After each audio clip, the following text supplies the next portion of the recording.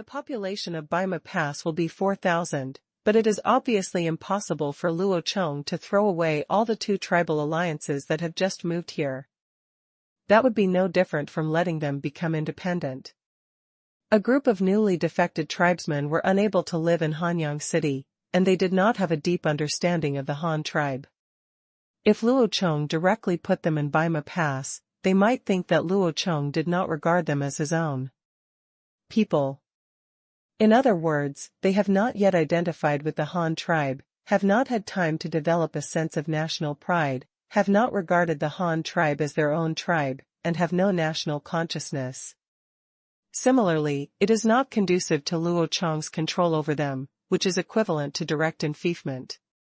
They were given a piece of land, and of course this was not possible. Therefore, Luo Chong will directly disperse the 4,000 new people who have taken refuge, mix them with the existing tribesmen of the Han tribe, and let the assimilated tribesmen be around to influence them, but this is obviously difficult. It is easy for new people to move into Hanyang City. After all, no one will object to moving directly from the original poor place to such a high-end city. However, the population limit of Hanyang City has been reached, and there is no extra place for them to live. In other words, some residents need to be moved out from Hanyang City. But then, the question arises. The original tribesmen lived well in Hanyang City. It was more convenient and more convenient. Why should they move to a place where there is no hair and rebuild again? Not only did the houses have to be rebuilt, but the cultivated land also had to be reclaimed. Moreover, because of the loss of a large amount of river water resources, they could only switch from high-yielding rice to low-yielding wheat. More importantly, they had to worry about the enemy at all times. Only a fool would be willing to move out of the city because of the risks. But it will definitely not work if we don't move out. In this case, Luo Chong will be needed to solve this problem, which is the beginning of the transition from public ownership to private ownership. After excluding important talents who cannot be moved, such as blacksmiths, carpenters, kiln workers, and important construction technical talents, the remaining purely agricultural households are among the candidates for relocation. In order to get them to move out voluntarily, Luo Chong could only come up with a generous reward system, such as distributing livestock. Anyone who is willing to move to Baima Pass will be given a livestock, cow, horse or donkey, as a family unit. Even pigs, sheep, and chickens can be distributed to them, and this will become their private property. From then on, they had their own livestock, and it was up to them to decide what to do with it. As long as they did not kill large livestock resources such as cattle, horses, and donkeys, well, it seems that a ban on killing cattle will be issued accordingly. In addition, they can also get private homesteads and fields. In order to allow them to actively relocate, their houses in Baimagwan will be larger than Hanyang City, and will belong to them forever, even if they die. You can also pass it on to your descendants, which is the so-called inheritance system in modern times.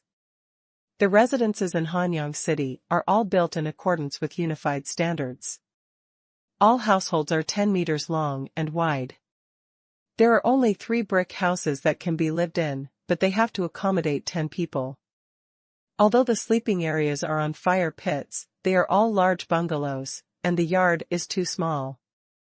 In a yard that is 6 meters wide and 10 meters long, there is basically no space left to build a dry toilet and a shed to store firewood. It is okay to raise rabbits and chickens, but if livestock are also privatized, then it is necessary to leave space for pig pens, sheep pens, cow sheds, and stables. Based on this calculation, each family's homestead must be very large. The livestock in Hanyang City are all raised collectively, so the residents naturally don't have to worry about these things, but the villagers in the village must have them, otherwise where will they put their own livestock? Considering the specific distribution situation, Luo Chong decided to allocate the area of homesteads according to the number of people. The homestead of a male tribesman is 40 meters long and wide, which is about 2.4 acres of land, 1,600 square meters, the homestead of a female tribesman is 20 meters. The length and width are approximately 0.6 acres, totaling 400 square meters, which is 4 times smaller than a male homestead.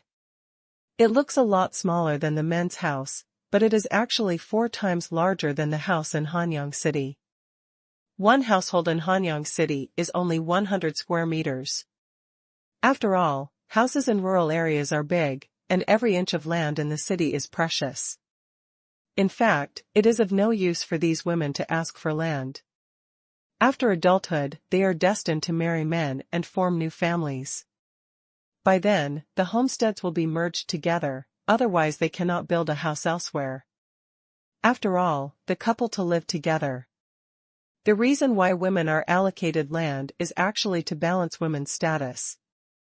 Even if the two cannot get through divorce, women still have their own place to live. After getting used to the modern gender equality system, Luo Chong naturally does not want women in his territory. Becoming a lower-class person, the ancient superiority of men and inferiority of women would not appear in Luo Chong's Han Empire. Women have their own properties and fields. Whether they live, farm, raise livestock, or work in textile factories in the city, they can support themselves through their own labor. Only independent women will not be oppressed. With such a foundation, the status of men and women will naturally be equal. As for coercive measures, Luo Chong does not need to worry at all. As long as his basic planning is in place, society will naturally evolve into what he wants. After allocating the homestead, the next step is the farmland. This is mainly determined based on the output. Luo Chong cannot blindly report a number and just force it. The main crop in Baimogwan will be wheat, so it will be allocated to everyone. The output of the fields must be enough to feed themselves. The specific data cannot be calculated yet. It must be calculated based on the latest expansion of wheat output this year. Therefore, the specific number of fields each person will be allocated can only be determined. Anyway, it will not be this year. In a hurry. However, one thing to note is that farmland is different from homestead land. As a place that can produce food, it is naturally impossible to give it to them for free. Therefore, the output of these fields must also be paid agricultural taxes, that is, handed over part of the food is given to the tribe. After the beginning of private ownership, being assigned their own fields will definitely change their hearts. They will feel that they have separated from the tribe and can just support themselves. They have nothing to do with the tribe. This is of course not allowed. By paying taxes, they can realize that they are still a member of the Han tribe. They must not only take care of their own family affairs, but also contribute to the tribe, because after all, they are members of the Han tribe and cannot be a human being. Forget your roots and always remember who created such good living conditions for them. As members of the Han tribe, or citizens of the empire, they have the right to enjoy the protection provided by the empire, but they are also obliged to contribute to the tribe. Farmers pay grain, merchants pay business taxes, and people have to perform military service. These are all the obligations and responsibilities that a legal citizen should bear. The village of Baimogwan implements a private system, which is also a pilot project in Luo Chong's plan. Once the private system is successfully implemented, or if any problems arise during the process, he will have time to adjust, so as not to plunge the entire tribe into chaos, and finally the operation will be mature. After that, start promoting it to all tribes. After all, Luo Chong had no experience in governing in his previous life, and what he knew was limited to the historical records he studied, or his life experiences. However, it is definitely not possible to directly copy the modern ones. Every era has its own special features. Some mistakes will inevitably occur in this process, as long as the problems are discovered and corrected in time. In addition, if you want to effectively implement these policies, you will inevitably need personnel supervision, which is the so-called government officials. The second step is to issue corresponding laws so that both people and officials can follow the laws. Know the law and abide by it, and those who cannot be officials will act recklessly just by slapping their heads. Judging from the current policies alone, they involve issues such as land management, taxation, household registration, agriculture, livestock breeding, and public security. We want to sort out a set of effective methods and choose the right ones. Candidates are undoubtedly a huge problem for Luo Chong, but fortunately there is still time. It will take at least half a year before the two alliances come over, and the plan should be almost complete. Just when Luo Chong began to worry about forming a government, Yu Yi and the other three also walked into the depths of the cave holding torches. This is a naturally formed cave. The entrance is not high, just over 2 meters. You can touch the top of the cave with your hand. However, its horizontal area is very wide, more than 10 meters long. From a distance, going is like the slightly opened mouth of the mountain. The cave is extremely deep. A few torches can only illuminate a distance of 2 or 3 meters in the dark cave. There are gravels under your feet. The mountain walls on the side feel wet. It seems that it must be very wet deeper in the cave, and there may even be water. There might be an underground river, but a few people didn't hear the sound of water. Captain, do you see this stone? It looks yellow in color. It's different from the stones outside. The team member holding the short bow picked up a yellow stone the size of an egg from the ground and asked Yu Yi. The bottom of the stone was black and gray, no different from the stone on the mountain wall, but there was a piece of different material growing on the side, covered with yellow and tan stripes, looking like tiger skin. I haven't seen this kind of stone before. It looks very different. Let's put it in a bag first and let's take a look further. Yu Yi put the stone in front of the torch and looked at it before deciding immediately. Oh, but Captain, I always feel like we are going down. I don't know how deep this hole is, the bow-wielding team member put away the stone and asked in confusion. If you ask the captain, he won't know. It's our first time here. If the leader is here, he might be able to tell you that our leader is a wise man who knows everything. Another team member holding a short spear said with emotion. Well, yes, the leader is far away in Hanyang City. He knows there is a mine down here, just by reading the letter. Of course he is a wise man. Don't just remember to talk. Pay attention to where you step. It's not easy to walk here. Be careful. Don't take it. The ankle is broken. Yu Yi walked in front and answered without looking back. Yes. A few people walked down the winding cave for a while. The cave became narrower and narrower, but the width was still very wide. It was like a crack in the mountain, connecting the mountain from the outside. Not long after, Yu Yi, who was walking at the front, noticed something unusual. The yellow fire reflected by the torch illuminated the cave, and the entire mountain wall reflected a dazzling light. As the flame swayed, the flashes would follow. Keep flashing. Wow. What kind of stone is this? It's so bright. It looks so beautiful. It will be very beautiful if you put it in the sun. But this thing can be made into a necklace. It shouldn't be a metal mine. The whole stone is like water. It's just as transparent, and there's no trace of metal at all. The short bow team members couldn't help but exclaimed when they saw the scene around them. That's not certain. Those copper mines in Babao Mountain also have very beautiful stones. Can't they be used to refine copper? Let's not stay here for too long. Let's knock some off and take them back. When we get back, we can give them to the leader. Come on, you hold the torch for me. Yui handed the torch to the team members beside him, took out the military shovel from his waist, and started chopping on the mountain wall. These shiny transparent stones were undoubtedly crystals, but there were not many here.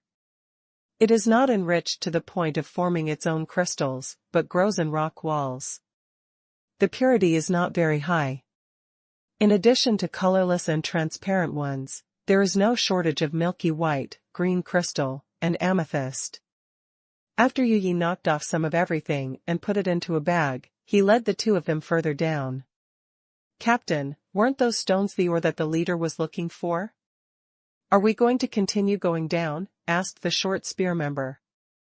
I don't know what the leader is looking for. He only said that there is a mine in this mountain and asked us to come in and collect some samples, but he didn't say what it was.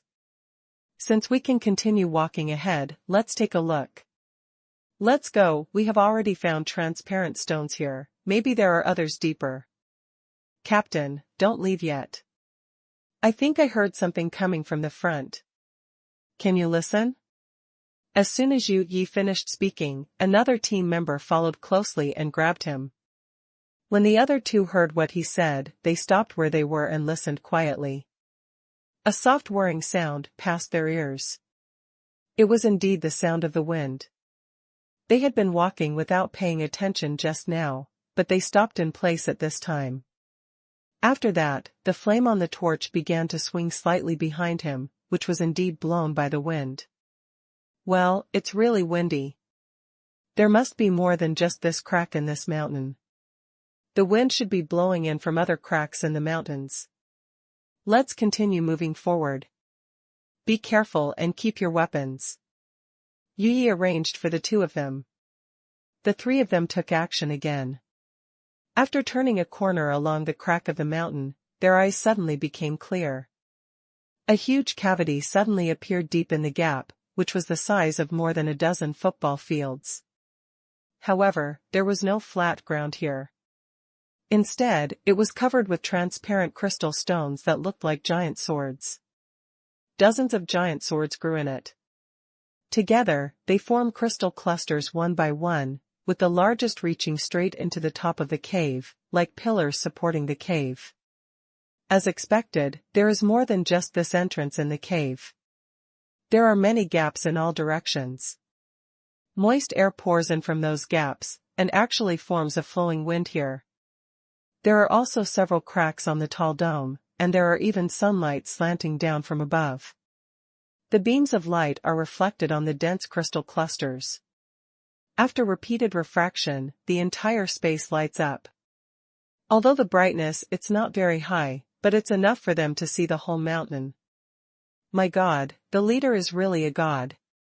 How did he know that there is a mine down here, and it is such a beautiful ore? Is this really a stone?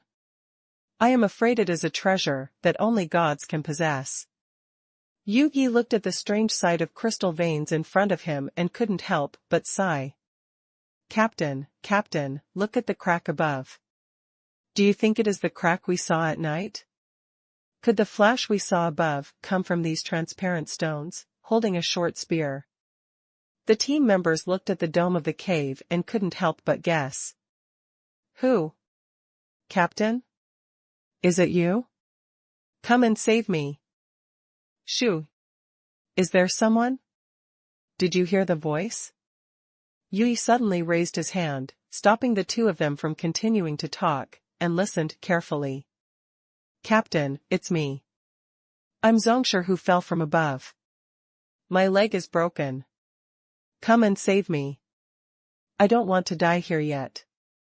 Woo woo woo woo, there was a weak cry for help and the sound of crying spread around and reached the ears of Yu and the other three at the same time. Hiss. The three of them gasped. This time they all heard it.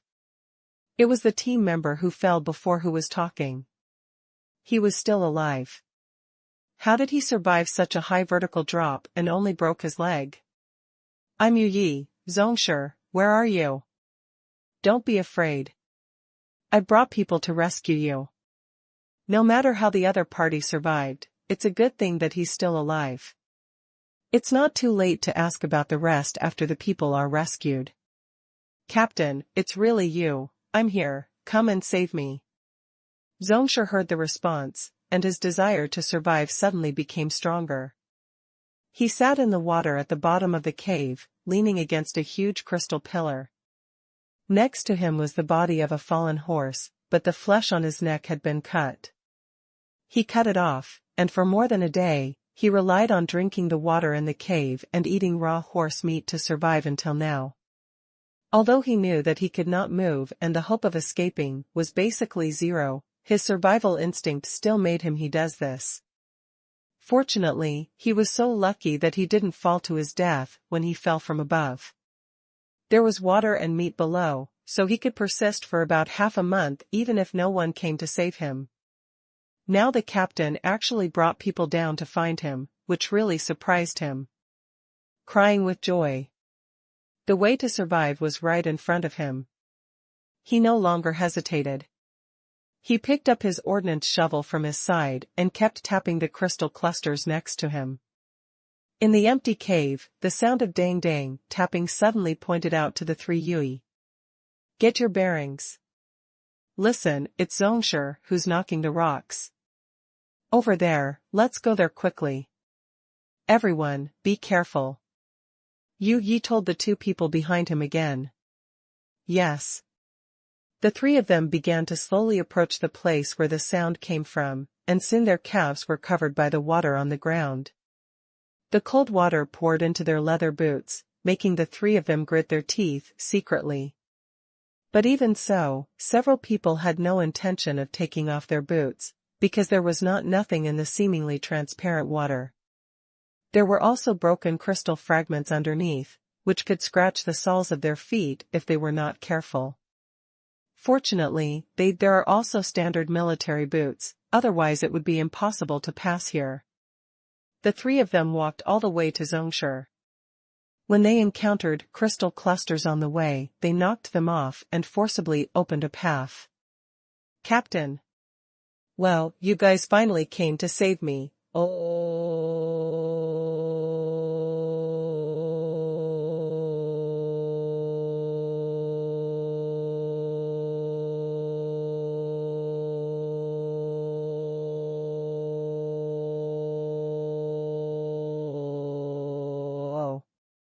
He couldn't survive, but he didn't expect that he would eventually be rescued by the captain. I see you, brother, don't cry, we will take you out. When the three of them saw Qingshu, who had escaped from death, they were also surprised. They sped up and came to his side. Qingshu was sitting in the stagnant water. His clothes were soaked through. There were many holes in his clothes, which should be small scratches. One leg stretched out in front of him weakly, but there was no obvious bend. He said that his leg was broken, but it was probably not completely broken, which meant that the bone was likely to be fractured. Yi comforted him for a while, and then carried him out personally. The other two people also searched nearby and found the fallen iron tools. They also took 2 transparent crystals and stuffed them into the bag. People began to turn back together. A few hours later, the 4 finally returned to the camp. Qingshu also changed into clean clothes. His broken leg had been fixed by a branch. He held a bowl of hot soup and told several people about his experience. That thunderstorm night, when the cracks in the ground opened, apart from Qingshu, there was also a guide sent by the Alliance, and 3 horses that fell. Qingshu grabbed the reins of one horse in a panic, but he died. I thought that there were all upside-down transparent stone cones below. The horses he was pulling were directly penetrated by a huge stone cone, but this also slowed down their fall. Qingshu grabbed the reins tightly and hung in the air. Finally, just when he could no longer hold on, he swung hard onto a crystal cone next to him and slid down. The fracture in his leg was also caused by the impact at the moment of landing. It was not broken directly, so it was not very serious. After that, he was lucky to survive, but the other guide and the horse were not so lucky. They were either stabbed to death by the crystal clusters below or fell directly to death. A group of team members sighed after hearing his story. They all said that he was lucky and lucky. It was not enough to survive. If the leader hadn't told them that there was a mine below and asked them to go down to look for it, they wouldn't have been able to find it. He wouldn't have thought that anyone was still alive, let alone send someone to rescue him. One day later, the giant eagle returned to Hanyang City with the news that a team member had been rescued and a bag of stones. Luo Chong was also pleasantly surprised by the discovery. The location of the crystal veins was also determined. And according to Yuno's description in the letter, this mine is very easy to mine. You can reach the mine at the bottom directly from the cave. If you can widen the cracks above, you can get a hanging basket and hoist it up directly. In addition, the cave surface facing the river, after mining, you can load it on a boat and go down the river, directly to the gate of Hanyang City, which is extremely convenient. Luo Chong originally thought that this was a good thing, but he didn't expect that something even more exciting was yet to come. A transport ship from the floating island iron mining area returned to the artificial river in Hanyang City. Two tribesmen who were operating the ship immediately ran to look for Luo Chong in the city. "Chief, we have dug associated ore in the iron ore area, but I don't know if it is a metal ore, but the stone is very heavy when weighed, much heavier than iron ingots." A tribesman found Luo Chong and reported immediately. "What? Did you dig an associated mine? Where is it? Take me to see it quickly." Luo Chong held a transparent crystal cluster in his hand and stood up happily. He didn't expect to be so lucky today. Just discovering crystals was not enough, the iron ore area also had an unexpected harvest. The two men immediately led Luo Chong to the water wheel mill outside the east gate. The newly arrived iron ore was being unloaded and was about to be sent to the mill for processing into powder. However, there were still 3 rattan baskets placed on the shore, containing iron ore, full of different stones. One of them is the flaky pyrite that Luo Chong is familiar with, which is iron sulfide. It is normal for this to appear near magnetite. The other type is a black-gray crystal that looks like a piece of coral. There is no metallic luster on the surface. It does look different from iron ore. No wonder they say it is an associated ore. Luo Chong picked up a piece of coral. It felt extremely heavy in his hand. From this alone, he could tell that it was definitely a heavy metal mineral that was denser than iron, but he still couldn't figure out what kind of metal it was. Judgment, but it must be useful. The last one is a light gray stone with a grayish-white metallic sheen. The crystals are like a cube, and the weight is also very heavy. You can tell at a glance that it is a heavy metal, silver gray, heavier than iron. It has many cubic crystals and is relatively soft. Luo Chong can use the crystal to make marks on it and even cut off chips. This way he can basically be sure that this is definitely galena, which is lead sulfide. Crystalline. Galena has a long history of use. As a metal with a melting point of only over 300 degrees and can be melted in a clay pot, it has undoubtedly been used earlier than copper. As early as the Yin and Shang dynasties, humans had mastered the method of smelting metallic lead, and there were even weapons made of lead at that time, lead guns. And because the surface of galena shows strong metallic reflection, it is very easy to identify. In addition, galena has large reserves and is a very common mineral. But these are not the most important. What is important is that galena is not just used to produce metallic lead. Because its formation reasons are similar to silver, it is a type of hydrothermal sedimentation mineral, that is, it is deposited from volcanic lava. So galena, that is, lead sulfide, is often associated with silver sulfide, or even coexists. The main component of galena is 86.6% lead, and some also contain 1% silver. Therefore, in ancient my country, this mineral was often used to refine silver. As for the separation method of the two, it couldn't be simpler. This can be done by using the difference in melting point temperature between the two. In other words, when the temperature is more than 300 degrees, lead will first melt into a liquid state. At this time, the lead is collected and then heated. When the temperature rises to 1000 degrees, the liquid metal that appears again is silver. The discovery of metallic lead is actually not of much use to Luo Chong now. First of all, he does not need to make bullets or cannonballs. Secondly, as the main raw material of lead-acid batteries, it is not needed at all now. The remaining uses it is used to make bronze alloy. Adding a small amount of lead to the copper alloy can enhance the fluidity of the alloy melt and help cast finer textures or complex and small parts. For example, the bronze cast without lead will be very rough, and the casting of lead-free bronze will be very rough. After adding lead, the surface of the finished product will be very smooth, and hair-like fine textures can also be cast. Of course, this is not very useful. In addition to being used to make bearings of bronze alloys, it was mainly used to cast coins in ancient times. Most copper coins contain about 5% lead, which helps to cast clear handwriting or pattern. This is also the main reason for adding lead, otherwise the cast may just be a rough copper plate. The former use is not very important to Luo Chong. He has decided to gradually recycle bronze.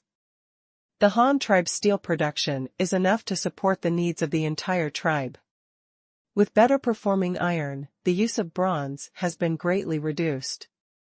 Recycling bronze, it has become an inevitable trend to use copper as a precious metal to make coins. The emergence of lead just makes up for the shortcomings of coinage. Overall, the required output is not very large. Of course, this does not involve the manufacture of weapons. You must know that azide, lead is a more superior existence than thunder mercury, but now it's no use. Although lead is not very useful, the silver it contains is very important, or its associated mineral silver sulfide is very important. If Luo Chong could not confirm what the other gray-black heavy metal mineral was at the beginning, then now there is no need to guess. What else can be found together with pyrite and galena besides chalcopyrite? As a non-ferrous precious metal well known to the world, the importance of silver is self-evident. In other words, this is all silver in vain, well, although it is still an inconspicuous piece of gray stone. With the three metals of copper, lead, and silver, the raw materials for the Han tribe's entire monetary system were almost complete. Small denomination copper coins and large denomination silver coins were enough to flexibly handle the payment of various transactions. Before the beginning of private ownership, money was dispensable to the Han tribe, or was not used at all. There was no consumption expenditure, money was useless, and money could not be spent. Food is distributed uniformly by the tribe, houses and farmland are distributed uniformly by the tribe. Cloth and animal skins for clothing are distributed uniformly by the tribe. What do you think you can do with the money? But once private ownership begins, transactions between private individuals will occur. Similarly, transactions between private individuals and collectives will also occur. For example, when buying food, what will you buy? Replace it with a pig? The problem is that the other party doesn't want pigs, or he only wants 10 pounds of pork. Do you still have to trade the whole pig for grain? The problem is that people can't find it. For another example, if you exchange grain for cloth, you want 2 meters of cloth, but the other party only needs 10 kilograms of grain, but 10 kilograms of grain can be exchanged for 1 meter of cloth at most. What should you do at this time? Do you want to tear off 1 meter? The problem is that 1 meter is not long enough, and even if you tear it off, it is not enough to make a piece of clothing. Wouldn't it be wasted at this time? The above are all transactions that may occur between private individuals, but there are also many transactions between private individuals and the public, or with the government. When the public purchases grain, what does it buy, and what does it use in exchange for cloth? The common people want so much cloth for their hair. They can't eat or drink it. Just enough clothes to wear them. Will it get moldy if it's stored? But when these situations occur, it will be different if you have money. The value of money is scattered, which is very suitable for those small unequal transactions, such as the previous example of exchanging pigs for grain. If you have money, then buying grain will cost, you can just pay coins of equal value. If you want to buy pork, you can also pay coins according to the value of the meat. In this way, there will be no situation of exchanging big for small or small for big, and it is fair to both parties. Second, if money is used as a universal exchange, then the government can pay for grain purchases with money, and ordinary people do not have to worry about the risk of getting a bunch of useless things that will rot in their hands. They can use them. You can use coins to buy what you need, whether it is firewood, rice, oil, salt, meat, cloth, or pens, ink, paper, and inkstones. You can choose flexibly, and the money obtained through transactions can be exchanged for other things again. This is the so-called market economy circulation. The discovery of the floating island-associated mine is timely. As the main raw material of coins, it can be discovered before the implementation of private ownership. Then Luo Chong can find a way to create suitable coins in half a year before next year to support the implementation of private ownership.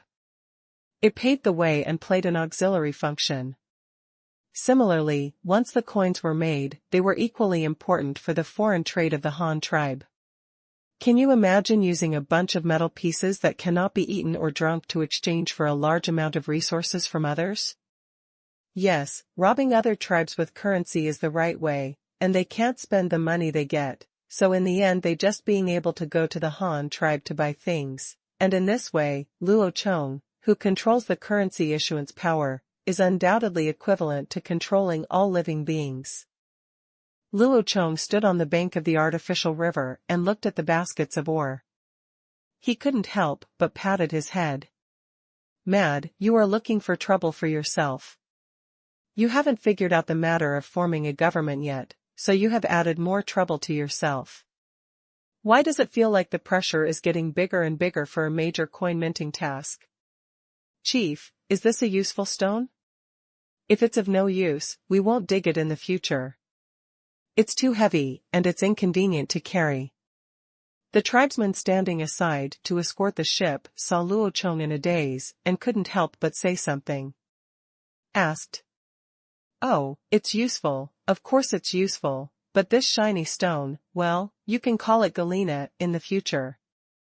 This galena doesn't need to be mined too much, and it's not very useful. It can transport 10 shiploads of iron ore. Just have a boatload of this galena. Luo Chong pointed at the galena and said to him. Oh, 10 shiploads of iron ore, 1 shipload of galena, I understand, but what about the other kind? This gray-black one is called silver ore. Just dig as much as you can and just pile it up. We have few ships for the time being. It won't be too late to transport it when there are more ships in the future. It's not urgent. You can tell me when you go back. Dolly, just ask him to dedicate 50 people to dig silver and lead mines, and the rest should continue to dig iron ores. Well, that's it for the time being, Luo Chong told him. Yes, leader, I will definitely convey it to Captain Dolly. Luo Chong nodded, took a piece of each ore and went home. There were too many things to do and not much time left for himself. Just when Luo Chong was feeling great pressure for the subsequent development of the Han tribe, Yu Fu, who was trading in the southern grasslands, was also constantly absorbing wealth for the Han tribe. Drive, oh. Ha ha ha ha, friends from the Han tribe, your car is really powerful. With this thing, it will be much more convenient for us to move our base again in the future. All the things that are inconvenient to carry can be loaded on this car. But it's much smaller than your four-wheeled cart, and it requires so many oxen and horses to replace it. It's really expensive. After a test drive of a two-wheeled cart, the leader of a target tribe complained to Yu Fu about the price. Ling Feng still follows Yu Fu as a translator and guide, playing an irreplaceable role in every grassland trade. Through his introduction and translation, communication between the Han tribe and these grassland indigenous people will no longer be difficult. Chief Surutu, you can't say that. You have to know that even for this kind of two-wheeled vehicle, the production process is not easy. You need to cut down the towering trees first, and then put them on for a year. The wood was dried and finally made into wheels and wooden planks assembled together. This process was not only extremely time-consuming, but also required a lot of manpower. Once these labor forces are used to build cars, they will not be able to grow food. Only cattle and horses can help them cultivate more fields, so the 2 cows and 4 horses I want from you are not very many. Without these cows and horses, those who work for you guys who build cars will starve to death. And the value of these two-wheeled vehicles is not as low as you think. You have to understand that the things that this single cart can carry are far beyond what your 2 cows and 4 horses can carry.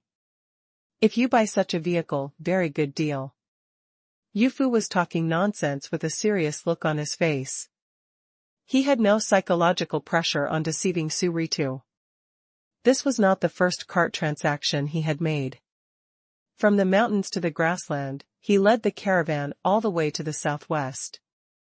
Many tribes I met on the road were very interested in the Han tribe's carts. After a personal test drive experience, almost all nomadic leaders will fall in love with this convenient means of transportation, but the price is too expensive. Whenever the other party bargains, Yofu will always start talking nonsense seriously, and the other party will every time I believe this unchanging statement. As the translator in the middle, Ling Feng knows how to memorize it. Last time, the last time, and the last time before, Yufu told the other party the same thing. Except for changing the other party's name, there was not even a word in the other words. Changed.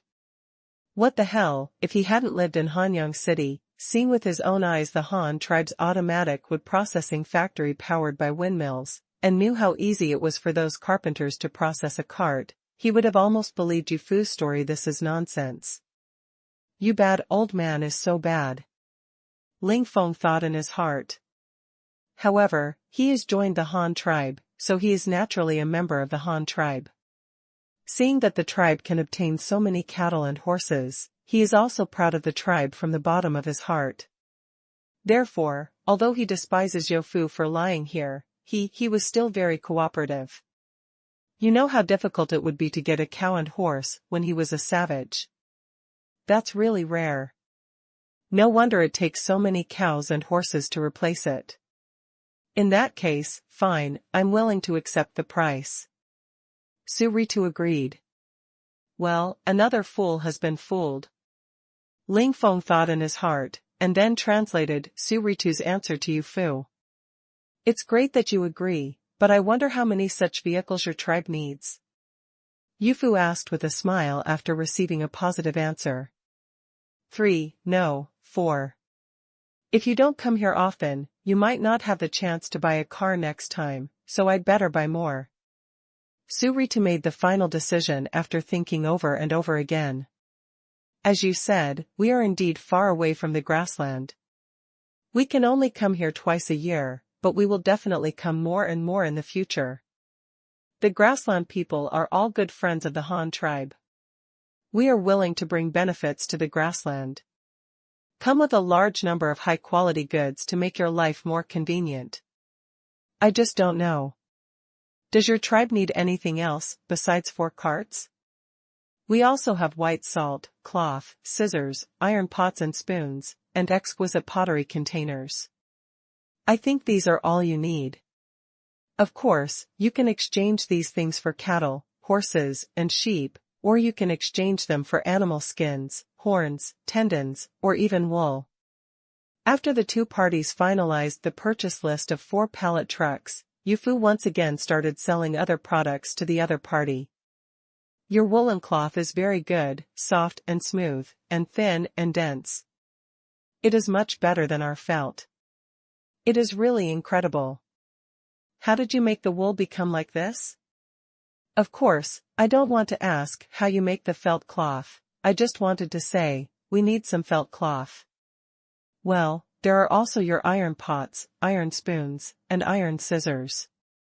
Suritu said. Don't your tribe need white salt and pottery? These two goods should be what you need most, right? Yu Fu reminded Su Ritu. That's right, but your white salt is too expensive. We can buy cheaper salt from the Xian tribe's caravan. Although it is not as good as yours, it does not affect the food. And your pottery, look. It looks really beautiful, but it is not strong and will break when dropped. Compared with it, I still think the cheap bamboo bowl is more practical. Su Ritu spread his hands to express his reasons. When Yu Fu heard this reason from his mouth, he secretly gritted his back molars. Mad, this was not the first time he heard the name of the Xian tribe from a customer. There is no doubt that what Su Ritu said is true. Refined white salt and beautiful ceramic products are indeed not as cost-effective as Xian tribe's sea salt and bamboo bowls. Moreover, the latter are almost natural products, and the cost is indeed the Han tribe can't compare. Sea salt only needs to be introduced into seawater and dried in the sun, and the bamboo bowl is simply half a bamboo tube. However, the mineral salt of the Han tribe needs to be carefully processed, not to mention ceramics. Just firing a huge amount of firewood. The tribe has no advantage at all in either commodity. However, white salt and ceramics are the two most profitable commodities among many. They are both necessities of life. No one can do without salt and containers. Every time the Han tribe trades white salt, it can bring huge wealth to the tribe. Regardless of population or anything else, this time they hit a wall in the vast grassland. This was something Yu Fu could not accept no matter what.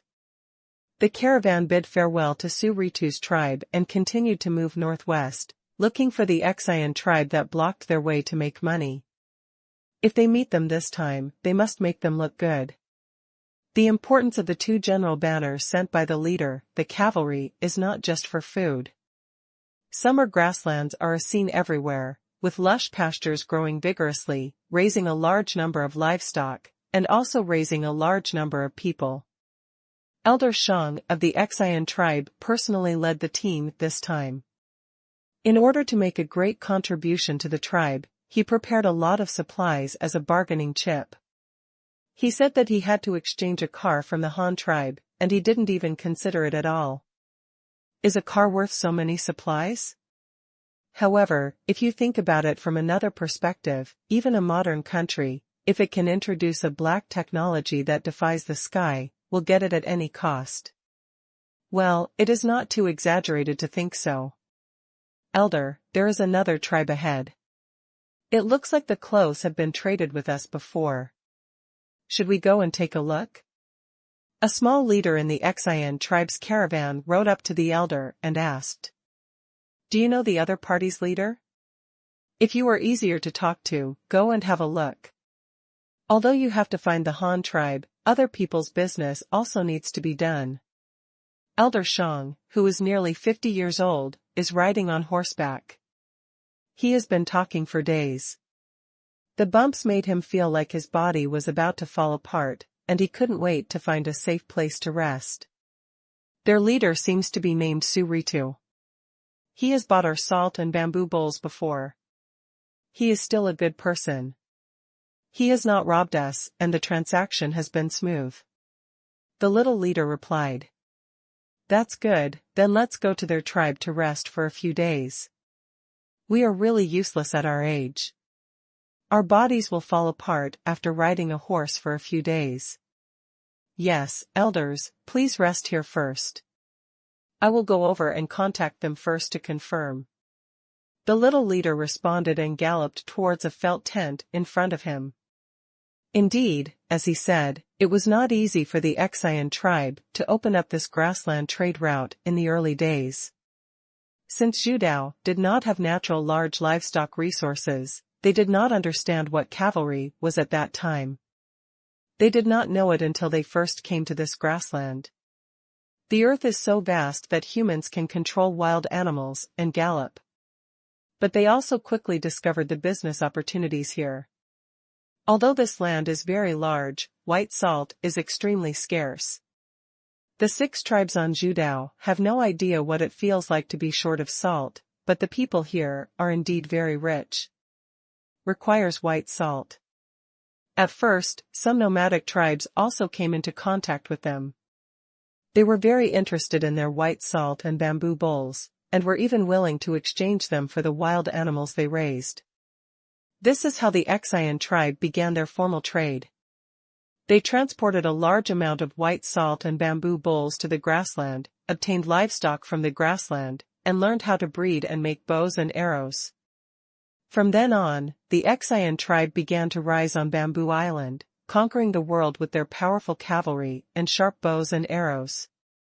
The entire Bamboo Island was then transported to the grassland with a large number of bamboo arrows, and a trade route was gradually explored. However, this process was not very smooth. At first, when they were still very weak, being robbed by barbaric, nomadic tribes became a common occurrence. If it were not for the natural barrier of the bay, it would be possible for them to be killed. So they cherished those things very much. Suritu is one of the friends who is willing to do business in an orderly manner. But when the little leader got closer and closer to Suritu's tribe, he saw an incredible scene. Several adult men were sitting on a 2-wheeled cart drawn by horses and were practicing driving. The leader of the other side, Suritu, was one of them. He drove a cart himself, with several half-year-old children sitting behind him. They were dancing excitedly on the cart and laughing loudly. Suritu's face was also filled with smiles. Those should all be his children. That should be what the elder wants. It seems to be called a car, but the thing that doesn't match the elder's description is that there are 2 wheels missing, and it should be pulled by 2 horses or 2 oxen. However, no matter what, the elder will definitely like this kind of thing. The little boss thought. About 10 minutes later, the little boss met Suritu and reached a deal with him, and then went back to pick up the elders and the caravan. Elder, a caravan from the Han tribe has also come to this tribe, and they sold 4 carriages to Suritu. As soon as the little leader returned to the team, he couldn't wait to tell what he had learned. What? Did they sell the Han tribe's car to this tribe? When Elder Chong, who was originally uninterested, heard the news, his limp body jumped like a spring and he sat up straight. This was the purpose of his coming to the grassland. Otherwise, he would have come here to do something stupid at his age. Isn't it good to sleep in your own bamboo house? I asked clearly. It was a car sold to them by the Han tribe, but it is a little different from what you said. This car has 2 wheels, and there is only 1 horse in the front. This is not important. It doesn't matter how many wheels or horses it has. Let me see it first. I haven't seen a real car yet. Take me to see it quickly. The elder urged energetically, not at all tired as before. Look. Yes, elder. Sure enough, just as he thought, the elder would be interested. The group speeded up again and soon arrived at the Suritu tribe's camp. Elder Chong finally saw the vehicle he had dreamed of, and his eyes could no longer be separated from this black technology that could revolutionize human transportation. He looked left and right around the parked carriage, and even got under the carriage to check its structure regardless of fatigue. After hitting a big bag on his head, he came to Suritu in a daze. In short, what do I need to trade this car for? I want one.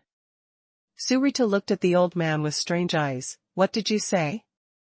I want a car like this, what do I need in exchange? Elder Chong repeated again, and the little boss, who was proficient in prairie dialect, also quickly translated. Want a car? Then I can't give it to you. Our tribe only has these 4 cars. Suritu waved his hand and refused. Why, we are willing to exchange things, cattle and horses, okay? How many head do you want? Please tell me a number. We will never bargain. Elder Chong said firmly. No, you may not have understood that it has nothing to do with how many things are exchanged, But if I exchange the car for you, then we won't be able to get it. This is the last time the Han tribe's caravan will come this year. We will also be migrating at the end of autumn. No one knows whether we will meet them again next year, so I can't change them for you. However, if you really want a car, you can go directly to the Han tribe to trade it. They still have many such cars, dozens of them when they arrived, and they left just the day before yesterday, so they probably haven't left much yet. Far away, if you chase me now, you may still catch up. Elder Chong couldn't help but feel disappointed after listening to Su Ritu's words.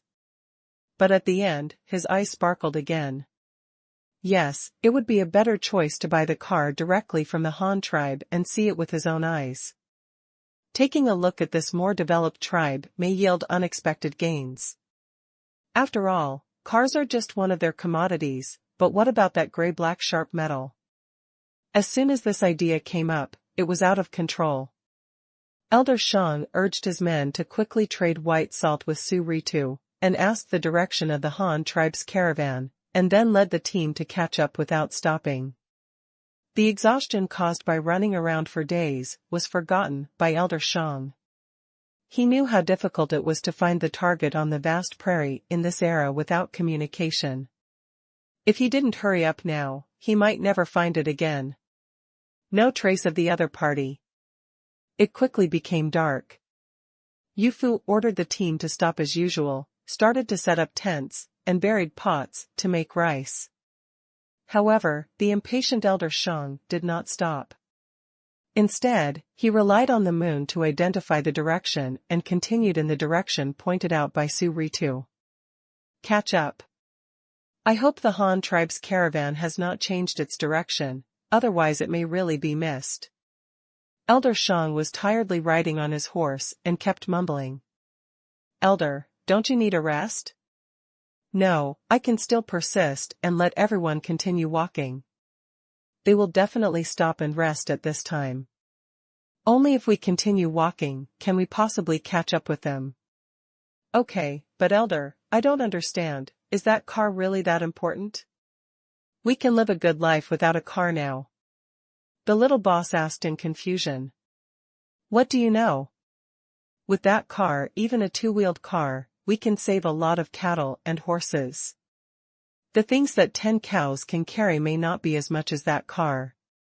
If we have this, if you build a convenient means of transportation, the saved cattle and horses can be used for other things, such as cultivating more fields, Elder Chong scolded. Yes, I understand. Elder Chong looked back at the long team and the easy-to-come cattle and horses hanging at the end. He couldn't help but frowned. The speed was too slow. The caravan that wanted to catch up with the Han tribe didn't know yet.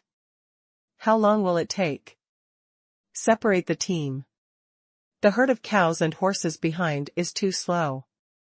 You can bring a few people with me and go ahead, so that we can go faster. Yes, Elder. The caravan of the Xian tribe took action again. The whole team was divided into two, with the goods and cattle and horses behind, and continued to move forward. However, the elder led 20 people and 2 horses each to quickly pursue them.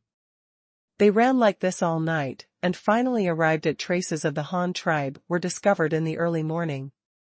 They saw obvious rut marks on the ground in the morning light. After running along these marks for an hour, they finally saw the Han tribe's convoy from a distance, which consisted of 8 four-wheeled carts and more than 20 carts. The caravan formed was also guarded by many strangely dressed warriors. This should be the caravan of the Han tribe. Captain, the group behind seems to be catching up. I don't know what their purpose is. Miyazuka has been watching them for a long time. A member of the Eagle clan in the caravan reported to Yu Fu Hui. Well, then let's wait here to see their intentions. Let your eagle do a good reconnaissance to see if there are any other teams nearby. Don't be surrounded by others. In addition, let all the cavalry mount their horses and be on alert to respond at any time. Possible dangers. Yu Fu gave the order decisively. Yes. Yu Fu's order was quickly conveyed, and the heavy cavalry mounted their vehicles one after another, guarding both sides of the convoy, always on guard against possible attacks. Cracking. With a high-pitched eagle cry, the giant eagle that had been hovering in the sky also fell down, and its owner immediately reported the reconnaissance situation to Yu Fu. Captain, no one else was found nearby, only the 20 or so people behind. Well, I understand, continue to be vigilant. Yes. Yu Fu also rode on his horse and looked in the direction of Elder Shang, watching as the other party quickly approached him. Soon, Elder Shang came to the Han tribe's team. A man who looked like a small leader said something to the old man next to him, then rode forward and spoke in prairie dialect. We are a caravan from the Qingshu tribe. Are you from the Han tribe? Our elders want to talk to your leader. Ling Feng was stunned when he heard the name given by the other party, and then quickly translated it for Yu Fu again. Haha, I haven't settled the accounts with them yet. They actually came to my door. It's interesting. Tell him that the leader of the Han tribe is not here. Now I have the final say on the caravan. If he has anything to say, just let him say it directly. Let's see what tricks they want to play. Yu Fu couldn't help but sneered when he knew the other party's identity. Ling Feng quickly conveyed Yu Fu's words, and the little boss who had just spoken across from him also came to the old man's side and muttered. Without saying a few words, the old man took 2 steps forward on his horse and said directly to Yu Fu. Friends from the Han tribe, we want to trade a few of your cars. We don't know what we need to exchange for them? Elder Shang said firmly. At the same time, he was also looking at the attire of Yu Fu and his party, as well as the strange clothes and metal weapons of those soldiers. Their weapons were indeed made of that sharp and hard metal, Elder Shang thought to himself. Want a car? Haha, do you think I will give it to you? Besides, we are not friends. Yu Fu sneered. He couldn't help but feel that the other party was whimsical. It was obviously a competitive relationship, and they came to buy a car. They were not afraid of being killed by him. Die? There are really no B numbers at all. Elder Shang also sensed Yu Fu's ill intentions. It seemed that the other party did not welcome him. Could it be because of Bai Yan? As the Elder Shang in charge of foreign trade of the Qingshu tribe, he is not a fool.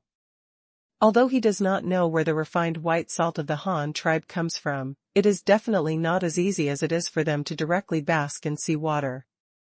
If nothing else, in the end at least there is endless sea water, and with only one raw material for producing salt, the Qingshu tribe has an absolute advantage. In addition, he also learned from the last trade situation that the price of white salt of the Han tribe was much higher than theirs. In this way, as long as the Qingshu tribe's caravan continued to sell white salt on the grassland, the Han tribe would it's hard to sell your own white salt. It is conceivable how much loss this will bring to the Han tribe. It is normal for the other party to regard themselves as enemies now. Who let themselves block their way of making money? However, Elder Shang is not worried. He is here for this after being fully prepared for this meeting, with so many supplies. I can't believe that the other party is not interested at all. No, even if we are not friends now, it shouldn't be a problem if we just make a deal. Don't refuse yet. I think you will be interested in what I have to say. Elder Shang showed an expression of wisdom as he calmly picked up a bamboo tube hanging from the horse's neck and threw it towards Yu Fu, who caught it. This bamboo tube is not very big, about the same size as a mineral water bottle, but it is quite heavy. It makes a rattling sound when shaken. There must be something small inside. A hole has been cut into the bamboo joint at one end, and a wooden plug covered with snakeskin is inserted into it. Yu Fu pulled it out directly, and after a soft pop, the thing inside appeared in front of his eyes instantly. He might not have known what this thing was before, but when he reported the situation to Luo Chong last time, he had already learned from it. Luo Chong learned about this. Isn't this just corn and soybeans? But it's not just these two, there seem to be many other seeds in it, at least 7 or 8, but Yufu doesn't recognize them. Although he didn't know what was inside, he knew how to pretend to maintain the advantage in negotiation in front of the other party. Yufu was very skilled in this kind of thing.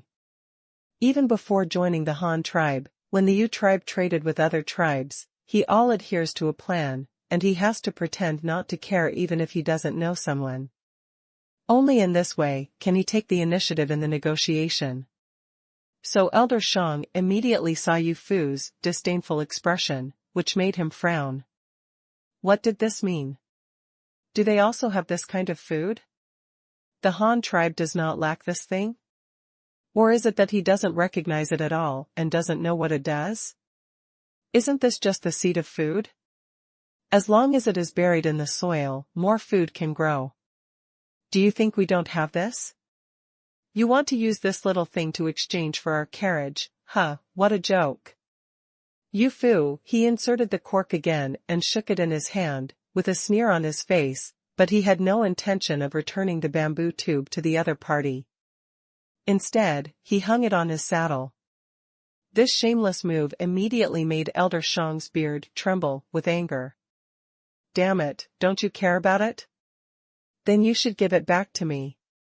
But he was old after all. As a senior management member of the tribe, he had never seen anyone before. He quickly judged something from Yufu's actions. Being able to recognize these grain seeds at a glance shows that the Han tribe has mastered farming technology. This is similar to what he had guessed before. However, the other party looked like "I don't care," but still collected it, which meant that he had taken it. There must be something in those seeds that the other party doesn't have. As a tribe with farming as its main source of food, how meaningful it is to the tribe to have an additional crop. Obviously the other party also attaches great importance to this issue, so as long as you want it, it will be easy. I'm afraid you're so stupid, you don't understand anything. It's good that you know the seeds, but you must not have all the seeds here, otherwise you wouldn't accept them directly. Elder Shang directly exposed Yufu's idea and wanted to regain the initiative in the negotiation. As expected, Yufu immediately wanted to refute, but Elder Shang did not give him a chance and raised his hand to interrupt what Yufu was about to say. Since you also know how to grow food, you must know that the few seeds in the bamboo tube are of no use at all. If you want to plant a large area until the output is enough for food, it will take more than 10 years. Is it right? But as long as you agree to trade vehicles with us, I can give you a lot of seeds so that you can eat this food within a year. Oh, I forgot to tell you, there is a kind of yellow millet in it. It only takes 3 months to mature in this season, and the yield is also very high. Not only that, it can also grow stalks as tall as a person. Not only can it be used to feed cattle, horses, and sheep, and can also be used as firewood. How about it? It should grow faster than your grain. Seeing Yufu's face getting redder and redder, Elder Shang couldn't help but laugh wildly in his heart. Ha ha ha ha, how about it? You must have been right, I have eaten more salt than you have ever eaten. A 20-year-old boy at most still wants to fight with me. Young man, you are still a little young. Kneel down and beg me. As long as you obediently bring the car over, I can consider giving you the seed. Yufu's face turned red from holding back this. This was because he was angry. The old man in front of him had said everything about the situation of the Han tribe. The Han tribe did not have these seeds. Even if it was corn and soybeans, there were only a few grains at the moment. Could it be possible in the end? There are 2 things to say about planting it. More importantly, as the old man said, even if there are seeds, it is impossible to plant them on a large scale immediately. It will definitely take a long time. Just like the wheat seeds I brought back last year, it still weighed dozens of kilograms, but it's been a year now. Except for the flour I tasted once before, I haven't tasted it once before. let alone let all the fallen tribesmen can now eat flour every day.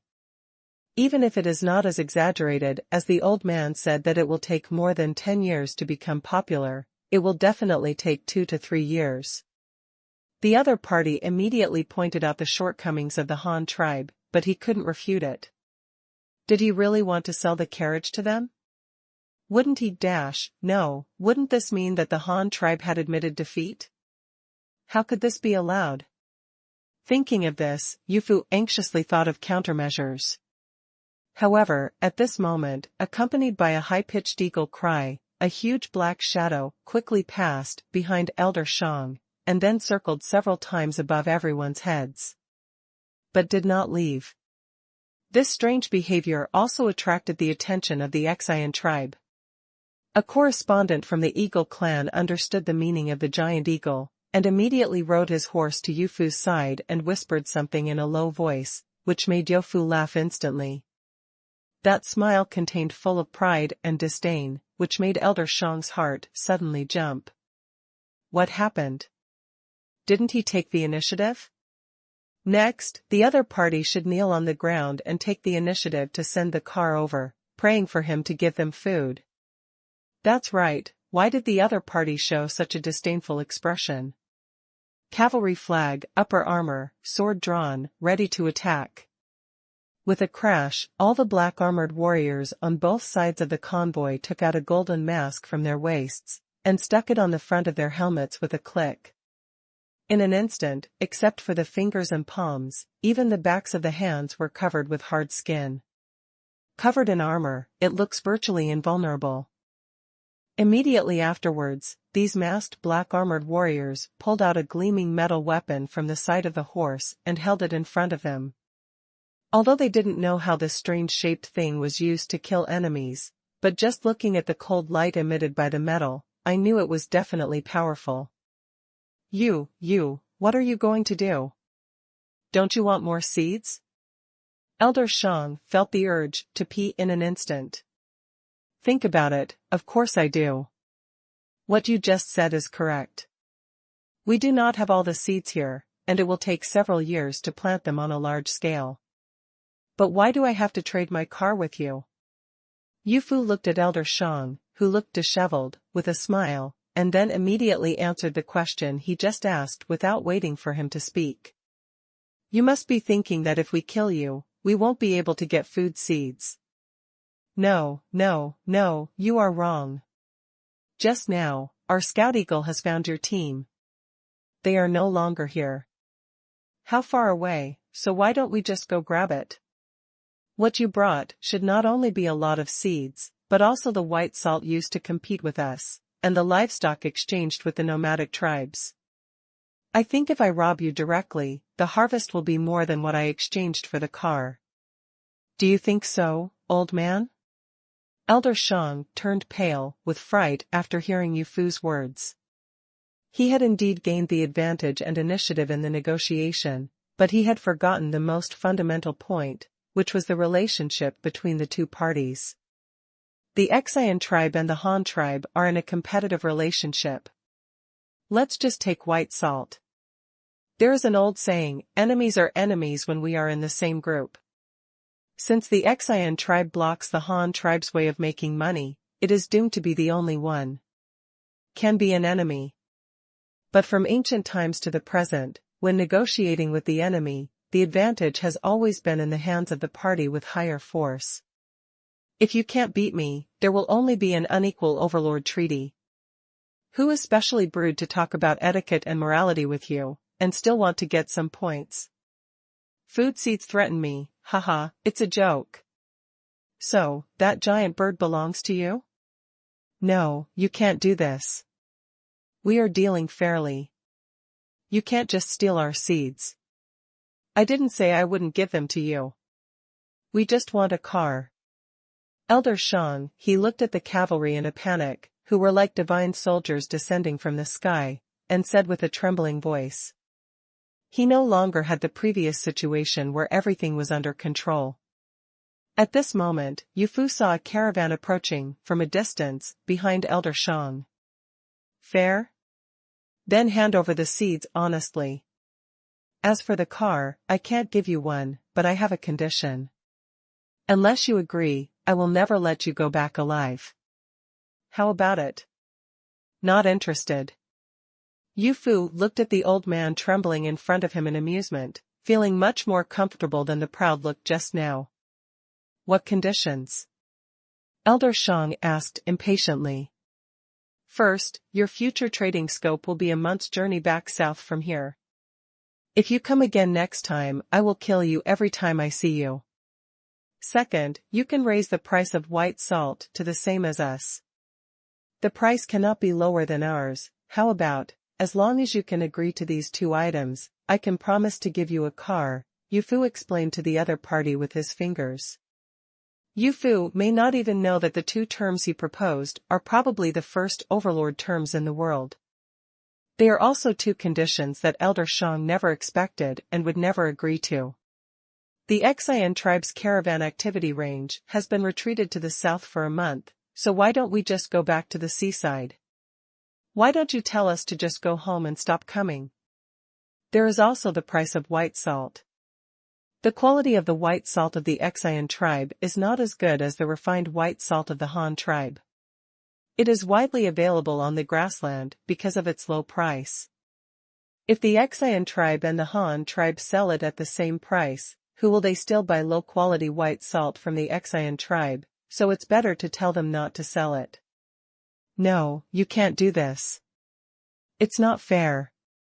We just want to make a deal. We haven't stopped you from trading things with other tribes, so you can't interfere with us. Elder Shang retorted. Oh? After I give you the car, will you use the car to bring more salt and compete with us for business? Do you think I am a fool? I don't think it's unfair. Let's just fight. If we win, then we will take away your food, livestock and people, and you must abide by the two conditions I just mentioned. If we lose, how about these vehicles being owned directly by you? Yu Fu looked like this was fair. Elder Shang looked at the approaching team behind him and the bamboo bows and arrows carried by the team members. He gritted his teeth secretly and decided that it would be a good idea to escape directly. The warriors of the Han tribe looked very powerful. Even if the Qingshu tribe could win in the final fight, it would be a miserable victory. This was not a good thing for the Qingshu tribe. Instead of losing both sides, it would be safer to escape directly. Although it would not win, they drove to the Han tribe, but the Han tribe couldn't get their food. Since the last transaction, when the team leader brought back a bunch of things from the Han tribe, all the senior officials have become very interested in the Han tribe. However, at this time, Elder Shang has no time to study the various magical features of the Han tribe. It may be a luxury to hope to save one's life now. Seeing the team members getting closer and closer, as well as the grain seeds and large quantities of sea salt being escorted, Elder Shang immediately shouted to the back. Run, run quickly, they are enemies, don't fight them, hurry up and protect our cargo and evacuate. In this way, you will have no way to rob it. As for yourself, as long as the grain seeds are still in the hands of the Qingshu tribe, then he can use this to blackmail the Han tribe. There should be no problem in sparing his own life, Elder Shang thought. But things didn't go as he thought. Just as he turned around and shouted for his team members to escape, Yu Fu also shouted the order to attack. The next moment, 76 elite warriors from Majujiao rushed out in an instant. They passed directly by the Elder Shang and rushed straight to the caravan behind them without stopping. The heavy cavalry gradually opened up the battle line as they advanced. They all lined up in a horizontal formation, with a distance of about 2 meters between each person. They held sharp long knives horizontally and headed towards the Qingshu tribe's caravan. There are more than 100 members of the Qingshu tribe who are escorting supplies. They noticed the special situation here before the elders issued a warning. This group of black-armored warriors from the Han tribe are too conspicuous, with flashing weapons and flashing masks. It doesn't even work if people don't notice. So they were prepared early and had bamboo bows and arrows in their hands. When they saw the black-armored warriors from the Han tribe rushing towards them, they shot the arrows they thought were fatal without hesitation. The bamboo bow of the Qian tribe is not very long, only about 1.3 meters, which is very suitable for riding and shooting on horseback. Moreover, their bamboo bow is not a single bow. In other words, it is composed of 3 bamboo pieces of different lengths, glued together. It was made together, but its range is still very poor, barely reaching 150 meters. But at this distance, their beast-tooth bamboo arrows have little lethality, especially when facing the Han tribe's fully armored cavalry. The whizzing arrows hit the warrior's armor, but this Diabolo tube the light arrows made have extremely low lethality and fall immediately after hitting the armor. As the distance between the two sides got closer, some arrows had left traces on the warrior's armor, but that was all. After 2 rounds of arrows at 30 meters, the two sides had reached a distance where they were facing each other face to face. The heavy cavalry of the Han tribe formed a horizontal line and immediately trapped everyone on the opponent's side in the battle formation. Everyone held long swords with both hands. They only had to sprint forward without making any extra cuts. Action. Phew, pa. The sound of the long knife being blocked by the opponent's body kept ringing. However, under the high-speed sprint of the horse, even an unedged iron piece could still cut a human body in half, let alone a long knife specially crafted for this purpose. Wu Yun is an out-and-out prairie man, living on the vast grassland. For pastures with abundant water and grass, for population, and even for women, there are often large and small battles between tribes. If some tribes win, they can get something. A large number of livestock, women and children, and those who lose, if they are unwilling to surrender, can only be expelled or killed. Wu Yun came from such a defeated tribe. At that time, he was not as tall as a horse. According to the rules of the grassland, children like him could only be regarded as trophies and could not be killed like adults. However, Wu Yun, who held a grudge in his heart, did not want to live in the enemy's tent. He wanted revenge, but was unable to do so. Until he later stole a horse and escaped from the tribe, and became a wandering savage.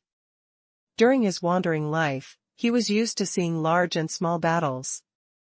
Strong men holding horns, Gong shot his own kind mercilessly, knowing that he would never be able to defeat such a person. It wasn't until he met Ling Feng, the wild man who had met him several times before. He was wearing fine woolen clothes and staying with a group of people with tied hair. At that time, he didn't know that the other person had joined. He joined the Han tribe and had a high status in that huge tribe, which made Wu Yun very envious. So, with Ling Feng's recommendation and Yu Fu's invitation, Wu Yun also successfully joined the Han tribe and met the leader who everyone called a god. He was lucky enough to have several prairie savages who joined the Han tribe with him. He was reused by the leader and became a glorious warrior of the Han tribe, and even a small officer. Wu Yun became a small flag officer and was in charge of 11 people. He did not expect that the leader would trust him so much, a wild man, and the tasks assigned to him were what he was best at, being a cavalry leader and teaching his subordinates people ride horses and can fight on horseback. This kind of thing was normal for the savages who wandered the grassland alone, but what was strange was that the weapons the leader gave them were not bows and arrows, but a long shining silver knife. This was a weapon he had never seen before. He didn't even know how to use it, so out of confusion, he went to the leader himself to ask. There will be bows and arrows, but not now. Good quality bows take a long time to make. I don't have that time, so now you can only use knives and ride on horses to kill your enemies. If you want bows and arrows, the most it won't be until next winter soon. But, leader, with this knife you have to rush to the enemy before attacking. The prairie people are good at riding and shooting. They have been shot to death several times before we could rush to them. Isn't this asking the soldiers to die? How could I let you die? I have already thought about the enemy's arrows. Come on, put on this armor and this mask.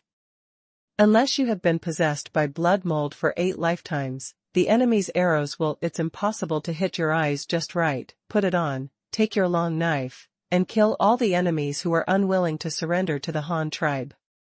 Recalling what the leader had said in his mind, Wu Yun shouted loudly for his soldiers to charge together. This was the first time he fought wearing this kind of clothing made of rawhide. The leader called this type of clothing armor, and his face was covered with a mask. Wearing a golden mask, his whole body was stuffy and airtight, and wet sweat kept flowing, making him feel extremely nervous. The enemy in front started to shoot arrows, but he could not retreat, so he could only rush forward with his eyes closed. But soon, with the sound of arrows hitting the armor, Wu Yun surprisingly did not feel any pain. He happily raised his head and looked forward. An arrow flew towards him and hit the mask directly. However, it had no effect. He leaned down slightly and lowered his head to avoid being hit in the eye. The flow of arrows. The leader really didn't lie to himself. This armor can really block the enemy's arrows. He just doesn't know how this weapon called a long knife is. Is it really better than a bow and arrow? Wu Yun thought so, but he had no answer. No answer is needed because the enemy is close at hand. Fighters, follow me, and raise your sword and charge. The roar of dark clouds came from behind the masks. The next moment, all the soldiers rushed into the enemy's formation as they had practiced before.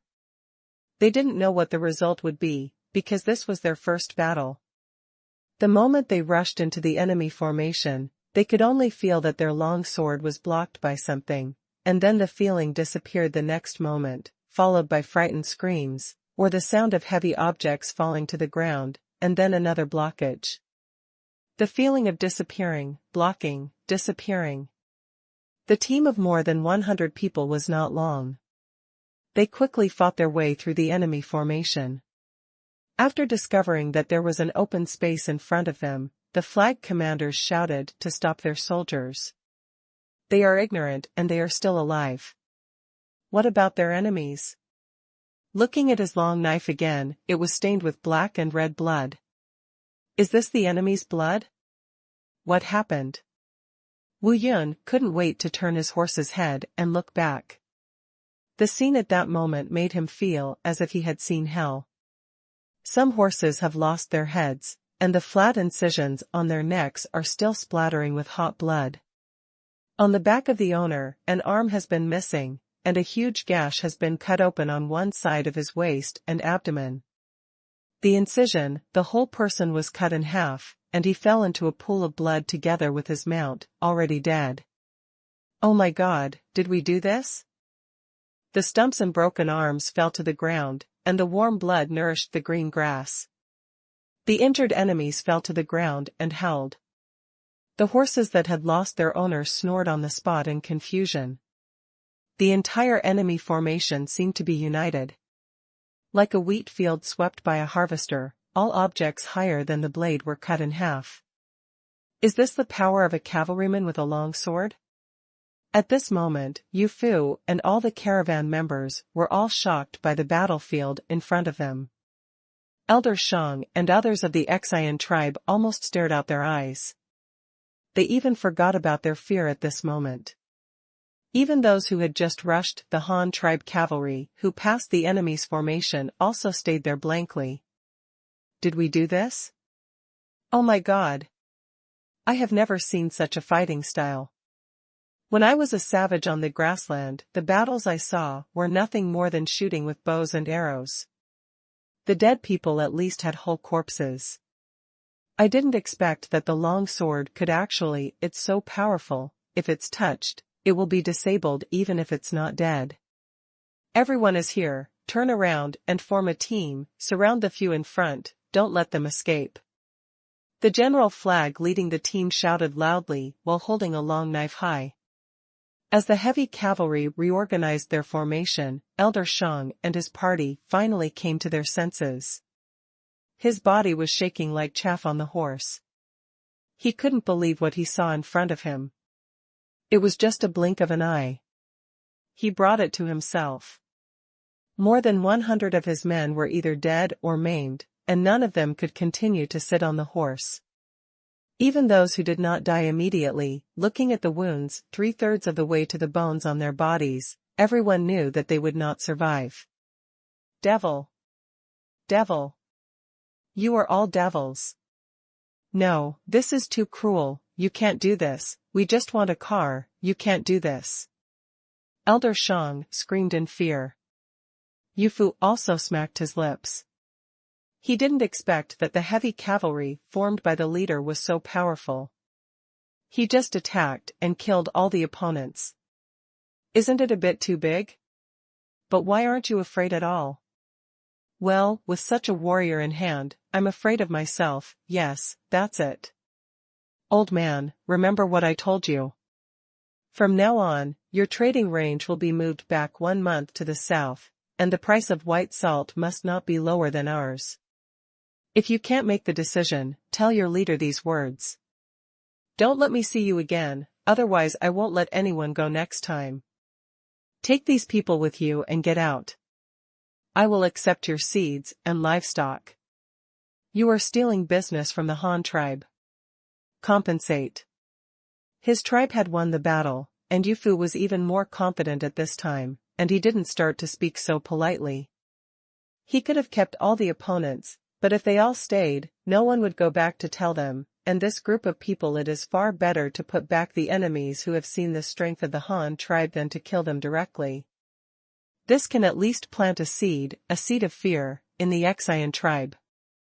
Elder Chong was still shouting in fear, but he was pulled up and ran away by the little leader next to him. There were only 21 people left in the group. At this time, he could no longer care about the goods, cattle and horses, and took advantage of Yufu, who didn't want to kill them now. He drove his only remaining mount and ran wildly, hoping to get out of the sight of the Han tribe as soon as possible.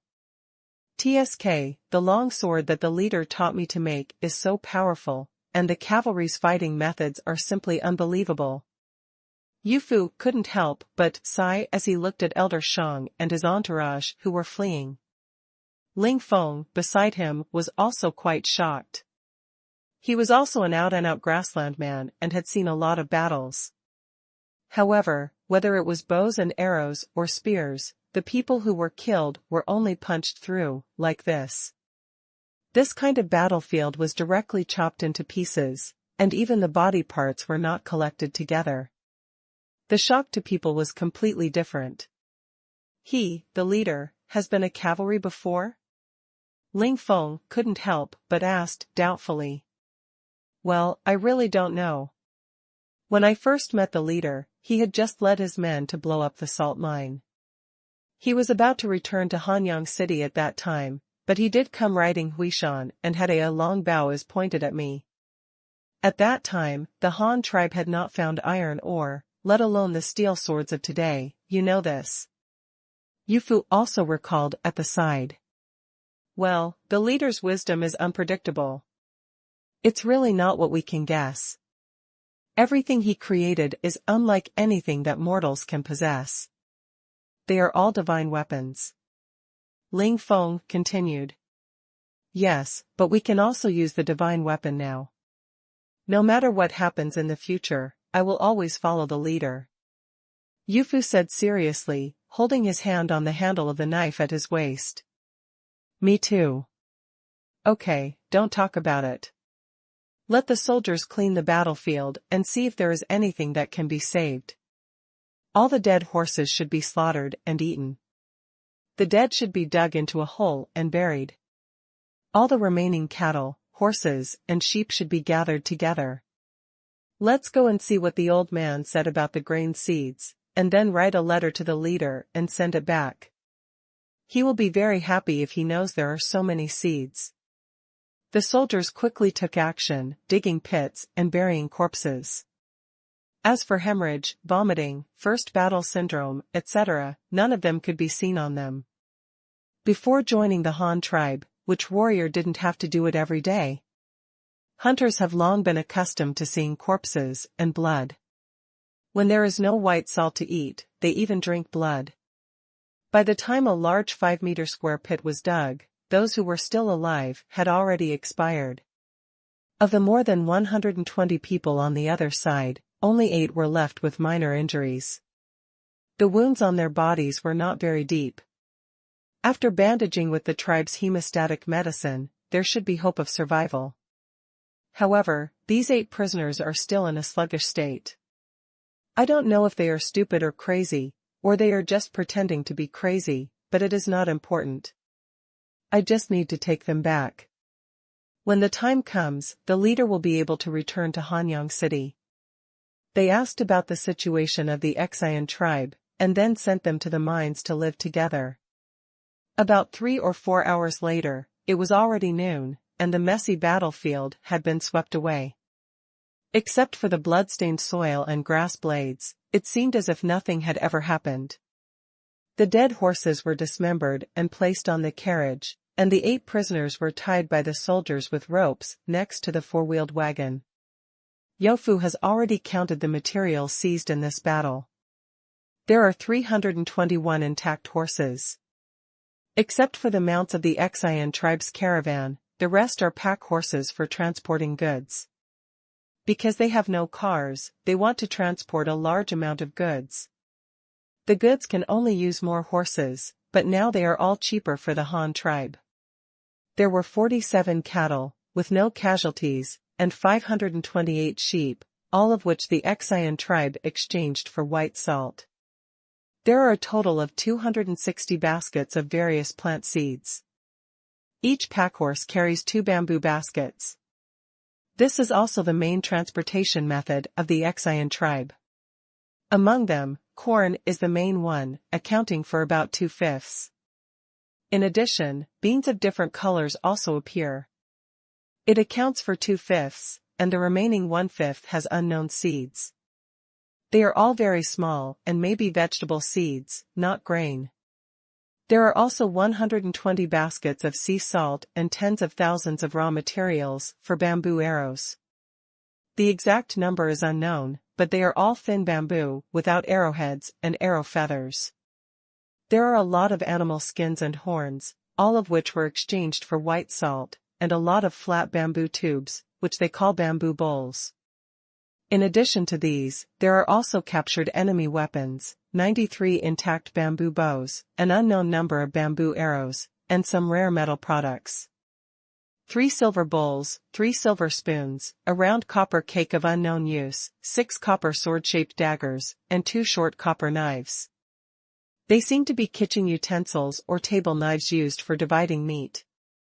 Copper, I couldn't find any pots or anything like that. I don't know if it was because they didn't bring them or because they didn't know how to use pots. After sorting out the trophies in detail, Yu Fu wrote a long letter, plus the bamboo tube filled with seeds, and sent Fei Ying back to Luo Chong at noon that day. This is good news, he thought. No one cares more about the seeds of these crops than Luo Chong. After all, the skill of farming was taught to them by Luo Chong. If the leader could see the samples of seeds and what he marked in the letter, the quantity will definitely make you jump with joy. As for the next actions of the caravan, Yu Fu is not ready to go back immediately. Except for the seeds, he wants to lead the caravan to sell out the white salt they grabbed and the white salt they brought themselves. This is not a small number. If all were replaced by cattle, horses, and sheep, it would definitely be a very large number, which would play a non-negligible role in the construction and development of the Han tribe. In the afternoon, the caravan did not move forward. Yu Fu directed everyone to make cloth bags from commercial wool, put the seeds into the bags, and then piled them on trucks for transportation. He sent a small team to transport the seeds back first. After all, compared with the harvest of the caravan, those seeds are the cornerstone of the development of the Han tribe. Early the next morning, after Yu Fu's careful consideration, a seed convoy consisting of 6 carriages began to return. The escort task was a heavy cavalry of the general flag, including a correspondent of the Eagle clan, plus 10 supplies provided by the caravan. A famous coachman, and 100 pack horses for replacement. Yu Fu's orders were also very simple and rude. Horses could die and people could be sacrificed, but the seeds must be safely transported back to the tribe. The tribesmen responsible for escorting the seeds also understood the importance of the seeds to the tribe and promised to complete the task. And just when the escort team started to return, many major events happened in Hanyang City at the same time, making this sultry day no longer ordinary, and even enough to be recorded in the history books. Windows made of translucent waterproof oil paper appeared for the first time in the Han tribe. The first batch of small regular script brushes for the Han tribe were successfully trial produced. The Han tribe first made dry block pine smoke ink. The first batch of 1,000 trial-produced pencils from the Han tribe have been processed. In addition to these, there is also the completion of the first batch of black pottery inkstones. 5 consecutive firsts appeared at the same time on one day. It is certainly a day worth remembering. Although they are all small gadgets, pencils and brushes are specially used for writing. The tools undoubtedly have special significance. It can be said that until today, the Han tribe has a way to popularize culture. However, the first person to like pencils was not the students Luo Chong hoped to see, but their creators, the Han tribe carpenters. This was something Luo Chong did not expect. "Chief, the pencil you asked us to make is so convenient for drawing lines and marks on wood. It's even better than elastic ink lines when making short marks. But, Chief, this pencil is made. What are so many of them used for? Isn't it really just for us to draw lines?" Mukong, the leader of the Han tribe's carpentry group, asked Luo Chong, if it were anyone else, there might not be anyone who would dare to talk to Luo Chong like that. Only the first few members of the tree tribe would have the guts. Well, Luo Chong didn't know how to answer for a while, but after thinking about it, what the other party said was not wrong. Isn't the original intention of making his own pencils just to draw pictures? So what's the difference between drawing on paper or wood? Well, you can think so. Although I originally thought of drawing on paper, the same goes for drawing on wood. Since you have already used a pencil, you should have realized the advantages of pencil drawing. If you use a pencil with sharpening and matching with a ruler, it will no longer be difficult to draw detailed designs, which will be of great help to us in creating more advanced instruments in the future. Luo Chong answered slowly, of course, there is something else he didn't say. Pencils are very convenient for writing mathematical calculations and drawing accurate maps and charts. Especially in terms of portability, they are more suitable for doing some things than brushes. Quick writing and drawing work. So that's it. This tool is indeed good, but do we need to make so many? Cass continued to ask. Of course, these 1,000 pencils are not too many. They are very fast to use. Moreover, I plan to let everyone learn to write and arithmetic. Forget about the adults of this generation, but all children must receive education. I do not expect them to. You can be as talented as you want, but you must have basic reading and writing skills. Pencils play a big role in this, so you have to continue making as many as you can.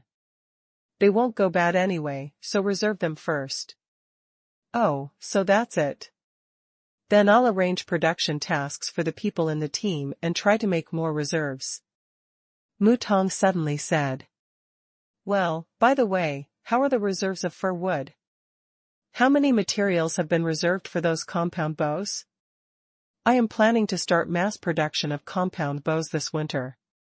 You must reserve materials in advance. I don't want to see it then. The new bow cannot be made because of insufficient materials. Luo Chong nodded, and suddenly remembered the problem of changing the compound bow, and couldn't help but remind him. Of course we have enough wood. We have been cutting down the wood since before we built the city. The earliest fir trees have been drying in the shade for more than 2 years. Of course there is no problem in making bows, but I can't do anything about the other materials, such as horns and tendons. It depends on how much you Fu and the others can collect, Mu Tong said with his hands. Okay then, you go ahead and get on with your work first. I'll urge you Fu later on the issue of horns and tendons. Luo Chong left the wood processing factory with 50 pencils and returned to his home. Xiao Dai was happily looking at the newly glued window paper and couldn't help but feel silly. Husband, this oil paper is really good. Even if you close the windows, it won't be dark inside the house. This way, if you encounter bad weather, you can still sew clothes in the house even if you close the windows. Xiao Dai saw Luo Chong coming back. I couldn't help but sigh. Of course, not only can you sew clothes, but you can also write and draw pictures. Luo Chong continued. Eh? What are those things you are holding? Are they newly made chopsticks? No, this is a pencil, also used for writing and drawing. It's for writing, but didn't you just bring a brush and an inkstone on your table? Why do you still need something for writing? Xiao Dai asked in confusion. They are different.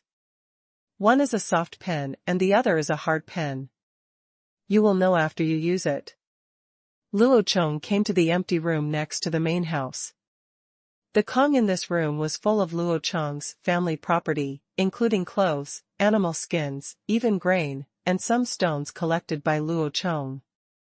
It became a small warehouse, but Luo Chong's favorite thing is the oak desk placed under the window. This table was built by Luo Chong under the guidance of the carpenters. The material is all white oak, which is hard and strong. The most important thing is that there are 2 rows of drawers on it, which can be used to store some tools and important information.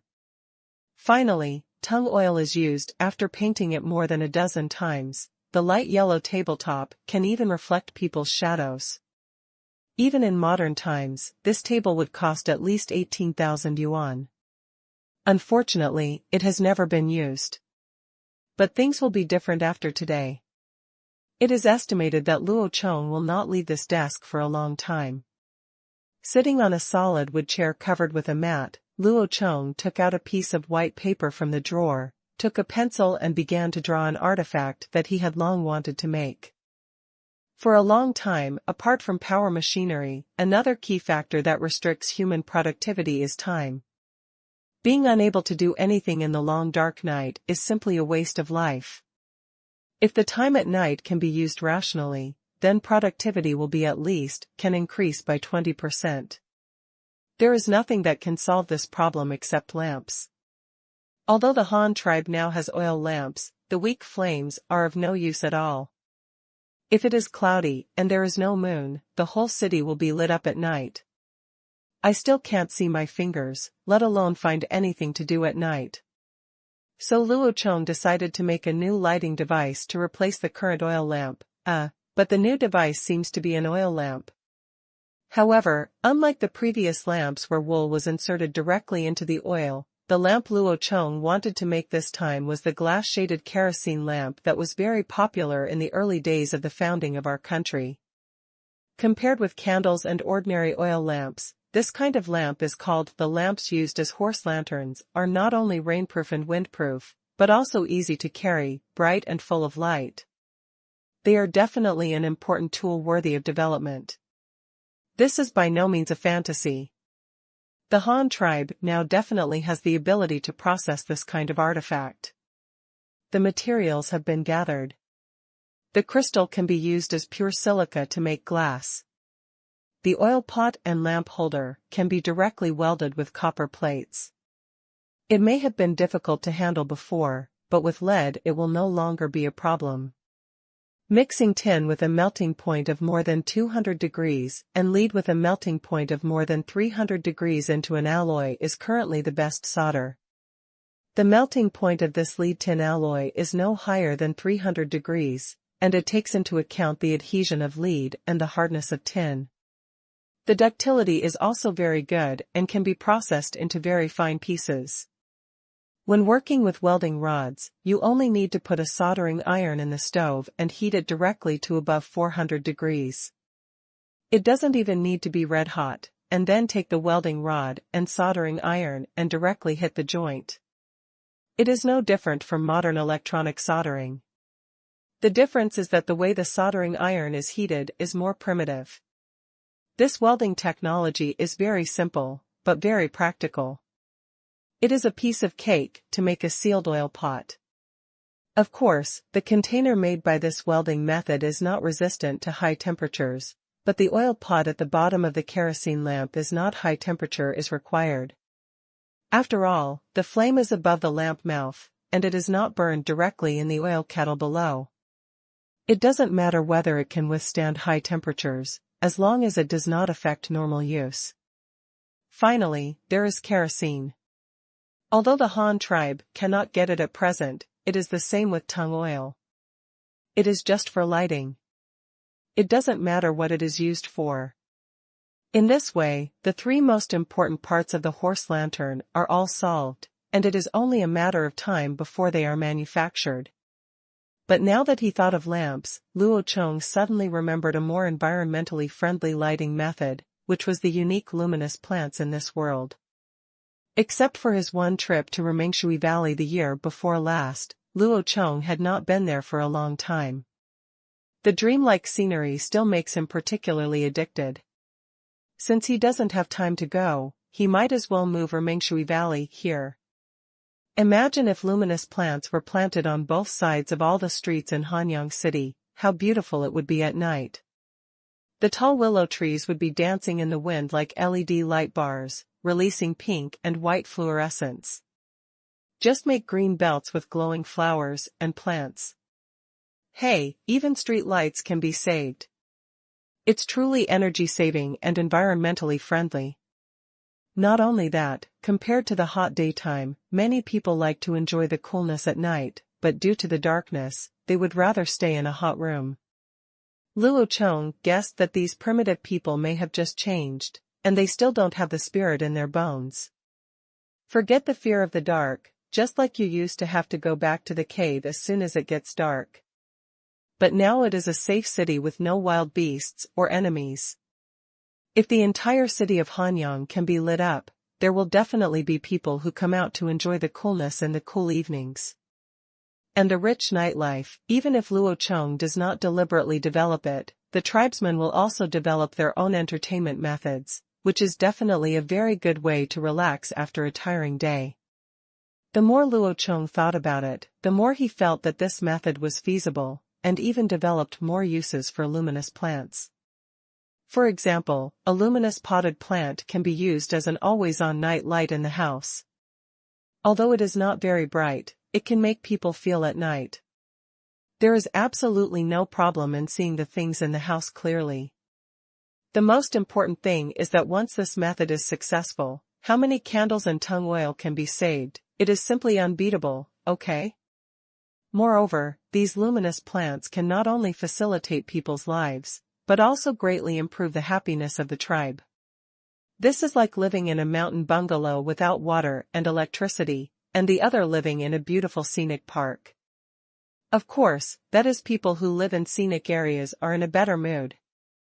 If possible, Luo Chong would also like to live in Rumengshui Valley every day, but the environment there is not suitable for growing crops, unless all the luminous plants are destroyed and converted into farmland, but that would be too wasteful. So he has been Rumengshui Valley is not set as a residence.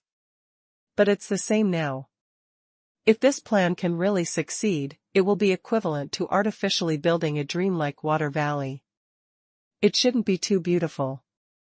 In addition, the plan for luminous street lights must be spread to the new city as soon as possible. In the future, all Han tribe territories should say goodbye to darkness and live a wonderful nightlife from now on. Luo Chong put down the drawing of the lantern and excitedly came to the main room and told Xiaodai his idea. Xiaodai immediately became excited. They both went to Rumengshui Valley at the same time, and then they met again. I didn't have a chance to go there, but now I heard that Luo Chong was planning to plant a large number of luminous plants in the city, and I happily hugged Luo Chong and spun around in circles. After the two had a fight, Luo Chong was ready to go out to find someone to complete his plan, but after much deliberation, he found that only the snake clan among the residents of Hanyang City was suitable for this task. Whether it is the leader of the snake tribe or the elders of the snake tribe, they have been to Rumengshui Valley more than once, and they are very familiar with the routes and terrain. Another point is that the snake tribe is good at digging and making various medicinal herbs. In other words, they have done a lot of research on flowers and plants, and now they are asked to dig out those luminous plants, which are exactly the right ones for their profession. However, before Luo Chong came to find the leader of the snake clan to arrange this task, a letter from the flying eagle sent by Yu Fu was delivered to him. "Chief, there is a letter from Yu Fu, and along with the letter is this bamboo tube. It feels quite heavy. There may be something in it." Ing Rui personally took the letter and bamboo tube and sent them to Luo Chong. Luo Chong also immediately opened the bamboo tube, and the contents inside made his eyes wide open. He didn't expect that they were all crop seeds, and there was such a thing. The seeds in the bamboo tube are all mixed together, among which corn and soybeans are the most obvious. Others include black beans, red beans, mung beans, and black and white melon seeds. However, Luo Chong cannot be sure what kind of melon they are. The rest are just some. The small black or tan particles are similar in shape and size to those of millet. They appear to be at least 2 or 3 types, and they are probably seeds of vegetables. But this is not important. What is important is that the moment he opened the bamboo tube, Luo Chong smelled a strange and familiar fragrance. Looking at the yellow-green rice-like thing mixed inside, Luo Chong was stunned. "It's almost watering. Isn't this a perfect match for barbecue?" Yu Fu actually got cumin. Luo Chong couldn't help but be overjoyed with this harvest. He already had chili peppers and cumin, so he would be blessed when he eats barbecue in the future. Carefully collecting these precious seeds, Luo Chong couldn't wait to open the animal skin letter. He really wanted to know where Yu Fu got these seeds. They were definitely not wild, just the corn and soybeans inside. It can show where the seeds come from, so they met the tribe with bamboo? The letter quickly appeared in front of Luo Chong, and he quickly scanned it. The content inside made him frown. He really encountered it and even got into a fight. In the letter, Yu Fu wrote in detail about the encounter with the Xian tribe, including that the other party wanted the Han tribe's vehicles and offered to exchange grain seeds. However, Yu Fu did not agree and also gave his own reasons. He said that if they imitated the vehicles, they would definitely transport twice as much white salt to the grasslands in the future, and by then, there would be no place for the Han tribe to survive. Seeing this, Luo Chong just learned that the tribe with bamboo is called the Xian tribe. However, Luo Chong was unconvinced about Yu Fu's point of view. It is certainly not easy to build a car. Even if they sell the car to the Xian tribe, they may not be able to build it. The key point here is the problem of tools. Without suitable tools to process wood, it is really difficult to build a car with wood. If Luo Chong were to handle this matter, he might really sell the car to the other party. Of course, the prerequisite would be to give them a huge profit. If the other party really couldn't make it, then the Xian tribe would still want it. Cars can only continue to be purchased from the Han tribe. What a huge foreign exchange income-generating project this is. However, Yu Fu's considerations are not wrong. Of course, the white salt business in the grassland is also a matter of competition. As an important resource that is indispensable for both humans and livestock, who has a greater market share in the grassland? Whoever is in the grassland has a greater say. If he can monopolize all the white salt transactions in the grassland, it will be equivalent to controlling the lifeblood of the entire grassland. Luo Chong will never give up such important interests to others. Moreover, this is not only a matter of interests, geopolitics is also the key, which is related to the influence of the Han tribe in the grassland and the diplomatic relations with the grassland tribes. So on the whole, Yu Fu's ideas and actions are correct, not to mention that he has traveled so far. There is no phone at this time. If you encounter any situation, you can call back and ask. Even if you use Flying Eagle to send a message, it would take 2 days, and it was obviously too late to ask Luo Chong for his opinion. As the saying goes, generals are not subject to military orders abroad. The battlefield situation in the front is changing rapidly, and the boss sitting in the rear cannot act blindly. Luo Chong certainly knows this. Generally speaking, Yu Fu has done a pretty good job. First of all, the 2 conditions he proposed were very good. They asked the other party to retreat 1 month's distance, and also limited the price of white salt. Although it was only a verbal agreement, it was not binding and there was no power to supervise it, but it didn't matter, as long as it could just intimidate them. The real interests must be fought for by yourself. Just talking is useless. He already has a large population in his hands. Luo Chong is not afraid of any enemy at all now. Finally, there is Yu Fu's description of the battlefield and the arrangements made afterwards. Regarding how the newly formed heavy cavalry fought, as well as the method and effect of the battle, they were all similar to what Luo Chong originally expected, but some problems were also exposed. That is the damage resistance of leather armor. The bows of the Qingshu tribe have some of the essence of grassland bows. Although they do not use other composite materials, the combined elasticity of 3 bamboo pieces of different lengths is still relatively large. In addition, the bamboo tube light arrows they use are light in weight. The advantage is that it has a long range, but the kinetic and potential energy will be greatly weakened, that is, the penetrating power is not strong. If you use the bamboo bow of the Qingshu tribe, match it with the solid wood heavy arrows of the Han tribe, and then match it with the metal arrow, it might be true. Can shoot through the armor of the Han tribe. It seems that we need to be careful in the future, and it is necessary to put the development of the next generation of armor on the agenda. The end of the letter was Yu Fu's next plan.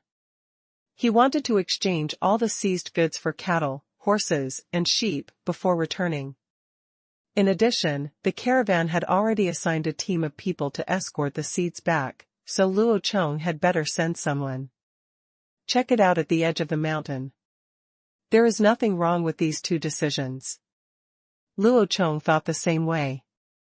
Being able to exchange more cattle, horses, and sheep will be of great help to the implementation of private ownership next year. In addition, this huge batch of seeds is equally important to the Han tribe, and it is said to be for farming. The foundation is not an exaggeration. If it fell into the hands of other tribes, it would be enough to support thousands of people.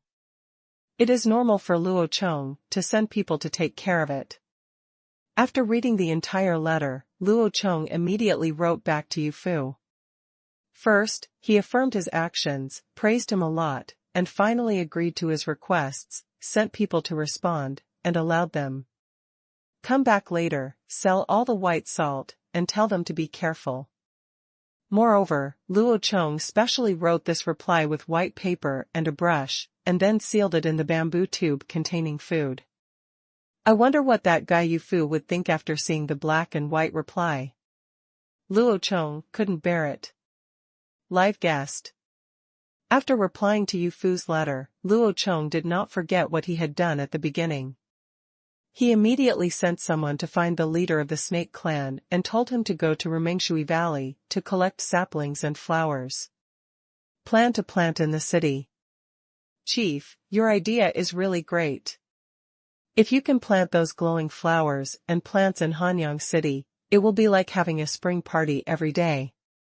I just don't know if those plants can be transplanted.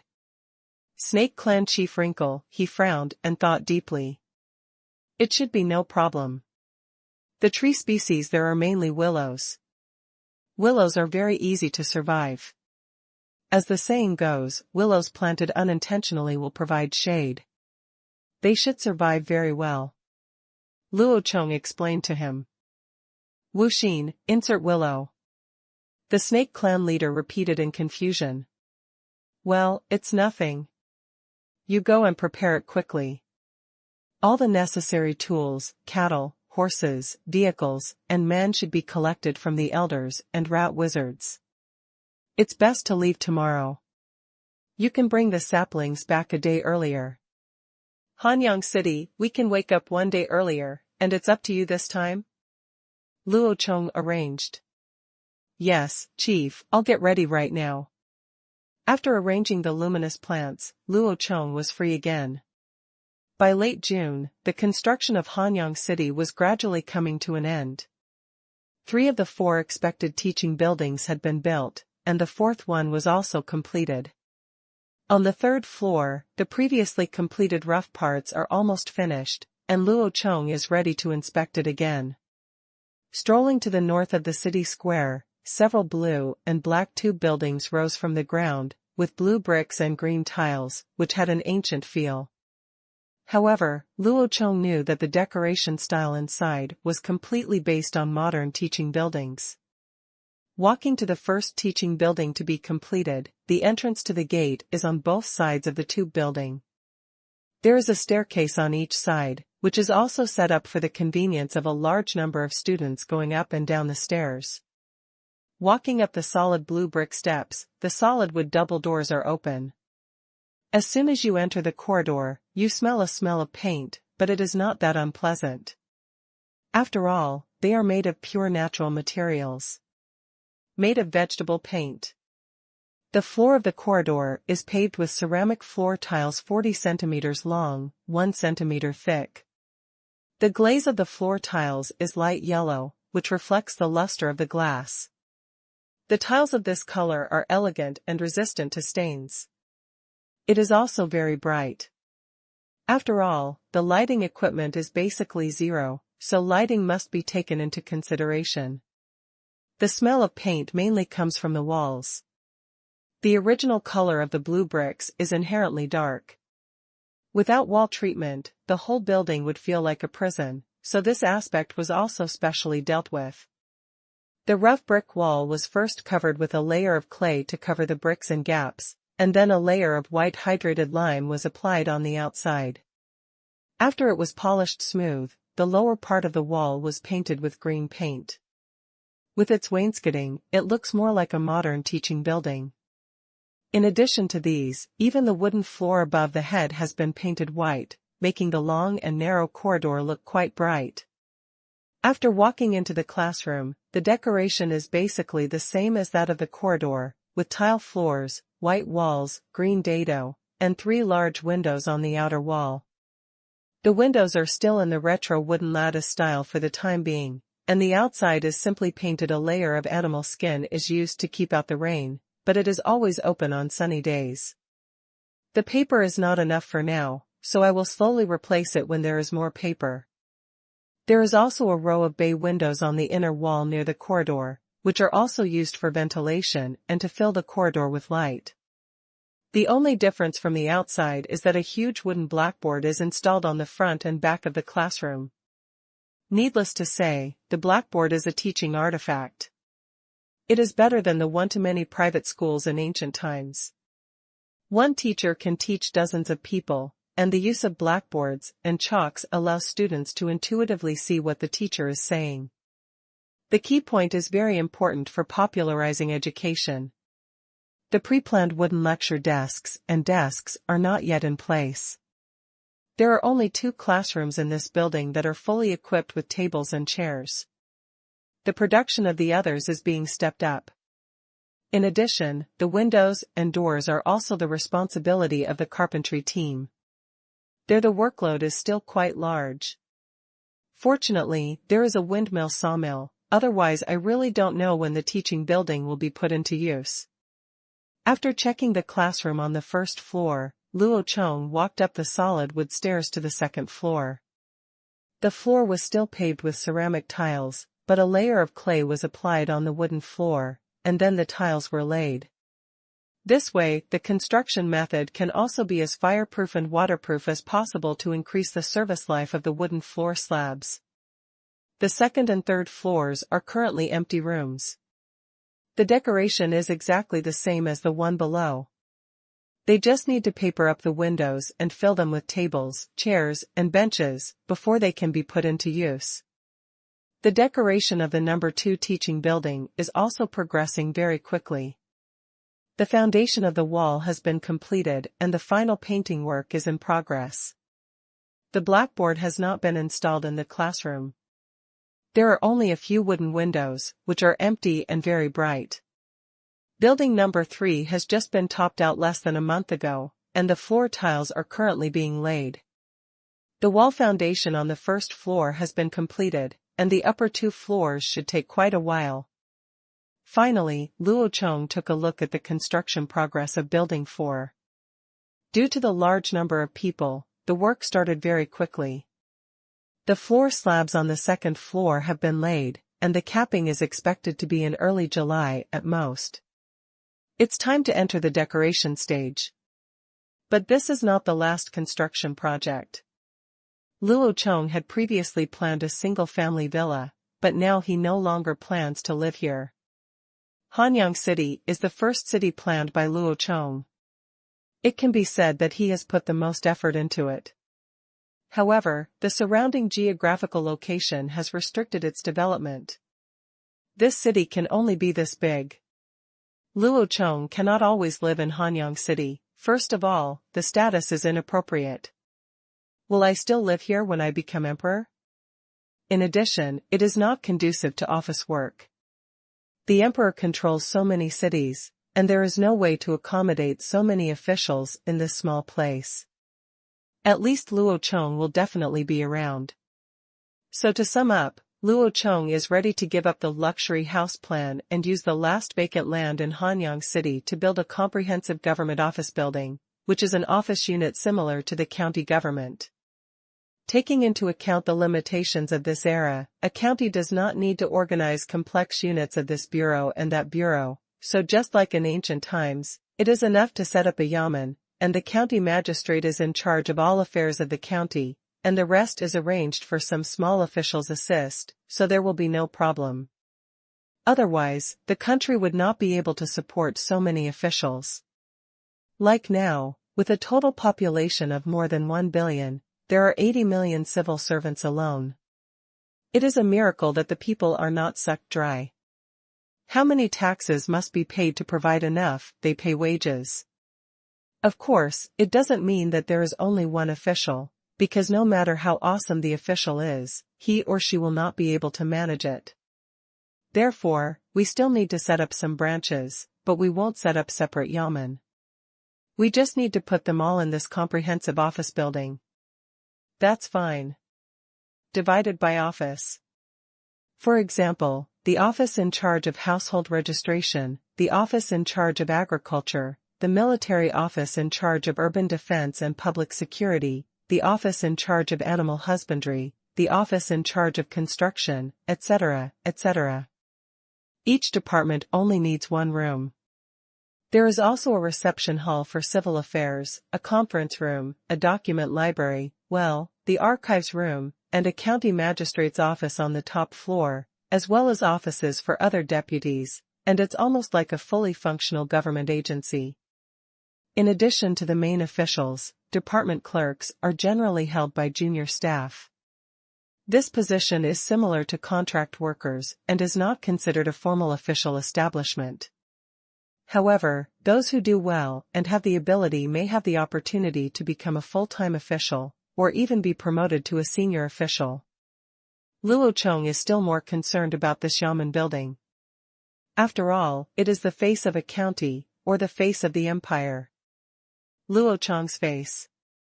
Although frugality and simplicity are traditional virtues, if this government unit is too shabby, it is easy to lose credibility among the people. Your entire country and unit are so poor that they are in ruins. What future can I have by following you? In order to prevent the people from having this idea, Luo Chong decided to design a distinctive building that would also accommodate so many functions. It was still difficult for him, an inexperienced architect who demolished buildings in his previous life. If you want to talk about what kind of building looks majestic and can be built in this era, then Luo Chong's first choice must be the traditional Chinese wooden structure building, which looks like a palace with raised eaves. As for other things, a stone castle is definitely not necessary. It's not that it's not strong enough and majestic, but it's too laborious to build. It's far less fast and convenient than a wooden structure. If you use a traditional mortise and tenon structure, you don't even need a nail. You can build tall buildings directly like building blocks. So to sum up, Luo Chong quickly determined the shape of the target building and directly built a convex-shaped wooden structure podium. The meaning of the podium is also easy to understand. It looks like wearing a skirt. That is to say, it gradually shrinks from bottom to top, forming layers of raised cornices, like a multi-layered cake. The planned shape of the building is an inverted convex character. It is mainly composed of a rectangular office building at the back and a smaller reception hall in the front. The hall is the convex part. There are stone elephants on the left and right of the entrance of the hall. Look. It looks more majestic, because there is no such thing as a lion yet, so Luo Chong thought it would be better to let the elephant known to both tribesmen. In addition, Luo Chong plans to place another bronze tripod directly in front of the gate. The tripod has a regular octagonal body with 4 legs and 2 ears, and then puts 8 paintings about Luo Chong's prophecy on it, so that everyone can see it, which helps to improve Luo Chong's prestige and can play a publicity role for newcomers. The last step is to build a tower on each side of the protruding hall. The area does not need to be too large. It can be built as a simple 4-corner tower. The height is the same as the building behind it, and then set up 2 overpasses at the middle height and the one behind it. The buildings are connected together, which makes them look more distinctive. The 2 towers are a bell tower and a drum tower, respectively. Their purpose is literally, they are specially used to tell the time. In the morning, they ring the bell to get up, and at night, they beat the drum to close the door and curfew. In order to save materials, Luo Chong did not plan to build a temple as big as that. A bell with a diameter of 1 meter will do, whatever can be saved. He plans to use the remaining bronze to make money.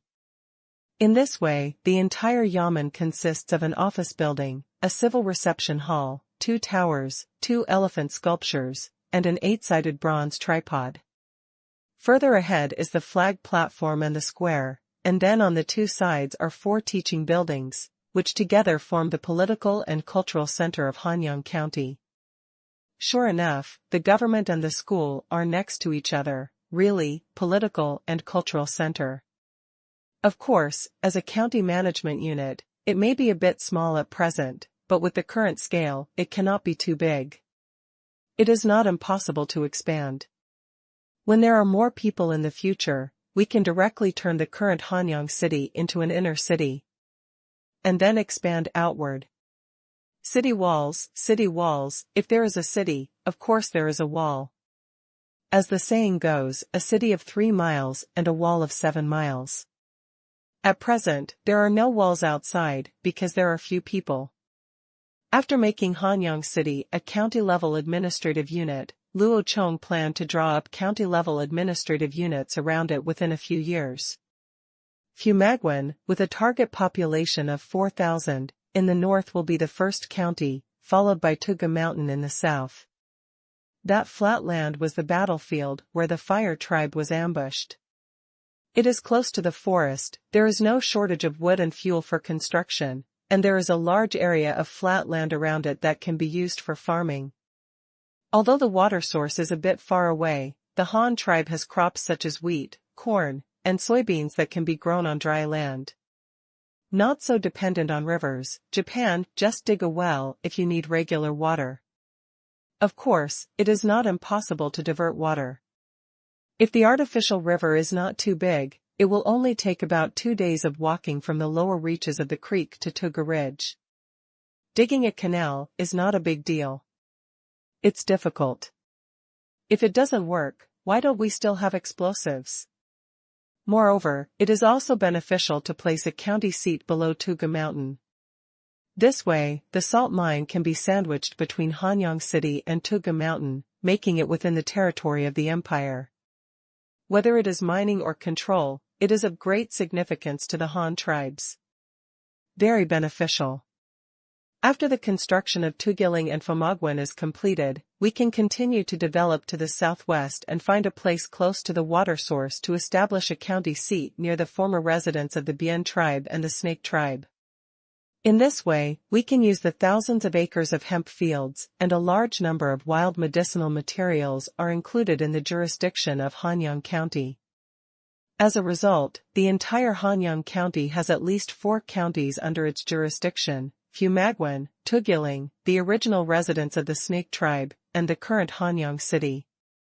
The entire county is bounded by the river, and most of the land on the west bank will be incorporated into the jurisdiction of Hanyang County. In addition, another county can be established on the east bank of the river. First, a county seat can be established at the original residence of the Chestnut tribe. The 2 major resources there, tung oil and chestnuts, are worthy of development. Setting up a county seat can also occupy this resource point. And it is close to the river, so farming is no problem, and water transportation is also very convenient. It is a good place for survival. Then there is the location directly east of Hanyang City, between the former Black Rat tribe and the Han tribe. A county seat can also be established, mainly focusing on farming and timber. This place is also very good. It is backed by the dark forest to the north. The black iron trees there are originally a resource. After several years of exploration, Luo Chong has discovered many characteristics of the black iron wood. For example, the wood is strong and corrosion resistant, and it is also very durable.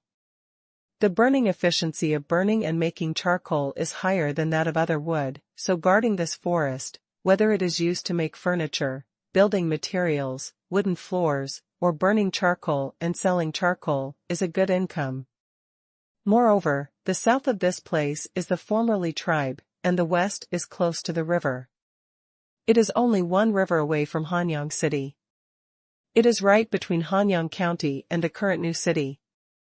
It can be said to be an important transportation line.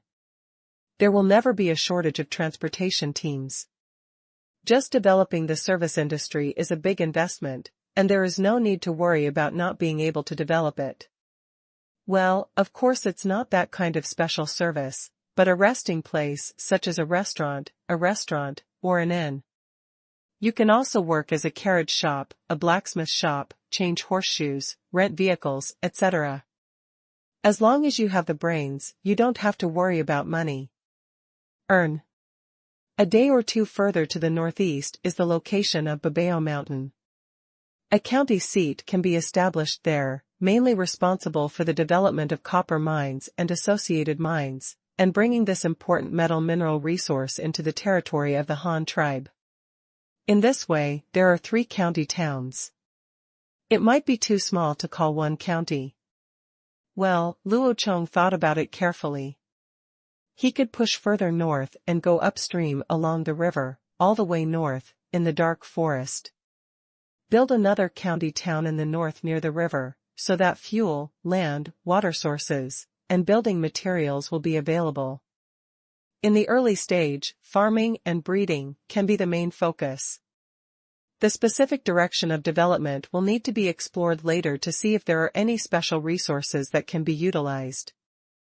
4 county towns make up 1 county, which may be a bit small at present, but there is no way to do it because of the sparse population. If you want to expand the territory, you can only wait until there are more people before occupying it. This era is still very dangerous. There are ferocious beasts and alien savages. Who knows whether they are good or bad, so we cannot blindly expand. The land we occupy must be valuable, and we must build cities in the early stage, even if there are no bricks and stones. The city wall must at least be made of rammed earth. However, considering the current population growth, Luo Chong couldn't help but have difficulties.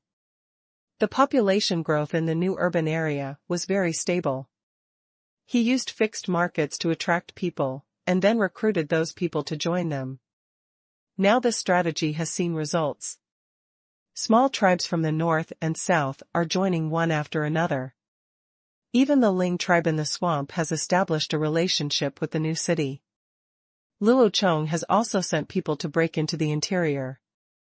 If the chief of the Chai clan can complete the task assigned to him by Luo Chong and teach the Ling tribe the planting and breeding techniques, then the Han tribe will definitely gain great prestige in their hearts, and it will be just around the corner to conquer them. In its current form, the new city is still in the initial stage of construction, and the population growth is stable. However, Luo Chong is worried about Hanyang City, because all the population of the surrounding tribes has been absorbed by him. If he wants to gain more population, it will undoubtedly be even more difficult. Difficulties. Where to find people? This is a question. If you really hope that this group of people will be born again, then they don't have to do anything. Even if they can give birth to one child a year, it will take more than 10 years for the child to grow up. Luo Chong has spent more than 10 years with them. The sun outside the window was gradually setting, and Luo Chong was sitting in the room, tapping his pencil on the table, thinking about the next plan in his head. Where to find someone? Most of the population west of Hanyang has been brought under his command. Although it is not ruled out that some smaller tribes may still exist, the total number will definitely not be too many. Even if a team is sent to search, not many people can be found. Half a dozen people to the west, within a month's journey, it would be good if we could gather another 5,000 people. At most, we could gather a county seat. There should be a lot of population in the south and north directions. For 3 years, Luo Chong has been wandering around the latitudes in the east and west directions, but there is not much exploration at both ends of the longitude, and the direction of the longitude is exactly the direction of the river. Maybe can we explore by water? Well, this should work. The more Luo Chong thought about it, the more he felt it was right. Human beings definitely need water to survive, so naturally, they would not be too far away from the river. So as long as you take a boat and search along both sides of the river, you will definitely find those tribes you have never met before. These are the population. After thinking about it carefully, Luo Chong quickly decided on this plan. This is currently the fastest way to increase the population. The investment is relatively small. It only requires a few small boats. It is definitely a good deal. Well, let's start it in the spring of next year. Luo Chong couldn't help but think. In the next few days, Luo Chong didn't leave the house very often. He kept drawing various design drawings in the house until he had drawn the lanterns and office building drawings. But after thinking about it, I still put the drawings of the lantern back in the drawer. I don't have time to make a large amount of glass this year, so I'll just use oil lamps and candles for the time being. Holding the completed drawings, Luo Chong found the barrel guy in the wood processing factory. Come, take a look at this, the last building in Hanyang City. Once this is done, there will be no more work. Luo Chong said as he spoke and put a stack of drawings in Tong's hand. Wow! Is this a drawing made with pencil and white paper? It's really detailed. After taking the drawing, Bucket immediately exclaimed. But after he looked through the drawings, he couldn't help but frowned. This was not because he couldn't understand. The drawings drawn by Luo Chong were very detailed, from the overall renderings to the floor plans and cross-sections of each floor. As well as the required parts and the size of each pillar and beam, the level of detail can be described as complicated, but the barrel can understand them all. As a professional carpenter, after reading these drawings, the corresponding three-dimensional graphics will immediately appear in the barrel's head, which is no different from modeling. This is an occupational disease, and it is for this reason that the more he looks at it, the more he becomes more and more familiar. Surprised, shocked by the complex structures and the final grand and spectacular renderings, was this all done by the leader? Chief, the building you drew has 5 floors and is made entirely of wood. Can it be built? Will it fall down? Bucket asked suspiciously. Of course it can be covered.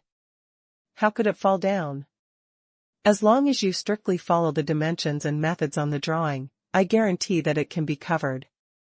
Luo Chong answered affirmatively. Really? But our brick concrete school has only 3 floors. If it is so high, won't it collapse? Bucket said, still in disbelief. Yes, you said it yourself. It is a brick concrete structure, so its architectural importance is much greater than that of a pure wooden structure. This is why I chose a wooden structure. The 5-story building is not suitable for such a pure wooden structure. In terms of the system's structure, it is far from the end. In addition, I decided to use a wooden structure. The first reason is that there is more wood and does not need to be fired. The second reason is that with this wind machine, you can process it faster, and I don't want to delay this building for too long. At the latest, this building must be completed before winter, do you understand? Luo Chong explained to Tong. Well, I understand, it's because the wood is lighter, so it can be stacked higher, right? Bucket scratched the back of his head and asked Luo Chong for confirmation. Ahem. You are right to understand this. It is because the wood is relatively light.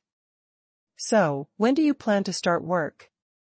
The tribe has other things to do next year, so this matter cannot be delayed. The sooner the better. Luo Chong reminded. It shouldn't be a problem. I can ask people to find suitable logs to use as pillars first. It won't be too late to wait for the other pillars to be erected. But Chief, when do you plan to dig the foundation trench? I'll be fine. A plan. The digging of the foundation will start tomorrow. You can immediately find someone to find suitable materials. However, I want to remind you that you can complete the wooden structure parts in the factory first and then assemble them. It only takes a few days to erect the entire building, as easy as a child building blocks. Chief, what are building blocks? This is not important. Just remember what I said. Start preparing the various parts now. The drawings will be left with you. If you don't understand anything, just ask me and I will arrange for them to make the foundation. Luo Chong couldn't help but hold his forehead and said the building blocks smoothly. Yes, leader, walk slowly. After arranging the wooden barrels and starting to prepare for the construction of the wooden building, Luo Chong once again took a drawing of the foundation to find the patriarch of the Shui clan who was currently in charge of the construction, and then asked him to immediately start on-site measurements, dig trenches and lay the foundation, especially those pillars. Location: you must know that the entire wooden structure building is supported by those pillars. After doing this, Luo Chong made preparations and came to the new city on the east bank again to check the construction progress and expand the scale of papermaking. The output of paper was really too low. He wanted to replace all the windows of the Han tribe with the amount of paper was not a small amount, not to mention that Luo Chong planned to use it to print books and practice calligraphy. When we arrived at the new city again, there were already 2 earthen cities. The 2 city walls were arranged in the north and south. They were close to the river and were less than 100 meters apart. By blocking the 2 ends with horses, the 2 cities could be temporarily connected together. Among the earliest cities to be built, 12 of the 16 blocks have been built, and only the 4 middle blocks are temporarily vacant. Luo Chong planned to use them as squares to dry food. However, in this way, it could have accommodated 700 households. There is not enough residential area, so the extra people can only continue to move to new cities to build housing. The current situation is that those who have joined the Han tribe are still crowded in the original urban areas, while the workers who live here temporarily continue to live in thatched shacks. As soon as Luo Chong arrived here, Dashu, who was in charge of acting as the guardian, immediately came over to greet him. Behind him was the Chai clan leader who had returned from the Ling tribe, which made Luo Chong a little surprised. You came back so soon? Have you completed the task of guiding the Ling tribe to plant rice? Did their tribe disobey, and did it cause trouble for you? Luo Chong asked, looking at the leader of the Chai clan. Chief, we are done. All the members of the mission have been withdrawn. No one has an accident. Hey, the people of their Ling tribe are very good to us, especially after they successfully saw the rice seedlings emerge under our guidance. Then they all regard our Han tribe as gods, especially the leader, and their tribesmen often speak well of you, Chief Chai said with a smile on his face. Oh? Really? It seems to be going well. Come on, let's find a room and you can tell me in detail. Luo Chong also nodded happily. Yes, Chief, let's go to the yard where the paper is made. I prepared a basin of saltpeter for you to cool off. Dashu immediately answered. Haha, it seems you use it a lot. Luo Chong pointed to the big tree, and the group quickly came to the yard of the paper-making workshop. The windows covered with oil paper were closed, a large basin of ice was placed in the room, and the room temperature had dropped a lot. Luo Chong sat on the kong covered with a mat, while Dashu and Patriarch Chai sat at the table in the middle of the room. Chief, it's like this. The Ling tribe's residence is not far from us. It only took us half a day at most to row there that day. Their place of residence is surrounded by water. The dry land is almost as big as our flat land in Hanyang City. It is covered with green bamboos, which are tall, big and very strong. This is the first time I have seen such magical bamboos. Plant. Clan Chief Chai calmed down and continued. On the day I arrived there, I observed the entire settlement accompanied by their leader, and found that the north and east sides of their land were very suitable for growing rice. They were simply naturally formed paddy fields, which were always covered with a palm-thick layer of rice. Of water. But I knew it was not good to cover the water all the time, so I asked them to surround the water side with mud to make a dam. In this way, when watering is needed, they only need to open a gap and then plug it up. Later, I gave them a total of almost 300 acres of land, and then started sowing and transplanting rice. It is summer now, and the rice is growing like crazy. The seedlings emerged within 2 days after the seeds were sown. After that, it looks different every day, but they were so happy that they all said that you are a god, leader, and you actually know this method of growing food. Clan Chief Chai said in a fluent voice, while making gestures. Well, as long as the food is taken care of, what about the other things I have arranged for you? Have you paid close attention these days? Apart from bamboo, do they have any other specialties there that we don't have here? Luo Chong asked. Road. Well, it's true. In addition to bamboos on land, they also have water chestnuts in the water. In addition, there is also a plant that is abundant in the water to the west and south of where they live. The plant has several round pieces the size of pot lids. It has shaped leaves and has huge red and white flowers. People of the Ling tribe like to use bamboo tubes to cook rice, and then pour the cooked rice on the large round leaves, and then add other things with their hands. Catch and eat. But this is not the most important thing.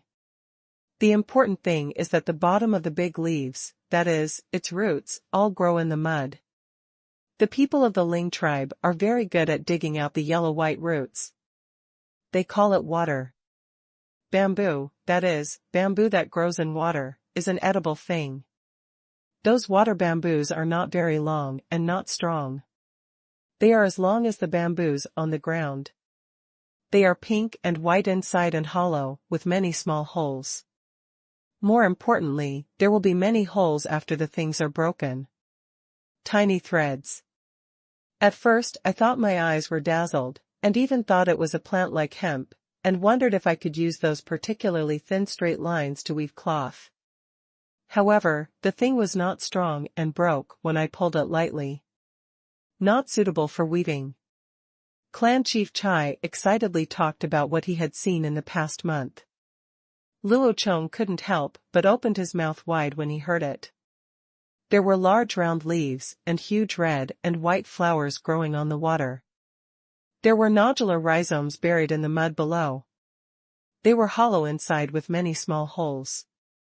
After being broken, there are thin threads connecting them. Isn't this the lotus root? I didn't expect that there are such good things around the Ling tribe. That thing is not a water bamboo, but is called a lotus. The ones on it are called lotus leaves and lotus flowers. Of course, they can also be called lotus leaves and lotus flowers. The ones growing in the mud are lotus roots. Eating lotus roots regularly is good for the body. I wonder if you brought any from them this time?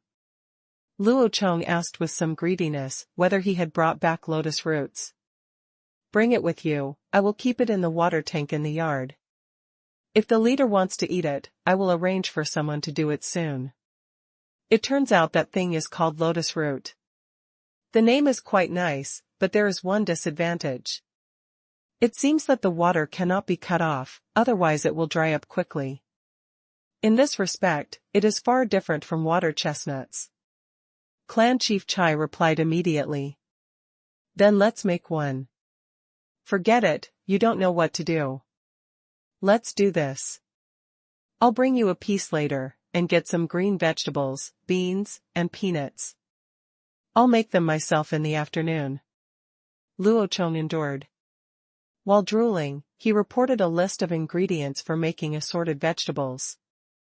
There are lotus roots in the Ling tribe, which can be said to be a great surprise. Wouldn't it be a good thing to have an extra food?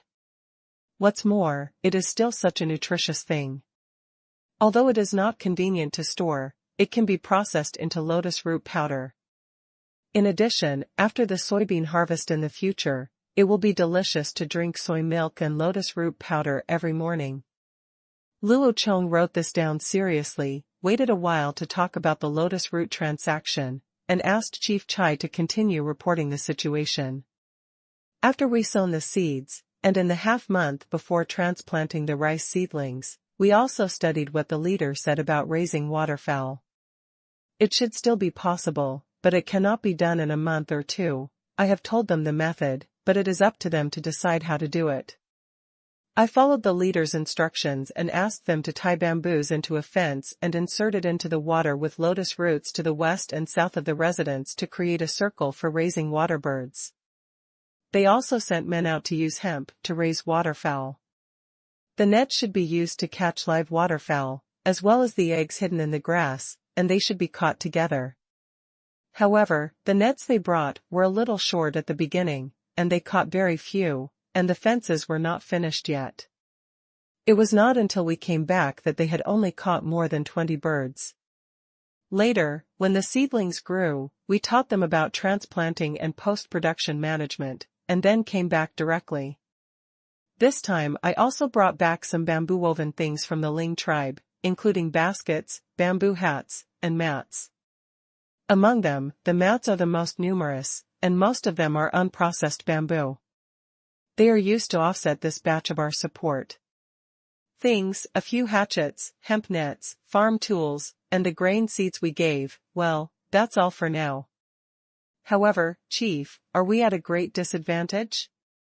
Just those bamboos have taken away so many things from us, and it feels like it's not worth it.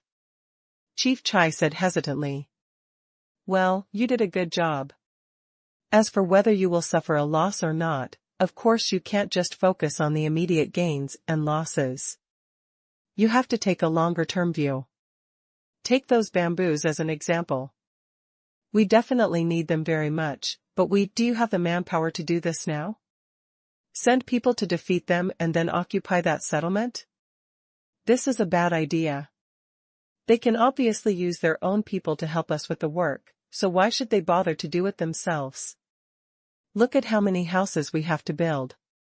After the houses are built, the autumn harvest will begin immediately, and a large amount of winter supplies must be prepared. We don't have time to do this. These are the immediate benefits.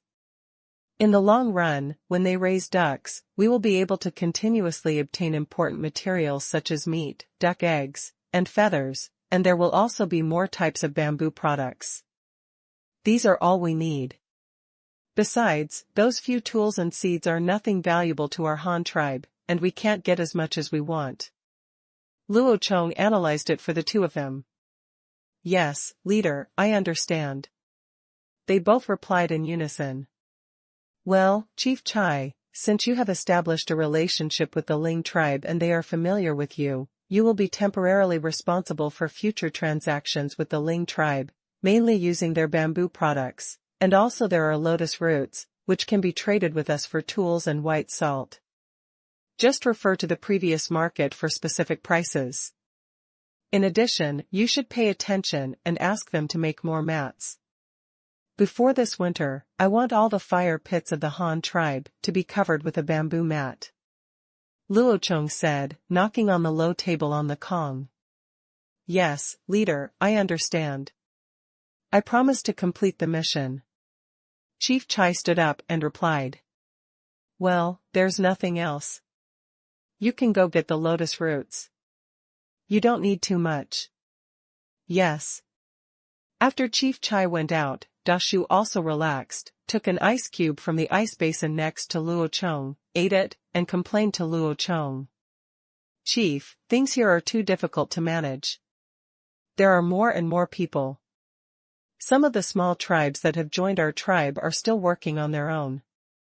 A few days ago, there was a fight between two small tribes over the division of houses. Get up, and finally let the rats send soldiers to pull away. I went to judge them, but they refused to listen, saying that I was not worthy. I was not the leader. There were only 30 people before joining the Han tribe, so I was not qualified to control them. They wanted to find the leader to judge.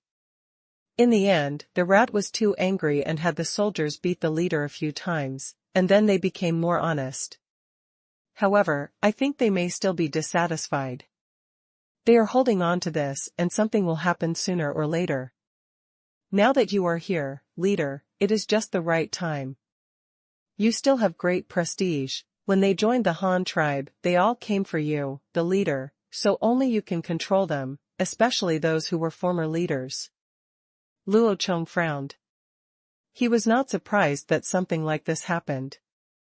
The Han tribe absorbed the population too quickly. With so many outsiders coming in, it was normal for some conflicts to arise between them.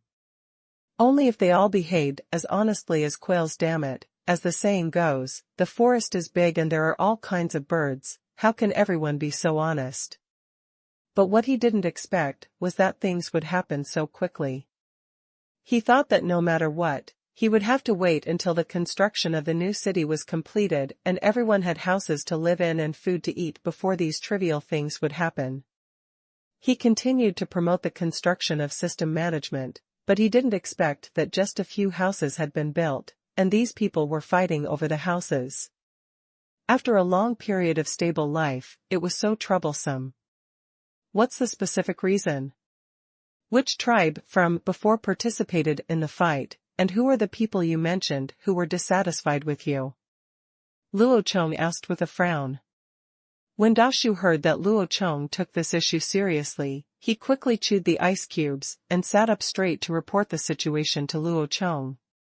The reason is this. After the last block of the new city was built a few days ago, a clan member from the Bear tribe and a clan member from the Thorn tribe fought over a house near the entrance of the alley. The reason for the dispute was over leaving. Get closer to the well at the entrance of the alley. Later, the two of them fought to a draw, but no winner could be determined. Good guy, they simply invited the former tribesmen to fight together. Then, neither side accepted the other, and it turned into a group fight. Fortunately, they themselves were afraid of making things too big, so they didn't dare to touch anyone during the fight. So in the end it wasn't too serious, no one died or was seriously injured, just a group of people were all bruised and swollen. When I intervened to mediate, the chiefs of their two clans were also there, so they just rolled up their sleeves and took matters into their own hands. When I spoke, they both scolded me for not having the right to care about them, making it look like they were wearing a pair of clothes. Trousers, I became their enemy. In the end, Shuda couldn't hold back and let the soldiers beat them up. Luo Chong was not familiar with these two tribes, the Bear tribe and the Thorn tribe, especially the Bear tribe. Apart from knowing that they were good at hunting and using bears as their totems, he basically had no impression of them. The Thorn tribe, just like their name, is mainly good at using thorn vines. He can make traps, weave vine baskets, and weave fences and walls with thorn vines for defense. The two tribes were about the same strength, so they didn't pay much attention to each other after joining the Han tribe. But this is not the key. At the beginning, the two people fought over the house. It was nothing, it was just a trivial matter, but later they put themselves in a fight. The previous tribesmen called for group fights, but this nature is different, which shows that they still have not integrated into the Han tribe, which is a big problem.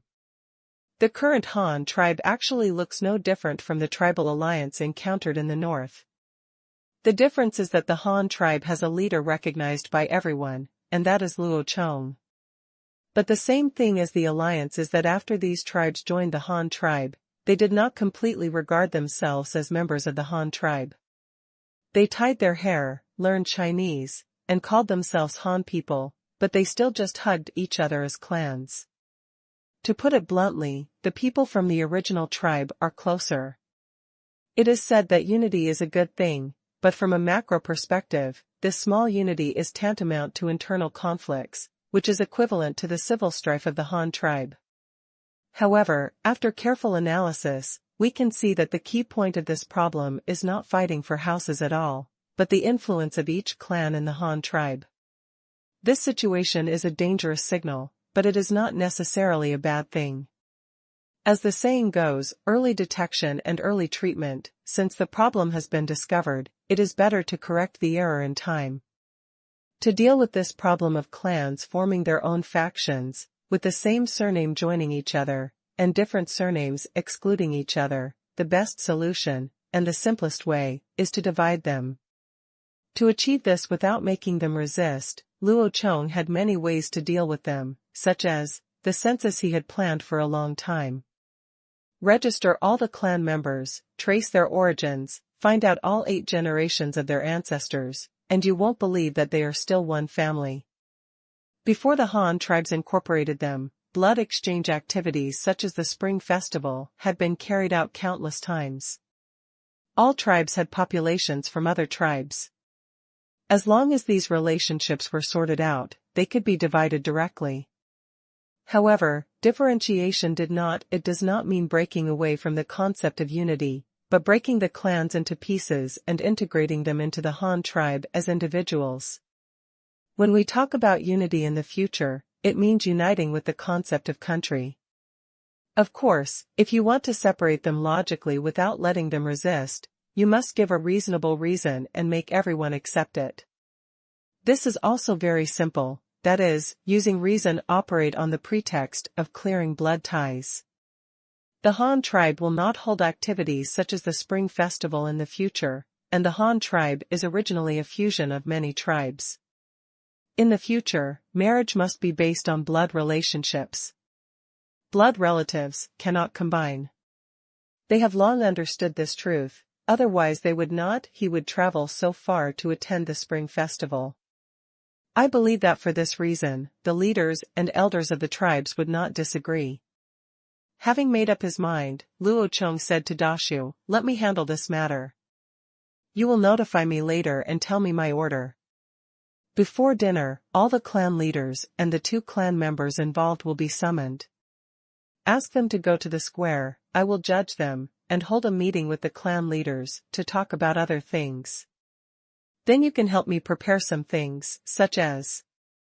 Luo Chong arranged detailed preparations for Dashu, and Dashu kept nodding. After a while, Dashu also left happily, and Luo Chong took out the pen and ink he brought this time, and started right in the house. In order to complete this population census plan, the first thing Luo Chong thought of was a children's song, or nursery rhyme, that all Chinese people are familiar with. This is definitely not an exaggeration. Even in modern times, you can often hear it no matter where you go. Dad's father is called Grandpa, Dad's mother is called Grandma, mom's father is called grandpa, mom's mother is called grandma, uncle, aunt, uncle, etc. Luo Chong doesn't know who specifically created this brainwashing nursery rhyme, but he grew up listening to this nursery rhyme. As a nursery rhyme specifically designed to popularize human ethics and generation among children, this is definitely a good one. Of course, the most successful one is also suitable for use in the Han tribe. It is suitable for adults and children alike to use this to learn. Luo Chong quickly wrote this nursery rhyme on a piece of white paper, but it was slightly modified compared to the original version.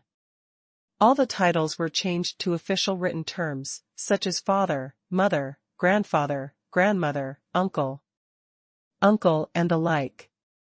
However, Luo Chong thought about it later and realized that the sung version of this song seemed not to be that high, so he wrote another spoken version, which directly became the spoken version for his father, mother, grandparents, uncles. In addition to these two versions of nursery rhymes, Luo Chong also drew a blood relationship diagram, starting from grandparents, and descending in descending order, and then to father, mother, uncles and aunts, using all the generational relationships in the nursery rhymes. Use this picture to express it clearly, and mark the corresponding title next to it, so that when they are confused, they can look it up by themselves based on this picture.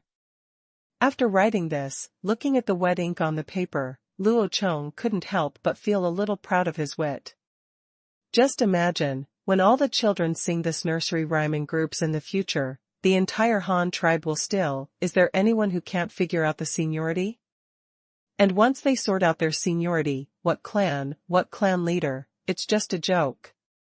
Apart from those direct blood relatives, the only ones with the best relationship are the neighbors.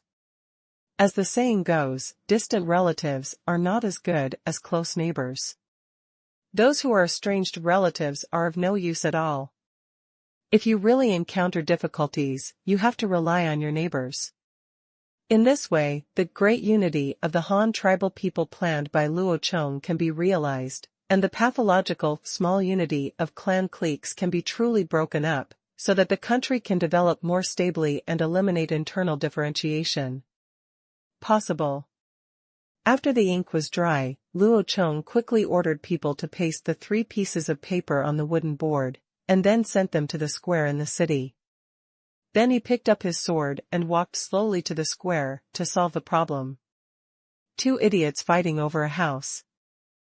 After inspecting the construction situation in the city along the way, Luo Chong quickly arrived at a pergola in the square in the city. At this time, those people summoned by Luo Chong had not yet arrived. Most of them still had construction work, but they were not excluded. Some people are afraid of being punished, so they deliberately delay time. However, Luo Chong has already told Dashu that if he doesn't get here before dinner at the latest, he will have the soldiers tie him up. Not long after, the first person to arrive was the leader of the Chai clan. Behind him were several women. The ingredients in his hands were exactly what Luo Chong had requested. Luo Chong thought for a moment and decided that it was just right. Let's cook a meal here, and wait until evening to eat with the group of clan leaders, and talk while eating. Under Luo Chong's command, the women processed the ingredients in an orderly manner, cooking the rice and chopping the vegetables. Luo Chong himself sat aside to give guidance from time to time, and at the same time he had to answer some questions from Chief Chai. Chief, what is this you wrote? Oh, this is a Chinese character. What it talks about is the blood relationship between tribesmen. This is why I called you all here today. I want to talk to you about the spouses of tribesmen in the future. After all, we are not what we used to be. The Spring Festival has no meaning to the Han tribe. The Han tribe is originally composed of many tribes. So as long as I follow the method I think of, the Han tribe's spouse issue can be solved internally. Solved, there is no need to go out to find women from other tribes. Luo Chong explained to Chief Chai. Oh, so that's it. I've been either building houses or going to the Ling tribe to teach them farming. I really haven't thought about this issue, but I also thought about it before agreeing to join the Han tribe. Chief Chai continued. Words. Oh? Then what did you think at the time? Let's talk about it and see if it works. Luo Chong asked with interest. Yes, leader, I thought at the time that there was more than one tribe joining the Han tribe. After those tribes became clans, they could also hold an event similar to the Spring Festival in the Han tribe. The tribesmen could distinguish and choose themselves in the form of clans. Spouse. Chief Chai replied. Well, the method you mentioned is no different from the previous spring meeting. It just changed the name. The tribe was replaced by a clan, and the spring meeting became another meeting. There is no difference in essence. Luo Chong shook his head and said. But we have done this before. Isn't this bad? Chief Chai asked in confusion. So, this is why I came to you. You don't understand what blood relations are at all. Those tribes are born with disabilities, or two people can't have children together, or they are born with low intelligence, and have children easily. Getting sick, not being able to raise well, often dying young, these problems may be caused by blood relationship, so I want you to understand blood relationship and follow its rules, instead of picking people directly when you don't understand anything, rather than picking people randomly when you don't understand anything. This may cause something wrong, Luo Chong explained. Oh? It turns out that these things are caused by blood. We always thought that this was a curse from the gods, bringing disasters to every tribe. If the leader really has a way to solve these problems, I will definitely cooperate with the leader. Action. Chief Chai immediately expressed his stance. Well, as long as you have this heart, we can talk about the rest until the clan leaders arrive in the evening. Luo Chong put an end to the conversation between the two, and Chief Chai began to prepare for the deal with the Ling tribe. The two sides were not far apart. If they used a bamboo raft to go back and forth, they could walk back and forth every day, especially the lotus root. Vegetables like this need to be delivered once a day to keep them fresh. Time passed by, and the sun quickly set to the west. The setting sun released thousands of sunset glows, turning the entire sky red, indicating that it would be good weather tomorrow. People who had been working outside for a day also returned home one after another.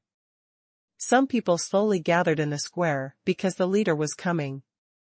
They all came to watch the leader. Many people were not familiar with Luo Chong. They looked at him from a distance and barely said a word to the leader. At this moment, Luo Chong's real body was here. How could they give up this good opportunity to watch and eat melon? Soon, Dashu also came over with a group of people. Among them, Luo Chong, who was the leader of the clan, all knew him. After all, they had eaten together before, but the remaining two strangers with bruises and swollen faces did not know each other. But there is no need to ask, there is no doubt that he must be the instigator of the two incidents. Leader. Leader. Well, everyone, sit down. I'll deal with the two of them in a while, and then I'll tell you something else.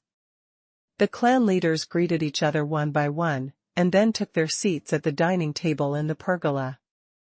Only two guys were left standing timidly in front of Luo Chong with their heads lowered. Moreover, Luo Chong also noticed that among the crowd of onlookers, there were dozens of guys with bruises on their bodies. They were probably members of their tribe with the same surname. At this time, they were gathering in the crowd, seemingly. They wanted to use this method to support their clansmen, and at the same time they also wanted to see how Luo Chong would punish them. Luo Chong nodded to Shu De and Dashu beside him, signaling them to start. Dashu also took the lead in asking questions. Tell me, what are your names, why are you fighting, and who made the move first? Don't you want the leader to make the decision? The leader is here now, and he must be able to take care of your business. While Dashu asked the two of them questions, he looked at the Bear clan chief and the Thorn clan chief next to him with a nonchalant look. The second half of the words seemed to be deliberately spoken to the two of them. The two of them rolled their eyes in anger, but since Luo Chong was here and the evil star Shuda was there, they snorted secretly and did not dare to speak. "Chief, my name is Jingyu. My name is Xiong Kaishan. Did he grab that house from me first, or did he do it first?" The two of them pointed at each other and said, and up to now they are still tit for tat, without understanding the situation at all. Bang! Tell them one by one why they have to fight for that house, and tell them their reasons. Luo Chong suddenly picked up his sword and slapped the table. The bang made the two of them tremble, and they didn't dare to speak for a while. "Chief, I want the house at the entrance of the alley. The reason is this." After a brief silence, the two people quickly spoke and told their reasons. In fact, the matter was not too complicated. Jingyu is 17 years old this year. He has 5 children with 2 women at home, but in fact, one of them is not his. The Thorn tribe was not a particularly wealthy tribe, so every year at the spring festival, each boy was given at most one woman. Jingyu was no exception. He originally only had one woman, but she was lucky enough to give him 3 children. A child, and the other woman should be considered his sister-in-law, to be precise. His brother died early. He accidentally fell to death while climbing a tree, leaving only a woman and a child. However, in primitive tribes, women who have the ability to continue to have children will never be single. Originally, life is difficult enough, and if efforts are not made to reproduce the population, genocide is not impossible. So Jingyu's sister-in-law followed him with her child and gave birth to another child. This is how his 2 women and 5 children came about. Of course, this is nothing rare. There are similar ones in every tribe. Existence. However, I don't know if this guy took drugs. After moving to the new urban area of the Han tribe, his 2 women became pregnant again. Now 4 months have passed, and the 2 women's bodies are becoming more and more inconvenient. I can only take care of myself, the 5 children at home, and do some simple chores.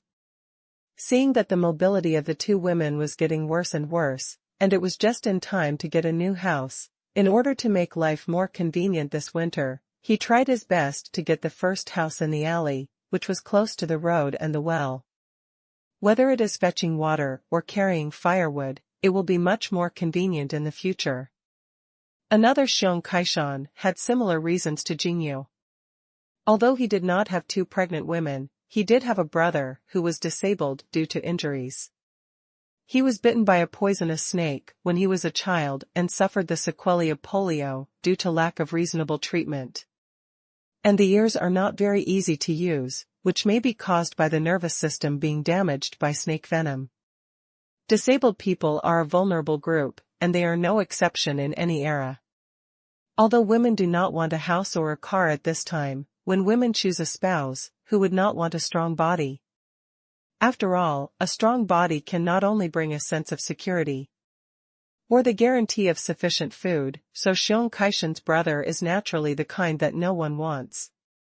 But Xiong Kaishan himself attaches great importance to friendship, and this is also the reason why he was often taken care of by his brother when he was a child.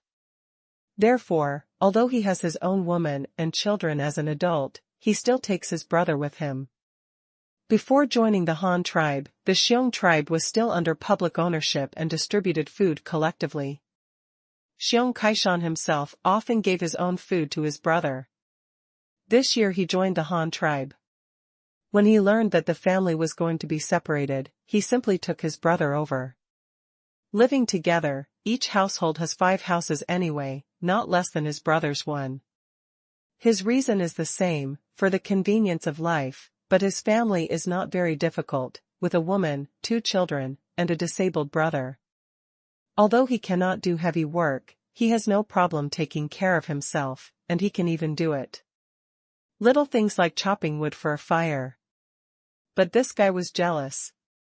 He was jealous that Jingyu had so many women and children.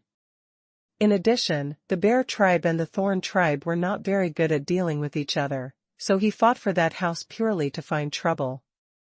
After understanding the matter, Luo Chong also made a judgment. Both of them were not bad people in essence. One took over his sister-in-law and raised the children for his dead brother. The other valued friendship and was unwilling to abandon his disabled brother. If this was born, would a malicious person do this? Of course not. But obviously Xiong Kaishan's reasons are not that good. He said that he wanted to fight for the house, to take care of his brother. However, his brother is clearly capable of taking care of himself and does not need special care. On the contrary, he can even help him a little. And then thinking about the attitudes of the two clan chiefs, it was clearly caused by the old grudges between the two tribes. Luo Chong didn't want to care about their previous troubles, but now that he had joined the Han tribe, he had the final say, so he made a decision quickly. Xiong Kaishan, you are fighting for a house with your fellow clan members due to an old grudge between your clans. Not only did you not help your fellow clan members when they were in trouble, but you ignored the friendship of your clan members and obstructed them. Now I'm going to punish you by flogging you 10 times. Do you have any excuse? Luo Chong said stiffly. Face pronounced the verdict. Chief, Xiong Kaishan was about to say that he and Jingyu were not of the same race, but when he thought that they had all joined the Han tribe, he held back what he was about to say, and then asked again after holding back for a long time. Chief, I admit my mistake, but what is that flogging? Well, that's it, slap your back 10 times. Do you have any questions? Luo Chong pouted at the rat next to him, and saw that this guy was very cooperative and took out a bamboo stick as thick as his little finger. Of course, in order not to beat the person to death and leave as little trauma as possible, Luo Chong used round thin bamboo branches, not split bamboo sticks, otherwise the skin and flesh will be ripped open if you pull them up at once. Xiong Kaishan grinned secretly. He probably knew how painful it was to hit someone with this thing. However, the leader did not drive him out of the tribe, nor did he deduct his material distribution. He thought about the new houses that had just been built and what he was doing now. It was a hard-earned life, but he decided to accept the punishment. Oh, then I admit my mistake. I am willing to be punished. Chief, please beat me. Xiong Kaishan gritted his teeth and said. Don't worry, there's more. Luo Chong waved his hand and said. Ah? What else? Jingyu, Xiong Kaishan, because of your personal conflicts, you two caused a fight among the same clan and destroyed the unity within the clan. It is of a bad nature. I will now punish each of you with 10 floggings. Do you two have anything to say? Luo Chong said no. He continued calmly. 10 more times, how many times is that? Xiong Kaishan asked in confusion. 10 plus 10 is, of course, 20. You are 20, and Jingyu is 10. Do you have any questions? Luo Chong asked with a frown. No, I accept the punishment. Xiong Kaishan originally thought that the leader would punish him this time, but he didn't expect that Jingyu would also be beaten. Although he still received more punishment, he regained his balance in an instant. At least the leader was fair. Chief, I admit my mistake and am willing to be punished, but that house? Jingyu also asked. Your family has a large population, the children are still small, and the woman is pregnant and has difficulty moving. The reason for wanting a house is correct, so the house is given to you. But this does not mean that you fight with others and gather together. It's a reason for fighting among the same race, so you are also at fault and will be punished. Is there any problem? No problem, I'm willing to admit my mistake and be punished. Although Jingyu was also sentenced to 10 lashes, he felt that what the leader did was right. If there was a mistake, it was a mistake. It had nothing to do with the reason. If you made a mistake, you would be punished. Moreover, the leader even moved the house near the entrance of the alley. The verdict was awarded to him, and he became even more convinced. The two people admitted their mistakes and prepared to be punished, but Luo Chong was not done yet. This belated punishment made their balls ache, just like wiping a cotton ball before an injection. They knew they would suffer this punishment sooner or later, but their nerves were broken. It's been a long time, but the needle still won't come out. The feeling is worse than a direct beating. Clan Chief Jing, where is Chief Xiong? Luo Chong asked immediately. The two clan leaders were sitting at the table next to Luo Chong. When they suddenly heard Luo Chong calling them, they couldn't help but feel. Is this their business? Leader. Chief. Although they were confused, the two of them quickly stood in front. As the clan leaders, you two did not stop the private fights among the clan members, but instead encouraged the clan fights within the clan and affected the unity of the tribe. As the clan leaders, your nature is even worse. Do you know the seriousness of this matter? Have you forgotten the reason why you joined the Han tribe in the first place? Only when everyone contributes their own strength to the tribe and the tribesmen are closely united can we protect our tribe and stop any enemy attacks and killings. But what did you two do? Provoking infighting among the tribe and destroying the unity of the tribe, we have only lived a peaceful life for a few days. The enemy has just been defeated for a few days. Now the team I sent to search for the place where the cannibals live has not returned yet, and in order to find traces of the enemy, they people have died on the road. Do you know that they are all our relatives? Are you two worthy of the sacrifices they made for the tribe? Luo Chong's questioning and scolding immediately frightened the two clan leaders. They were just gathering for a fight. Unexpectedly, Luo Chong actually made such a big statement, and it seemed that it was what he said. The two of them really didn't realize the seriousness of this matter. At this time, after listening to Luo Chong's heartbreaking condemnation, I suddenly felt guilty. It was true that my life had been too stable these days, and I didn't even have to worry about hunting. I actually forgot that the enemy had not been completely eliminated. Chief, we know we were wrong, you should punish us too. The two clan leaders admitted their mistake in unison.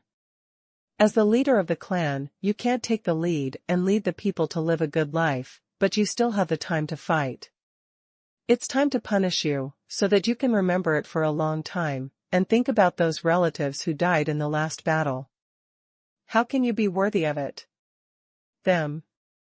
If the clan leader commits a crime, he will be punished by 1 level, and each person will be flogged 20 times. Do you have anything to say? Luo Chong said, patting the table. No, we are willing to be punished. The two clan leaders immediately bowed their heads and confessed. Well, then let's carry out the execution. It's here so that other tribesmen can take a warning.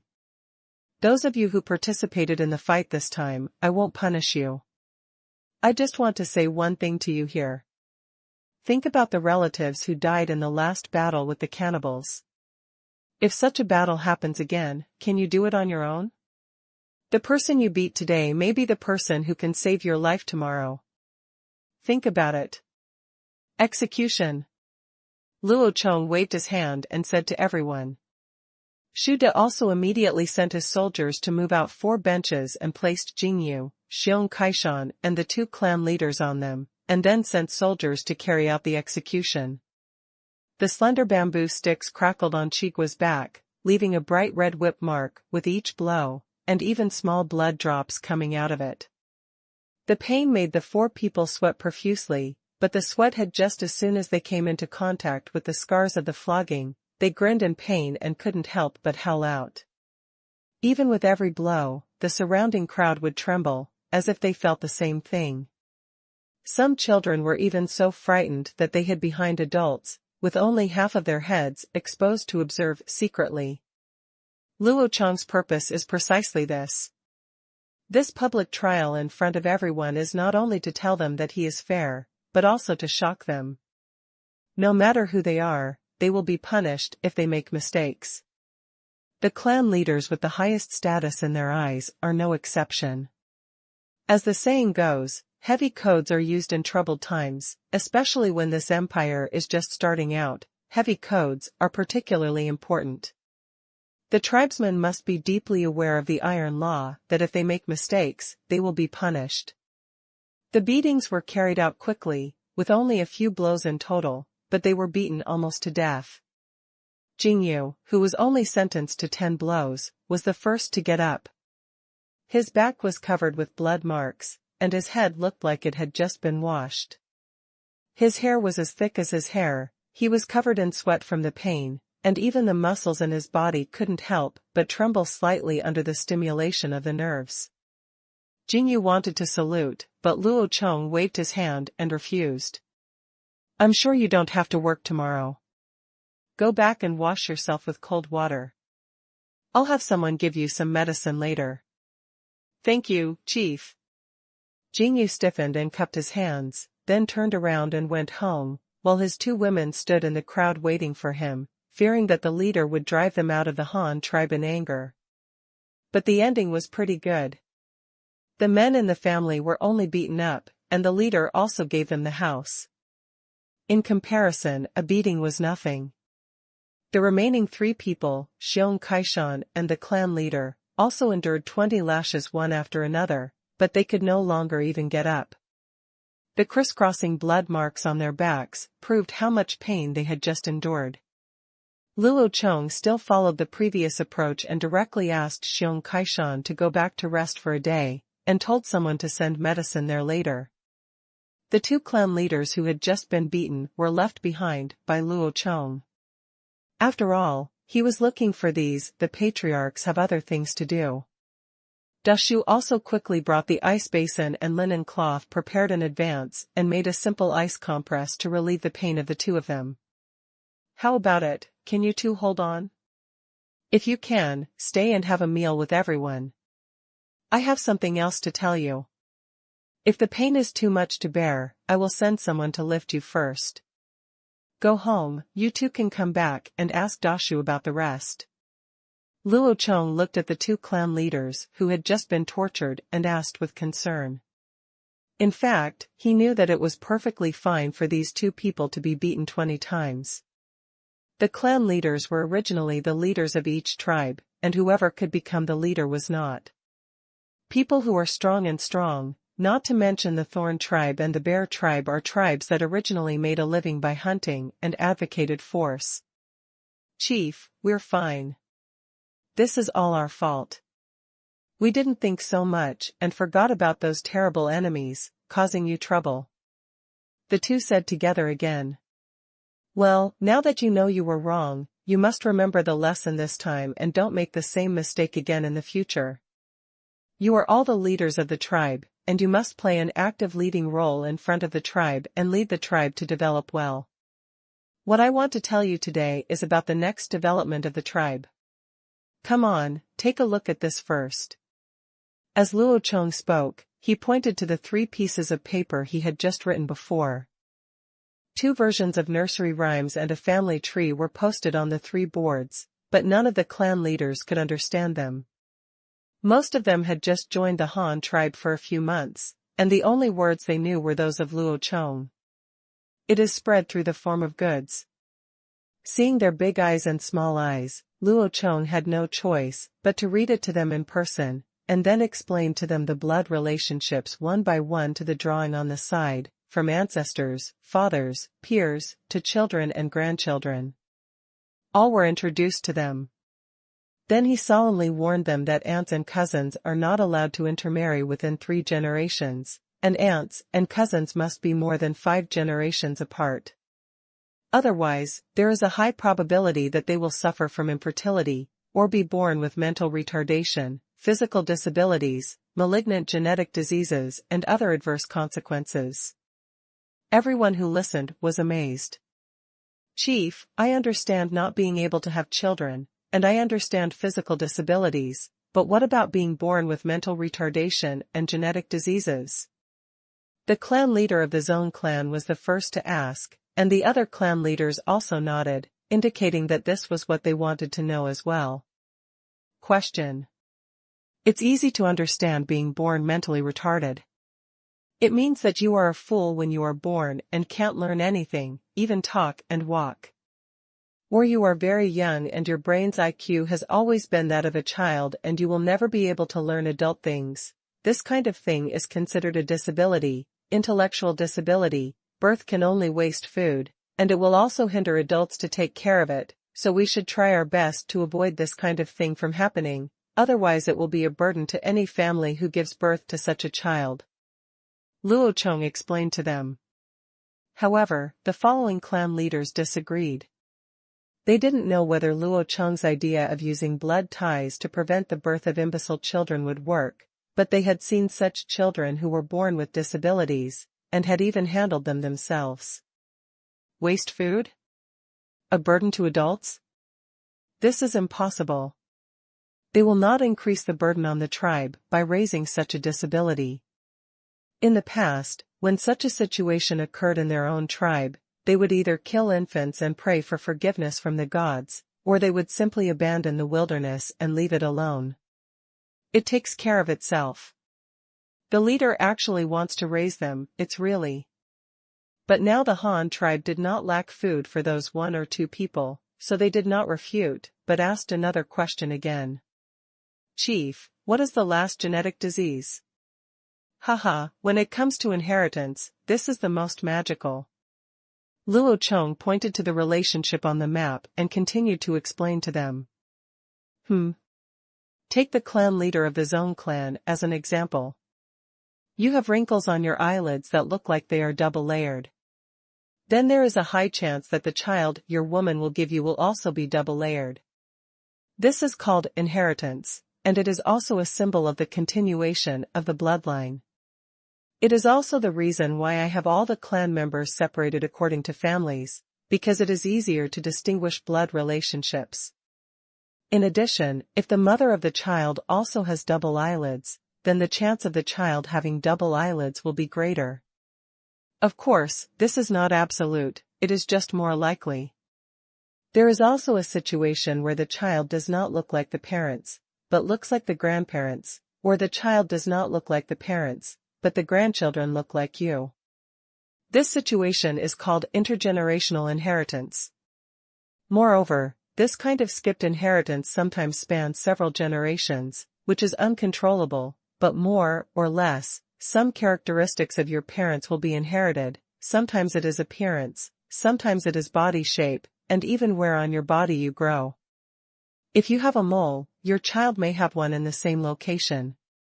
However, although this kind of inheritance is a symbol of bloodline continuation, it can sometimes cause trouble.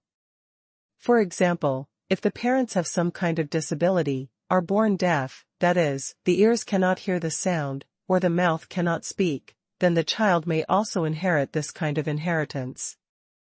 Disability, not only disability, but also serious diseases can be inherited. You know, bad diseases are some diseases that are difficult to cure. Sometimes this kind of situation may not be noticeable in the first generation, and it becomes passed on from generation to generation, or it may remain hidden for many generations after that. However, if it is inbreeding, this kind of evil disease of the elders is likely to appear on the next generation. Generally speaking, inbreeding will turn recessive genes, recessive inheritance, into dominant inheritance, which means that people can see it. Luo Chong originally wanted to say it was about genes, but when he remembered that they didn't understand, he had to change his explanation. Of course, although they don't understand it now, it won't necessarily be the case for the next generation. Luo Chong has planned to incorporate the genetic inheritance of junior high school creatures in previous lives into the textbook. This is also to popularize science among all tribesmen and make them aware of the dangers of inbreeding. Can you all understand what I'm saying? Luo Chong looked at the crowd. Some people suddenly realized it, some were confused, and some had expressions of admiration. I wonder if they can understand such hardcore genetics. How many? Well, I understand. What the leader said is right. My children look very much like me. Some of them even look like their mothers. They also have the intergenerational inheritance that the leader just mentioned. They look very similar to my dead father. Like, this should be the blood inheritance that the leader said, the leader of the Hu clan said first. Well, I understood after hearing what Chief Hu said. There is a black spot on my arm, which is the mole that the leader mentioned. My child also has one on the same spot on his arm. This inheritance is really evil. Chief Ao said. He also said immediately. Yes, this is heredity, but heredity will not tell you whether you are good or bad. It only inherits advantages and not disadvantages. If your parents and elders have diseases, they will also be inherited, and this situation occurs most during inbreeding. So you all understand what I mean. Luo Chong nodded and said to them. With these people speaking out, I believe they can quickly understand the relationship. Well, we all understand the relationship that the leader mentioned, but what should we do if the tribe members who have just grown up will find a spouse in the future to know whether they are blood relatives? Moreover, there are so many people in our Han tribe now, and blood relationships are not easy to distinguish, right?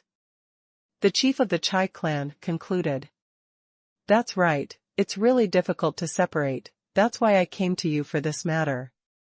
Before this winter, I plan to let all the tribesmen learn to identify relatives by generation, and let them sort out their blood relationships, because their parents and their children, no one knows better than themselves. After a generation, when I have nothing to do in winter, I will organize a census of the entire clan to register everyone's identity and determine their blood relationship. Luo Chong said the ultimate purpose of this time. Is it too difficult to learn all these Chinese characters? Isn't it impossible for all the clan members to learn them before winter? All the clan leaders showed surprised expressions. Haha, of course this is possible, because this is what I said, it will definitely come true, but you don't need your cooperation in this aspect. I have other arrangements for you. Luo Chong said with great confidence. What's the arrangement? Asked the leader of the Gu clan. Well, you also understand the census I just mentioned, but you also said that the Han tribe now has such a large population, it is definitely not something that one or two people can do, and they must be able to write. Only talents can record, so I am going to gather a group of people and teach them how to write.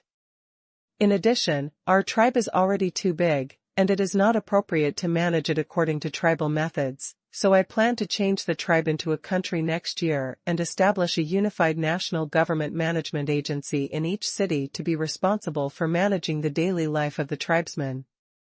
Life, okay, that's it. If you don't understand anything, you can ask now, and I will answer it for you. Luo Chong picked up a piece of cold lotus root slices and said while eating. All the clan leaders stared with big eyes, as if they were trying hard to digest what Luo Chong just said. There were too many new words in the words just now, and they felt more complicated than the blood inheritance mentioned before. Soon, people started asking questions. Chief, do we patriarchs have to learn to write? Patriarch sure asked first. Not necessarily. This is not mandatory. If you want to learn it, you can learn it. If you don't want to learn it, don't learn it. But there is one thing. People who cannot write can no longer continue to manage the tribe in the future and must accept the management of the government. In addition, you are not the only ones who are learning to write.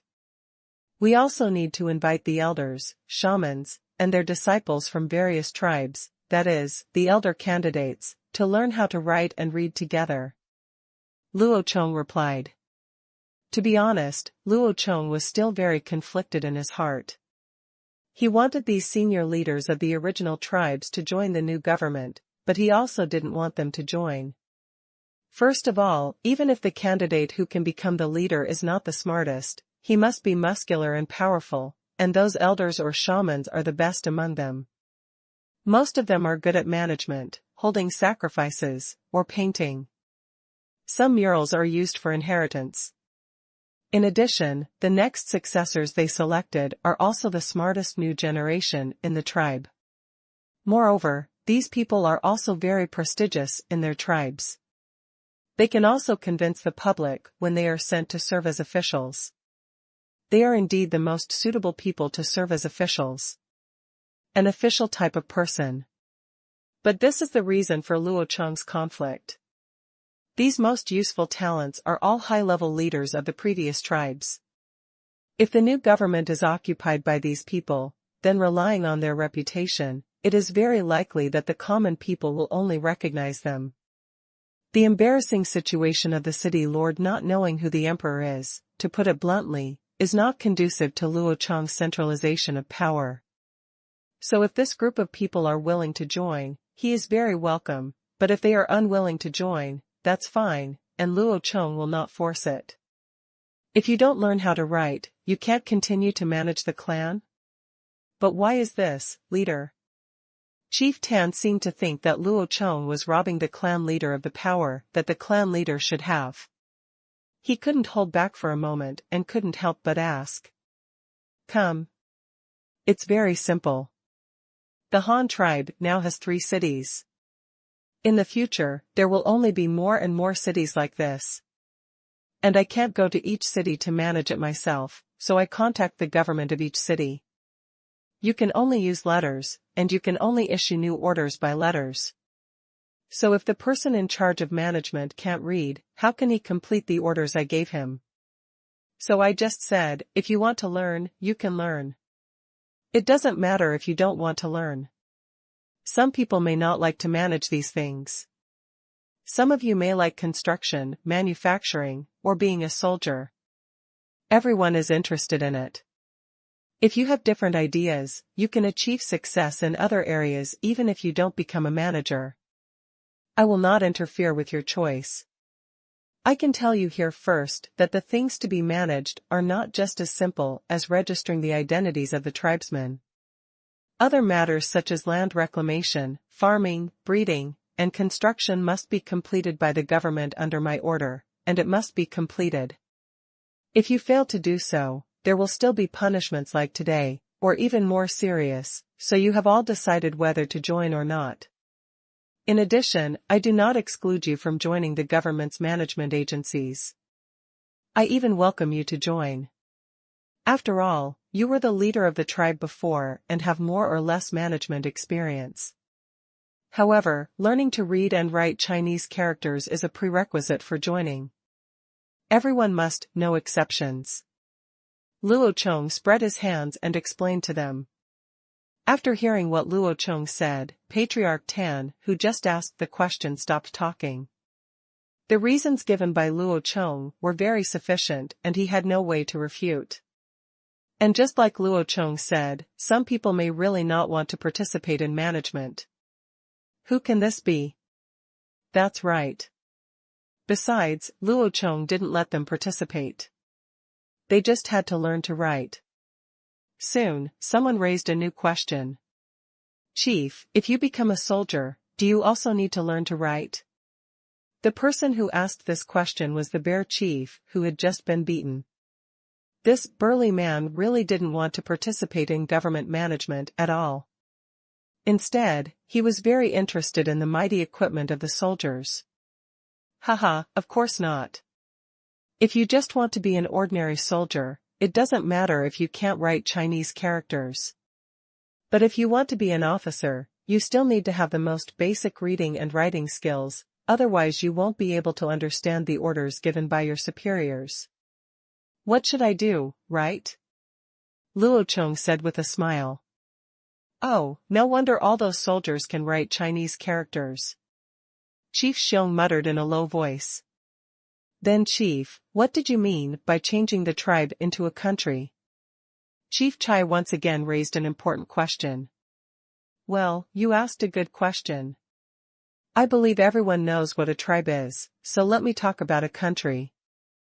A country is also made up of people from the same ethnic group, but compared to tribes, there are more people in the country.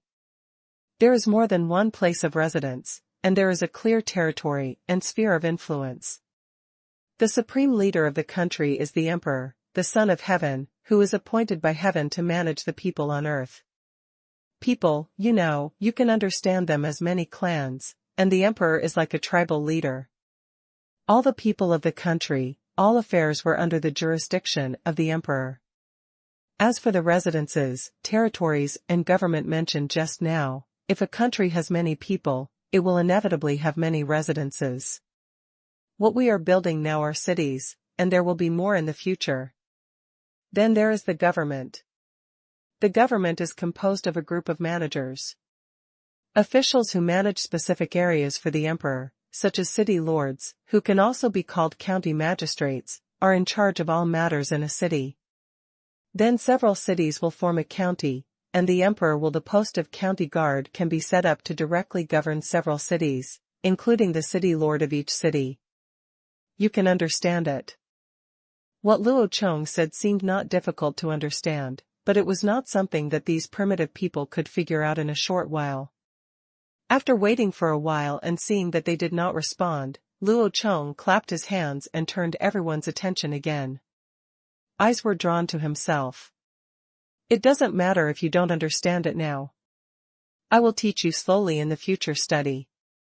What you have to do now is to think about your future life, whether to become a government manager or do something else.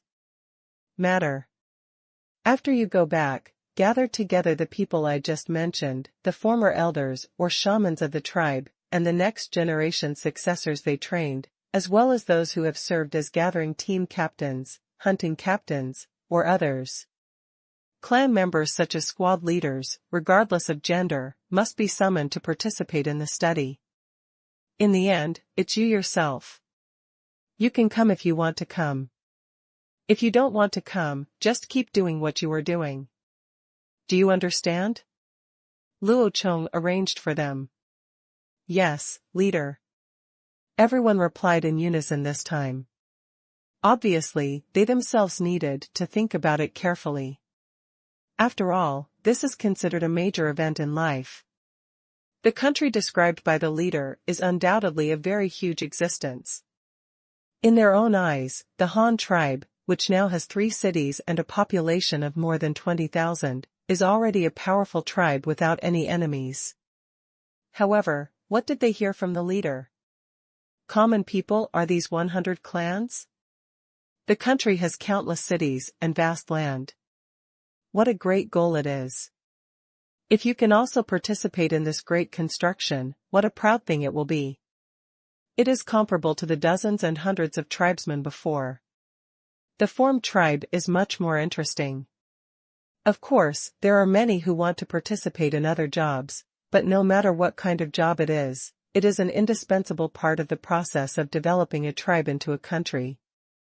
In other words, even if they are not in a management position, they can still participate, come and build this great country.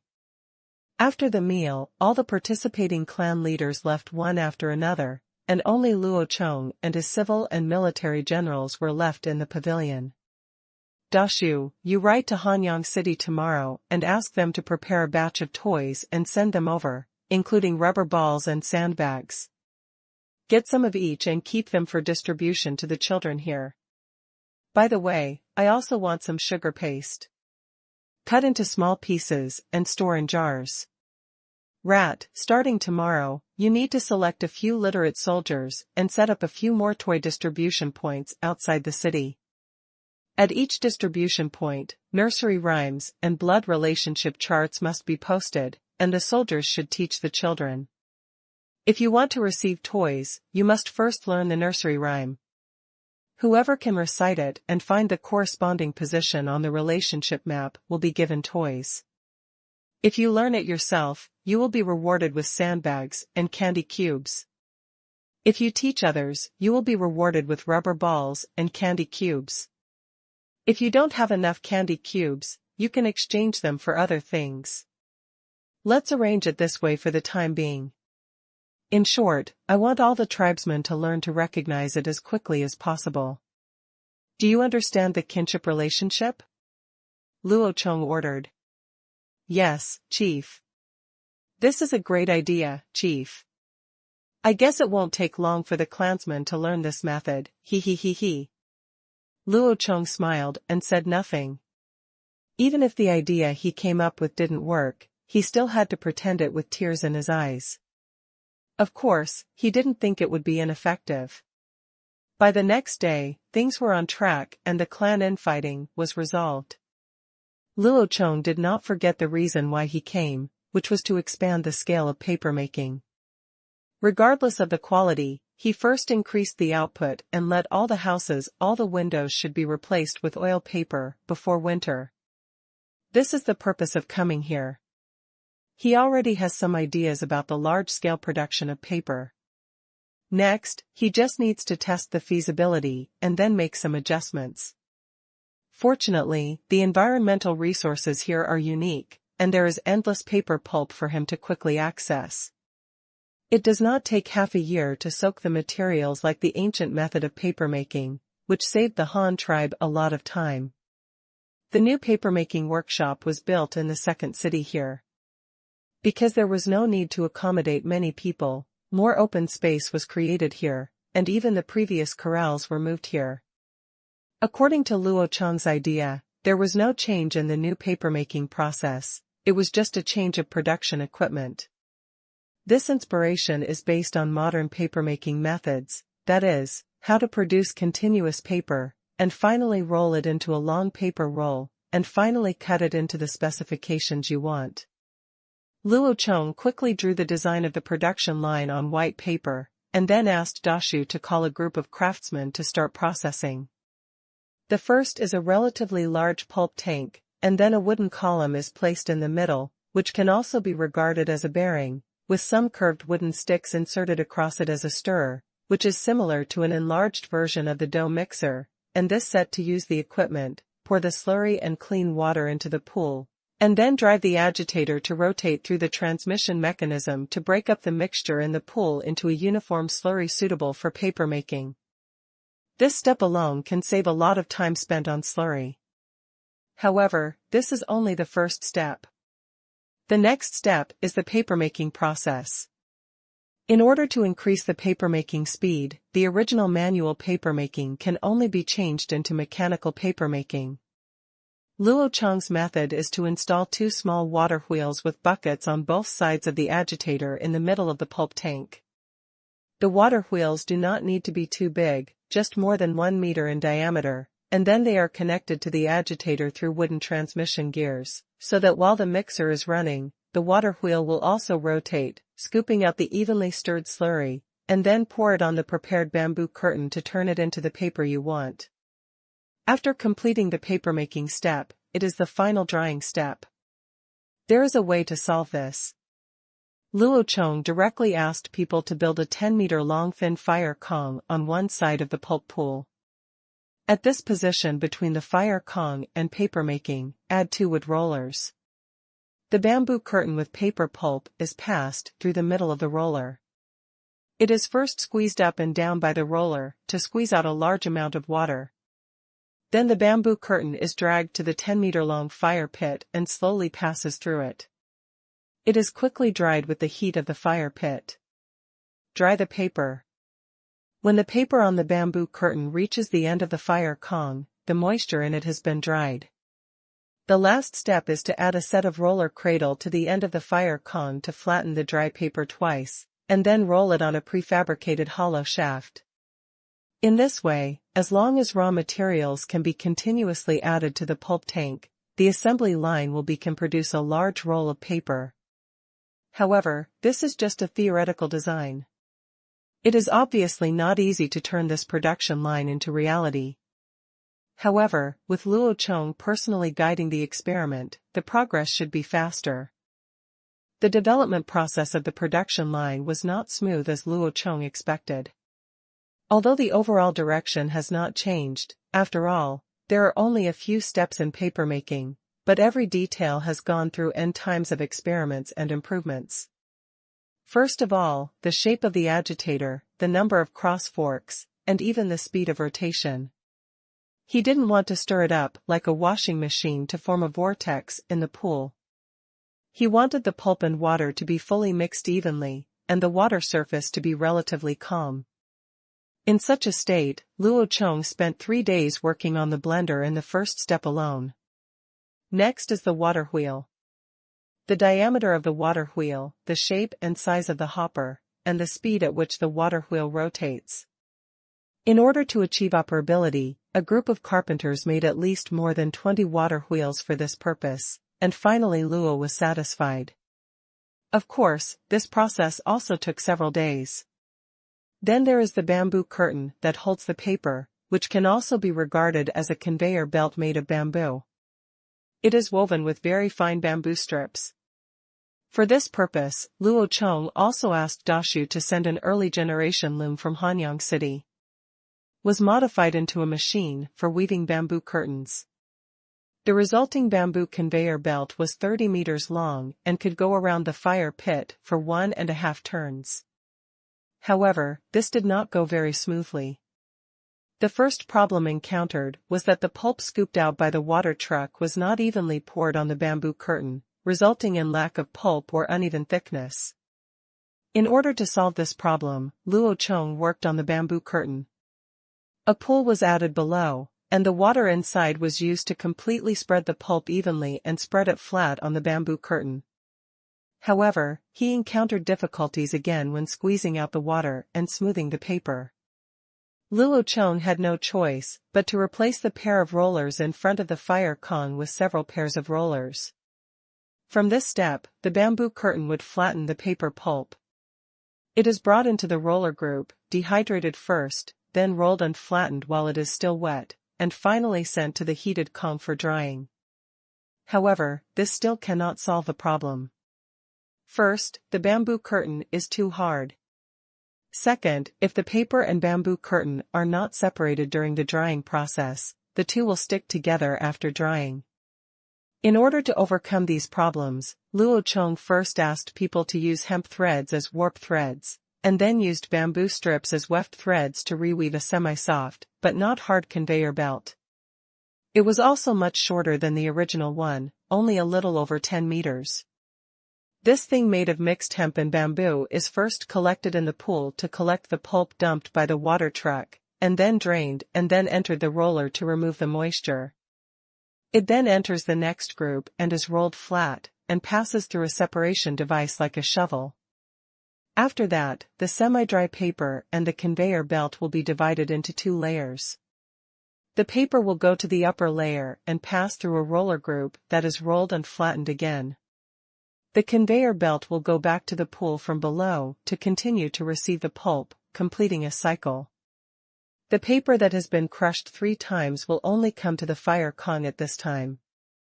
In order to increase the drying speed of the paper, Luo Chong also asked the carpenter to set up a wooden insulating box of the same length on the fire Kong, which is buckled on the fire Kong like a cover. Used to increase the temperature of the upper layer of the heated Kong to make the heat loss slower. At this step, it can basically be said that the paper has been formed. In the end, only a cradle is needed to roll up the paper. It is the least technical link and it is a success immediately. However, just like this, the research and development of the entire assembly line is completed. After waiting for a month, when Luo Chong walked out of the workshop, he felt as if a day in the cave meant 1,000 years had passed in the world. Immediately use the data of this set of equipment to create 9 more identical production lines. The Han tribe needs a lot of paper, so you have to be fast. Luo Chong said to Dashu who was following him. At this moment, a ball was kicked in front of Luo Chong, and he couldn't help but look in the direction where the ball was kicked. There was a child looking at him timidly, as if he wanted to come over and ask for the ball, but he didn't dare. Look. Luo Chong smiled, kicked the ball back with his foot, and asked the big tree next to him. It seems that the method I mentioned has worked. Some children are already playing with the ball. Yes, I told you that the leader's idea was a good one. It's exactly what the leader thought. These children have nothing to play with. Now that they have fun toys, who wouldn't want them? My father's father is called Grandpa, and my father's mother is called Grandma. The two were walking together when suddenly a group of children ran past singing nursery rhymes. They were holding sandbags in their hands, chasing a football, and couldn't put down their new toys. There is no need to explain too much at this time. No amount of boasting is as real as the facts before you. How are those adults studying? Luo Chong asked again. Adults have to work and don't have much time to study. But now children all over the city sing this nursery rhyme every day. They can't even think about it or not. Even if they don't learn it, they can almost memorize it. Well, what does the leader call this? Brainwashing. Luo Chong reminded with an unknown smile on his lips. Yes, it's just brainwashing. The leader's brainwashing is so powerful. I think all the clan members will learn it in less than autumn. Dashu said while giving Luo Chong a thumbs up, as if this is what the leader means when he expresses his power. Well, I think it's almost the same. Now that the paper production line is completed, the Han tribe's white paper production will definitely increase sharply. In this way, besides filling the windows, the paper can also be used for other things, such as registering population registration. There is no paper or even a place to write down. Fortunately, this problem has been solved now.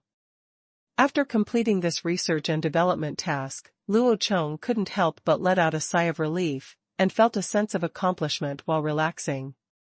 This set of production equipment designed by the leader is also very powerful. Compared with the original handmade papermaking, manual dehydration and manual drying are much faster. Only 6 people are needed on a production line to produce large paper as thick as 3 buckets a day. It doesn't take 3 or 4 strong men to move it, so don't worry, leader, I will definitely urge them to complete the manufacturing task of the new production line as soon as possible. Dashu couldn't help but promise from the side. Well, you are doing things safely. I can rest assured that I will leave it to you. Tell me about what happened recently. I don't know anything new. The two of them were walking around the city while discussing recent events. While the leader was working on the production line, some more tribes joined the Han tribe. Nothing else is special, but there are 2 tribes that are really special. Oh? Tell me about it? One of the tribes we are familiar with is the Luo tribe that breeds spotted pigs. I only found out a few days ago that their leader actually brought people to work with us. Just a few days ago, when I was about to go back, Ju, the leader of the Luo tribe, asked me to join regarding the affairs of the Han tribe and their willingness to bring all the spotted pigs over. I agreed at the time. Considering the importance of the spotted pigs, I also asked Shuda to send a team of soldiers to follow them to be responsible for escorting them. Speaking of business, Dashu immediately reported the report seriously. Oh? This is really good news. You have done a good job.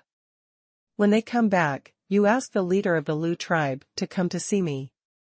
By the way, where is the other special tribe?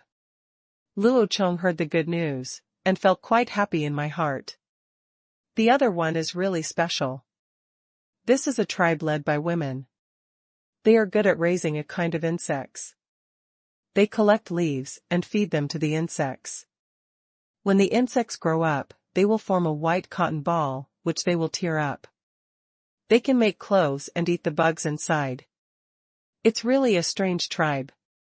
Oh, by the way, they are named after the tree that bugs like to eat, and they call it the mulberry tribe. Raise insects, make cotton balls, and make clothes? Luo Chong said in surprise. Yes, they still eat bugs. By the way, they want to join our Han tribe, but they are still hesitant. I don't know whether to agree or not. Dashu replied. Why? Luo Chong asked, puzzled. Their female leader said that it is okay to join the Han tribe, but they cannot be prohibited from continuing to raise insects, and the chickens raised in our tribe will eat their insects. If these two problems cannot be solved, they cannot join the Han tribe. Dashu recalled. Insects are originally used to feed chickens, but it's okay to eat them occasionally. By the way, what do the men in their tribe usually do? It's impossible for the entire tribe to rely on eating worms. How many worms must there be? Enough to feed people. Luo Chong thought for a while and said. Their men also hunt, they can use bows and arrows, and they can also make traps, but they are very ordinary weapons, incomparable to ours. Dashu introduced. If a man hunts with a bow and arrow, the harvest should be pretty good. How can a woman be the leader? Luo Chong frowned and thought. It is said that this was an abnormal thing in primitive times.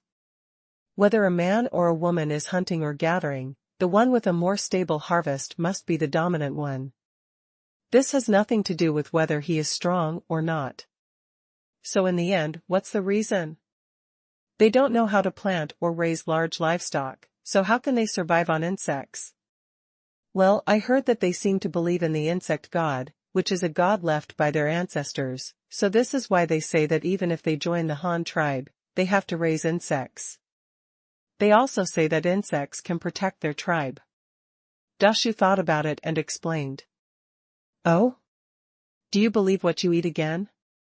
Pantheism is really popular. Luo Chong sighed inwardly.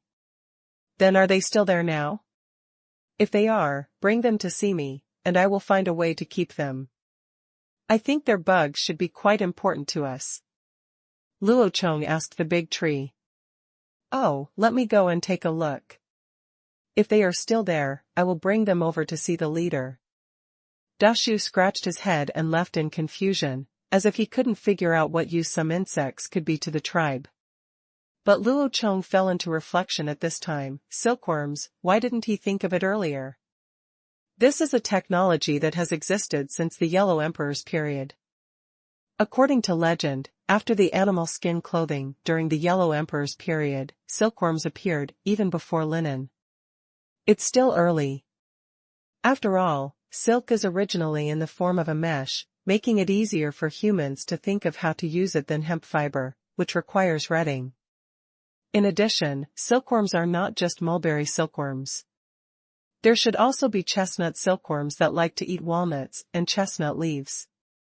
The previously tribe had a natural forest, and there might be a lot of chestnut silkworms, but the chestnut tribe only knows how to eat chestnuts, but has not lit up the technology tree for raising silkworms and making clothes. It is a pity. However, Luo Chong himself was also responsible. When he took over the Li tribe, he didn't think of it for a moment. It wasn't until the tribe that raised mulberry silkworms came to visit that he thought of the silk thing. But it cannot be said that this is wrong. After all, silk is not very practical in this era. It is far less practical than animal skins and linen. Even in modern times, it has been included in the category of luxury goods. From ancient times to the present, it has not been common people at the bottom. People who can afford it, that is, if modern life is better, can only buy a few silk clothes to wear. This is why Luo Chong subconsciously did not think about it. Although it is expensive, there are many benefits to raising mulberry silkworms. First of all, it adds a fiber that can be used for weaving. Silk can not only be used to weave silk fabrics, but can also be used to make fishing lines, surgical sutures, there are also facial masks and more. In addition, breeding mulberry silkworms can form a supporting co-culture model with other poultry and livestock breeding. For example, after the silkworms spin cocoons, the remaining silkworm pupae can be fed to chickens, or simply given to people for their own consumption. This has not yet evolved into the pupae of silkworm moths are just like cicada larvae that have not shed their shells. They have extremely high nutritional value and rich protein content. Not only can they be eaten by humans, but they can also be fed to chickens to improve their resistance and reduce the occurrence of chicken plague, which is the possibility of bird flu. In addition to silkworm pupae, the silkworm excrement produced during the breeding process of silkworms, that is, the leftover leaf residue, the excrement of silkworm babies, and the layers of skin shed by silkworm babies are all excellent feed for livestock. It doesn't matter if you feed it to chickens, pigs, fish, or even use it as fertilizer. Therefore, there are many benefits to raising silkworms.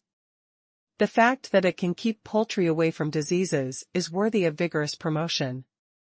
As for the method of raising silkworms, Luo Chong had never raised silkworms in his previous life, but he saw his female teacher raising silkworms. He still remembers the wind blowing that year, and it seemed that raising silkworms as pets suddenly became popular. During that time, the teacher Tian carries a carton of large white silkworms, which scares all the female students in the class to hide away. However, Luo Chong is naturally not afraid of bugs. He also heard the teacher talk about the history of silkworm farming in China, although he has not actually practiced it. I have done breeding before, but I still understand the theoretical knowledge of a few steps. In this way, while recalling the method of raising silkworms, Luo Chong returned to the yard that was used as a papermaking workshop. At this time, all the artificial equipment inside had been dismantled, and the original papermaking workers had also gone to the new papermaking workshop. Luo Chong came to the clean main house again and waited for a while to meet the pioneer of sericulture of this era. After a while, footsteps sounded outside the door, and then Dashu walked in with several women. "Chief, this is the leader of the same tribe, and the others are all her tribesmen." Dashu led a few people into the main room and introduced Luo Chong. At this moment, the scene seemed a little depressing for a moment. Both sides were sizing each other up. Several women looked at Luo Chong with big eyes and small eyes, and Luo Chong was also looking at them. These women are wearing the same silk clothes, but just like what they saw when they first went to weave the tribe, their leader is also wearing a robe like Shang, while the remaining 3 women are wearing short skirts and chest wraps. But when he saw their silk clothes for the first time, Luo Chong was stunned for a moment. He couldn't tell whether he was disappointed or happy, because their clothes were not made of silk fabrics, but silk floss stretched directly from silkworm cocoons. Products, to put it bluntly, are the technology trees of silk fabrics that they have not yet lit up. Luo Chong once heard a teacher say that this kind of thing is not made of complete silkworm cocoons, but is made of the pocket-shaped waste cocoons left behind after the silkworm chrysalis metamorphoses into a silkworm moth. It is soaked in water and stretched by hand. The made silk sheets are also a raw material used to make silk quilts. "Chief Han, I am Chiao, the leader of the Sang tribe," the middle-aged woman who led the group said in Chinese, with a strange pronunciation. She must have just learned Chinese. "Well, I heard that your tribe is good at raising a kind of insect that makes cotton balls. Have you brought this kind of insect here? Can you show it to me?" Luo Chong asked straight to the point. After hearing what Luo Chong said, Sancho was obviously stunned for a moment. He didn't know whether it was because he didn't understand or because he thought Luo Chong was too direct. He went straight to the topic. At this moment, a young woman standing behind her whispered something in her ear. The words Luo Chong couldn't understand. It seemed like the dialect of their own tribe. She should be translating for her. However, Dashu, who was standing next to Luo Chong, also came over and whispered a few words. "Chief," the one who spoke to her was translating. "That woman came to work with us very early, and then went back to bring their leader back. It seems that their leader has not been here for long." "Yeah." Luo Chong nodded understandingly. "It turns out that's what happened, but it's normal. He sent out unimportant people to explore the way first. Most tribesmen would do this. Chief Han, don't you mind letting us continue to raise insects?" This time it was Sancho who said it first, but it was not in Chinese, but in their unique dialect, but there was the young woman beside him. Simultaneous translation in Chinese solved the communication trouble. "Haha, don't mind. It's hard to say now, unless you can let me see the bug with my own eyes, but I think it's not a big problem, as long as it's not a harmful bug. Luo Chong was talking, but he was thinking in his heart, if raising silkworms is okay, as long as you don't suddenly bring out an 8-legged spider that can build webs, then we can talk about it no matter what. Sancho was very happy after hearing what Luo Chong said. It seems that this Han leader does not reject the beliefs and lifestyles of foreigners. This should be a leader with a broad mind and a broad mind. No wonder it is said that he can lead many tribes. Of course.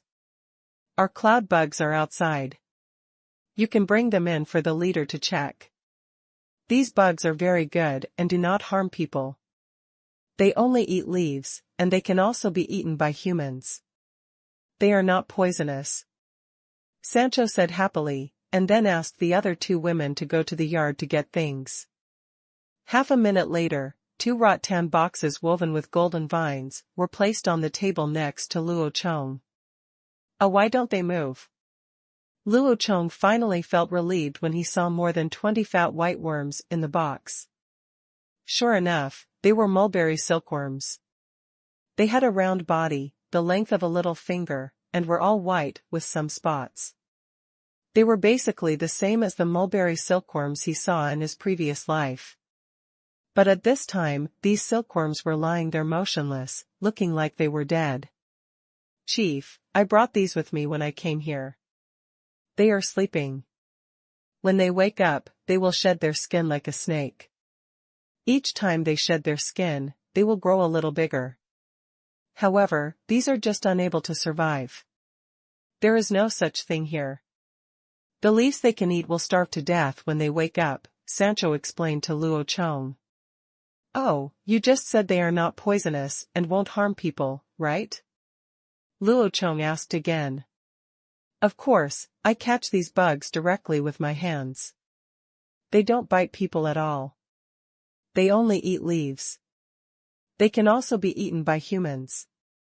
If you don't believe me, you can eat them directly as long as the heads are removed. As the middle-aged woman named Sancho spoke, she took out a fat white bug from the rattan box, bit off the bug's head with her front teeth and spit it out. Then she put the whole bug in her mouth and started chewing it. The insect slurry exploded between Sancho's teeth, making the tree swallow its saliva for a while, not sure if it was because of fear or greed. Luo Chong, MMP, you can eat it by removing the head, but what about the second half of the sentence? Crunchy, chicken-flavored, with 8 times the protein content of beef. Honestly, have you traveled through time? Have you ever watched a show called Wilderness Survival?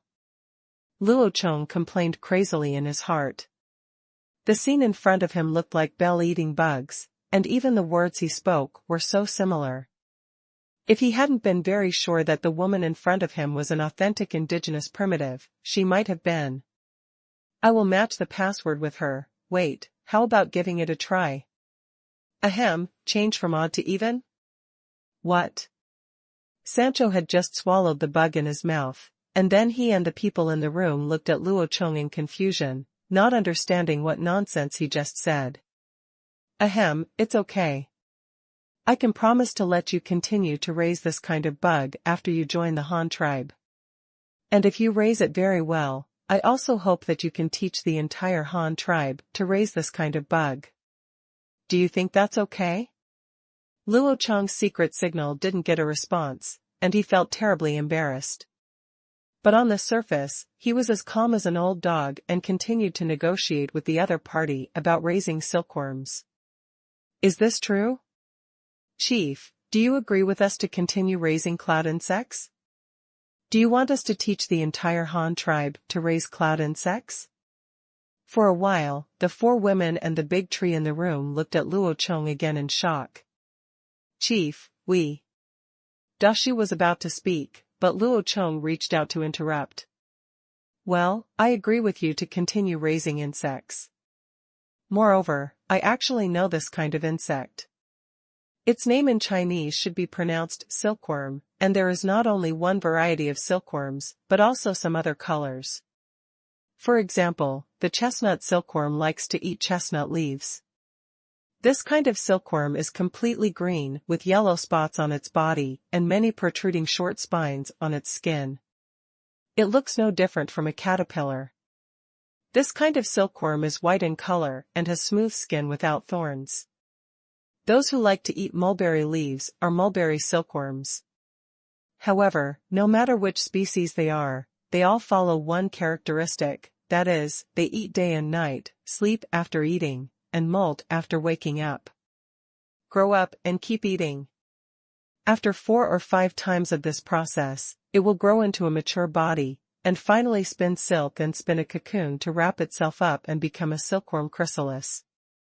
After another 3 or 4 days, they will bite open the cocoon layer and come out from the inside, turning into a silkworm. Moths with wings, but these moths don't live very long at all. They will quickly form partners and lay eggs, and then die immediately. They will wait until the next year's eggs hatch again to hatch new silkworms. What I said, that's right. The group of people all widened their eyes and looked at Luo Chong, who was talking in surprise. Chief of the Han tribe, how do you know so clearly? This is something that not all tribesmen in our same tribe know, but you were all right, as if you created it yourself. Sancho sighed. He said again in shock.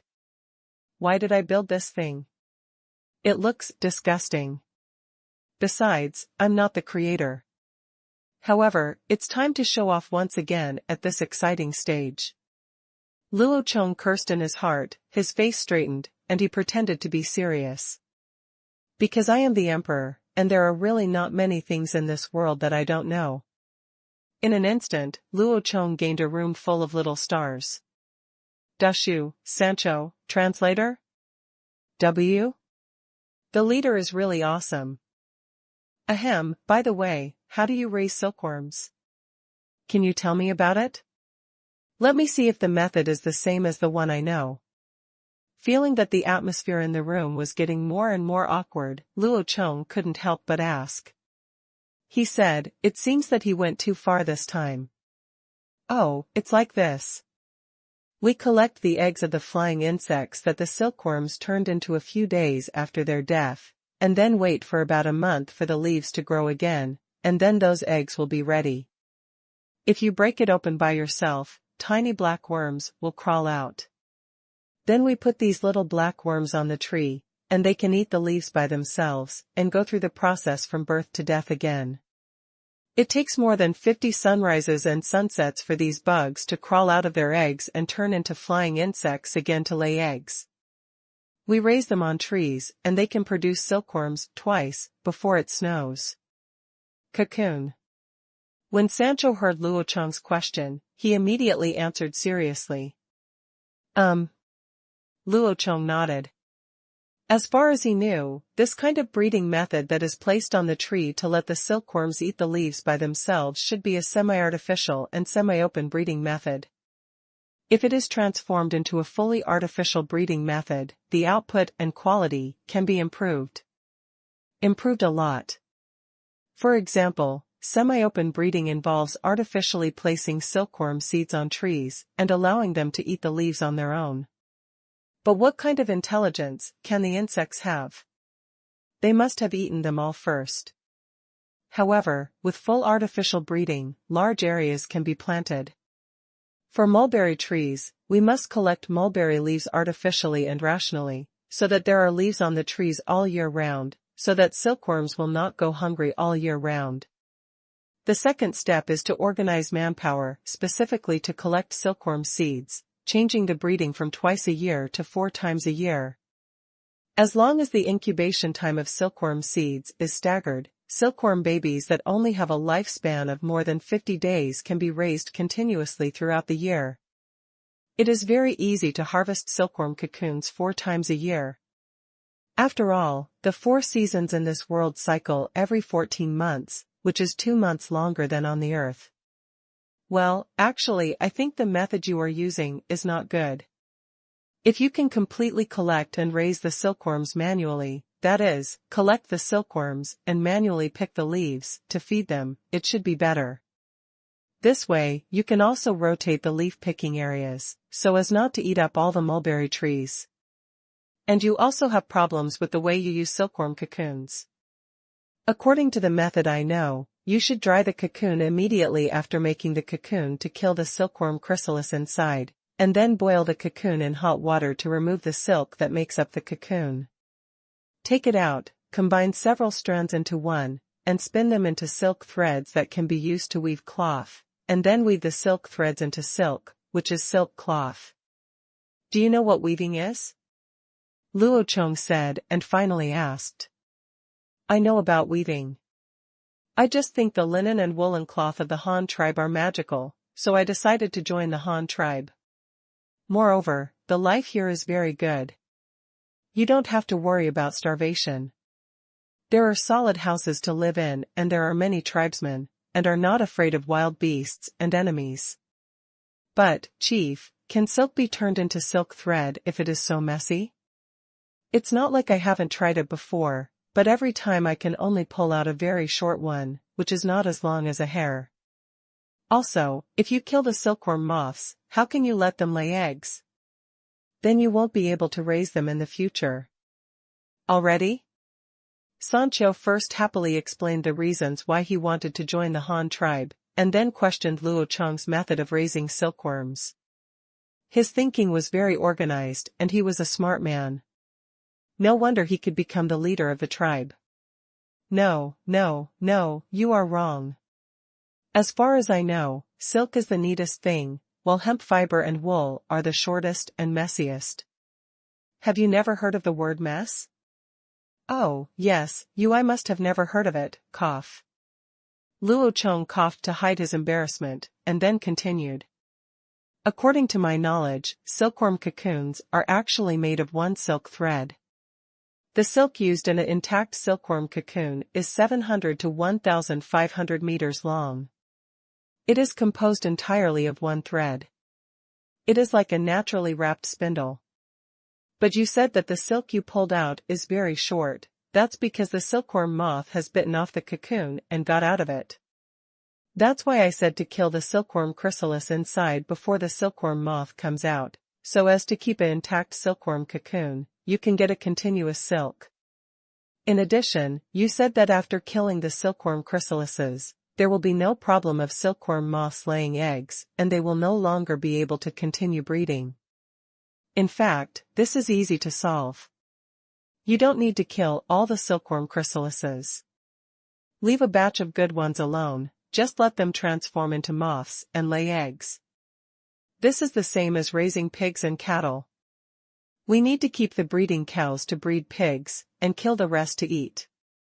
As long as there are seeds left, they can continue to reproduce. Luo Chong's eloquent explanation made Sancho and others' eyes light up. Yes, why didn't he think of it? No wonder the young man in front of him could become the leader of such a large tribe. He is really unmatched.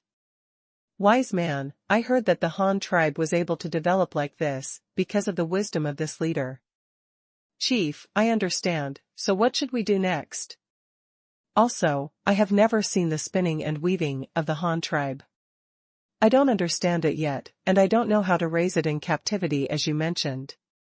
Sancho finally asked. This is a question. How many tribesmen are there in your tribe, and how many are with us now? In total, there are more than 170 people, and 28 of them are here now. Well, let's do this. You take a few people back first. There's no need to rush here. After all the cultivated silkworms in this batch lay eggs, you can bring over the cocoons and silkworm seeds. By the way, there are also mulberry tree seeds. Do you know what it is? Luo Chong arranged. I know. There are small red fruits on that tree, and there are seeds in the fruits. We have collected many of them. Sancho replied. Yes, that's it. That kind of fruit is called mulberry. Remember to bring seeds, mulberry seeds, silkworm seeds, cocoons, and people. As long as you bring these, you can discard the other useless ones. When you get here, the Han tribe will give them to you. You allocate new living supplies. Dashu, you need to arrange a team of people to go back with them. They will be responsible for the safety on the migration journey. They also need to help them relocate and bring some cattle and horses. After they are picked up, you don't need to station them here. They will be sent directly to Hanyang City. I will do it separately. Arrange. Luo Chong gave orders to the two of them in an orderly manner. Dashu also looked at Luo Chong. This was not the first time he had done such a thing. He naturally understood the meaning of the leader's words. The so-called protection and help were true, but at the same time it also means monitoring and urging. Once you agree, it is not easy to go back on it. I understand, Chief. I will go back tomorrow to arrange the relocation of the whole clan. However, aren't we moving here?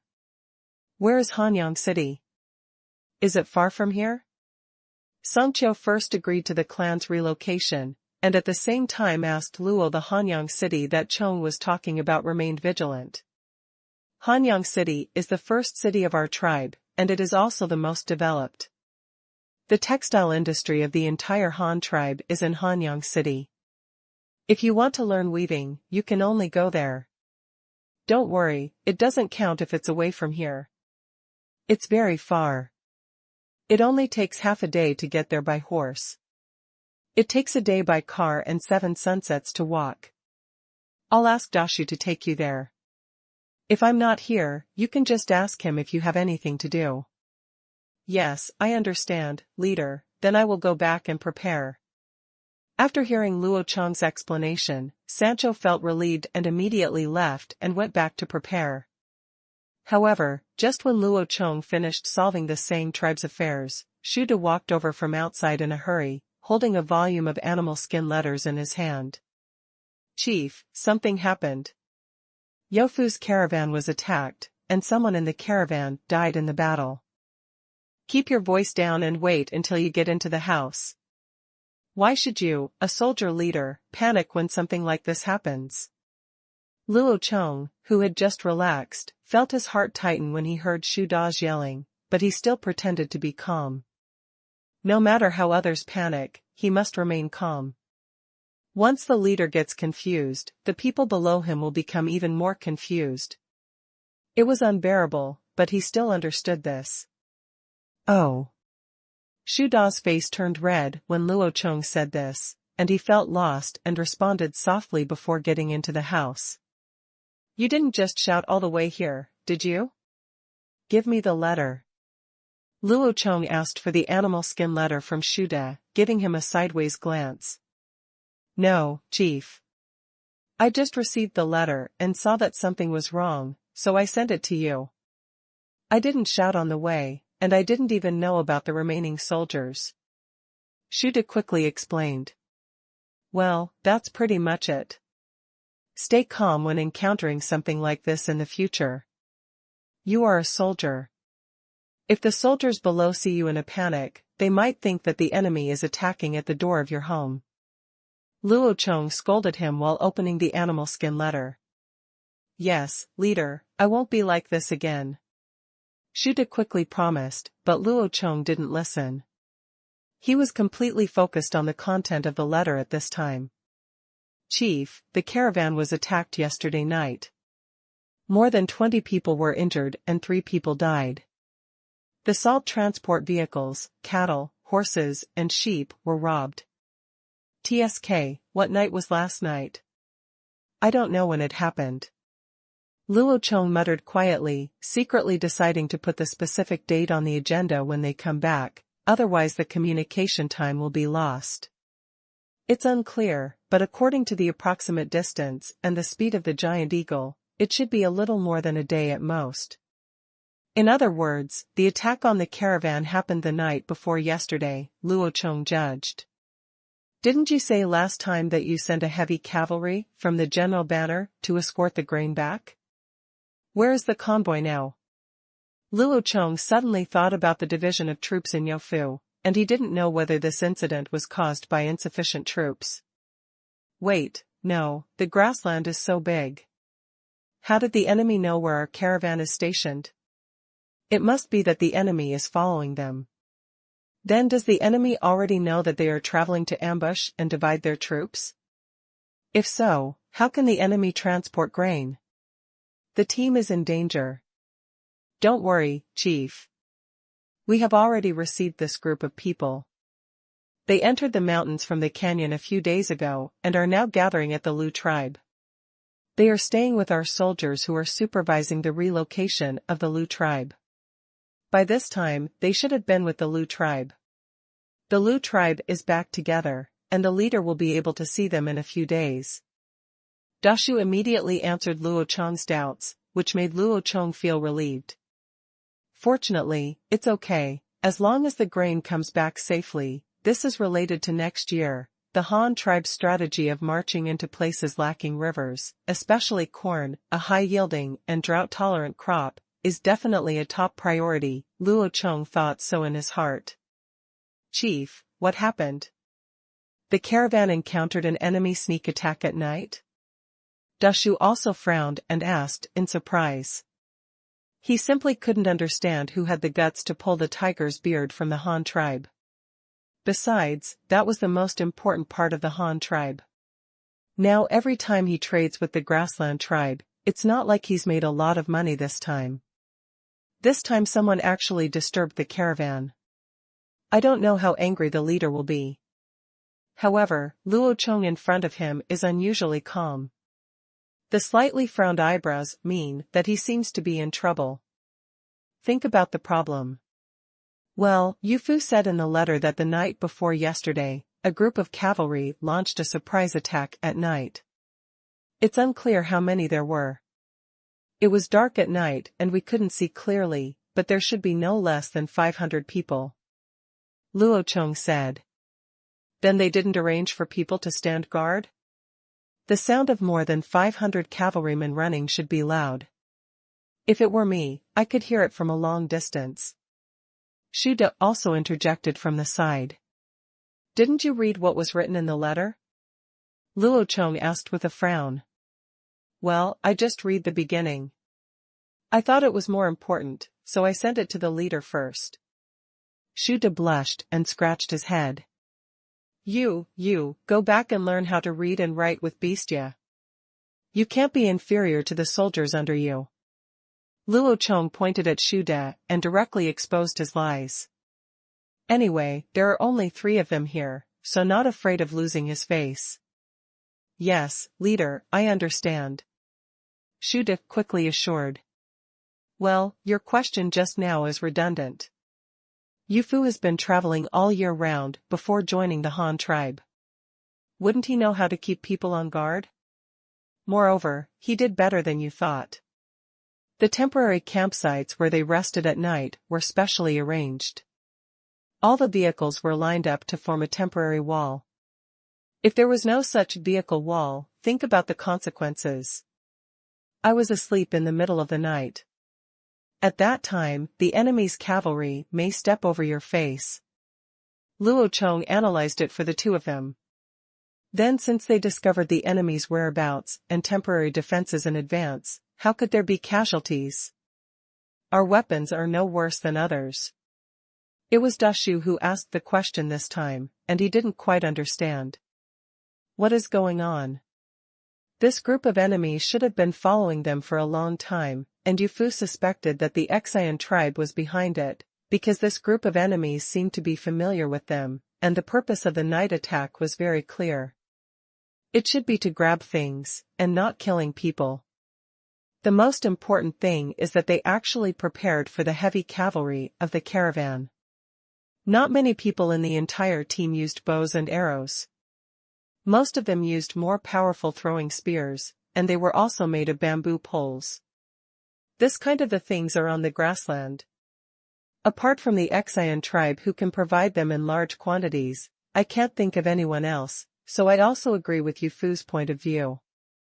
It should be that the Qingshu tribe has a grudge and is causing trouble behind the scenes. Luo Chong continued to analyze for them. Spear throwing? Can cavalry use spear throwing? Is this impossible? Shu De had serious doubts. After all, he had cavalry under his men, and he could ride a horse himself, but he couldn't figure out how to throw spears. How to use weapons on moving horses. Luo Chong also made a few gestures on the spot.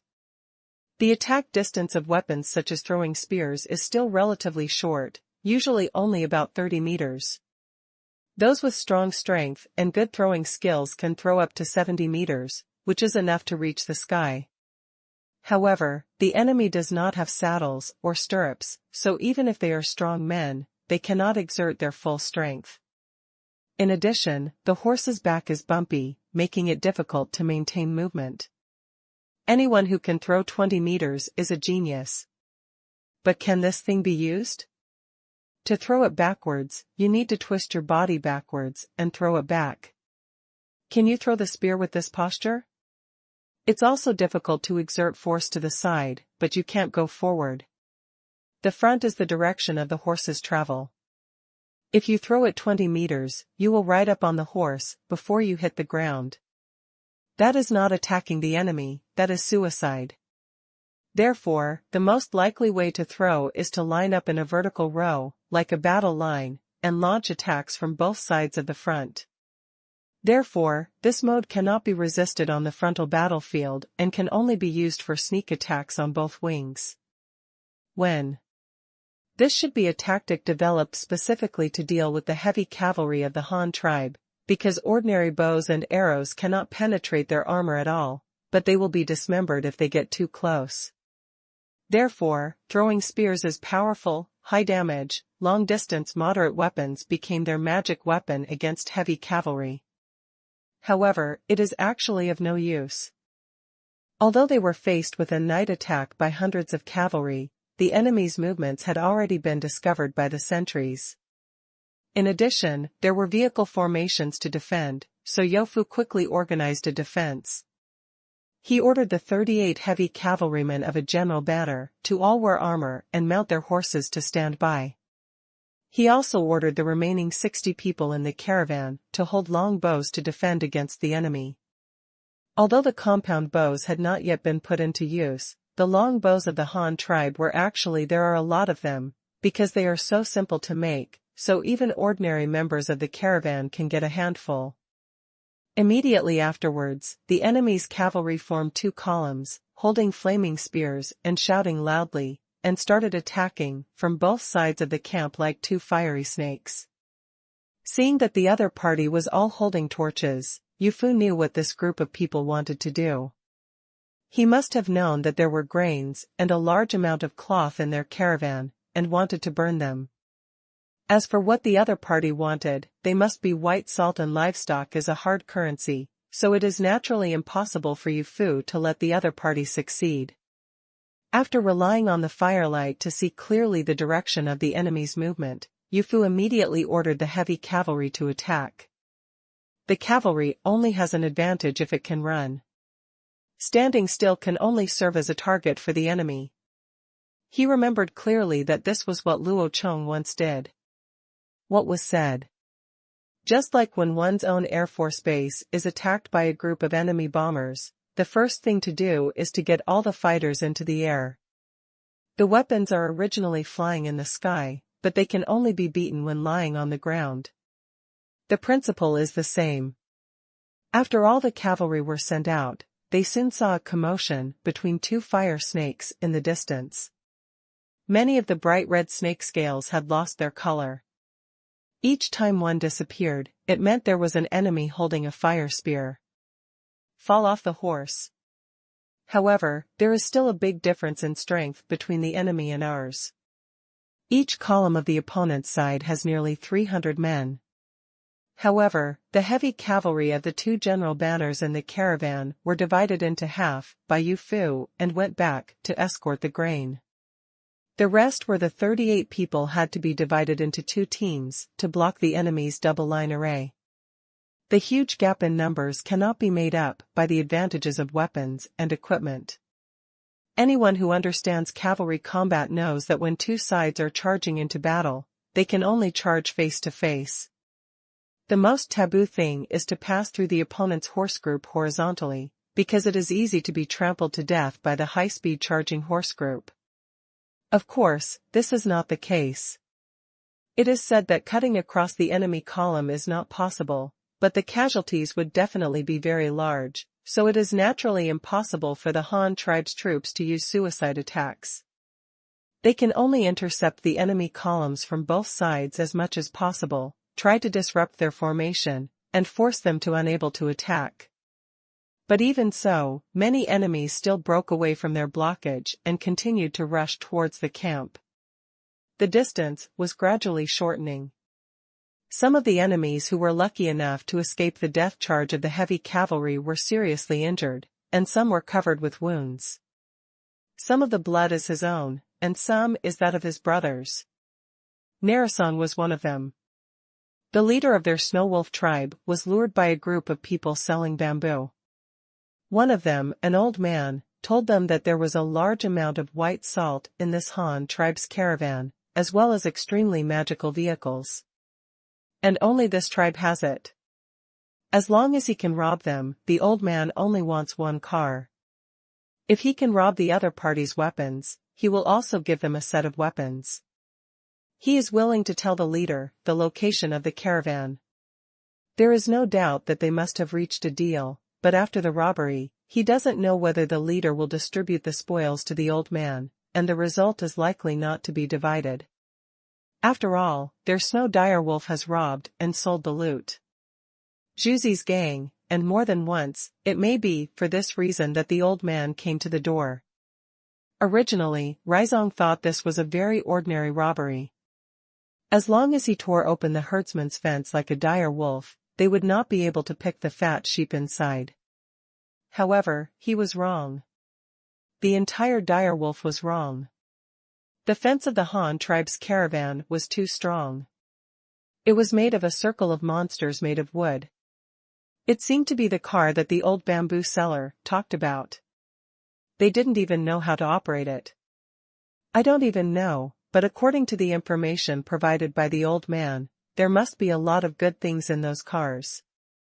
The leading team leader issued the order to attack. That day, Raizong held up spears with burning torches and rushed forward with the tribesmen in front. They were in the second echelon, and they all used spears with flames, and there's the two echelons at the front and back used bows and arrows. He didn't know why the captain arranged it like this, but it didn't matter. Since there was someone in front of him taking the lead, he could just run with him and reduce the risk of being shot. He leaned down on the horse's back, hoping that the opponent's arrow would not hit him. However, the team sprinted forward for a while, but he never noticed an arrow being shot from the opposite side. There was only a scream that was louder than the other. And it was issued by his own kind. What's going on? That day Raizong straightened up and looked forward, but saw a scene that he would never forget. He saw a small group of devils riding black horses rushing over from the opposite side. They had no bows and arrows. They were human-shaped, but covered in black scales. The scales were black and shiny, reflecting light under the moonlight. Everyone had the same golden face, looking just like the twins from the tribe next door, only this one was more numerous. Those devil warriors held flaky weapons that could reflect the light of snow. All objects in contact with them, whether men or horses, were cut in half. Even the comrades in front of Raizong were no exception. When the opponent on the opposite side, when the devil rushed over on horseback, he watched helplessly as the heads of his comrades in front of him flew up. At the critical moment, he subconsciously shrank his neck and felt a chill on his scalp. Yes. I can still feel the cold, I'm not dead yet, ha ha ha ha, that's great. Just when Raizong was lying on the horse, touching his scalp that had turned into a scalp, trying to escape execution by chance, several more devil warriors came one after another from the opposite side, frightening him tightly. He was lying on the horse and didn't dare to raise his head, but the guy at the end of the other side didn't know what was going on. He was holding the long knife diagonally downwards. As a result, when he passed by, it just hit his thigh. Just cut a hole, and the skin and flesh were torn apart, which was really scary. The intense pain made Narisong almost drop the spear in his hand and fall from the horse, but he knew that if he fell from the horse at this time, he would die miserably. The pain destroyed his nerves, but it also made him feel that he was still alive. He was alive and tightened the spear in his hand. Those monsters made of wood seemed to be right in front of him. "Warriors, take out your weapons, and kill these enemies in front of me. The spoils will be yours. Go ahead." This was not the voice of the squad leader. Rizong thought that day, this was the deputy squad leader. Maybe the squad leader had died just now, but no matter, he was injured. He didn't know whether he could recover. Maybe he would never have such an opportunity again in the future. Okay, just finish it this time first. He raised the throwing spear in his hand, but unexpectedly found that there was no one in front of him. Where were they? That day, Rizong tried hard to open his eyes, but felt that his vision was getting blurry. He could only see some bonfires burning in the defensive circle formed by the convoy in front, but he could not see a single figure in the circle. Those people were all. Did he become the devil he was before and run away? Attention everyone, the enemy is coming soon. Don't let them get close to the caravan. Pay attention to firing to both sides. Everyone raises their bows and shoots flatly. Yofu stood in the gap between the two four-wheeled trucks and fired at the rest of the caravan. Members give orders. Since it was night, the line of sight was not very clear, and the enemy was riding through in two columns. This situation was very troublesome. If it was a dense formation attack during the day, Yofu could completely follow the formation Luo Chong used before. Projectile, use the range advantage to attack first. However, it is night now, and the enemy's formation in a column makes the frontal spread area smaller. The hit rate of long-range projectiles is very low. In addition, the line of sight is blocked in the dark night, so Yofu makes an immediate decision. However, all the archers are hidden in on both sides of the vehicle formation. Be prepared to wait for the enemy to rush to 100 or 200 meters before attacking suddenly, which can greatly increase the probability of hitting. This is something that can't be helped. When there are fewer people versus more people, this can only be done.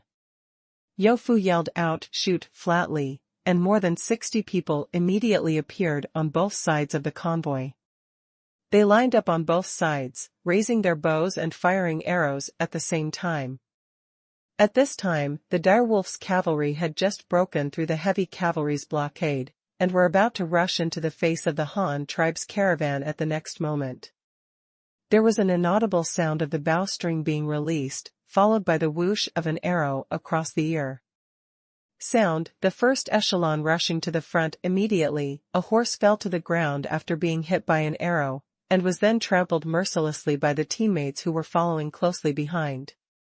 At this time, no one could stop the horse, and could only continue to charge against the opponent's arrow. Once it stopped now, then it can only become a target within the opponent's range.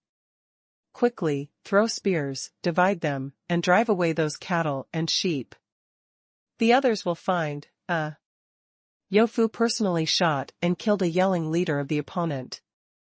Facing the enemy who had already rushed forward, he immediately asked half of the team members who were not very good at archery to pick up their spears. This was inconvenient for the heavy cavalry. The lance they carried was used by them in foot combat against the enemy's cavalry. It was also considered a good weapon. However, there were still too many enemies.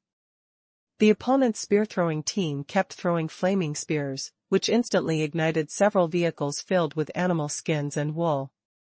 The fire quickly burned brightly and illuminated. It covered a large area around it, and the whole camp was filled with the smell of burnt protein. But just when Yofu thought that the enemy would go on a killing spree, most of the enemy's troops penetrated into the center of the camp and the herds, shouting loudly to urge the herds away, leaving only a small number of troops scattered around the camp. Light a fire to prevent the caravan from sending troops to rescue. Yofu quickly figured out the other party's intention.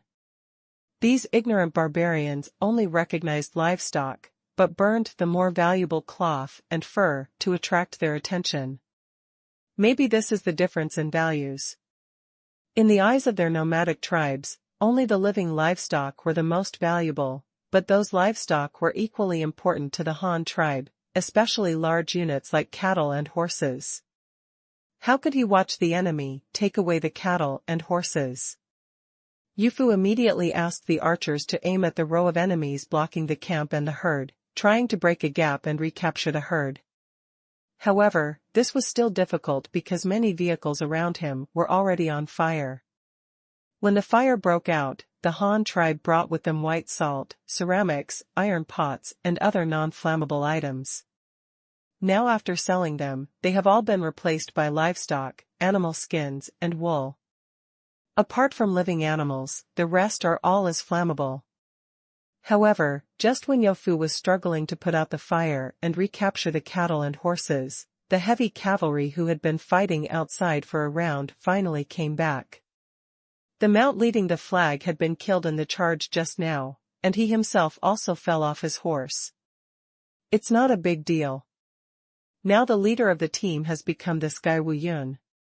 He is from the grassland himself, so he naturally knows that these gangsters will be the first to attack the herd. So they didn't come back at all after killing a round.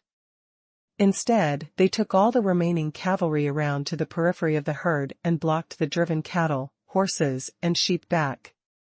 Another fight was inevitable, but however, there were too many enemies, and they still fled with many livestock. With the withdrawal of the enemy's large forces, the enemies who harassed the camp also found the white salt. Each of them grabbed 2 bags and left. Although many of them were intercepted and killed by Yufu and others when they finally left, some of them still escaped. After the brutal battle, only the dead bodies and wounded were left on the ground, as well as the thick smoke billowing over the camp, like a black cloud covering up the white fish belly on the horizon. The heavy cavalry were running back and forth in search of stray cattle, horses, and sheep. Yofu also led a group of caravan members to treat the wounded and rescue supplies and vehicles. Fortunately, because when camping at night, all the vehicles belonged to cattle. The car was in a state of separation, so the group of enemies who did not know how to harness the car and drive the car could not snatch a car, and they could only take 2 bags of white salt and put it on their own horses, so in fact the enemy took away there were not many supplies, and the biggest losses were actually those that were burned.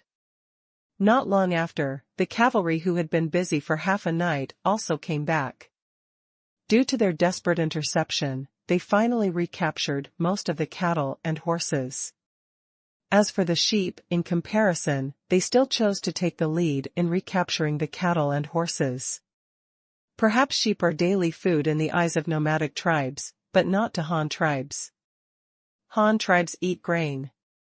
On the contrary, large animal power such as cattle and horses is the most important to Han tribes. After they settled the rest of the herd, they had time to gather together to rest, bandage each other's wounds, and comfort those who were seriously injured and dying.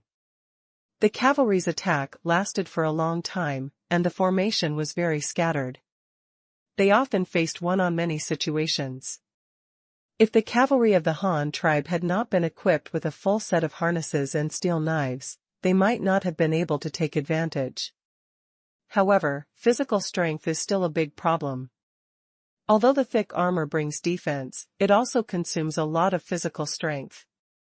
Many of the wounded were injured by the opponent's spears and flying stones when they were exhausted. In addition, the most injured were the caravan members. They had no armor or swords, and could not maneuver on horseback. They could only rely on vehicles as bunkers to deal with the enemy. Many of them were killed by the enemy's arrows. The 3 people who were injured by throwing spears basically died on the spot. The others who were injured by arrows were better. Regardless of whether they were cured or not, at least they had a chance to be rescued. Although the Han tribe suffered heavy losses this time, the enemy did not take advantage. Judging from the casualties alone, there were hundreds of corpses and wounded left by the dire wolves. The supplies they took away were mainly sheep, cattle, and horses. There were so few of them, even the cattle and horses they snatched were not as many as the mounts left by the dead warriors. It could be said that this trip was a loss in blood. The remaining group responsible for harassing the camp and robbing the white salt didn't take advantage. They couldn't take away the entire truck, and each person could only take a limited amount. Although they took some away, they couldn't be compared to the soldiers who died in this battle.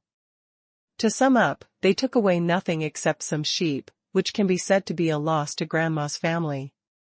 However, Yofu didn't want to just admit defeat. You must know that sheep can't run as fast as horses. The opponent can run wherever he can with a large group of sheep. If he chases now, he might be able to catch up. If he doesn't fight back after being beaten, how to avenge the dead tribesmen, how to explain to the brothers below. This is what Yufu said in the letter. He said he would lead a team to take revenge and get back the lost livestock. He asked me if I agreed. What do you two think? Luo Chong put away the animal skin and said to the two of them. Chief, I think you should let Yufu come back first. Since most of the horses and oxen are still there, there is no need to chase after them. After all, the caravan is already short of manpower, and many people were injured after this battle. There are only more than 30 heavy cavalry left, and they are still injured. It would be too disadvantageous for us to fight again. Now the enemy still has at least 300 people, and we can't fight even if we try hard, Dashu suggested immediately. Road. Yes, leader, I also think you should let Yufu come back first. They are few in number and injured. We should focus on protecting the remaining cattle, horses, and supplies, and return to the tribe as soon as possible so that we can bring the remaining people and goods with us. Coming back and getting so many seeds in advance is already the greatest contribution to the tribe. But this time someone actually dares to attack our Han tribe. Naturally, we cannot swallow this tone like this, otherwise the tribesmen below will definitely be chilled. Please give the leader an order and let me lead the troops into battle. I must let those people without eyes. Things should be remembered long and hard, and we Han tribe are not easy to mess with. Shuda also spoke at the side, and at first he spoke truthfully, but in the end, his true colors were revealed in just 2 sentences. Luo Chong smiled and shook his head.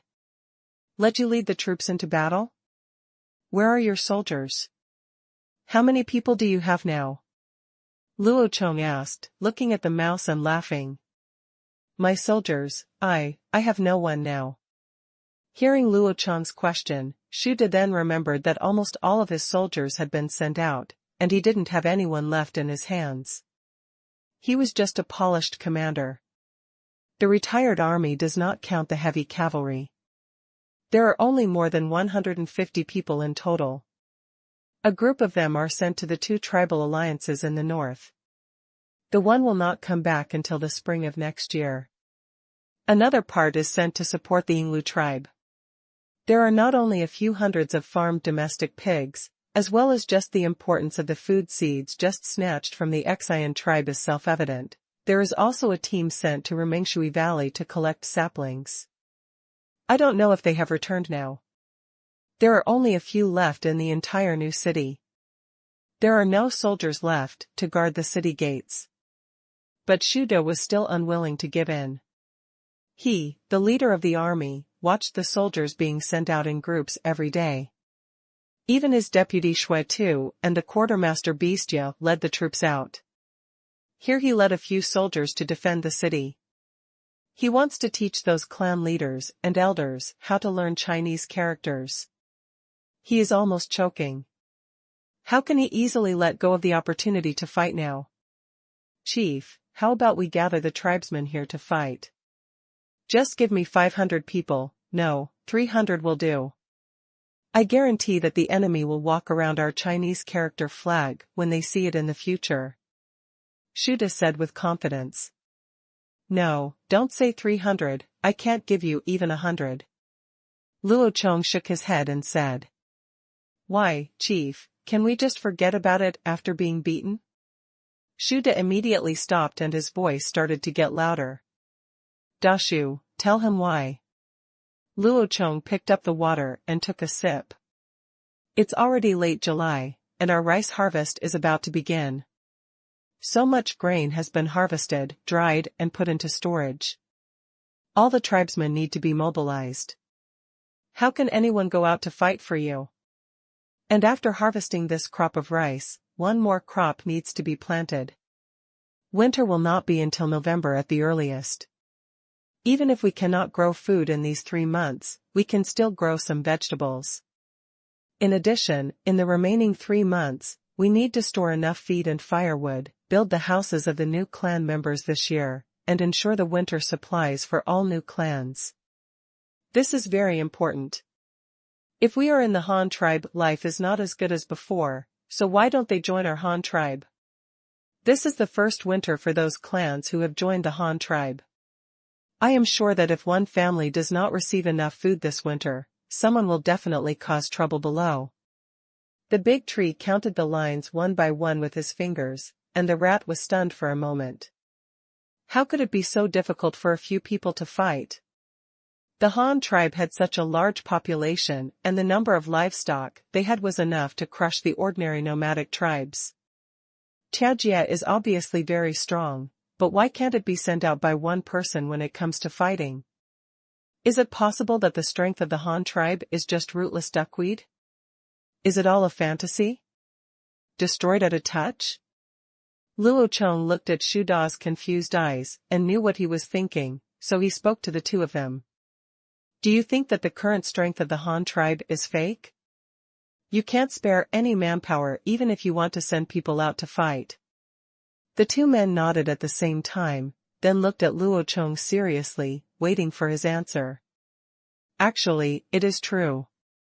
We are developing too fast, so our foundation seems unstable. It is so difficult to mobilize a few people. But this is not your fault. You have done a good job.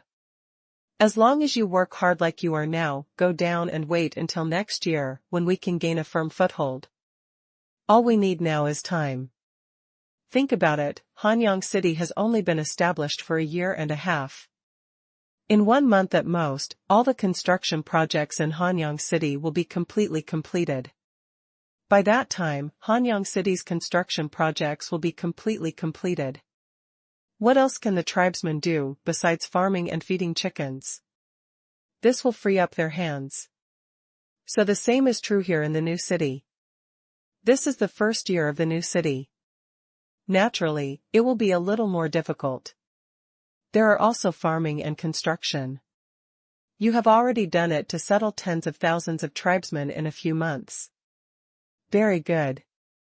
If everyone works harder, as long as we survive this winter, the people in Qingshu will be completely stable next year. If we still grow rice by then, we can grow it for at least 2 seasons. If we cooperate with new crops, we can grow it for 3 or even 4 seasons. Possible. As long as there is no shortage of food and solid houses to live in, this group of tribesmen will completely follow us. By the second half of next year at most, the new city will be free. By then, we can do whatever we want. Out of touch. Luo Chong analyzed and cheered the two people at the same time. Then aren't we in danger now? If an enemy attacks at this time, the Han tribe won't be able to protect themselves. Shu Da said, still confused. What can I say to you? The fact that we can't provide manpower this year means that we are unable to go out, but it does not mean that we are incapable of defense. If an enemy comes to attack now, do you think these newly joined tribesmen will do it? They will risk their lives with the enemy. This is a new home they built with their own hands. Anyone who dares to act wild here will have his head smashed. Besides, there are more than 10,000 people in Qingshu. Who would be crazy to attack this place? Is it because the food is not delicious or because life is too long? Luo Chong pointed at Shu Da with his finger and said. What about the caravan? Let's forget it like this? Are we not going to take revenge? Shu Da still muttered unwillingly. Of course we can't just let it go. Since we dare to challenge our Han tribe, we must be prepared for revenge. But now we are not suitable to mobilize a large number of manpower. Besides, water far away cannot save the fire close by, so even if we take revenge, they can't cause us heavy casualties just by hiding on their own. Do you two have any ideas? The Han tribe is getting bigger and bigger, and if it wants to continue to develop, it needs a lot of talented management talents. Therefore, in order to train these two people, Luo Chong will first ask their opinions on any problems he encounters, and then give them himself. Analyze and evaluate so that the two of them can learn to handle things on their own as soon as possible. Luo Chong looked at Shuda. The guy scratched his head anxiously, as if he thought there were too few people to fight. He looked at the big tree again, and the big tree immediately expressed his thoughts. Chief, I think it's okay to teach the other side a lesson, but there's no need to chase them to the death, and there's no need to kill them all. Just let them know how powerful the Han tribe is. How about we do this? Since the Hashin tribe can lure others to attack us, we can also find helpers in the grassland. We only need to find those tribes that have done business with us, are relatively strong, and work well. We can be like the labor gathering here. Like the city, use white salt to recruit some warriors. But we can't let them help fight the battle.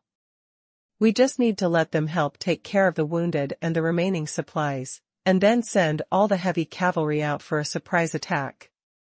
The purpose of this raid is not to recapture livestock, because that would easily make the soldiers unable to let go, so it should be aimed at killing the enemy. This revenge is just for killing people. The more you kill, the better. Kill, so that the enemy will know that they are afraid. After killing them, they will never dare to attack our caravan again. Well, your idea is okay, but you rely too much on help.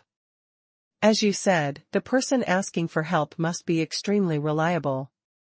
Otherwise, if you send out all the soldiers, what about the remaining people and supplies in the caravan?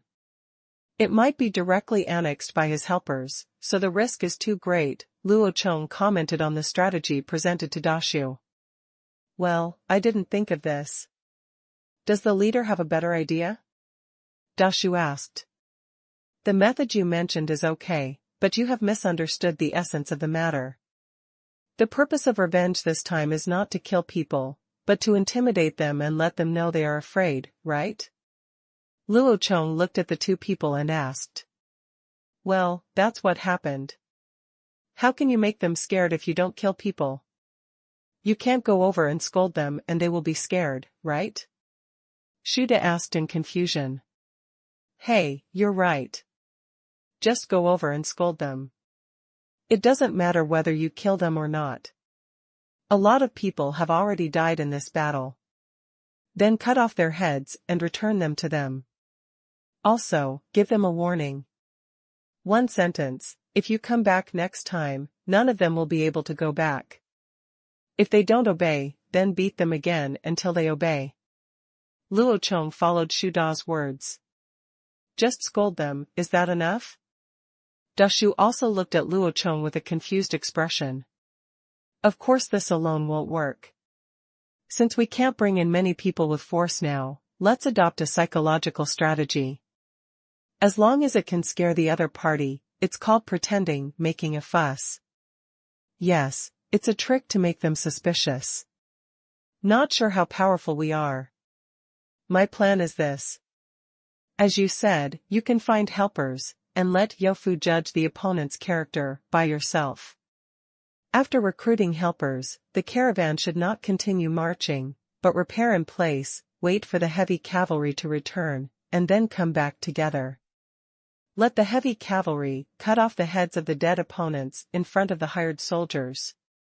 This will also give them a deterrent so that they will not dare to attack our caravan easily, and then pickle the heads with salt. Otherwise, it will stink easily in this hot day. Then let our cavalry work hard to deliver these heads to the enemy, along with a diplomatic letter of credentials and a flag. The letter of credence says that they invaded the Han dynasty's caravan, killed our tribesmen, and robbed our things. This was tantamount to provoking the Han Empire. This matter is endless. Either they can obediently give away people and cattle and horses to apologize and be willing to surrender, or else wash your necks and wait for our 100,000 cavalry to trample them to ashes.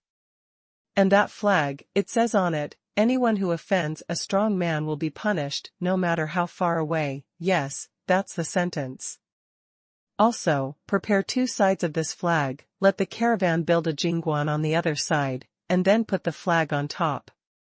Luo Chong thought for a moment and said, "But chief, where are we going to get 100,000 cavalry? We don't even have 100,000 tribesmen." "Isn't this a lie?" Rat said with a stiff neck. "Yeah, what's wrong with just lying to them? Let alone 100,000, even heavy cavalry like us can scare them to death if they can bring out 1,000 people. So what's wrong with saying 100,000? Anyway, he doesn't know what you have." "How much?" "The most important thing is to make them afraid and let them know that they have offended someone they shouldn't offend," Luo Chong choked back. "But, leader, they shouldn't be able to understand our Chinese characters. Also, even if they can understand it, will they compensate us?" Dashu also asked aloud. "It doesn't matter if you can't understand. You can ask the soldiers to read it to them again. This is not important. The important thing is to have first impressions. We have our own words and culture. If you can't understand, it means they are uncivilized barbarians. This can also make them understand. They understand the gap with us better, which makes them more afraid. As for whether they will compensate, that is not important. It is just to scare them. Why do you expect so much?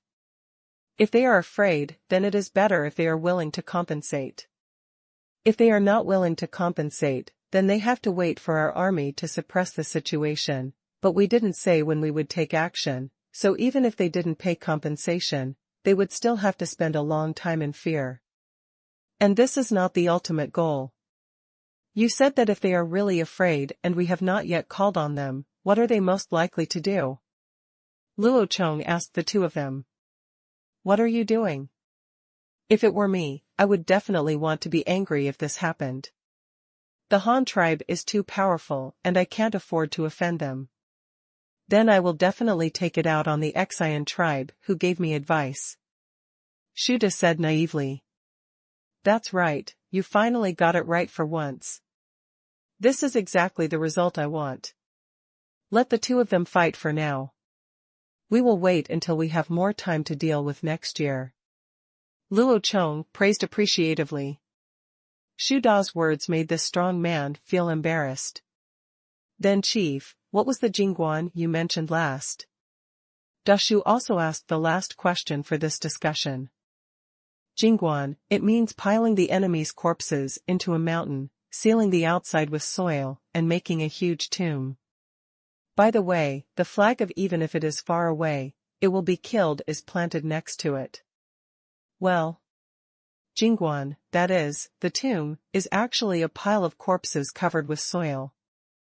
The purpose of doing this is to show the strength of our Han tribe, and to put it there to give a look to people passing by. Warning, anyone who dares to cause trouble to the Han tribe will end up like this.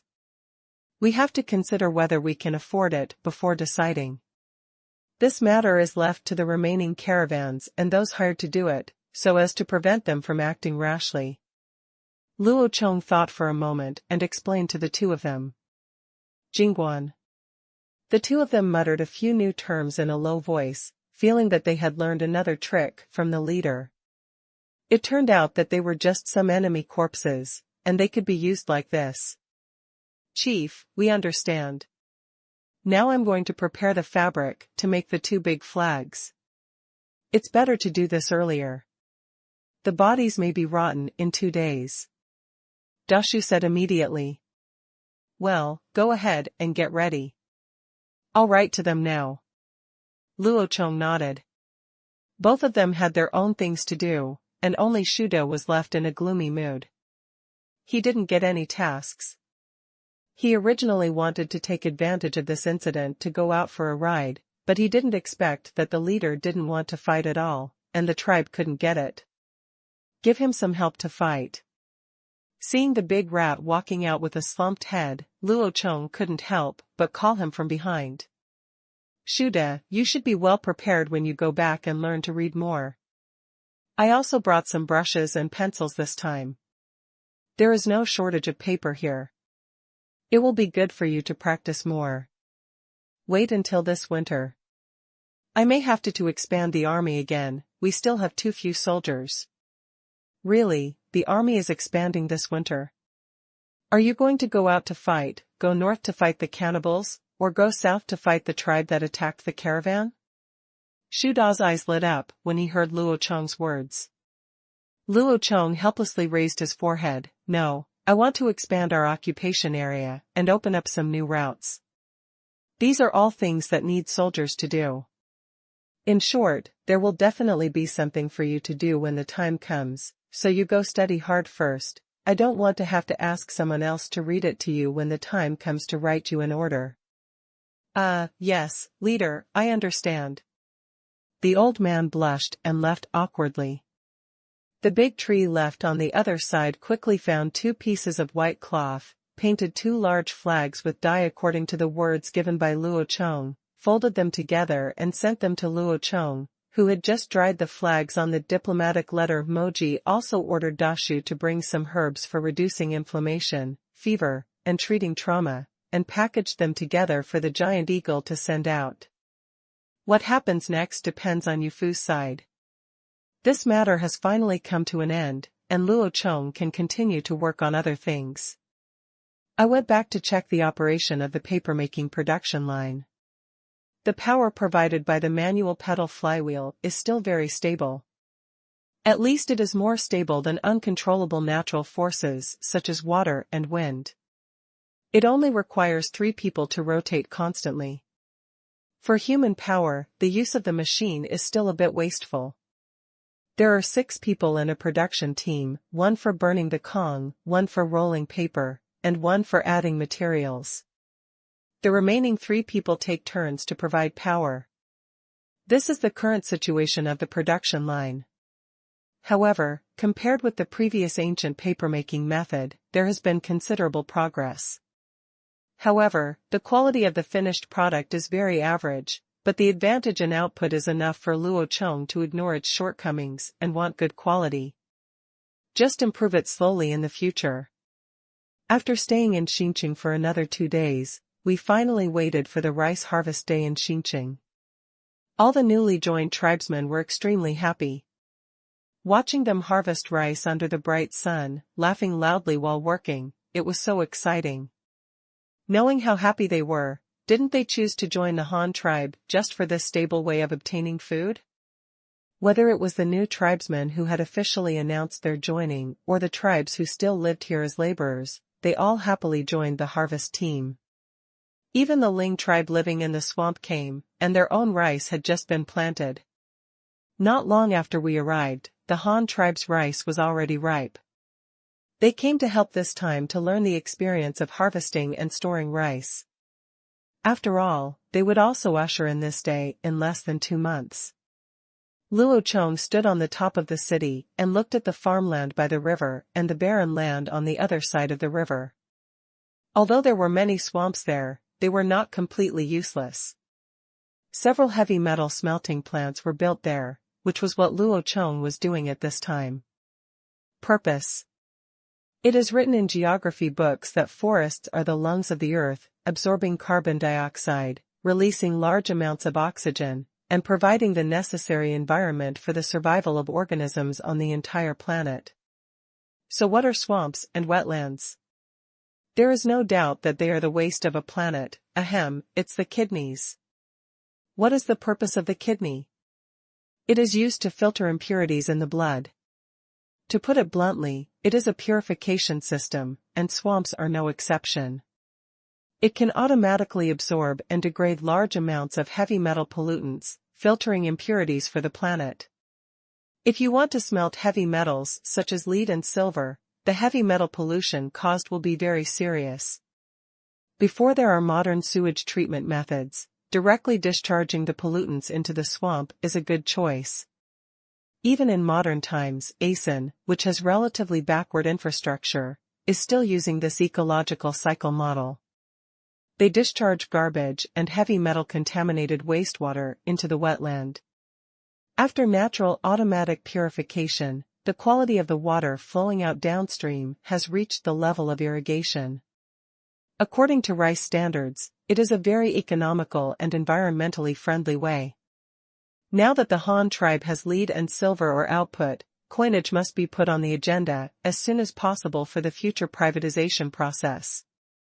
If you want to coin coins, the smelting of copper, lead, and silver must be solved first.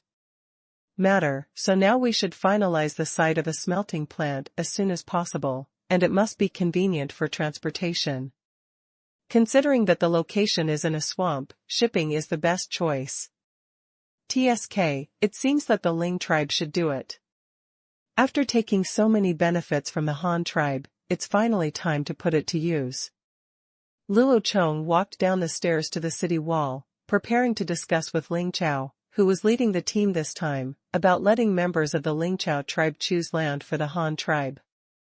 The environment in the swamp was still the one they were most familiar with, so they were asked to help.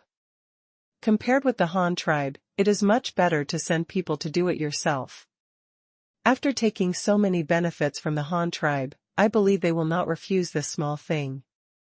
But at this time, a relatively good-sounding news reached Luo Chong's ears, which made him feel better after being upset by the attack on the caravan, that is, the Lu tribe and the escort of food seeds. The team is back.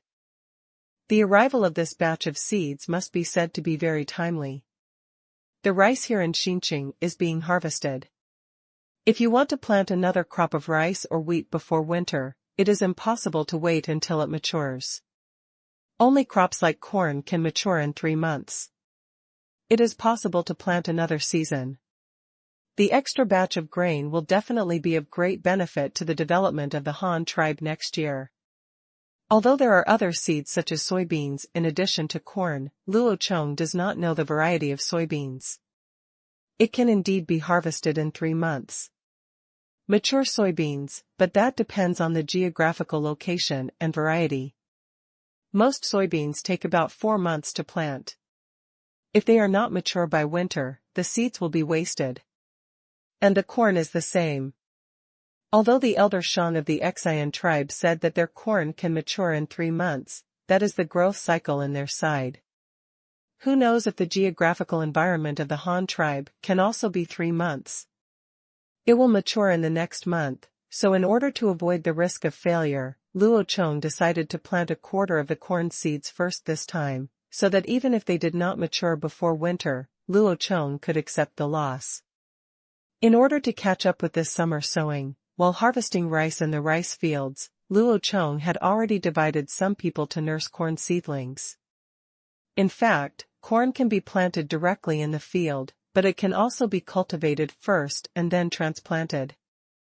Breeding has the advantage of raising seedlings, which can increase the germination rate. Compared with planting, it can save part of the seeds. When the corn seedlings grow, as long as just transplant them one by one into the field. It is no problem to use rice fields to grow corn, especially when the rice is just harvested. In order to facilitate people to go to the fields normally during harvesting, the water needs to be cut off 10 days in advance to allow the water in the rice fields to fully evaporate and the fields to harden. It is the most appropriate time to complete the replacement of paddy fields and dry fields. Moreover, this kind of rice and corn rotation, paddy field and dry field rotation, can protect and use the fields well. In addition, these are newly developed fertile fields, and crops have never been planted before, so the soil fertility is very high. It is sufficient, and there is no need to worry about the decline in land fertility within a few years. However, fertilizer must still be applied, but the amount is not large. It is not the grain that really consumes fertilizer, but the cabbage. This kind of large leaf vegetables is actually the most fertilizer consuming. The amount of fertilizer used in 1 acre of cabbage is comparable to that of grain. Used a lot. In order to successfully complete this rice and corn rotation, Luo Chong continued to stay here in Qingshu and watch, guiding the tribesmen in farm work and urging the paper mill to build new production lines. Moreover, he had to wait for the paper mill to produce enough paper. When you return to Hanyang City this time, you must bring all the window paper with you. Chief, this corn looks so big. 1 corn can hold several rice grains. How long does it grow? If it can grow like rice and form a bunch, how much grain will it produce? A group of clan leaders said, standing on the edge of the farmland. I watched Luo Chong demonstrate how to grow corn. I don't know if this corn is as delicious as rice. I have eaten rice, but I don't know what this corn tastes like. You still want to try it? These are all seeds. I heard that the soldiers of the caravan sacrificed their lives to get them. Can you eat them? It doesn't matter whether this corn is delicious or not, as long as it can be eaten. You are still picking it up here. You have forgotten how everyone spent the winter before joining the Han tribe. It is good to have some to eat. Still here, is this delicious? It's really. The older leader Chai couldn't help but interject, but after thinking for a long time, he didn't know what words to use to describe these guys. Yeah, let's not talk about whether this corn is delicious or not, and no matter how many crops it can produce, just the speed at which 1 crop can be matured in 3 months is worth our efforts to plant it. Think about it for yourself. If we plant all corn, we can grow at least 3 crops a year. Isn't it 1 more season than rice? And even if you rotate with rice like this, you can grow 3 crops of food a year, and you can grow more crops for 1 season, which is better than leaving the land idle for those 3 months, right? The patriarch of the Zhu clan also said at this time. Luo Chong, on the other hand, was thinking about inventing a columbine for sowing as soon as possible, and couldn't help laughing while listening to their discussion. After sowing a ridge of seeds, he straightened up and explained to the clan leaders. Everyone, please be quiet. I know you are not familiar with corn. You have been planting rice since before joining the Han tribe last year. Of course you are more confident in rice, but I want to tell you now, this corn is no worse than rice. Luo Chong clapped his hands and attracted everyone's attention and said. When the clan leaders heard what Luo Chong said, they all stopped their discussion and looked at Luo Chong in surprise. What does it mean to be no worse than rice? First of all, corn is very delicious. Of course, some people may not be used to it. It is considered a coarse grain. Corn cannot be used to steam rice, but it can be used to make porridge or grind it into powder to make cakes. This type of food is similar to pancakes. If you add wheat flour to corn flour, you can also make corn buns. I will tell you how to eat this when it is grown later. In short, it is also very delicious and very delicious. Food to fight hunger. Then I will tell you about planting. It only takes 3 months to plant a crop of corn. I have told you this before, but we are not sure whether it is 3 months or not. We will not know until we try it this time. Then there is what corn looks like. I believe you all want to know. In fact, corn grows very high, almost as tall as a person, or even a little taller. It does not grow many stalks like rice. The stalks of corn there is only 1 stalk, and it is very thick, almost slightly thicker than a finger. There will be more than a dozen particularly large leaves growing on it, and there will be 2 to 3 corn cobs in the middle, or even 1 leaf per corn cob, but that won't produce much corn, so generally we only leave the 2 in the middle, or even 1, the others must be broken off, and don't be reluctant to part with them. Only by breaking off those that rob the nutrients can the 2 in the middle grow bigger and better, so as to increase production and income. There is also the issue of yield that you are most concerned about.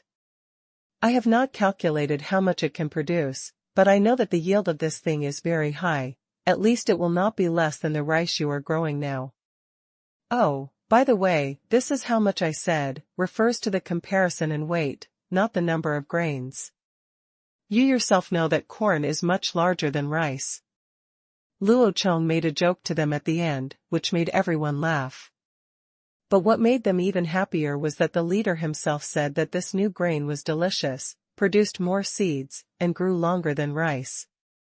Be quick, which means they no longer have to worry about food problems in the future, and their choice to join the Han tribe was also the right one. Long live the leader, long live the Han tribe. I don't know who in the crowd suddenly shouted, and others also shouted. The joy of the harvest, the appearance of new food, and various happy events combined completely ignited the enthusiasm of the tribesmen. Luo Chong looked at his people with a smile. He felt that it was necessary to set a festival for the people to celebrate. Humans are social animals who like to live in groups and are very keen on collective activities. Activities such as sacrifices and celebrations have evolved naturally. Collective activities can better create cohesion and allow everyone realizes that they are part of a group, not alone. Before these tribes joined the Han tribe, they all had their own witches, or elders, and activities such as sacrifices were held every 2 days. Sacrifices were held every 3 days, including sacrifices for the dead, sacrifices for dead people, and sacrifices for children. There are endless such weird reasons, and they enjoy them. But since joining the Han tribe, there have been very few such sacrificial activities. There is only one big sacrificial ceremony at the beginning of the year. The rest of the time is spent in non-stop work. Even if the tribesmen are happy and sad, there is no way to do it. Venting everywhere, and setting a fixed holiday has become the best way to vent. Especially at this time of year, a collective activity such as a festival celebration can give all the newcomers a sense of collective honor. They are already members of the Han tribe. They have obtained a good harvest of food through their own labor. From now on, they will no longer starve to death due to lack of food, and joining the Han tribe is the wisest choice. Similarly, this is also a message sent by Luo Chong to those workers who are still hesitating whether to join the Han tribe, that is, join the Han tribe. As long as you are willing to work, you will have food to eat and you will not starve to death. So you make your decision quickly.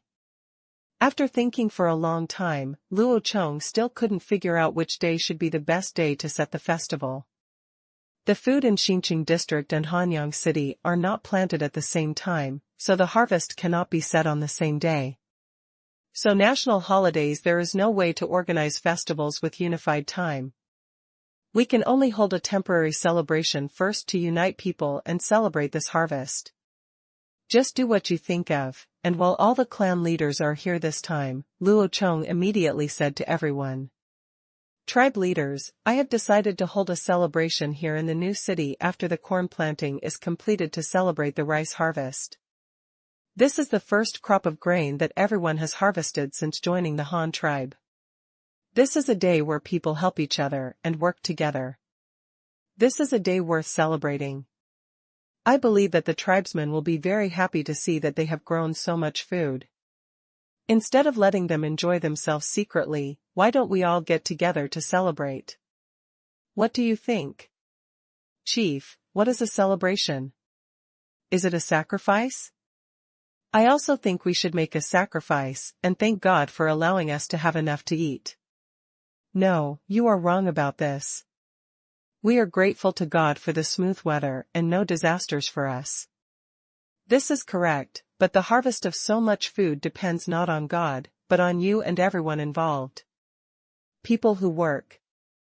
Even if the weather is good every day, but you don't do anything yourself, don't plow the fields, and don't know how to plant the land, then you will still starve to death. God will not give you a free lunch. We rely on everything to have a good harvest. Our own hands rely on our hard work. This is something that everyone should be proud of, but it is not given to us by God for free. When Luo Chong heard the words of Chief Ao thanking God for giving them enough to eat, he immediately stood up and corrected him. This is not a good belief. It is right for us to respect heaven and earth. That is because heaven and earth gave birth to us, but we rely on ourselves. The food obtained by your hard work has nothing to do with God. The credit must be clearly distinguished. If you give all the credit to God, then is it in vain for us to work so hard? We work so hard that we don't have any sense of honor. Who will be willing to work in the future? We get up early and go to the fields with a hoe at night. We thank God for the food He gave us before we go home for dinner at night. I have worked all day for nothing. Then there is no need to work, just pray to God every day at home. When the clan leaders heard this, they felt that what the leader said made sense. This food was obtained by their own hard work. If they were lazy, no matter how good God was, He would not give them food for free. Therefore, hard work is a virtue and requires strong praise. This is an honor that belongs to every Han tribesman. The leader is right. This is the credit of all the tribesmen. What we should reward most is every tribesman who has worked hard. So what should we do as a sacrifice? Chief Chai immediately catered. No, it's not a sacrifice, but a festival celebration. Luo Chong reminded. Then, is it any different from a sacrifice? We have never done a celebration before. Yes, Chief, what kind of celebration should this be called? After listening to the discussion of the clan leaders, Luo Chong had a flash of inspiration and immediately came up with a good idea. Since this holiday celebration is to celebrate the bumper harvest due to everyone's efforts, I think it should be called Labor Day. There is no fixed time for this Labor Day, but it will be held every year. The specific time will be determined by us.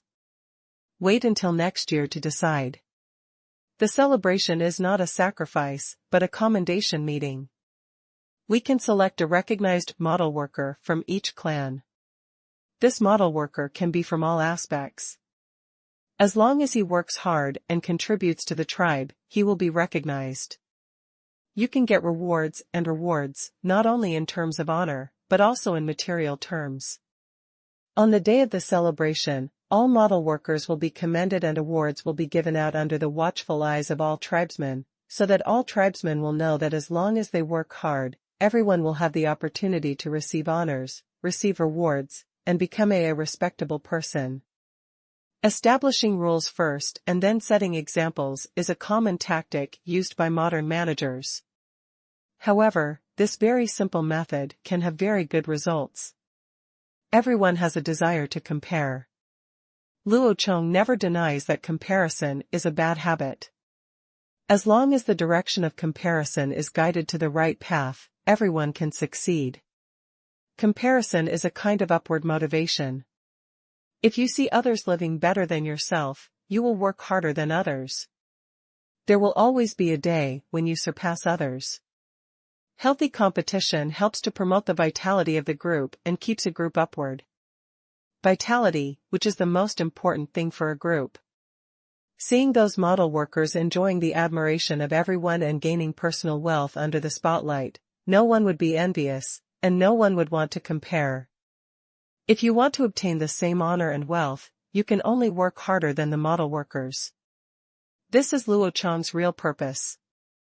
Luo Chong and a group of clan leaders finalized the plan for the Labor Day celebration, and then began to prepare individually. Each clan must select at least one model worker. This is also to balance the situation, and they will fight because of this. As for the selection model, it requires the consent of at least 5 clan leaders, which can also prevent them from making blind choices. After being selected, it will be handed over to Luo Chong for review before a model worker can be established. Strict review is not useless. It is to set an example and must be able to convince the public. Otherwise, not only will it not have a positive effect, but it will easily cause civil unrest. In the next few days, things went extremely smoothly. As the saying goes, there is food in the jar, so I didn't panic. All the tribesmen were very happy to see a large amount of rice harvested and put into storage. They were also very attentive to the celebration activities proposed by the tribe. They are very cooperative in selecting model workers. The new city is very lively, but Hanyang City can't keep up this time, so it can only hold Labor Day separately. Only after everything stabilizes next year will it be possible to synchronize the two cities, and even completely set a date to put Labor Day in the territory of the Han tribe was fixed. Everyone is busy. The corn has sprouted trumpet-shaped seedlings and is about to be planted in the fields. After harvesting the rice, the palm-high stalks sticking to the ground have also been burned by a fire, and then mixed with plow the fertilizer down together. The sowing area this time was not very large. Only a quarter of the corn seeds were used, covering an area of about 100 acres. The reason why so much area can be planted is not because there are many seeds, but because the planting is not very dense. The leaves of corn are large and the stalks are tall. If the corn is planted too densely, it will affect the ventilation of the corn field. Firstly, it is easy to get diseases. Secondly, it is prone to lodging, so ventilation is still very important. While the tribesmen were working hard to farm, Luo Chong also used the flying eagle to transfer a batch of reward materials from Hanyang City, preparing to distribute them during the celebration to set an example. Just rewarding a model worker with the title of it's not enough. There are no tangible benefits. How can we make other people interested? The germination of private ownership has already begun in Hanyang City, and black-bone chickens and rabbits have been distributed to every household. Naturally, the new city can do the same thing. All the preparations for the celebration were going on in an orderly manner, and Luo Chong's plan was also unfolding in the caravan at the southern end of the grassland. Yufu also knew that the current manpower was of no use at all. The desire for revenge was just that everyone was holding back their anger. The Han tribe was so powerful, and yet they were bullied by others. They couldn't bear this tone. But he is not a fool. Just because he can't bear it doesn't mean he has to act recklessly. The consequences of that are very serious. The entire caravan may be destroyed, and the materials finally exchanged may be cheaper for others, and Luo Chong gave the plan he came up with was exactly what Yufu wanted. It didn't matter whether he was going to fight or not. What was important was that he said this. He could frighten the other party with someone, and maybe ask for some compensation, in case they gave it to him. To be a human being, you need to have dreams, isn't it? According to Luo Chong's request, he first sent people to his old friend Su Ritu to hire a group of 60 soldiers, who were only responsible for protecting the safety of the Han tribe's caravan. After the manpower was in place, they chopped off the heads of the enemies dead in front of them, salted them and packed them for later use. Then they gathered all the heavy cavalry that could move, and the seriously injured soldiers were not injured by the caravan. The team members replaced each other, put on warrior armor, took their long swords, and followed the heavy cavalry to collect debts. After the demonstration started, the remaining caravan members and the hired soldiers also built up the Jingguan. Although they didn't know whether this would work and whether it could deter the enemy, it was indeed very relaxing for them to do it themselves, even though it was just there are more than 100 corpses, but this can be regarded as the spoils of the Han tribe. Ordinary small tribes may not be able to collect so many living people. Of course, this is only compared to the small tribes in the mountains. Tribes on the grasslands are generally larger. They rely on grazing for a living. As long as they have cattle, horses, and sheep, they have everything they need to eat, drink, and wear. Their living conditions are obviously better than those in the mountains. The tribes in the mountains are much better. Even the small tribes have about 300 people. By the way, what is the name of this pile of corpses that the leader mentioned? Said a team member who was shoveling dirt on Jingguan with an engineering shovel. It seems to be called Jingguan. I'm from Kyoto, and I taught you observation before. Another team member said while shoveling the soil. Jingguan, the leader must have thought of it. With this pile of corpses piled here, whoever sees it must weigh the strength of his tribe. If he wants to cause trouble for our Han tribe, he must first count the men in his tribe to see if they have such pile more corpses, and talk about it. Yes, there is also this big white flag. Those who offend the strong Han will be punished, no matter how far away they are. What a powerful statement. As long as the Han tribe is offended, they will be killed, no matter how far they run. Alas! What a pity. It's just that maybe no one understands it. It doesn't matter if they can't understand the flag, as long as they can understand the pile of corpses. The Jingguan was built to make others afraid. As long as they are afraid, they will have to walk around honestly when they see teams holding such flags in the future. Ha ha ha ha, I just don't know if the team carrying this flag now scares those people. I really want to follow Captain Yofu to go to them to collect debts, kill people from our Han tribe, and steal things from our Han tribe. It's impossible to just let it go. A team member standing on the Jingguan and planting a flag sighed while looking at the edge of the grassland to the west. The terrain there is gradually rising, and it is not at the same altitude as here. At the end of the skyline in the distance, I heard that the winter there can be. For 5 or 6 months, it took half a year for the snow on the highlands to melt, and the vegetation could only grow for half a year. That cold and barren place was where the dire wolf tribe lived.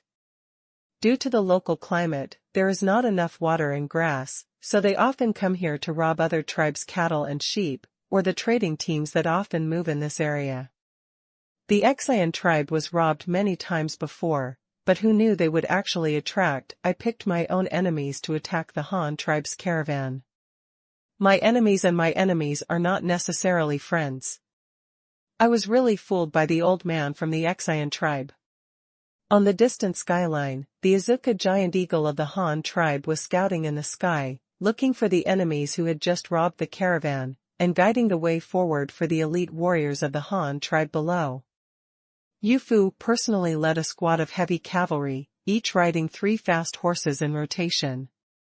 After 3 days of pursuit, he finally caught up with the enemy before they returned to their hometown. The warriors of the dire wolf also had a hard time. They thought that this robbery would be another big harvest, but they didn't expect that a small caravan could be so powerful. Usually when we go out to rob, we basically rob the nomadic herds directly. There are only a dozen people grazing a large group of livestock. As long as these dozen people are killed, a large number of livestock can be obtained. Of course, there is no risk. If you get too close to the target tribe, you are very likely to be chased and beaten by the other tribe. This situation is not unprecedented. Then there is the caravan that robbed the Xian tribe. The caravan of that tribe is very interesting. They use a large number of horses to carry goods every time. Of course, this is also the transportation method of the entire grassland. Everyone has the same goal of plundering. At that time, as long as they hang them from a distance and shoot arrows, and charge again, they can almost clean up the caravan, and then they can choose the goods of the caravan. But the Han tribe caravan they met this time was a strange thing. Not only did they have caravan members, but there were also dozens of soldiers who were responsible for guarding them. If it was just like this, it would be okay. They wouldn't be afraid of these dozens of soldiers. Teams with more people had been robbed before, but before they could reach them, the other party's soldiers unexpectedly rushed over first. The dire wolf people will never forget that scene. The opponent's warriors were like devils, wearing strange black and shiny things. From a distance, they looked like the scales of a black fish or the feathers of a crow, but they were far worse than these two things. It was much stronger, and their homemade wolf-fang arrows could not penetrate the opponent's strange attire. A warrior with good archery skills wanted to aim at the opponent's face and shoot an arrow, but found that the opponent's face was full of golden ferocious faces, which looked very scary, and they were all exactly the same. How could a person have such a face, and it was also very hard? It was a bit stronger than the black scales on their bodies. They looked like stones. The arrows flew directly into the opponent's face and were bounced away, causing no harm to them at all. Just like that, dozens of black-scale warriors from the other side rushed forward against the arrows of their vanguard. They had no bows and arrows, but they held a weapon they had never seen before. The weapon reflected the snowy field in the moonlight. The same color, every time it touches their bodies, it can cause huge damage. Either they will be directly beheaded or disemboweled, or they will be directly disemboweled. Just a few dozen people have killed hundreds of them, and this does not include those seriously injured tribesmen. The screams at that time made them shudder now, thinking about it. It is not that they have never killed people, but they have never seen such a murderer. In the past, whether they were hit by arrows or spears, they would only get a hole and die. After all, there was a whole corpse. I had never seen an attack method that directly cut a person in half like a mutton. This was too scary. But this was still not the most unacceptable thing for them. Before they set off, they did hear that the other party had a transportation tool called a car, which could carry a lot of things, but no one had seen what it looked like. I thought that this time the loss would be a little bigger. As long as I could grab the other party's livestock, the white salt, and a large amount of other materials, this boat would not be considered a loss. If the people were gone, it would be a big deal to go to other tribes and kidnap some of them. That's batch. But what they never expected was that the expected packhorse transport team did not appear. Instead, a circle of strange things made of wood appeared. Those things were very large and filled with bags of goods. One after another, they formed an insurmountable barrier. When they plundered the Xian tribe's packhorse team before, they could disperse the team with just one charge. After killing the other party's guards, they could easily take the horses, so that all supplies and horses could be robbed. However, when they encountered the Han tribe, this weird thing, they can't even rush in, how can they lead the horse easily? But so many people had been killed and injured, and they had already rushed in front of the opponent. They couldn't just go home empty-handed, so they still set fire to some of the opponent's goods according to the plan. One team went to divide and drive their livestock, and the other team, the people who stayed behind, killed each other's caravans and robbed their goods. However, the planned killing did not occur. Instead, their group was held back by the remaining personnel of the opposing caravan. Those people did not come out to fight at all, and kept hiding behind the car formation to confront them. Sometimes they suddenly let go. Bolungjian, or a gleaming spear protruding from an unknown corner, caused their team to rob goods and sacrifice more than livestock. If I can't fight, why can't I hide? It's not enough if I don't kill the person. I just grab some white salt and go to the head office, but they are still in trouble. All the goods of the Han tribe's caravan were put on the car, and the cattle and horses pulling the car were unloaded when they camped at night. Therefore, the car was parked there and could not be moved. The wish to hold the horse was also shattered. In the end, I had to grab a bag or two of white salt from a vehicle and leave. However, the vehicle carrying white salt was the key defensive position of the opponent. In order to grab some white salt, they did not know how much they paid. Even those soldiers who successfully grabbed it were killed as soon as they turned around and did not run far away. An arrow was shot down, and that wasn't even the most pitiful thing. The most unlucky thing was that he escaped the charge of the opponent's first wave of devil warriors, then successfully rushed to the car formation, grabbed the salt bag unscathed, and finally managed to escape from the opponent's pursuit, but he ran away. On the way, I found a hole in the bag, and a bag full of white salt was scattered all over the road. In order to escape the other party's pursuit as quickly as possible, I was nervous all the way. I didn't pay attention at the time. When I discovered that there were only 2 or 3 handfuls of white salt left in the whole bag, I almost wanted to die. Wu Zhao, I risked my life just to grab this little thing. Are you kidding me? The team responsible for robbing livestock on the other side also had a hard time. When they finally evacuated, they were chased and intercepted by the opponent's devil warriors. In the end, only a group of sheep were left under their control. The cattle and horses they finally snatched were not there yet. Many horses were lost in this operation. The way back was even more miserable. Some of the fellow tribesmen who had been cut by the weapons of the devil warriors had lost their blood on the long journey back. They walked all the way, leaving behind corpses along the way. Those were all injured and bleeding. Dead fellow warriors. Originally, this operation was a loss to my grandma's house, but after only a few days' journey, there was a strange big bird flying around in the sky, following them for several days. It wasn't until someone discovered that those devil warriors were chasing after them that they knew what the strange bird was doing. At that time, they really wanted to shoot the bird down and roast it. However, we still have to face what we have to face. Even if we run so far, we can be caught up. The opponent has a big bird to help track him. He can't escape if he runs. I just hope that the opponent will not do anything again this time, just let them just return the sheep. Their weapons were so powerful that if they were hit even a little bit, even if they didn't die at the time, they wouldn't be able to live for more than 2 days. They would have to bleed out before the end was over. The setting sun is like blood, and the sky is filled with red clouds. 40 elite warriors wearing armor and holding swords, and 120 powerful and strong horses are lined up in front of the direwolf team. The leader is not wearing a helmet, but he has a helmet on his head. A shining silver tin crown, instead of holding a long knife, held a long flagpole. The 8-character banner with the words, "Those who offend strong men will be punished, no matter how far away," written in black on a white background rustled in the evening wind. The war horses under their crotches kept snoring, and the horses' hooves nailed with iron shoes were not even.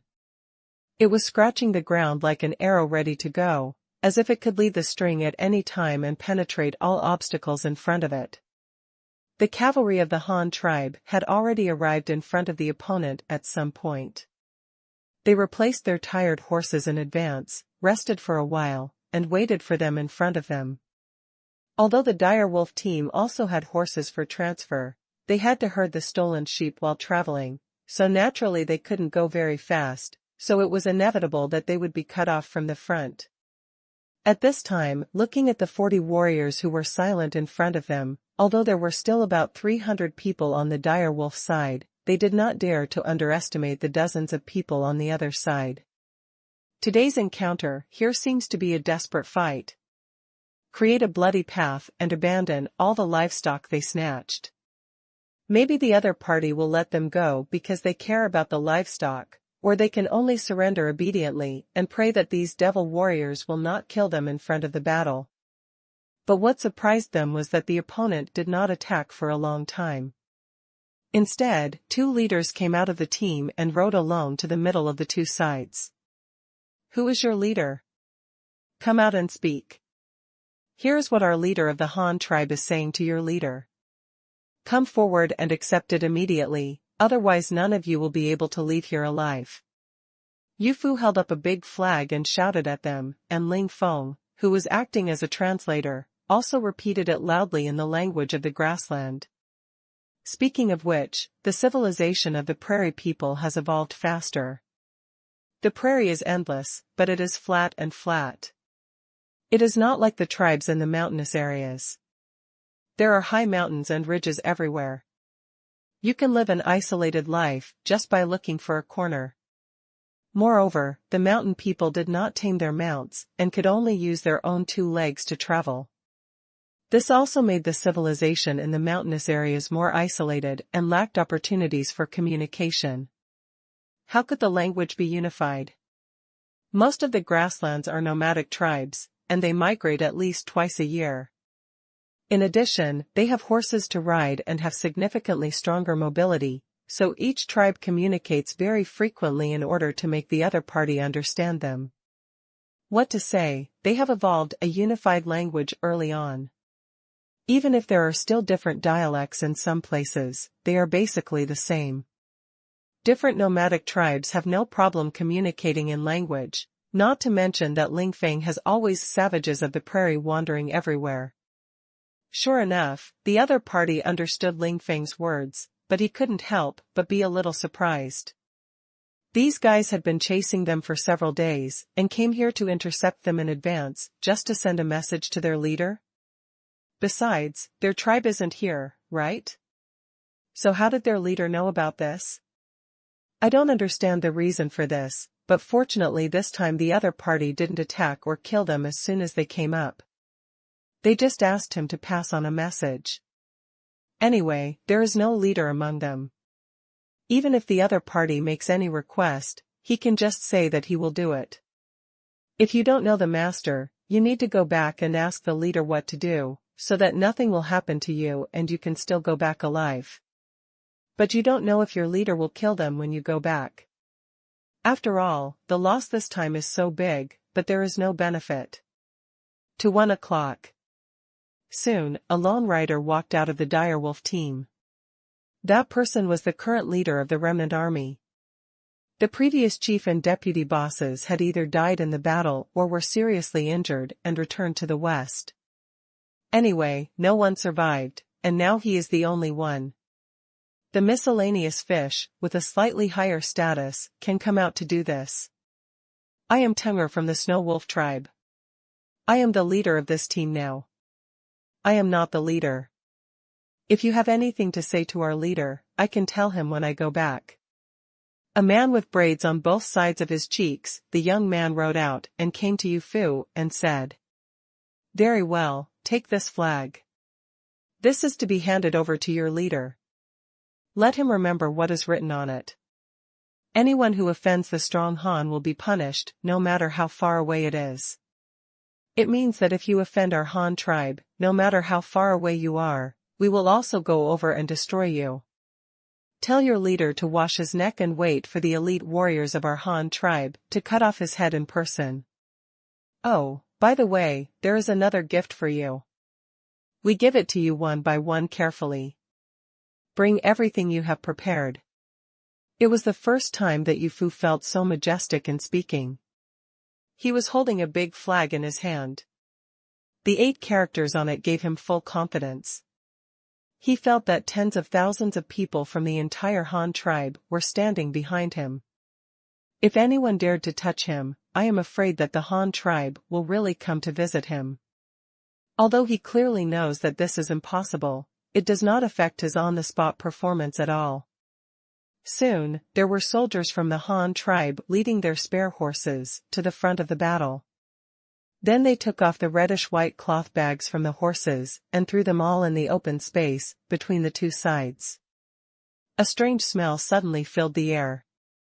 Some of the bundles accidentally fell apart when they fell to the ground, revealing the swollen and deteriorated heads inside, but it was still possible to tell at a glance that they were members of the direwolf tribe, like the braided one above.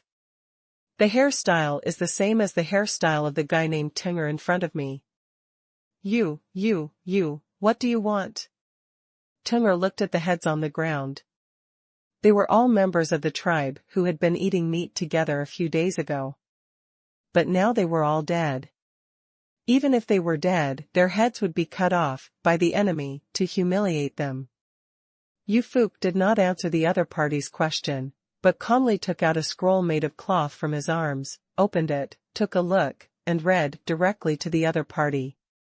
"Yesterday, your troops invaded my Han Empire caravan, robbed property, killed my people, and burned countless vehicles and supplies. Your banditry was obvious to the sun and the moon. It is an unforgivable crime and everyone will punish it. However, God is good at saving lives. It is not my original intention to raise troops to kill and destroy lives. If you make the following compensation, this matter will be over. If not, our Han soldiers will be vast and tens of thousands of troops will go south immediately. I will trample you into pieces to avenge my past." The following is a list of compensation materials: 200 young laborers, 200 adult cattle, 1,000 horses, 5,000 sheep, a total of 10,000 cattle and sheep skins, and 500 pairs of horns. Please pay the compensation next spring. If not, just wait and wait for the kill. Yu Fu held the scroll in his hand and read it carefully word for word. Ling Feng next to him was also translating simultaneously and explained the meaning of the diplomatic letter. Both of them had read this scroll in advance and sent it by letter at that time. When they came over, there was a vernacular version of the translation written on white paper rolled inside, so both of them knew the contents of the diplomatic letter very well, and they seemed very calm when explaining it to the other party. But Tinger's expression was completely opposite to the calmness of the two of them. The more he listened, the more frightened he became. The previous paragraph first mentioned their crime of robbery, which he did not bother to deny, and he had no way to deny it. It's just a robbery, there's nothing to say. But the following paragraph was used to threaten them, and Tinger was really afraid. How many tens of thousands of troops are there? Tinger wiped the sweat from his forehead and asked stutteringly. You know by Heqian, have you seen the flock of sheep that you robbed? There are about 1,000 of them there. 10 sheep as big as 10 means 10,000, tens of thousands, which means tens of thousands. Ling Feng clasped his hands and counted them. Are you all like this? Tinger asked, in shock and curiosity. What, you still want to try? I can tell you clearly that we have many of these weapons. We can make as many as we want. It doesn't matter if you don't want to compensate. I just want to try whether this knife is fast or not. Hearing that he dared to ask this, Yu Fu immediately pulled out his sword from his waist and put the long blade on Tinger's shoulder. Yu Fu's sword is a straight-edged horizontal sword. The blade is narrow and long, but it is very thick. It is also very weighty when placed on the shoulder. But more importantly, the threat brought by this sword is comparable to that of a sword. It is more oppressive in itself. This was also the first time that Tinger saw the weapons of Han tribe warriors at such a close range. The last time they fought was at night, the visibility was very low, and he could barely see a shadow. He knew that those weapons would reflect light and would be very long. Very thin, a flat strip, but only those who have experienced it know what it looks like, and most of those who know are dead. Now that I have seen such a magical weapon with my own eyes, I am so scared that I dare not move. The snow-like light, the straight blade, the exquisite steel-clad pattern, and the hollowed-out brass tang all show how precious this weapon is. This must be very valuable, and it would take several cows and horses to exchange for one, Tinger thought, but he is not stupid. He knows very well the significance of mastering such a weapon, and he also understands that it is absolutely impossible for the other party to sell it. Weapon, which is why he believed in the content of the diplomatic letter. Tens of thousands of warriors sounds really scary, and there are so many. There is not even a tribe in the world that can afford to support so many strong laborers, but Tinger is not sure whether there are so many people in the Han tribe. How about a person who has such miraculous weapon manufacturing technology, can produce white salt by himself, and can even export large quantities of it, and also has transportation artifacts such as vehicles, and has the ability to send caravans in exchange for a large amount of materials for his tribe? Such a person, how many people are there in the Han tribe? No one would believe it if they said it only had a population of a few thousand. No, I don't want to try, but you want too many things. I can only go back and tell the leader that this is no longer a decision that I can make. Tinger carefully pinched the blade on his shoulder and pointed it. Pushing it out a little bit, this Han tribe is too scary. If they have tens of thousands of warriors with such weapons, then the dire wolves are still in trouble. It is better to surrender as soon as possible. I know you won't compensate immediately. Take this letter of credence, go back and show it to your leader, and tell him what we just said. If the next time the ice and snow melts, if you don't take it out to compensate, then there is no need to take it out. Yes. Yu Fu put away the steel knife, threw the scroll into the opponent's arms, and said coldly. Ah. Ah? There's no need to take it. Do you mean there's no need to compensate? Teng'er was stunned for a moment when he heard Ling Feng's translation, and then he was pleasantly surprised. You must know that this is a large amount of material compensation. It would be great if it could be saved. Yes, there's no need to take it. If you don't see anything by then, we will send soldiers to get it in person. Yu Fu sneered. Then, if we pay compensation, how should we give you things? Teng'er asked again. Just where you attacked the caravan at night, there is a temple built with your corpses, which is a pile of corpses. There is also a big flag like the one in your hand on it. You just need to get there and wait. Within a month, our caravan arrived. At that time, we will first let the giant eagle come over for reconnaissance. If your compensation is not found, then next time it will not be a caravan, but an army with steel swords. I hope your leader can think clearly. Also, don't think that we won't be able to find you after you move. The giant eagles we raise can fly across the entire grassland in 2 days at most. No matter where you go, we can find your hiding place. Yofu showed that he provided the delivery location, and finally gave him a few warnings. Oh, I know. I will definitely bring your words and these 2 things to the leader, but I can't guarantee whether he will agree to it. Then, if there is nothing else, we will return. You won't continue to stop us. If we can't go back, we won't be able to bring news to the leader. Teng'er almost begged at the end. He really didn't want to continue to face these 2 Han tribesmen. Maybe it was a mistake to rob the Han tribe's caravan. It was all the fault of the old man selling bamboo. This time I must smash his bones and feed them to the dogs when I go back. Wait a minute, are you going back like this? Yu Fu stared at him with strange eyes, which made Teng'er's hair stand on end. Then, that's more. Oh, yes, those sheep are all yours, we won't take them away. Teng'er looked at Yu Fu, who looked unkind, and suddenly remembered that there was still something wrong with them this time. Didn't you come here just to intercept these livestock? Huh? Nothing else? Yu Fu continued to ask with a cold face, but he was secretly laughing in his heart. Unexpectedly, the other party was really afraid, so he gave away the stolen sheep after scaring him like this. And. Don't keep any more horses there.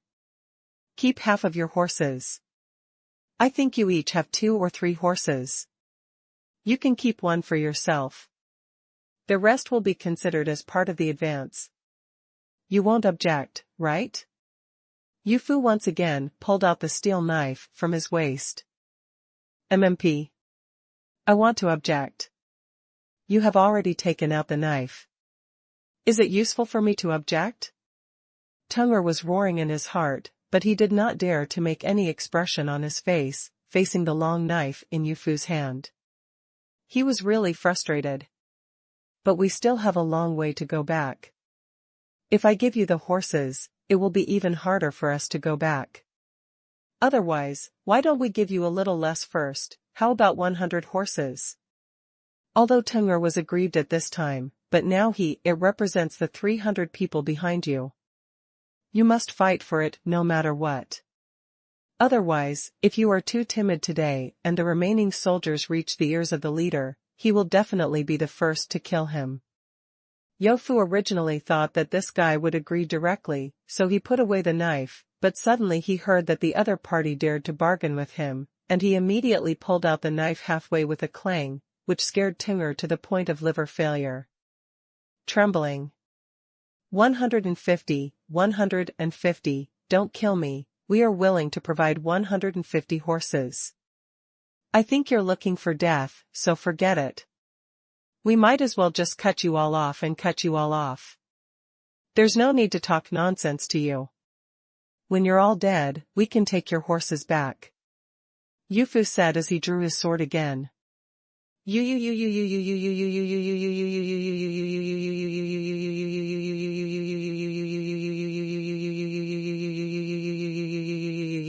I will be killed by the leader even if I go back, woo woo woo. Seeing Yu Fu take out the knife to scare people again, Teng'er cried out in grievance. This is too bullying. It's great to have a knife, but he takes it out at every turn, to scare people. Why don't I just surrender? You guys like to find it. Whoever delivers the letter is responsible for delivering the letter. Anyway, it is a thankless job for both ends. Whoever likes to do it will do it. Teng'er's amazing turn of events immediately confused Yu Fu and Ling Feng. What the hell is this? Surrender now? Ling Feng looked at Yu Fu helplessly and complaining, and then curled his lips at the knife in his hand, indicating that he had gone too far in scaring him. Yu Fu also immediately understood what he meant, awkwardly put the knife back into its sheath, and said impatiently. 150, just 150. Leave the sheep and horses behind, and take your people back to deliver the message quickly, or you will know the consequences. No, I won't go back. Your Han tribe is so powerful. I want to follow you. Even if I go back now, I will definitely be punished by the leader. I will follow you. Teng'er said as if he had made up his mind. Let's go, take the flag and credentials, leave the sheep and horses behind, and take your people and leave quickly. Get out of here. Seeing what the other person wanted to say, Yu Fu pulled out the knife again and cursed, which scared Teng'er and ran away. What happened next went smoothly. Teng'er returned to the team and briefly talked about the matter with his subordinates. Then everyone moved quickly, first gathering the stolen sheep, cattle and horses together, and then they each cleaned up supplies, replaced 150 horses and flocks of sheep and rushed together. There was even a small group of people who picked up the heads that had just been thrown on the ground and took them away. I don't know what they wanted to use them for. After everything was done, that guy Teng'er didn't even come over. He shouted from afar, "We've put our things down," and then ran away with his men, making the cavalry of the Han tribe dumbfounded. Was this the same group of people who robbed their caravan a few days ago? It's so funny. How could such a timid tribe come out to rob? No wonder they can only live in the barren snowfields. I don't know how many years they have, but they haven't even gone to the prairie to occupy a base area with rich water and grass. Think about it. Not without reason. After the opponent quickly escaped from sight, Yu Fu and the others also began to receive the livestock left behind. Under the leadership of Azuka's giant eagle, they grazed while rushing towards the camp where they stayed. At this point, this diplomatic deterrent was considered complete. It's done. As for what kind of encounter Teng'er will face after returning to the tribe, that is beyond their control. After spending 3 days returning to the camp, it was confirmed that nothing happened to the caravan left behind. Yu Fu was also ready to set off again, but this time he did not continue to sell things to distant places, but took the team directly home. As for the rest, they could sell whatever goods they could on the way back, and take them back directly if they couldn't sell them all. There wasn't much left anyway, and most of the goods had been replaced by livestock and furs. Although this trip had some ups and downs, it was not an unacceptable blow to these tribesmen who were used to seeing life and death. After all, when they made a living purely by hunting in the mountains, they had never seen any dangers. In comparison, in terms of my previous life, my life now is much better. Besides, the harvest this time was actually quite impressive.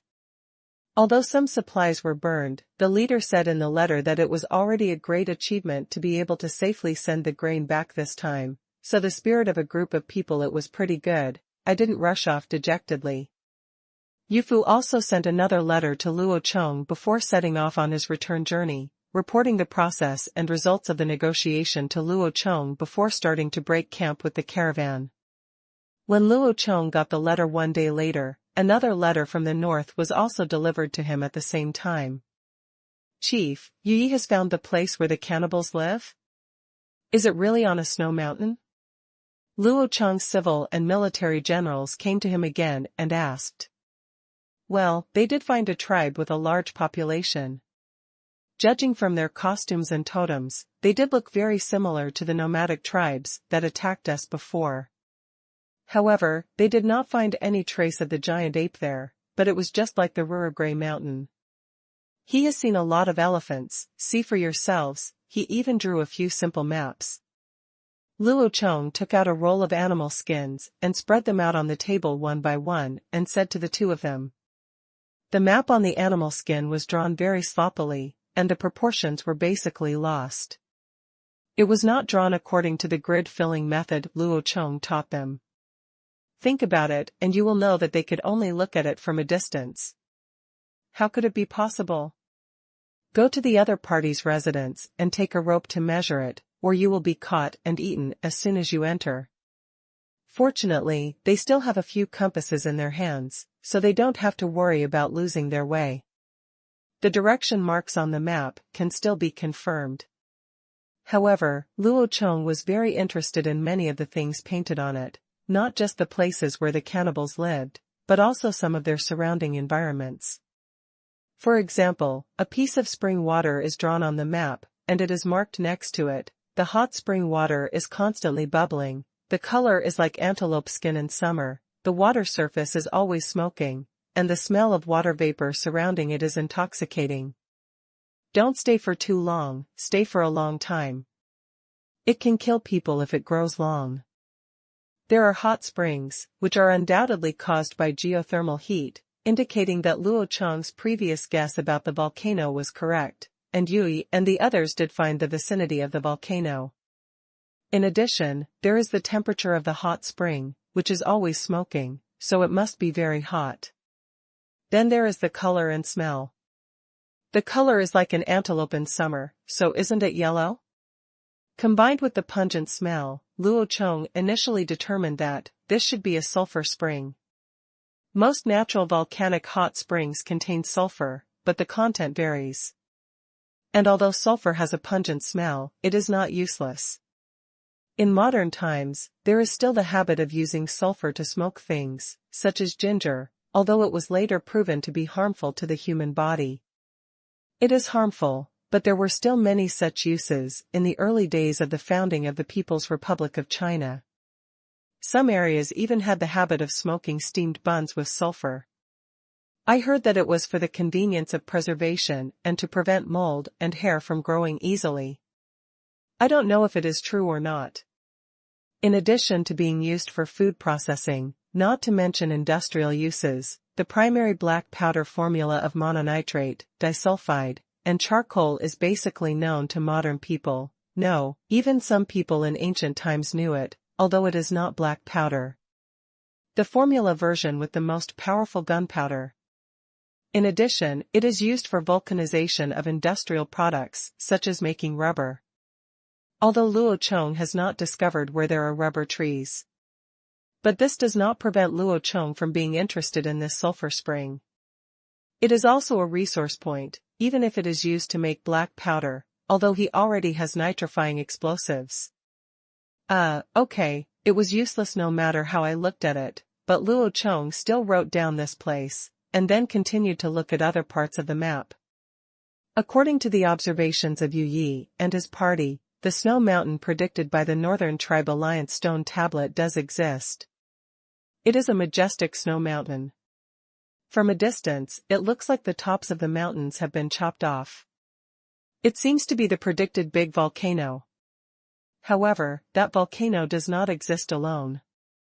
The entire northern skyline is cut off by endless snow-capped mountains. Luo Chong would believe it if it was said to be the source of water for the entire continent.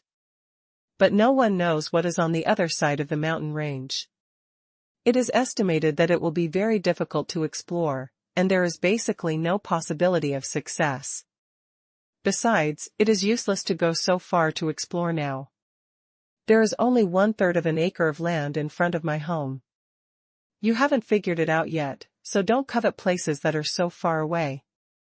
You can't reach them now anyway. The second is the distribution of the settlements of the cannibal tribes.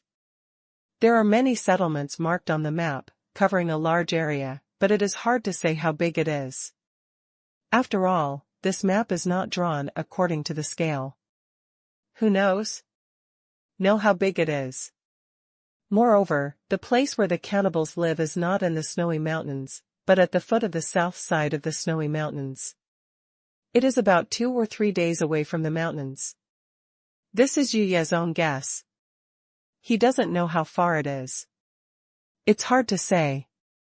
In addition, the living areas of the cannibal tribes are very scattered. They do not have a city like the Han tribe, and a large number of people are gathered together.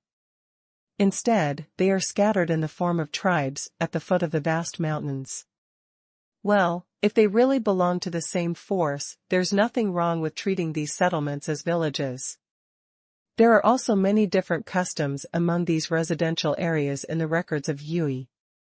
For example, some villages live in animal skin tents, some villages have thatched houses made of branches and trees, and still others live in underground caves, or simply live in the woods. Even the residence is built directly on the tree, making it look like a bird's nest. Of course, these are just some of the typical ones. There are many other styles of houses that have not been mentioned, such as stone houses built with stones, and small earthen bags made of mud bars, which look like a pile of tombs from a distance. But only a few people know that it is actually empty and can be lived in. But having said that, the reason why you saw so many different types of settlements, but Yi still concluded that they are the same cannibal tribe, rather than separate tribes, is because they all have similar human bone totems, and most of them the male tribesmen are all painted with white totem patterns. Seeing this, you will know why Yi judged that they are all cannibals, because their costumes are almost exactly the same as those cannibal totem warriors who went to attack the Han tribe, so even if they are not them, they must be inseparable from them. It's a pity that I can't ask a village to get more specific information, such as their language, the relationship between these villages, and their origins. However, based on the only information currently available, Luo Chong feels that this is a tribe of cannibals. However, this is not too accurate. Rather, it should be said that it is a village composed of people captured by cannibals, so didn't you kill all the prisoners you captured? There is actually a lot of basis for this speculation.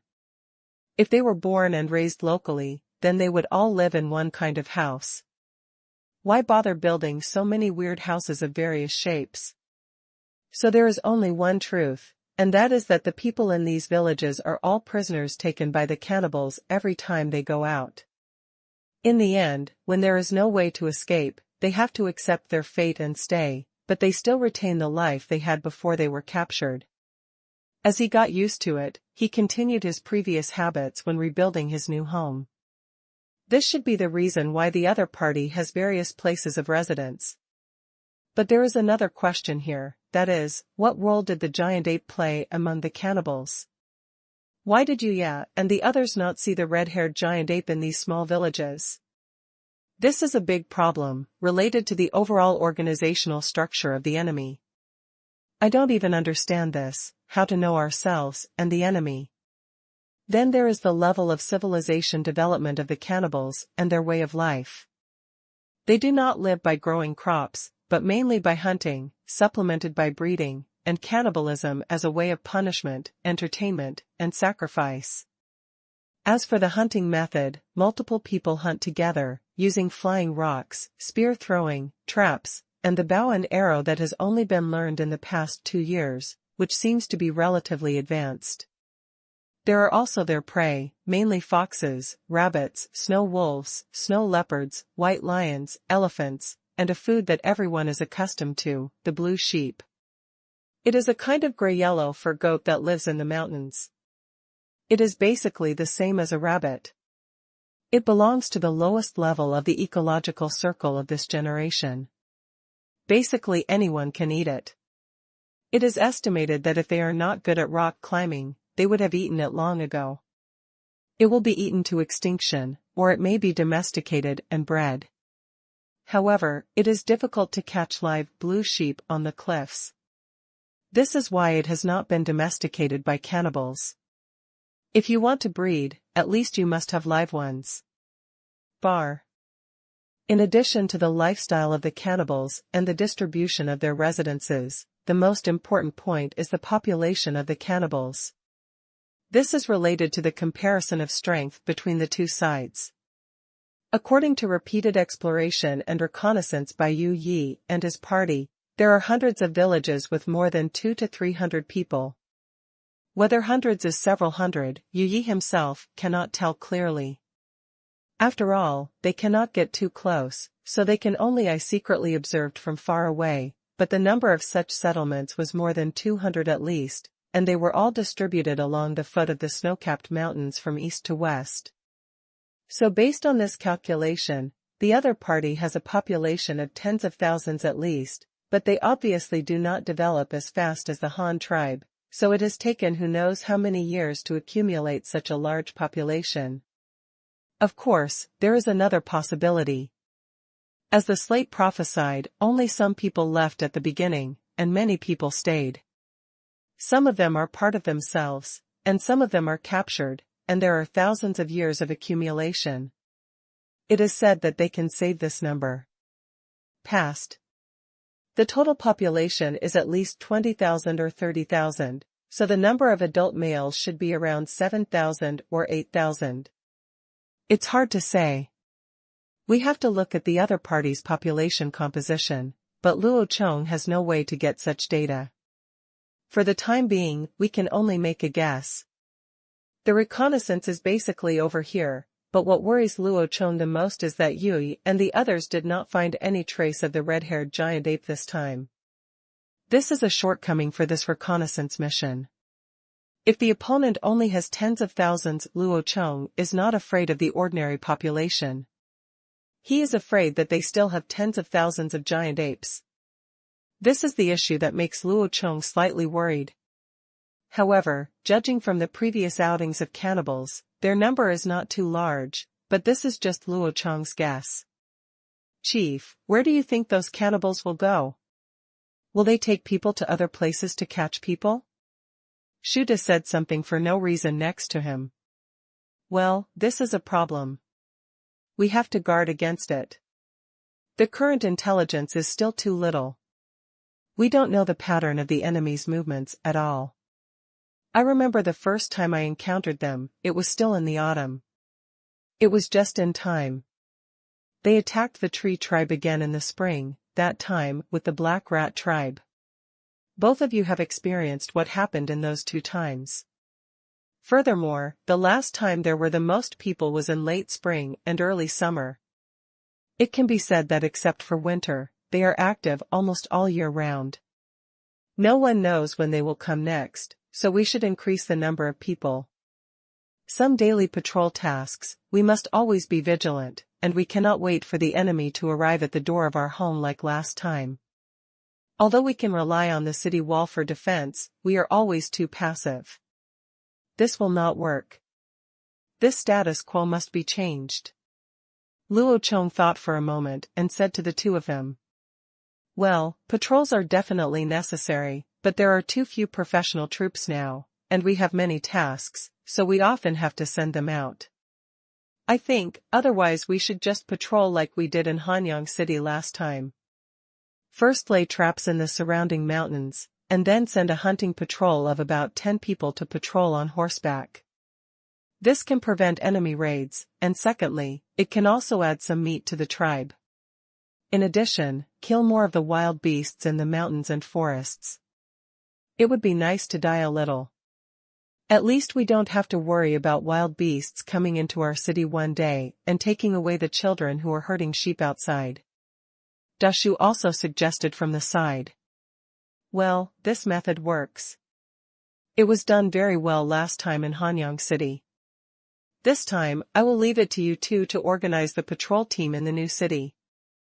Select experienced hunters from the city. A team of 10 people, each with one horse. Let's form 3 teams first. The main inspection area is in the north, and the range is, from the edge of the swamp in the east, to the Babayashan mining area in the north, and only half a day's distance to the west. You can go as far as you can on horseback. At noon, we will go return. The two of you are responsible for this matter. Shu selects people, and Shu De is responsible for training and equipping them with some equipment, which will start after this Labor Day celebration is over. Luo Chong made a decision directly. Yes, leader, I promise to complete the mission. The two replied in unison. Then, leader, what should you Yes team do now? Let them come back? Shu continued to ask. TSK, come back as soon as you come back. They have been out for several months. They have sacrificed their team members on the way. It is already good that they can still find the enemy's residence. It is just that there is too little useful information. We still don't know enough about the enemy. If only we could let them scout a few more times. Eh? How about letting them try to capture a few prisoners? Even if they can't bring them back, it would be good to find a temporary place to interrogate them. Well, just ask where those giant apes went, where they usually stay, and where they were dispatched. You can try asking about what the rules are, whether there is hierarchical management, and their relationship with the giant apes. I always feel that the relationship between the cannibals and the giant apes is too strange. Is they a subordinate relationship, or a symbiotic and mutually dependent relationship? Now we can't even figure out this most basic and important thing. Luo Chong said whimsically. Well, this is indeed a way, but it is a bit too dangerous. If they are accidentally discovered, it is very likely that they will all die there. Although they have horses that can run fast, the enemy also has elephants, meat and gray. Shan and the others are not very slow at running. If they are really discovered, it will be difficult for them to escape. Shu De also thought at the side. Then let's give it a try. If you have a chance, do it. If you don't have a chance, forget it. Just ask them to withdraw.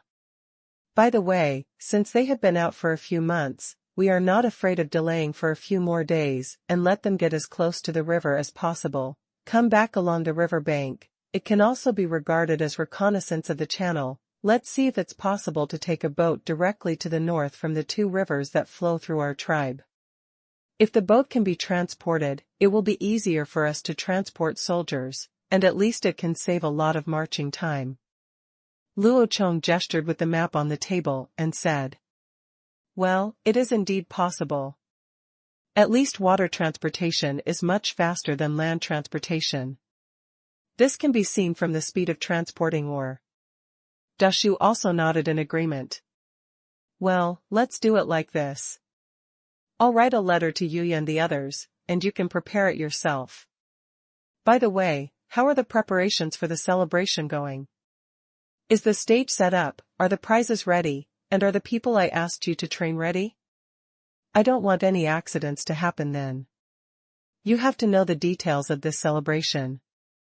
The function is to appease the new tribesmen, which is very important to the Han tribe. Whether we can get them to follow us wholeheartedly depends on this time. Luo Chong asked the last question. Don't worry, Chief.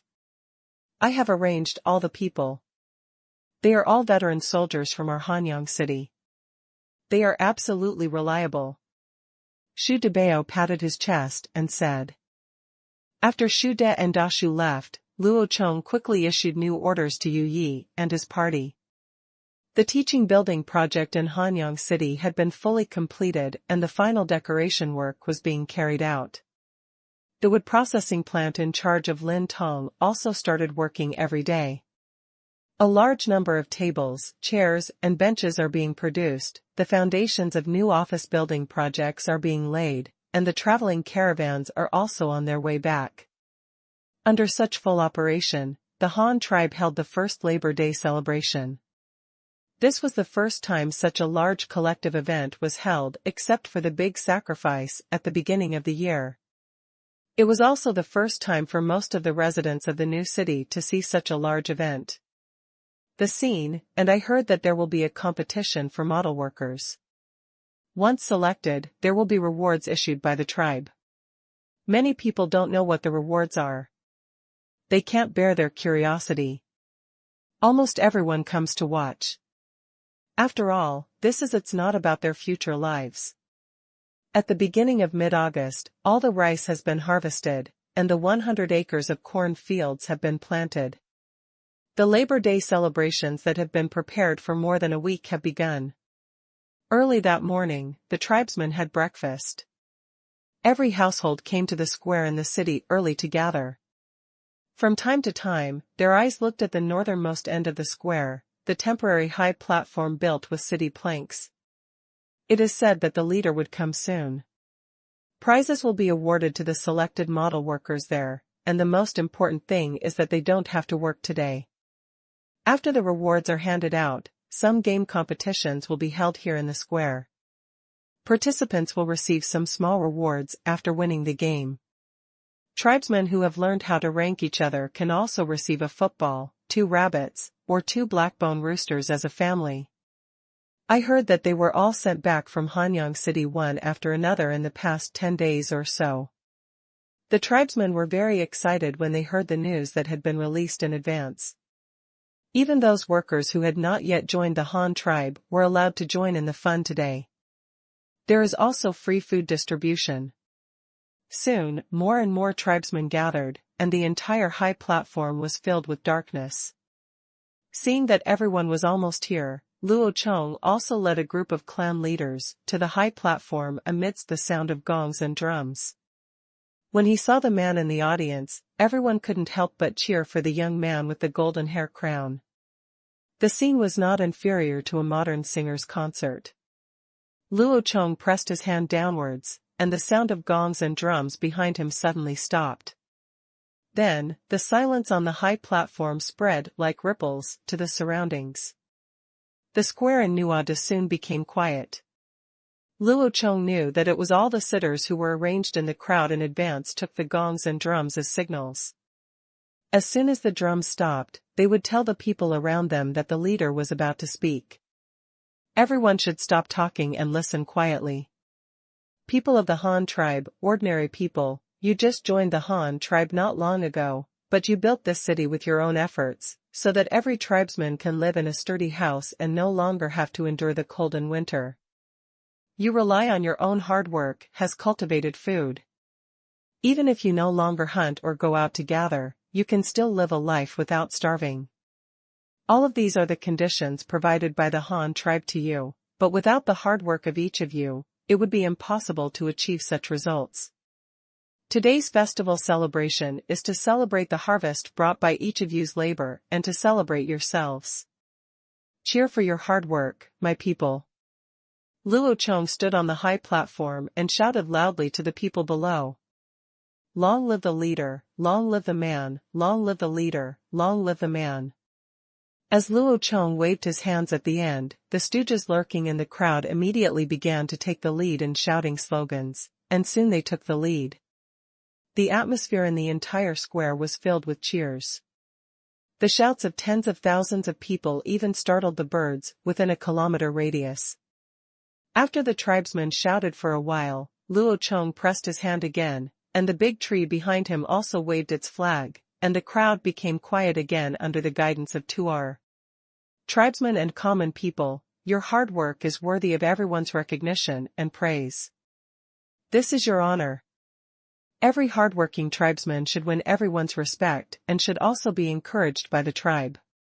Today, we will select a model worker from each clan, and I will personally award them with the awards they have won. So what is a model worker? It is the person among you who works the hardest, does the best, and makes the greatest contribution to the Han tribe. They are all role models worth learning from. Only those like them work harder. Only through labor can our lives become better under the leadership of the Han tribe. I hope that you can be like these model workers and reap your own honors and rewards in the future. Okay, then let the temporary city leader Lin Shu announce the winners of the first labor model selection and their labor deeds. Everyone applauded and welcomed them. After Luo Chong held, he took the lead in clapping his hands, and then hurried down to drink water. Taking the lead from the nurse who had been arranged in advance, fierce applause soon broke out below. Soon, Dashu walked to the stage with a list written on white paper and a stack of speech scripts. Pressing his hand downwards, Dashu looked at the manuscript and read. In this celebration, the first model worker we selected is Shui Lei, the Shui family member responsible for residential construction. Shui Lei is the leader of a house-building team.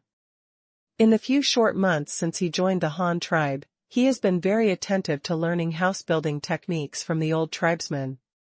He is the first among the new tribesmen to learn how to measure and place the houses. Find a group of people horizontally and vertically.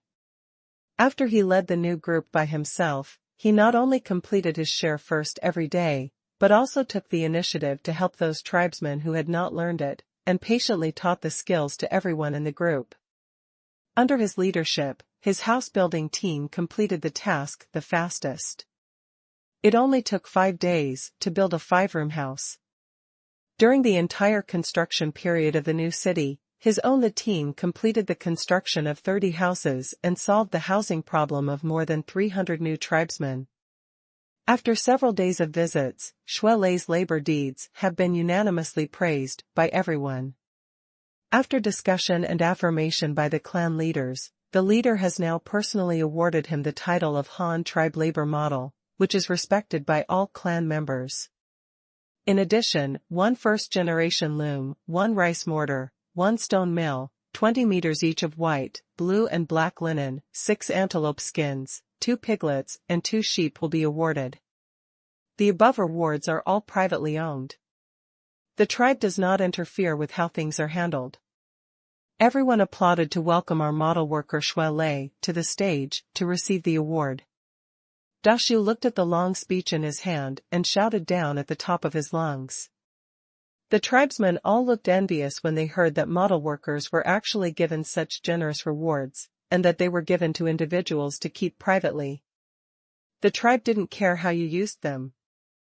Shui Lei was very excited and even wanted to cry. He has been a member of the Han tribe for a long time. As early as the Spring Festival more than a year ago, he was sold to the Han tribe by his leader for the price of a bowl of white salt. To be honest, he has no regrets. The strength and wealth displayed by the tribe during the Spring Festival were enough to fascinate many people who were hungry, and he himself was no exception. Later, when we arrived at the Han tribe, it was proven that the Han tribe was indeed very wealthy. Although they were just poor compared to now, at least they had no shortage of food and clothing. They also had a lot of livestock that could be used as labor and food reserves. With such conditions, he is already very satisfied. When they first arrived at the Han tribe, the newly bought tribesmen still lived in thatched houses. At that time, the location of Hanyang City was just a large, bare flat land. The first task they accepted was the new group of bought tribesmen. Just build a house. When the leader personally led them to use various magical methods to build the first brick house, he felt that he had found what he liked to do most: the horizontal and vertical wiring techniques, the staggered and orderly arrangement of bricks, the roof, how many more layers of bricks should be added to raise the ridge, how to arrange the tiles on the roof, and what interested him most and what he most admired about the leader was how to set up a fire pit. He learned all these techniques very seriously. Every time he finished his own work, he would rush to help others to do it, just to master those techniques more skillfully. Therefore, Shui Lei also became the first batch of construction teams led by himself. Team leader. However, after all the houses in Hanyang City were built, he couldn't get used to farming every day, and there was a shortage of people for the construction of the new city, so he took the initiative to request to be transferred to the new city to continue leading the new team members in construction. Shui Lei seems to like building houses very much. Whenever he sees the neat houses he led his tribe to build, and the tribesmen who live in them praise the benefits of the house from time to time, he can't help but feel happy. He doesn't know that this is why, until a few days ago, he heard a word from the leader's mouth: sense of accomplishment. At this time, he felt very excited when he heard what the temporary city lord said about his deeds. Although there were many people in the Han tribe, he felt that his contribution to the tribe was not unnoticed. What he just said on behalf of the city lord was the best proof, but he was still surprised by the series of rewards just mentioned by the city lord. Although Shui Lei likes the sense of accomplishment that labor brings and longs for recognition and attention from his tribe, he always feels that it is his duty to contribute to the work of the tribe. Even if the leader gives him some rewards, he never thought there would be so many. In other words, even if there is no reward, as long as the tribesmen praise the house he built, and if he can receive a few words of praise from the leader, he will be satisfied. But now, he felt that the leader valued him. After all, his efforts were noticed by the leader. The leader rewarded him with so many things, which was rare among all tribesmen. As a reward, he must work harder for the leader and the Han tribe in the future.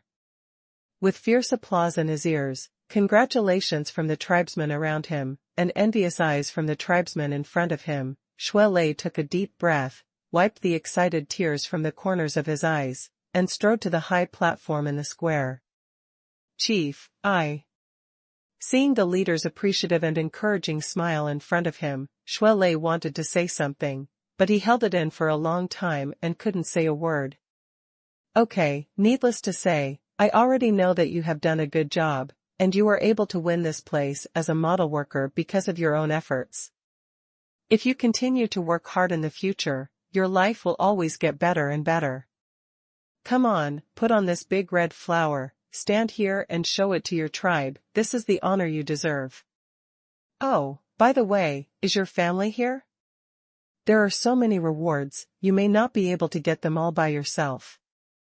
Luo Chong tied the big red flower that had been coiled with red cloth on Shui Lei's chest, as if he were a new recruit about to board the train, and then patted his shoulder and said encouragingly, "Yes, thank you, Chief.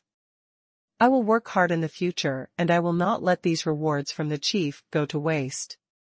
Shui Lei knelt down on one knee excitedly on the stage, saluted Luo Chong respectfully, and then encouraged him to receive his reward in his eyes. He picked up a little lamb that had just been weaned, raised it high and showed it to the audience, and kept waving the little lamb at the family members in the audience, frightening the little lamb. "It keeps bleeding." What? What are you doing? Why are you lifting me up? Oh, greater than over equal to less than over equal to, oh. Until the end, Shui Lei stood for a long time while his family and neighbors, led by soldiers, moved away the rewards together. A long group of people carried lambs and piglets, and some people moved looms and other large items. The production tools rushed to the Shui Lei family's house. Along the way, they were filled with envious looks and lemon-flavored blessings from the clan members. However, thinking that everyone would receive rewards in the later activities, I felt a little more balanced. With the first successful experience in awarding awards, the following process went much smoother. First, a Jianjiao tribesman with the surname Jian was awarded because he worked for 3 days and 2 nights to deliver antelopes during the peak calving season. As a model worker, there is also a person with the surname Chai because he was the fastest and most efficient in farming. He was named a model worker.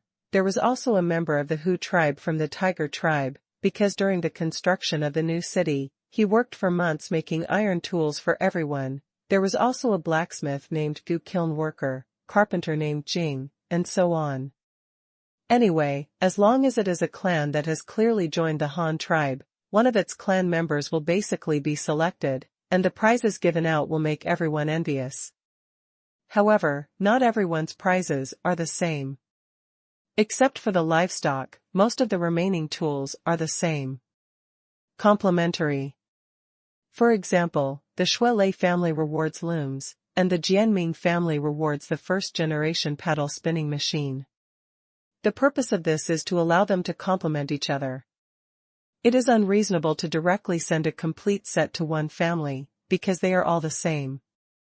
It's of no use at all. It's just like making a family. You spin the yarn and I weave the cloth, so it can come in handy. This kind of simple textile equipment has been eliminated from Hanyang City. The public textile factories all use more advanced generation shuttle looms and multi-axis spinning machines. These replaced things are also displayed. Instead, it is better to use it as a reward and give it to the tribe for private use, and it can also exert some production value. After the award ceremony for the model workers was over, all the tribesmen began to eagerly enter the next activity time. After all, I heard that ordinary tribesmen like them could also get some small prizes. After the award ceremony, other activities were quickly held in the square, including various labor competition-style games, blood family genealogy ranking assessments, and football matches held outside the city. The reward for seniority assessment is 2 rabbits per family. Rabbits are easy to raise. They can live with some grass and vegetable leaves. They give birth to many babies and reproduce quickly. They are also very clean. Now every household in Hanyang City has one. There are only 10 or 20 rabbits. Daily meat is not provided by the tribe at all. The peeled rabbit skins can be used to make clothes for children or shoes. A few small rabbits collected from each family in Hanyang City are enough to distribute to the new city. Families that pass the assessment can receive 2 little rabbits as private property for free. Such rewards attracted a large number of people early on, and long queues formed in front of the 2 assessment booths set up in advance. Of course, some people don't want to wait in line and want to receive some prizes, so they have no choice but to go to game competitions. Common working methods include events here, such as firewood chopping competitions, water fetching competitions, basket weaving competitions, and rice mortar competitions. There are also competitions for tying straw, sawing wood, and even slaughtering and skinning sheep. These small game-style competitions are held in groups of 10, and the top 3 will be rewarded with either chickens or rabbits, as well as some small tools used in daily life, mainly kitchen knives, scissors, axes, and shovels. In this category, the highest first prize may be a guillotine. If you raise sheep and pigs at home, it would be best to use a guillotine to cut feed.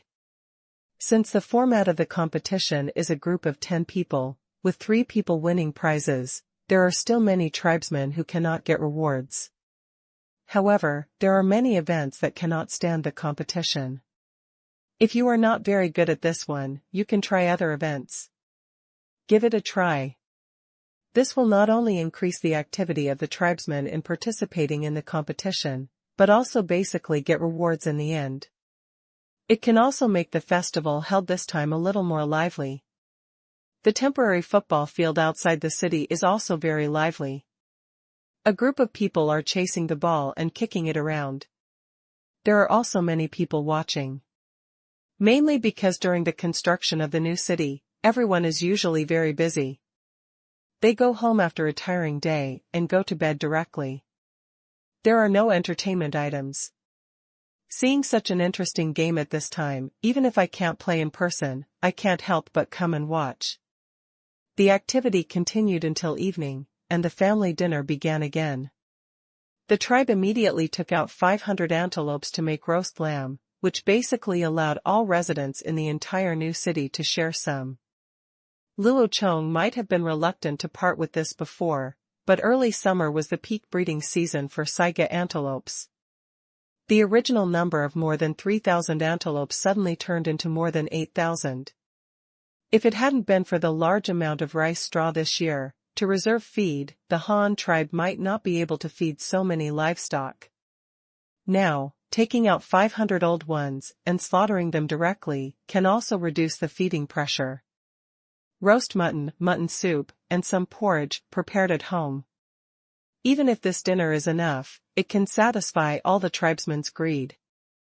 After all, although the Han tribe is not short of food, there is really not much meat. Mutton, it's better, especially the pork, I really can't bear to eat it. All the domestic pigs raised by the Han tribe come from the Luo tribe, but the Luo tribe only has 1,800 pigs. How can Luo Chong be willing to let his tribe eat them? It is best to breed more piglets as soon as possible to expand the size of the race. What?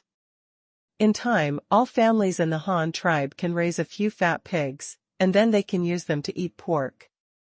So in general, the pigs in the Han tribe are still very safe. Furthermore, Luo Chong also knows a way to make pigs grow meat quickly, which is to knock the pigs, that is, to castrate the pigs. The activity of castrated pigs will decrease, and they will not fight each other due to estrus, causing unnecessary losses. Basically, castrated pigs have low self-esteem.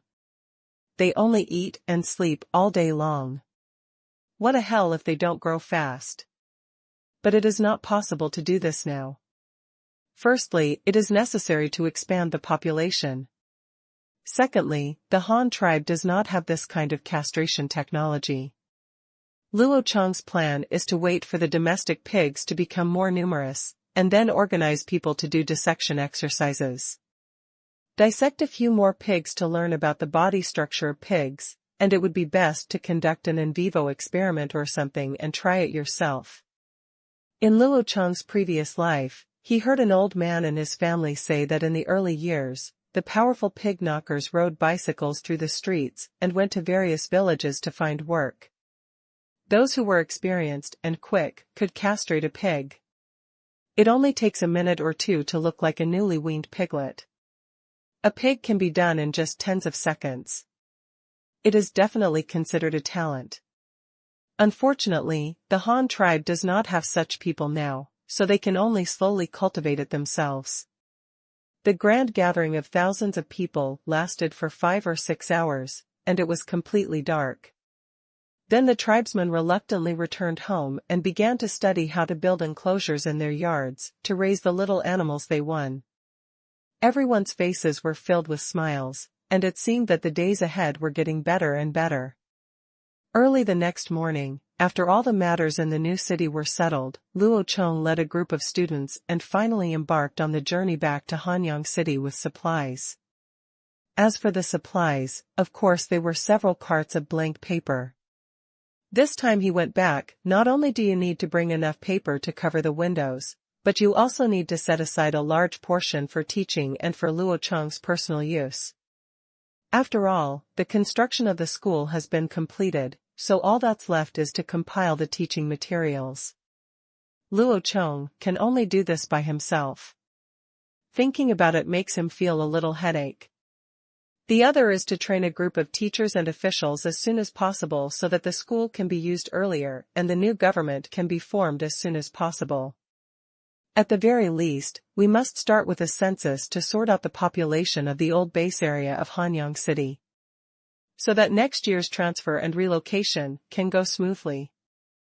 Also, with enough paper, Luo Chong can start designing coins belonging to the Han Empire.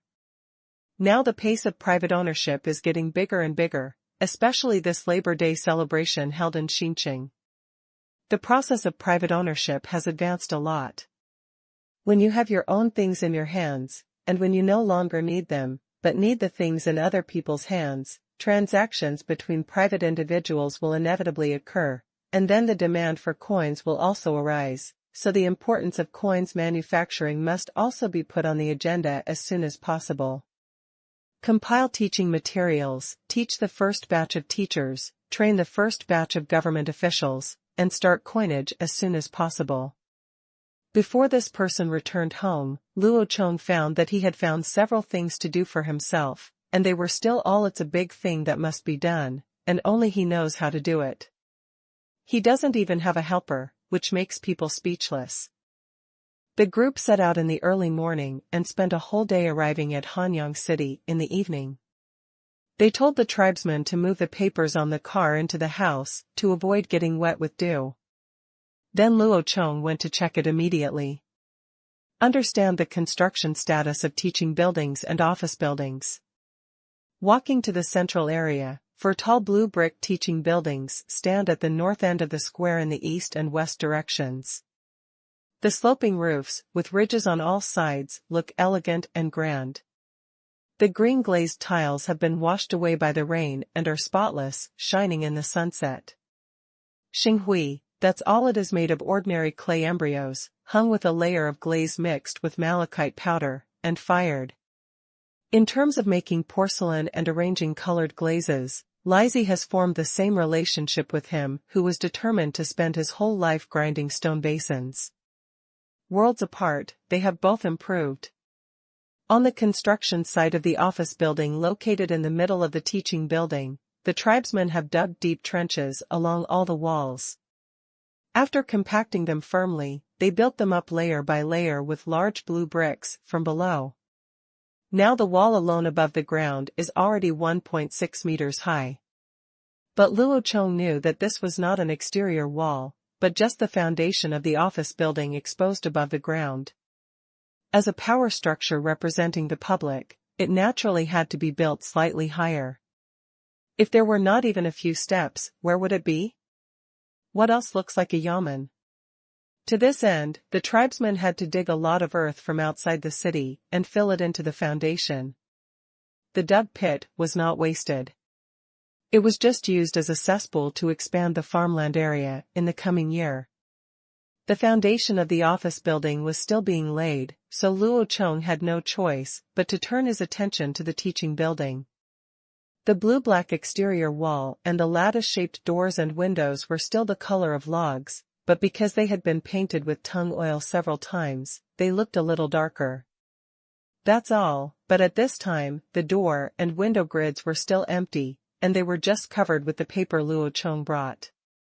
In fact, it is not that Luo Chong has never thought about replacing all the doors and windows of the teaching building with glass, but the cost of doing so is too high. The materials he has now cannot be made into ordinary glass, so he can directly use crystal to burn the glass.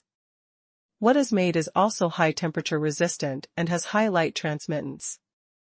The melting point of ordinary glass is less than 600 degrees, but the melting point of crystal glass is around 1200 degrees, which is higher than the melting point of gold and silver.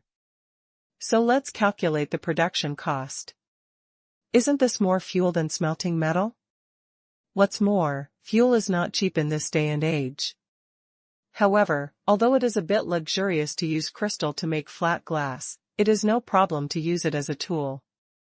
Especially the high transmittance of crystal glass makes it very suitable for use as optical instruments. At this time, Luo Chong is a magnifying glass is needed for making coin molds or for engraving movable type printing plates. Once you have made up your mind, start immediately. Making glass products is not difficult. Once glass is heated to around its melting point, it will soften into a red paste-like viscous liquid. If you want to make a hollow container, use the hollow metal tube, stirs up some glass liquid, blows air into it, rotates and stretches it, and finally makes the shape you want. The other is that the finished product is a solid. For example, the solid convex lens to be made this time can be cast directly with a mold. However, in order to make the surface of the finished product as smooth as possible, the mold for pouring glass products is generally made of metal. That is to say, if you want to make this convex lens, you must first cast a convex lens mold out of bronze. This is not a difficult thing. It is just a matter of pouring two plates that can be buckled together. If you want the finished product to be more accurate, you may have to use the lost wax method to cast it. Luo Chong draws the shape and the size of the finished product on white paper, and then I took it directly to Dazue, and I should be able to see the finished mold in a few days. Arrangements were made to burn glass to make convex lenses, and Luo Chong asked Ding Rue and Chief Shi, who were stationed in Hanyang City, to be fully responsible for papering the windows, requiring them to all change their clothes before the end of August. There is nothing difficult about this. They just need to brush the paper with tung oil twice and then distribute it to each household after it is dry. Then they will be allowed to stick it up by themselves. The only thing they need to worry about is the school, warehouses, workshops, military camps, and other public facilities. The only thing left to prepare is currency. Regarding the production and manufacturing of currency, Luo Chong can still try it. After all, this is a problem of mechanical production, but when it comes to the currency system, he really knows nothing about it. In his previous life, Luo Chong had never studied finance or economics, and had basically zero knowledge in this area. He only knew that there was a gold standard, a silver standard, and that the purchasing power of a currency was approximately equal to productivity, etc. These unfamiliar terms were unknown to him. He had heard it and had a general idea, but if he was asked to explain it clearly and in a long way, he really couldn't do it. The gold standard, understood literally, uses gold as the country's standard currency. Other currencies issued by the national mint must have a fixed price in exchange for a certain weight of gold. This seems to be called the gold content of the currency. The silver standard is the same as the gold standard, but the name has been changed. Considering the current situation of the Han tribe, gold has not been discovered yet. The metal resources we have, namely brass and silver, are suitable for making currency and are soft enough. High ductility, stable properties, easy to cast, wear-resistant, and easy to store.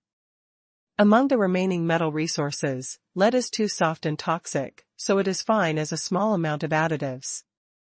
It is not a good thing to be exposed to it every day. Iron is easy to rust. Stainless steel is too difficult to process and requires chemical plating, so it is not suitable to use iron. That leaves only brass and silver. However, if the Han tribe adopts a silver standard currency system, there are two big issues that need to be paid attention to.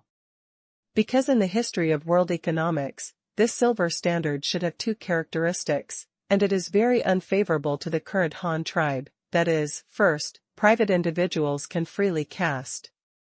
Of course, this casting does not refer to silver coins, but silver ingots, blocks, or silverware, silver jewelry, etc., but they all have one thing in common, that is, this privately minted silver can also be used as currency for transaction payments. This is undoubtedly a huge problem. Once this happens, doesn't it mean that whoever picks up a natural silver nugget can become rich instantly? Of course, this possibility is relatively small, but if someone gets it from abnormal channels, what about silver products? For example, smuggling from the Qingshu tribe. Another thing is, what if the Qingshu tribe uses a large amount of silver products to extort the Han tribe's supplies? It is conceivable that once a large amount of illegal currency pours into the market, the country's economy will collapse. Wealth is created by productivity, not blown by strong winds. How much money a country has depends on its production capacity. I can't say that if you have no money, you will print money as hard as you can. What will be printed is not money, but a pile of waste paper. Similarly, others cannot not follow the rules and exchange as many supplies as they want with a pile of money. This is absolutely not allowed. So Luo Chong simply decided that any transaction with the Han tribe must be bartered. If currency is used, it must be coins minted by the Han tribe. Direct use of jewelry cannot be used for transactions. In this way, those who have the right to mint coins, the Han tribe, will not be threatened by the Qingshu tribe. Second, in the historical silver standard system, foreign currencies were allowed to be exchanged for domestic silver. In international trade, foreign silver was also allowed to be used to purchase domestic products. This was a good thing in the previous life and could promote international economic circulation. Only when money circulates it's not that it can be used to its full potential, but in the current situation of the Han tribe, this is a big problem. The Qingshu tribe has silver. This is confirmed news. There is still the silver bowl cast by the Qingshu tribe in Luo Chong's room, so what should we pay attention to?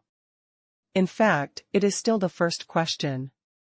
In the foreign trade of the Han tribe, barter is still the main method of transaction, supplemented by money and goods transactions.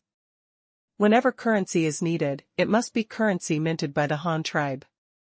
In this way, the Qingshu tribe could not intervene in the Han tribe's trade, nor could they use their metals to disrupt the Han tribe's economy. The last point is the currency exchange system. If you make up a random system, it will easily collapse. Therefore, to be on the safe side, Luo Chong decided to directly apply the dime-cent decimal system that he was most familiar with. Although it felt a little awkward to hear a group of primitive people calculating their cents every day, he was the only one who felt awkward. In this world, Luo Chong was the first person to issue currency, and the other indigenous people were all in contact for the first time. It doesn't matter if it's awkward or not, they haven't seen it anyway. If it feels awkward, just change the points into text, and the yuan and jiao will remain the same. In this way, the yuan jiao text will sound smoother. After the exchange system was established, it became a matter of material. The location of the silver mine was still far away from the two cities of the Han tribe. After all, transportation was still not as convenient as the copper mine in Babaishan, so Luo Chong decided to use 95% brass. A bronze alloy made of 5% lead is used to cast two small denomination copper coins, wen and jiao, and pure silver is used to make yuan-level silver coins, that is, silver dollars. In addition, it should be noted that in order to increase the anti-counterfeiting identification ability and increase the difficulty level of minting coins, the coins of the Han tribe are all made of solid coins instead of the ancient square-hole coins. In contrast, if mechanical stamping is used, coins are simpler to make than cast square-hole coins, and they are more delicate and complex. Their quality accuracy is simply not comparable to that of cast coins, and it cannot be imitated by anyone. Because if you want to stamp coins, you must have a steel seal. With the current level of technology in the world, it is possible for the Qingshu tribe to imitate square-hole copper coins cast by fire. After all, they can already cast silver bowls with relief patterns. It shouldn't be that difficult to cast square-hole money, the output is low at most, but if they want to play with stamping, the production of steel seals alone will be very difficult for them, and they will be exhausted and unable to do it for hundreds of years. After confirming the coinage plan, the next thing will be easy to handle. There is no rush anyway. There is currently no need for large-scale currency transactions. The initial stage is to circulate within the Han tribe. Now we only need to concentrate on researching stamping equipment. But this is not a matter of 1 or 2 days. There is still a lot of preparation work that needs to be done. Luo Chong also used this time to arrange some other things. He didn't need to worry about the window papering. Within just 5 days after returning to Hanyang City, almost all the residents had put on window paper. The whole Hanyang City was filled with an atmosphere of joy. 2 days later, 2 buildings, the doors and windows of the teaching building, have also been renovated and are finally ready for normal use. The classroom was declared ready for use. This was definitely an epoch-making day for the Han tribe, and it was also a day hated by the clan leaders of all ethnic groups. They finally realized the fear of being dominated by classes and homework. On the podium, Luo Chong wrote Chinese characters on a blackboard with chalk. On the far left are the existing surnames of various ethnic groups in the Han tribe, as well as the remaining parts of the hundreds of family surnames written down by Luo Chong. In the middle, there are capital numbers, written from 1 to 100 million. Below, there are the names and units of various items, such as one head, 1 horse, 1 car. The next row is the corresponding nouns: chicken, human, oxen, horses, carts, etc. Let them learn the units with corresponding names. These are the most basic skills that officials need to master. The purpose of learning surnames is to be able to remember people's names, so that they can count the population after a while, and use them when doing censuses. The purpose of learning nouns, units, and quantities is to count the various incomes and expenditures of the Han tribe, as well as the output of various things. And storage quantity, these are all things that the Ministry of Household Affairs will do in the future, counting money, grain, and taxation, but officials in small counties must also understand these, otherwise how will they manage tens of thousands of people? The rightmost part of the blackboard is the date, that is, the year, month, day, the 4 seasons, as well as various measurement units, as well as conversions between units, length units, area units, volume units, and weight units. The purpose of learning this is firstly to grasp the seasons and time to facilitate farming and harvesting, and secondly to learn to measure the land area to facilitate the allocation of labor and farming resources. For example, how many acres of land requires a cow, and how many acres of land require several people for daily management. The third is to learn to calculate the amount of crop sowing, fertilizer application, final harvest yield, per capita food consumption, etc. After all, the Han tribe is still a tribe that relies on farming as its main means of survival. Everything must make way for farming. No matter what you do, you must first fill your stomach. Besides, if the people are hungry, they are not far away from rebellion. The output of grain is related to the stability of the country. This must be paid close attention to, especially for officials in this era. Not only do they need to be able to write, they also need to learn to farm. They don't even know how to farm. Then can you manage so many farmers digging in the fields? Be careful when writing. At least the words you write must be understandable. Now that you have the opportunity to practice calligraphy, you should know how to cherish it. Do you know how difficult it is to make paper? With this current output, it will be enough to finish pasting the windows. It's enough for 4 of your classes. After explaining the knowledge points above, Luo Chong began to ask the students to practice calligraphy below. Then he would patrol the classroom and see who had problems with writing or wrong writing, and would give individual reminders. There are a total of 320 students in this period, including clan leaders from the new city, hunting captains, gathering captains, shaman and elder candidates, and some smarter people selected by the clan leaders. The total number is about 150, and the rest, most of them are from Hanyang City. After the selection of warriors last year, Luo Chong once held a Chinese character learning class. At that time, nearly 200 people were selected from Hanyang City. Now some of them have been put to use, such as following caravans or drawing in the pottery department of Lizi. The words on the porcelain, and the remaining people were summoned by him again. The 320 people are divided into 4 classes, with 80 people in each class. There are 4 classes in the morning and afternoon. Chinese is taught in the morning and mathematics is taught in the afternoon. According to Luo Chong's plan, there are about 2,500 to 7,000 commonly used Chinese characters. It is mid-August now. If he teaches until December, it will be 3.5 months, more than 100 days. If he learns 30 Chinese characters every day, then this semester they can learn 3,000 words, and they can basically do simple reading and writing, but this is not enough. After they study for 2 months, Luo Chong will add learning tasks to them, learning 50 words every day, so that they can learn more. It's almost time. Some people may think this is difficult to learn, but Luo Chong doesn't think so. The main thing is how to teach it. Learning Chinese characters is easy at first and then difficult. I just started teaching 1, 2, 3, earth, stone, water, wood, king, sky, big, human, which have few strokes and are similar. In addition, the students in this period are all adults, and their learning attitudes are very different. I am very conscious, at least better than a primary school student. It is not impossible to learn 30 words a day without Luo Chong's supervision. After you have simply learned it, you can then extend the teaching from these characters.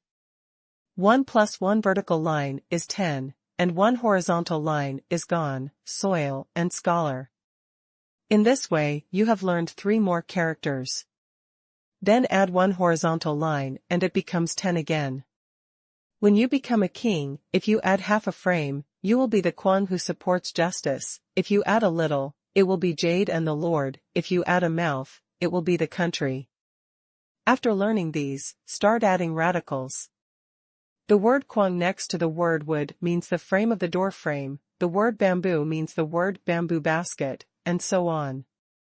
In the next stage, I started to form words, And I learned about frame. What is frame? Door frame. Okay, now I learned another word for door, bamboo basket, pole, iron pot, kitchen knife, etc.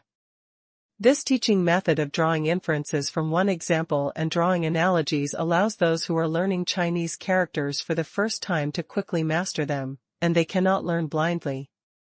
Having a good learning method can make learning twice the result with half the effort. It doesn't matter if they don't know. Luo Chong directly follows this method. Just teach, and this is how he is confident that all students can learn dozens of words in a day. In the afternoon, I teach mathematics. Writing Arabic numerals is the easiest. There are only 10 numbers in total. It takes 2 days for everyone to practice, and then there is addition and subtraction within 10, within 100, within 1000, and so on. The next step is to multiply and divide. Learn about the multiplication formulas. After you memorize the multiplication formulas, you don't need to calculate multiplication and division within 2 digits. You can recite them by just opening your mouth. Then there are 3-digit numbers and 4-digit numbers. You can basically learn the 4-digit numbers. It is enough. Even if it is a matter of calculating how much food a person needs, how much is needed in total. Of course, this is not the most important thing. The important thing is to teach them how to form vertical expressions and learn the calculation method. No matter how many digits there are, it will be the same. At worst, they can calculate slowly. After you have learned all these, you can move on to the 4 mixed operations of addition, subtraction, multiplication, and division. Basically, you have graduated from this period. Must know new words. Ode to the Goose, Luo Chong. Ode to the Willows, Luo Chong. Wind, Luo Chong. The 3 autumn nights can bloom in February. Ancient grassland, Luo Chong. The grass on the original plain, 1-year-old and one blooming. Wild, the fire never burns out, but the spring breeze blows and rekindles it. Wandering Sun's song, Luo Chong. The thread in the hands of a loving mother. In the classroom, the students were seriously practicing the new words they learned today. And the teacher Luo Chong was not idle either. After teaching the dozens of words today, he began to lie on the podium and write furiously, scratching the back of his head and thinking. I was thinking about something and started writing again after a while. Compiling textbooks is really not an easy job. Ahem, although he copied them all, they must be copied selectively. Just like in the ancient poems above, historical figures, historical places, and historical figures cannot appear. Historical events are all composed of poems describing scenery, natural things, praising family ties, and teaching people to understand filial piety. Otherwise, if you write "Climb the Stork Tower," this poem is quite simple. The sun is over the mountains, and the yellow river flows into the sea. But how do you explain it when you teach?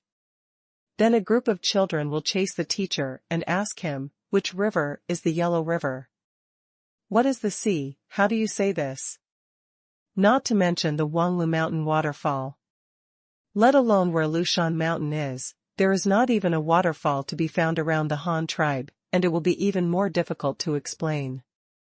Luo Chong racked his brains to recall the ancient poems he had learned, and then he had to find those words that were simple and easy to learn, and finally compiled them into textbooks.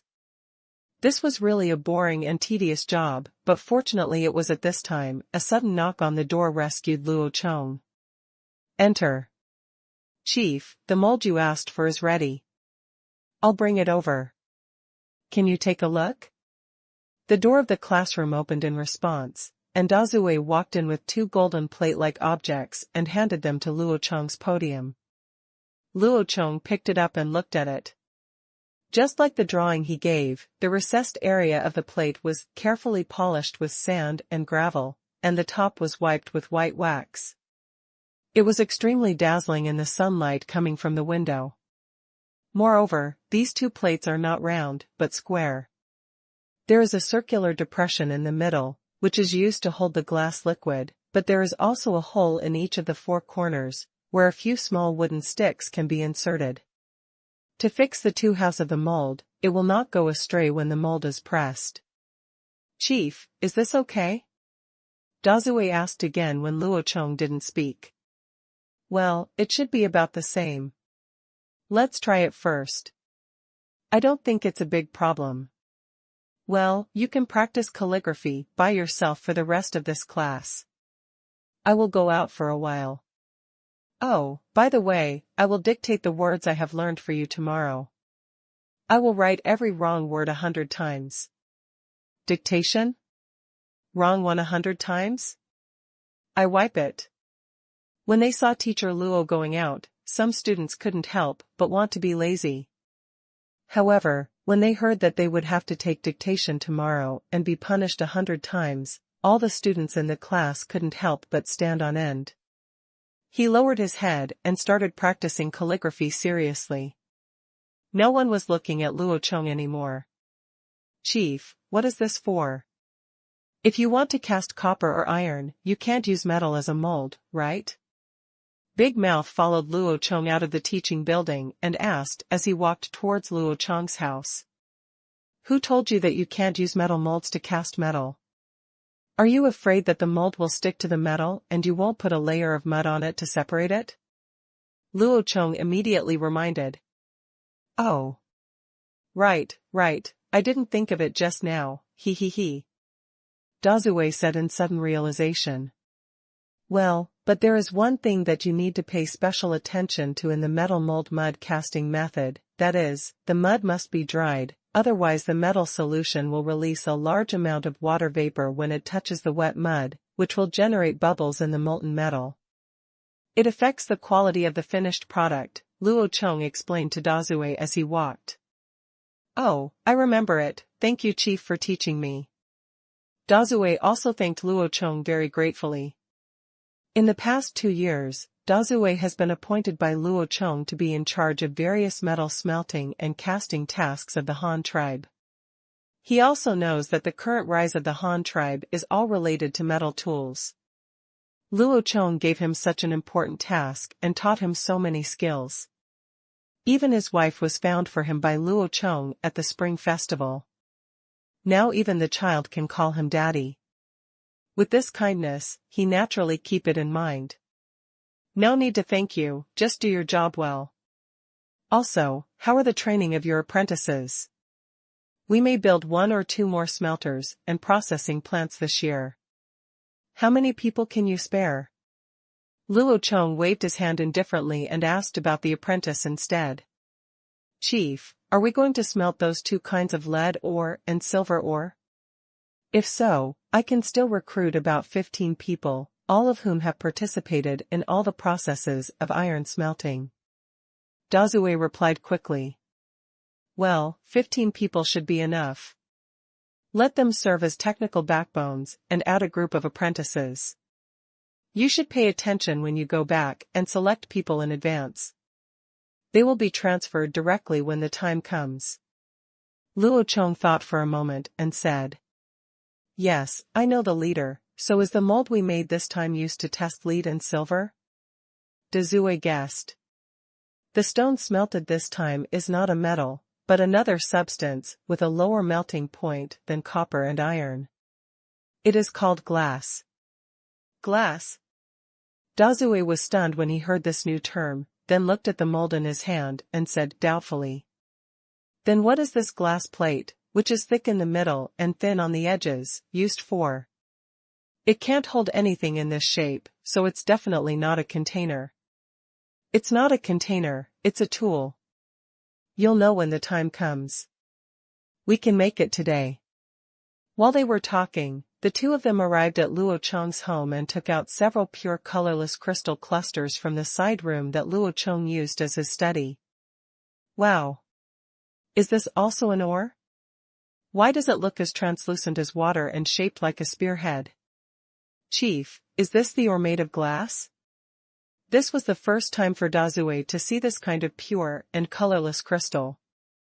When the giant eagle first delivered it, only a few people saw it, and then Luo Chong put it in the desk drawer. This is indeed an ore, but it cannot be called a glass ore. This is a crystal ore. It can be identified by its shape and color. It is colorless and transparent. The sword-shaped one is a crystal. You can understand it as a crystal that is as transparent as water. Of course there are other shapes, but its crystal is this sword shape. Also, crystal can be made into glass, but it is not refined, it is just melted and reshaped. To put it bluntly, it is to change the shape of the crystal. It is just a crystal that has been processed by humans. Real glass can actually be made from other materials, and it can achieve a transparency similar to crystal.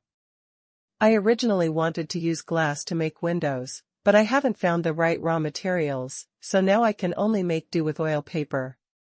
Luo Chong took a crystal cluster and handed it to Dazue, and then introduced it in detail. It's just about melting the crystal, not refining the glass. What does the leader mean? This time is to burn the crystal and cast it into a translucent plate. Big Mouth quickly grasped the key points from the information given by Luo Chong.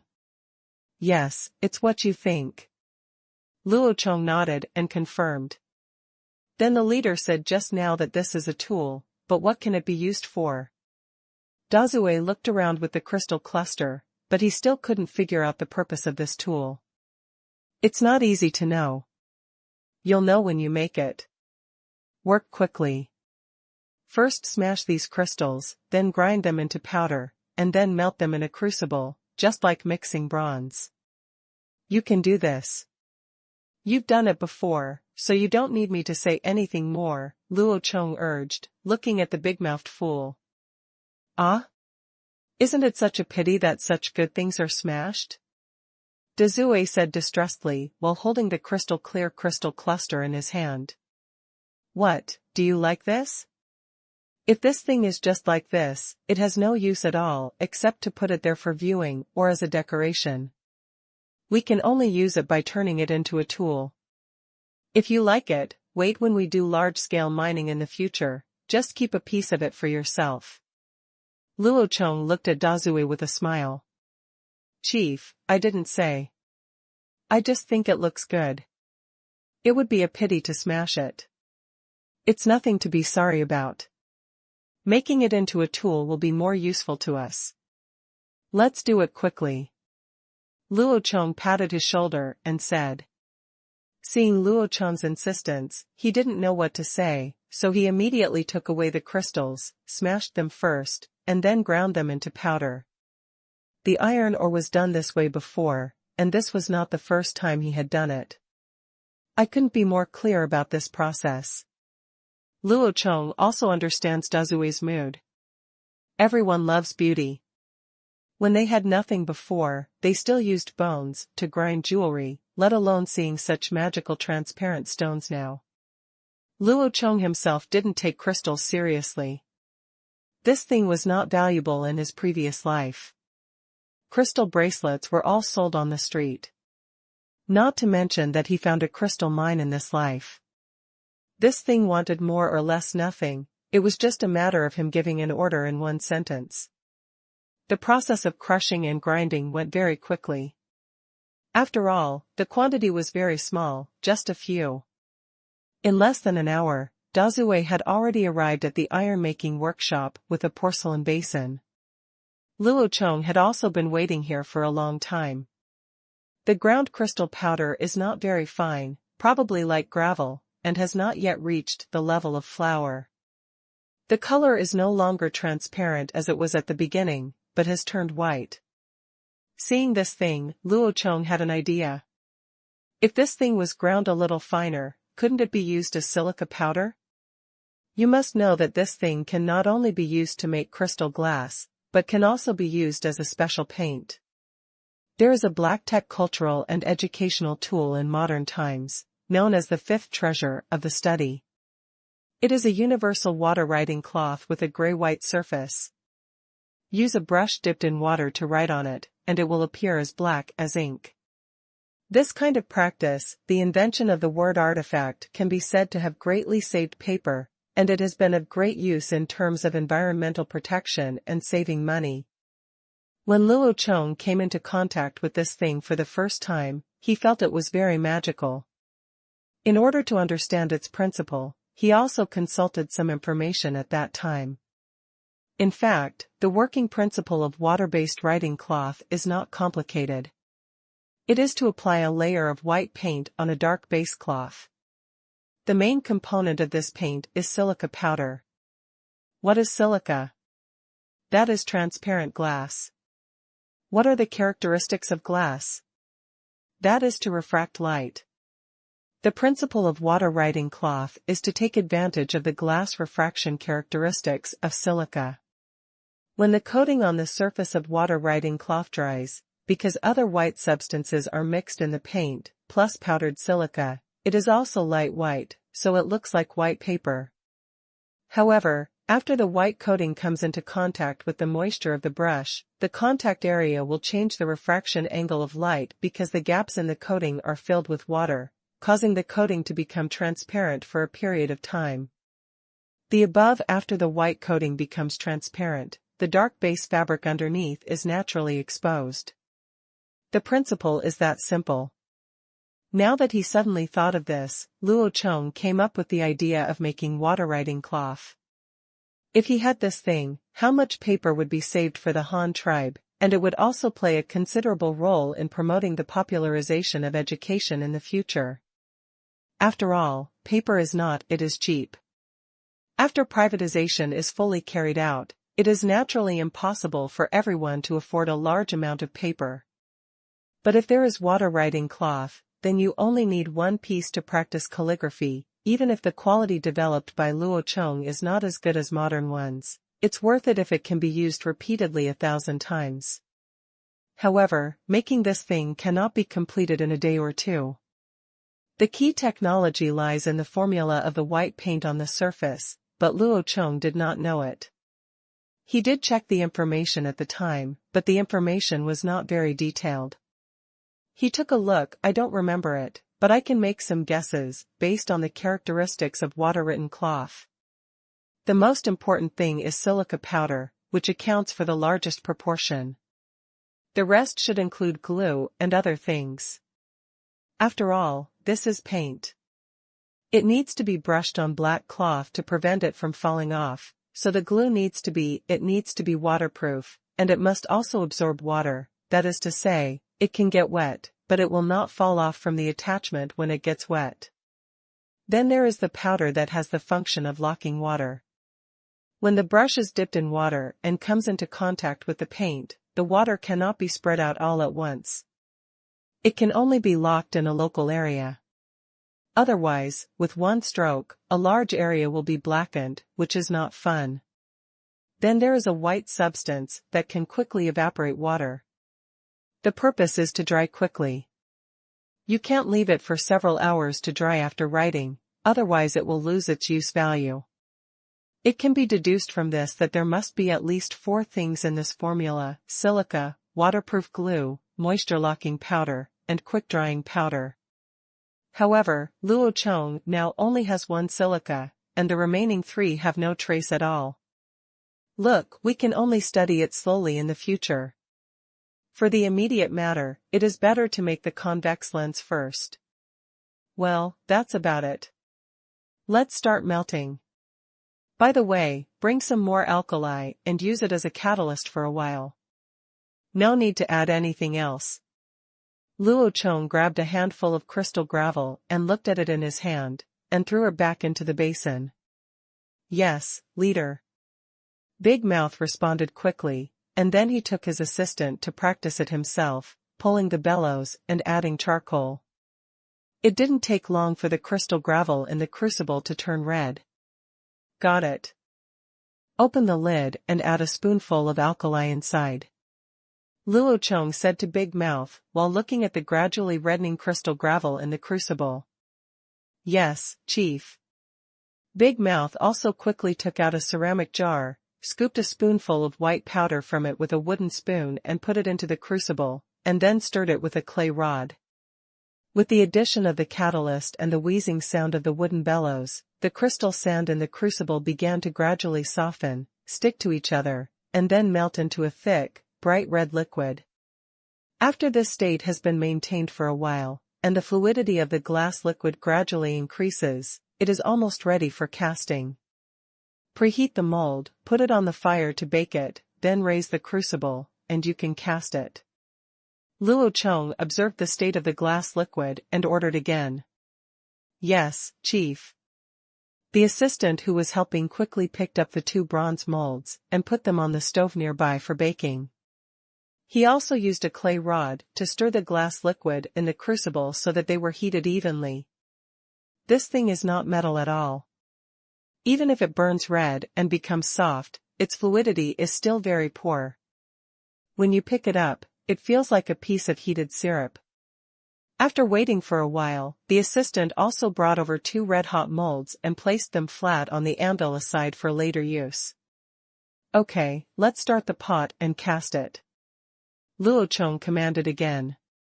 Big Mouth stopped talking nonsense, picked up a special iron crucible clamp from the side, clamped the red crucible, and lifted the entire crucible out of the furnace alone.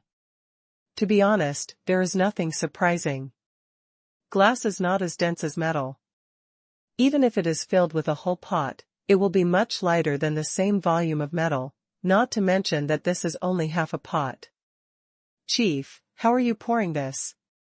There is only half a mold. Will it flow out on its own? Don't burn anyone. Dazue looked at the copper plate on the anvil and was stunned. He didn't do this when casting metal before.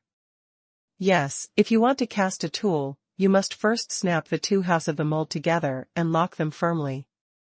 No, just pour it like this. The glass liquid is very sticky and won't run around. Just pour it up. Luo Chong pointed again. Big Mouth was dubious, but since the leader had said so, he couldn't possibly refute it, so he had to signal the others to stand further away, and then he started casting. The viscous glass liquid poured out from the crucible, flowing very slowly, which immediately stunned Dazue. Luo Chong was also a little anxious, the flow was so slow, and it might be cold after a while, so he took it. After taking the pottery rod out of the crucible, the glass liquid smoothly entered the mold. Because the bronze mold has been preheated in advance, the moment the glass liquid contacts the mold, it does not quickly solidify and change color due to loss of temperature, but continues to maintain a slow flow state. In this way, Luo Chong's purpose is achieved.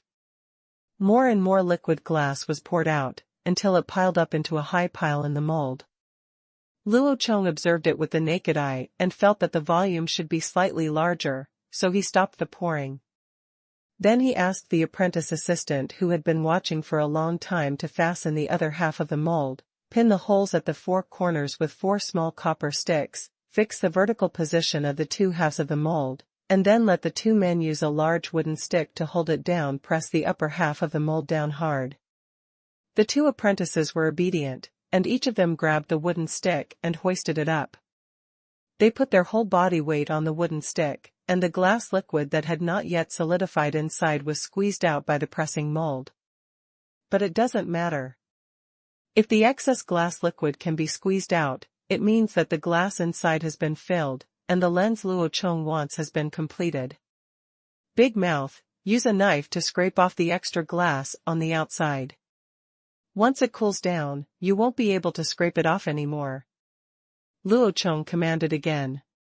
Oh, I'll do it right away. The Big Mouth is also very novel, and it is their first time to burn glass. They are all looking forward to what they can make this time. The excess glass mucus outside the mold was quickly scraped off, and the temperature of the entire mold gradually cooled down. After a while, when he felt that it was almost cooled down, Luo Chong asked Dazue to wipe the outside of the mold with a wet cloth soaked in cold water to further cool down the temperature of the mold. Just as he was wiping his big mouth 3 times, a soft snapping sound suddenly came from inside the mold, which startled Luo Chong. Damn it, it couldn't have been cut in half. Quick, open it and take a look. Luo Chong urged anxiously.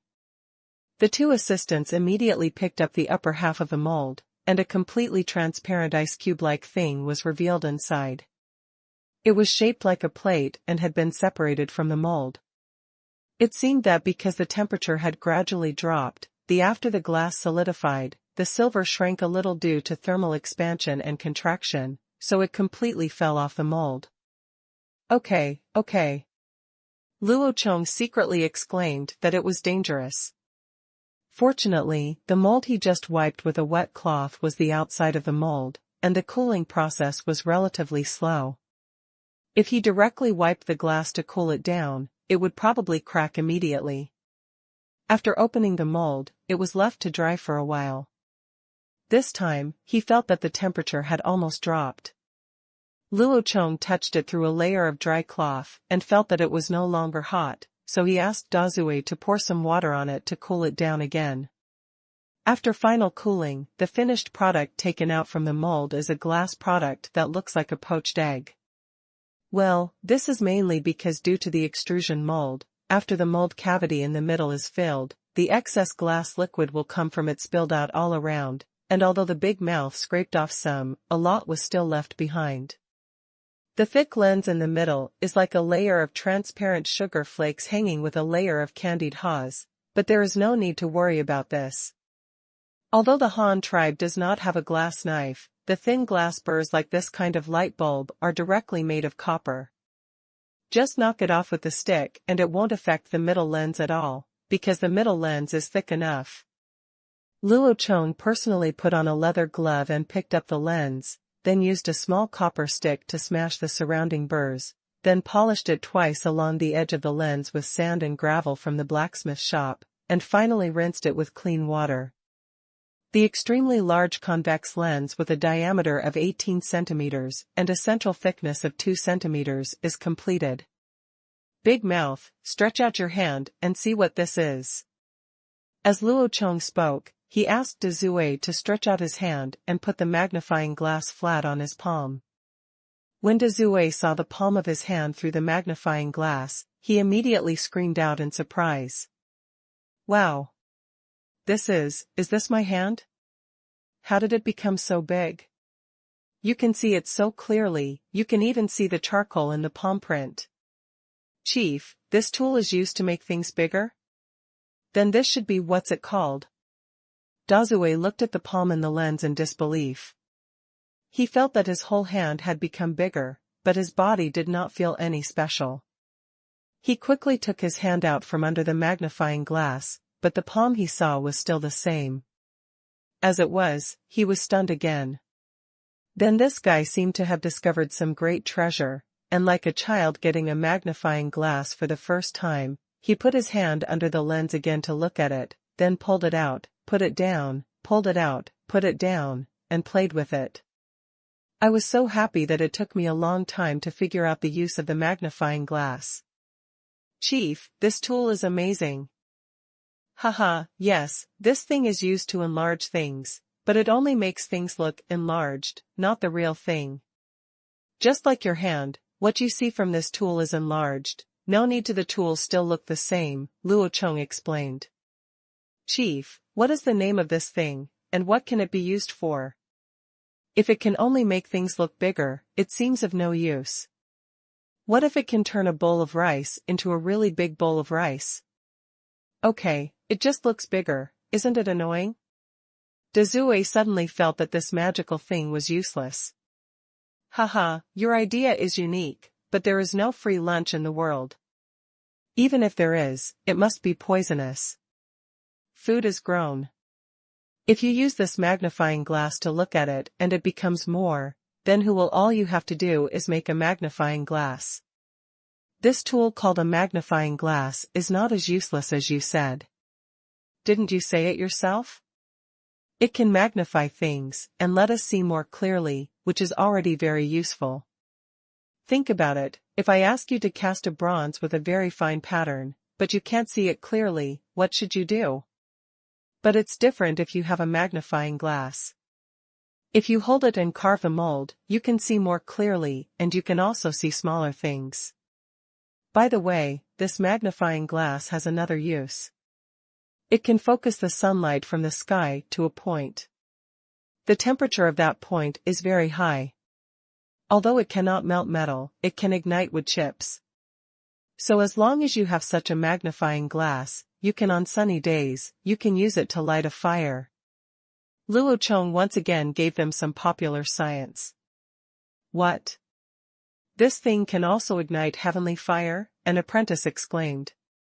In their opinion, sky fires are fires caused by lightning striking trees and igniting fires. However, they have never heard of spontaneous combustion of trees illuminated by the sun. At this time, I felt very incredible when I heard Luo Chong said that this transparent round plate could attract heavenly fire. No, it's not fire from the sky, but the light of the sun. Do you feel very hot when you are basking in the sun in summer, as if you were roasted by fire? Luo Chong asked, and they nodded cooperatively. Yes, that means sunlight has temperature. Sunlight can heat things, right? Luo Chong continued to induce their thinking. After a few people thought about it, they realized that it was really the case, so they nodded again. The magnifying glass is a tool that can focus the sunlight shining on it to a very small point. In other words, the temperature of the sunlight will also be concentrated on a point, so this point will become extremely hot. It's hot enough to set wood on fire, Luo Chong concluded. However, several people still listened with half-understanding and confused expressions. Obviously, this problem of light refraction was beyond their daily thinking scope. Well, it happens to be afternoon now, and the sun is at its hottest outside. Let's use this magnifying glass to test how to light a fire, and then you will understand. Luo Chong suggested. Several people suddenly became excited. This was a fire in the sky. Was this the leader inviting them to witness the miracle together? This is such an honor. Dazue immediately took a few sticks of firewood, and the other two apprentices also held a handful of charcoal, and followed Luo Chong out of the work shed. I said, do you still want to have a fire outside, or are you planning to cook outside? Aren't you afraid of the heat? Why are you bringing so much firewood? A small piece of wood will be fine. Luo Chong helped him with one hand. He said speechlessly. Then several people threw away the things in their hands in embarrassment, leaving only Dazue holding a piece of charcoal and a piece of firewood. When we came under the bright sun, it was just past half of the afternoon. This was the time when the sun was the most scorching in the day. Luo Chong took the charcoal and rubbed it on the firewood, making the firewood black.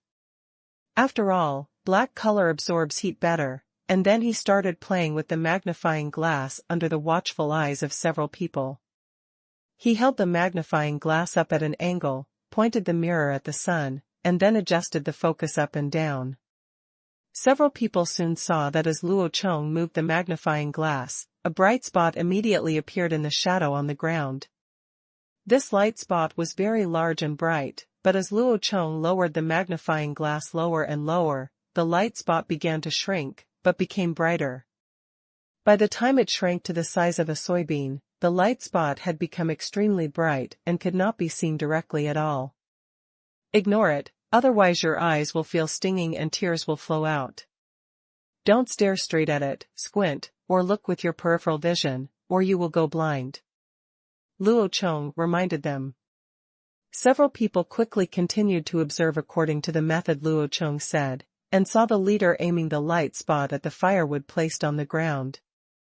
It seemed to be nothing at first, but it didn't take a minute, and the firewood that was painted black became visible.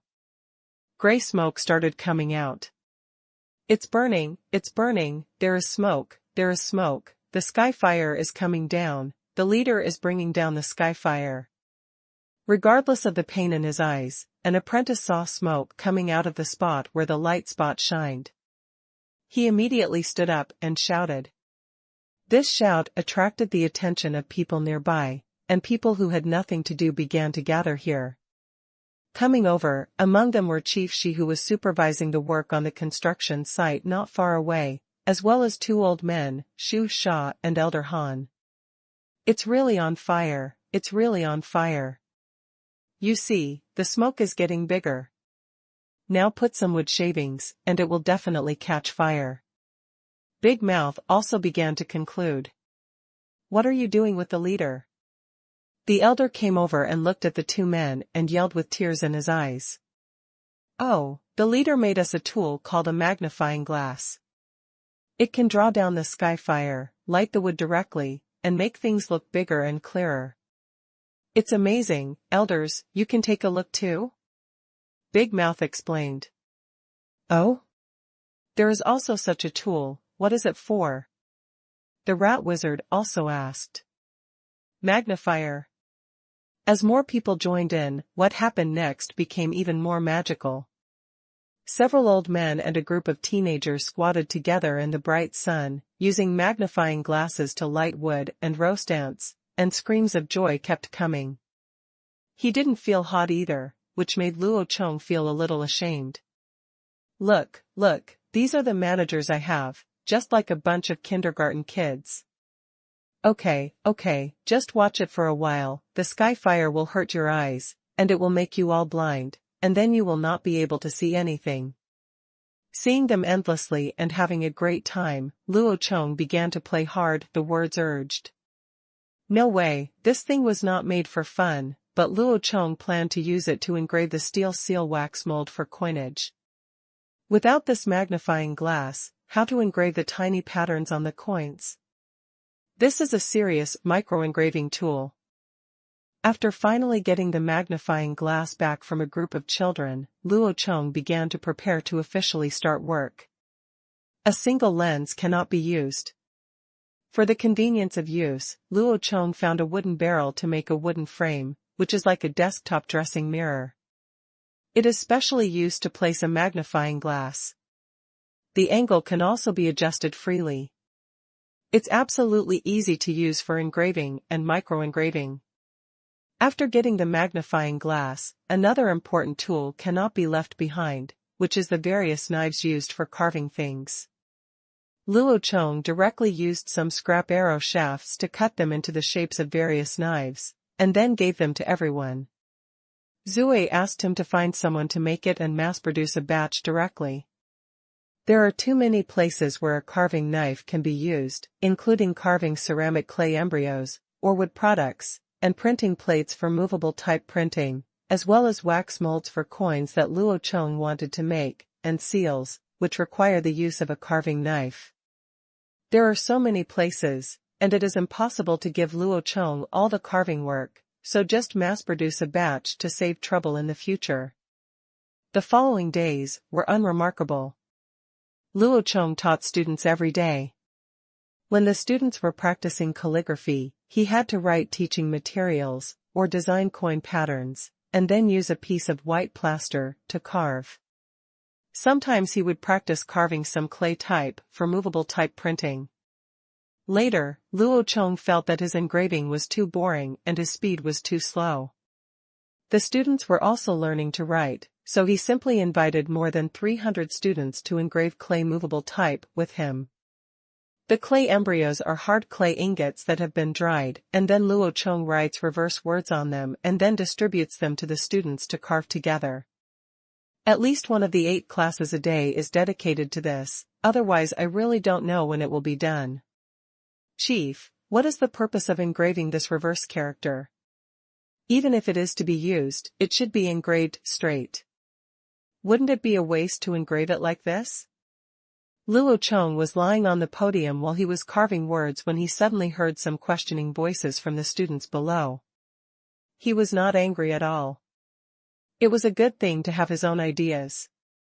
If the leader said something, the people below would not ask anything and just finish it. Task, what is the difference between that and a robot? This is called a printing plate, and it is used for printing. The clay embryo cannot be used now. The reason why we are engraving now is because the clay embryo is soft and easy to carve. Once it is fired into a pottery ingot, it will not be able to be engraved if we want to. But now it's okay to try it out a little bit. You can take an engraved character, then use your brush to dip a little less ink into it, brush it over the character, and then press it on the white paper.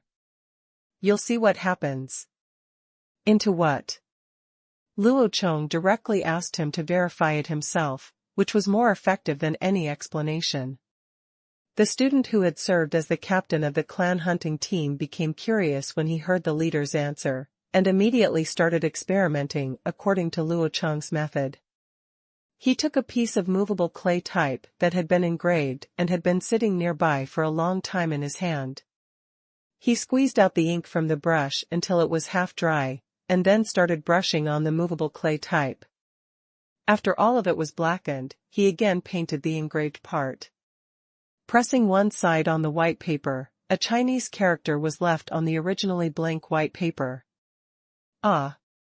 This can print words, the man exclaimed, which immediately attracted the attention of the people around him. The whole class turned around to look. The students who were close to him were also immediately amazed by the Chinese characters on the white paper. This can really print words, but why do we engrave it backwards, but print it right? The man at the front and back desks expressed their own questions after being amazed. The student who is printing, take your piece of paper and the words you carved, and go around the class for everyone to see. I believe all the students want to know. After you have finished reading, let me explain to everyone, Luo Chong said while sitting on the podium. The students below suddenly became commotion, and the team leader who was doing the printing also took what he had just made and showed it to the whole class.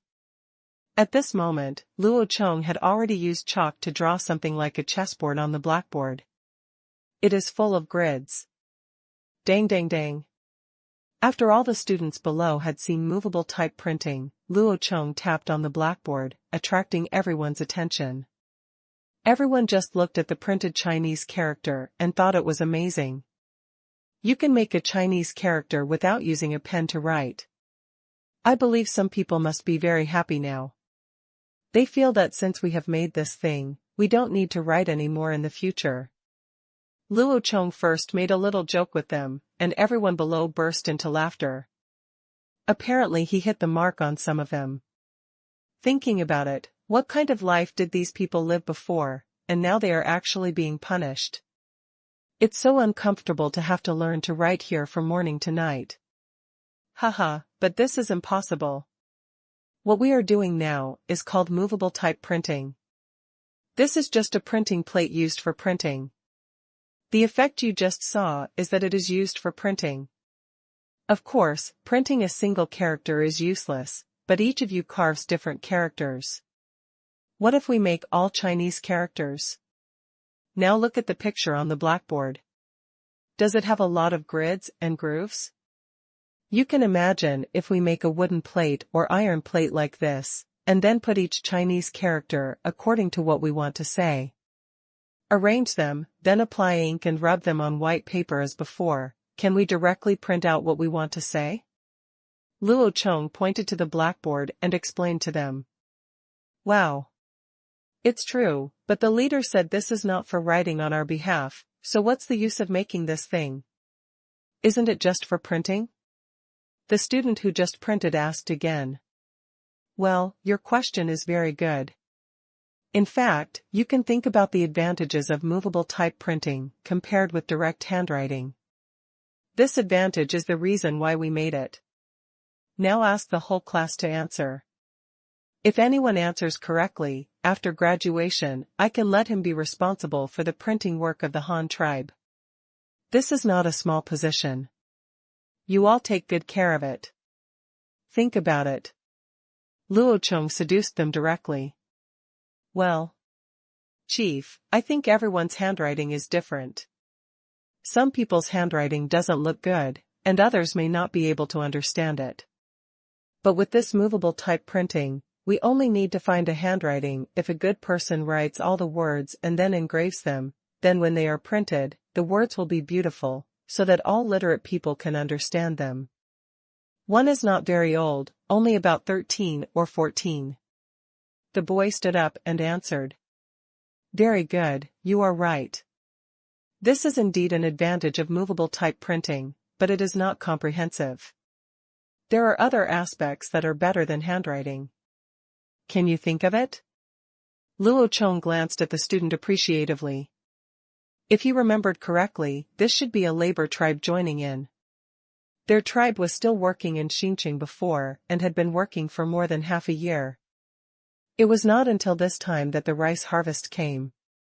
It has not been a month since I officially decided to join the Han tribe. It seems to be a tribe in the south of the new city that specializes in making persimmons. It's called the Baigua tribe. Now it's the Bai clan of the Han tribe. Luo Chong flipped through the list of students on the table and stopped with his finger under the name Bai Qi. The corners of his mouth twitched involuntarily. Chief, I think this printing should be able to be printed many times. If you have to write it by hand, it will definitely be very tiring. But with printing, you only need to dip some ink and print one side. So, if you want to write a paragraph many times, it would be faster to use printing, and every time it is printed, it will be the same. Bai Qi thought about it and said again. Very good, very good. You are right. In fact, this is the real purpose of printing. It can quickly copy the same content in large quantities. Although hand copying can also be done, there are too many people using it and it is too slow, but if you use printing, you only need 2 or 3 workers, which can match the handwriting speed of thousands of people. This is the advantage of printing. Luo Chong clapped his hands happily and praised Bai Qi sincerely. A group of students also seemed to suddenly understand, but some still couldn't understand, so they asked the question again. Chief, this printing is indeed fast, but why do we print so many identical contents? Isn't this a waste of paper? You said that making paper is not easy. Luo Chong glanced at the person who spoke, and wanted to scold him, but he held it back, and then patiently explained to them. I personally taught you to write Chinese characters, so how do you feel in your heart? Is it good to learn Chinese characters? Is it useful to learn Chinese characters? Of course it is. At least Chinese characters can easily convey messages, record knowledge, and various other things. Production method. This is convenient for us to pass on to future generations. You don't want our descendants to pick up stone spears and go hunting in the mountains again because our good skills have not been passed on, right? Luo Chong paused and continued. And if we want to spread this knowledge to more people and pass it on to future generations more effectively, what is the final way? That is to print this knowledge. We print 100 copies, 1,000 copies, or 10,000 copies. We can always let's pass on a copy. As long as there is a copy that can be passed on, it means that our efforts have not been in vain. The most important thing about Chinese characters and printing is the dissemination and inheritance of knowledge. I am now teaching 320 of you by myself. When you have learned it, some of them will be managers and help me manage the city below. Then what will the rest do? That is to give you the knowledge I am doing now, and then teach it to others. If each of you teaches more than 100, you can teach a city in a year. Therefore, we need to turn knowledge into Chinese characters one by one, then sew these papers together to turn them into books, and then print tens of thousands of copies. By then, anyone who can read can learn through these books. Knowledge, then even if our mission of passing on knowledge is accomplished, do you understand? Luo Chong explained to them word for word, and also emphasized the important uses of Chinese characters and printing, hoping that their ideological awareness would be higher. The leader is worthy of being the leader of all clans. Not only does he teach the important methods of farming and animal husbandry to each clan without any hesitation, but he also thinks ahead of our descendants and hopes to pass on the knowledge forever. The leader loves all people as if he were his own son, spreads the art of living people to nurture the people of the world, and is kind to the people of the world. He will be famous for thousands of generations and will be passed down to generations. We are so moved that we are willing to die for the Han dynasty, and we are willing to work as an ox or a horse for the leader. Let the clans and people in the world be able to have food when they are hungry, have clothes when they are cold, and no longer suffer from hunger and cold. Luo Chong stood on the podium and glanced at all the students in the audience. When he glanced at one of the tutors, he gave him a subtle look. The person immediately understood and quickly stood up and handed over what Luo Chong had asked him before. He recited the Pledge of Allegiance by heart. For a moment, the whole class was silent and stunned for more than 10 seconds. Just when this idiot didn't know how to pretend, everyone in the class stood up and echoed what he just said. The leader has blessed the world and touched the world. We are willing to die for the great man, work as cattle and horses for the leader, and relieve the hunger and cold of the people all over the world. The combined voices of 80 people were very loud, and the sound spread throughout the entire teaching building, and also floated to the construction site of the office building outside the window, leaving a group of workers a little confused. What are these literate people going on? Ahem, this is what we should do. Dahan does not discriminate against any clan. Anyone who looks like us in the world is our kind. Since we have the ability to make them live better, why not do this? Woolen cloth? Okay, that's it for today. You can continue carving. Remember, every word you carve now is the hope of passing on our knowledge, so be careful when you work. Luo Chong pretended to be humble and coughed twice, and then encouraged them some more, and then ended the Q&A process about Chinese characters and printing. The students lowered their heads again to carve words carefully, while Luo Chong came to the classroom window and looked out.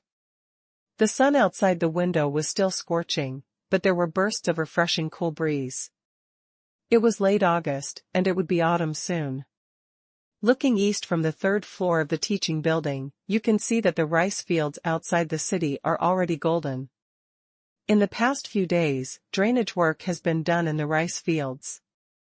It will take another week or so for the mud in the rice fields to drain.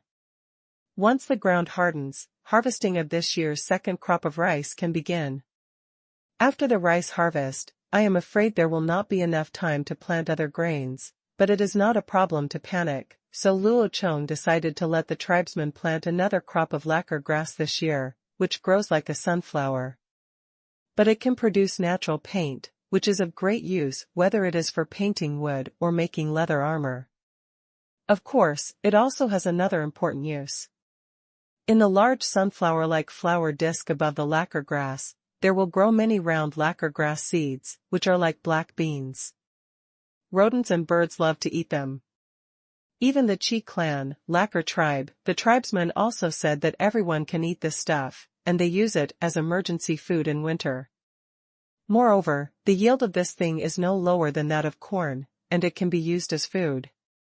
In addition, this kind of lacquer bean is also rich in oil, and the yield of oil is also very high.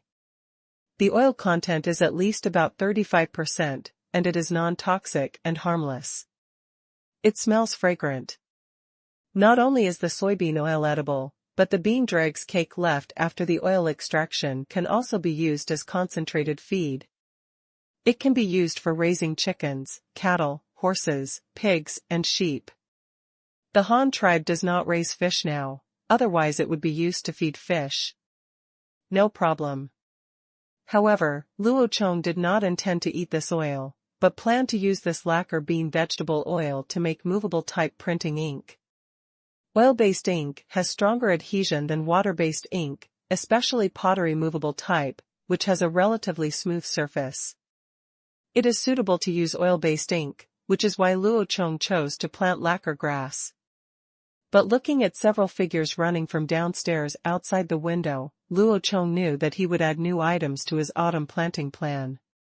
The female leader of the Sang tribe was sent by Dashu. It seemed that after the planting of mulberry trees will also need to be added tomorrow. Silkworms, a time-honored agricultural technology, include not only mulberry tree planting, but also silkworm breeding, and finally silk spinning technology. It can be said to be a one-stop industrial project with many additional benefits. The popularization of silkworms is equivalent to giving an anti-epidemic shot to the Han tribe's chicken-raising industry. How could Luo Chong not pay attention to epidemic prevention? Downstairs, Shuda led Sanqiu and more than 170 people from his family into the gate of Hanyang City, and was immediately shocked. The solid and thick suspension bridge, the solid wood gate painted in vermilion, and the towering towers all show the strength of the Han tribe. This place is much more imposing than the two round earth-walled markets in the new city, although it is not as big. Chief Maogu, is this Hanyang City? Sanqiu was talking to Shuda while his own clansmen turned around. Yes, isn't there the word Hanyang written on the city gate? How about it, it's good enough here. Shuda has not been back for half a year.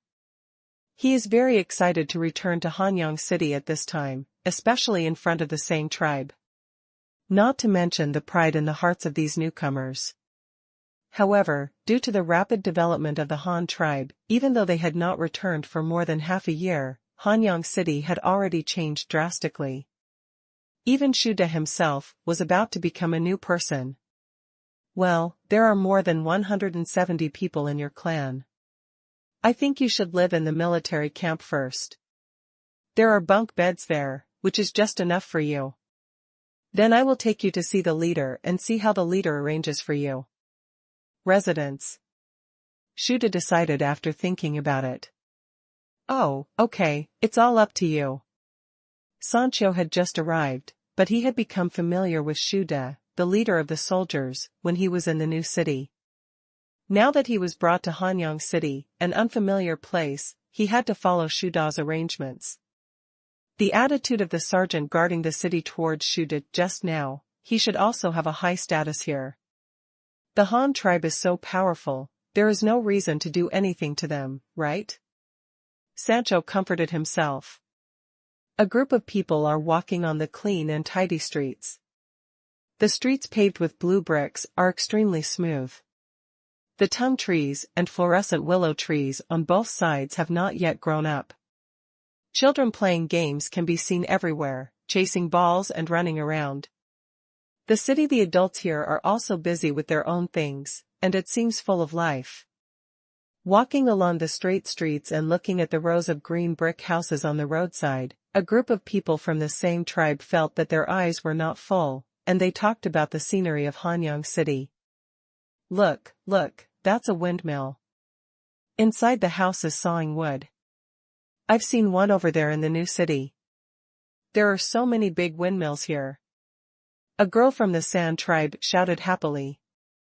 Wow, look at it, those houses over there are so tall, and there are so many windows on them. Look, there are people in there. Another member of the Sang tribe also exclaimed.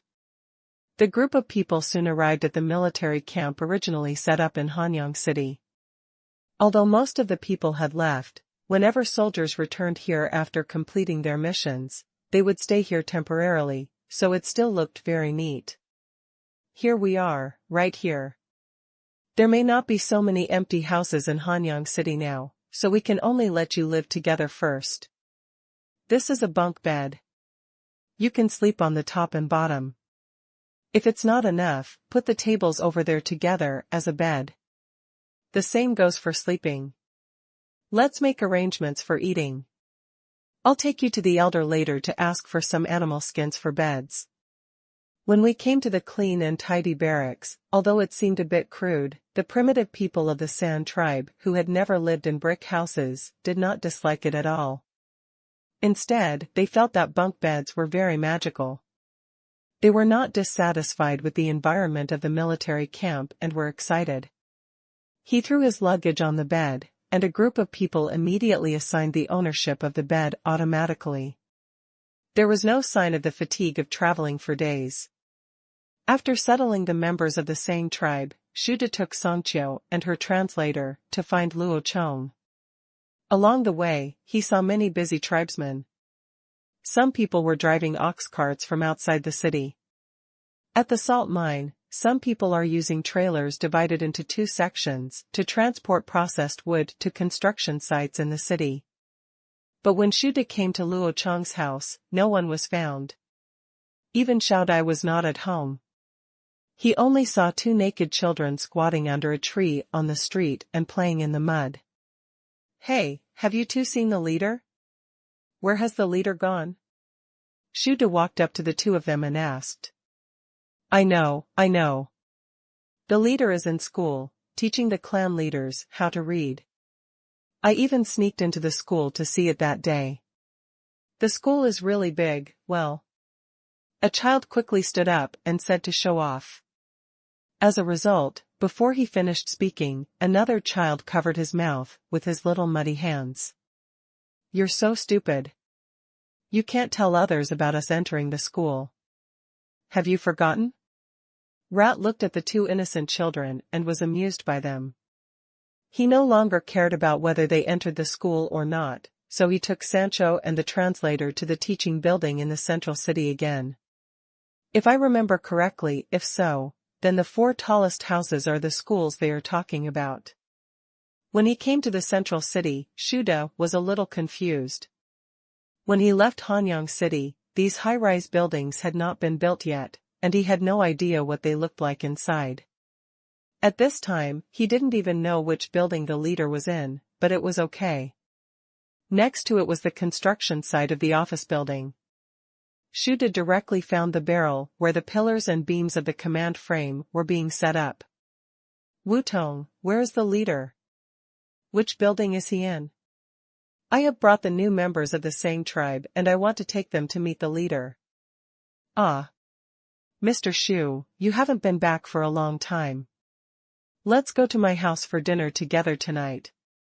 Oh, by the way, you want to find the leader, right? I'll take you there, otherwise you can probably be downstairs. Feeling dizzy. Mu Tong also looked at this old acquaintance in surprise.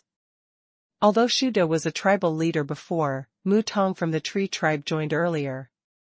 Before the Black Rat tribe came, Mu Tong was already the head carpenter of the Han tribe. Naturally, he may be a head lower than Shuda, and the two of them have always gotten along as equals. Okay, then don't blame me for eating too much. I'll also eat your children's share. By the way, why are you building a house with wood again? The foundation is so high. You used bricks before. Isn't the cover pretty good? Hey, the leader asked for it. You will know when it is built. It will look much better than the teaching building.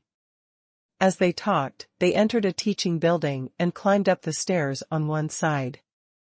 Rat and Sancho were so shocked that they didn't know which leg to take. Are you installing the stairs from the city wall into the house? Is the wood strong enough? Shuda asked in surprise. Hey, what's this? It's okay for the 3 of you to stand on the stairs and jump up and down together. What are you afraid of? Come up with me. The leader is usually on the 3rd floor. I don't know why he likes to stay in high places so much.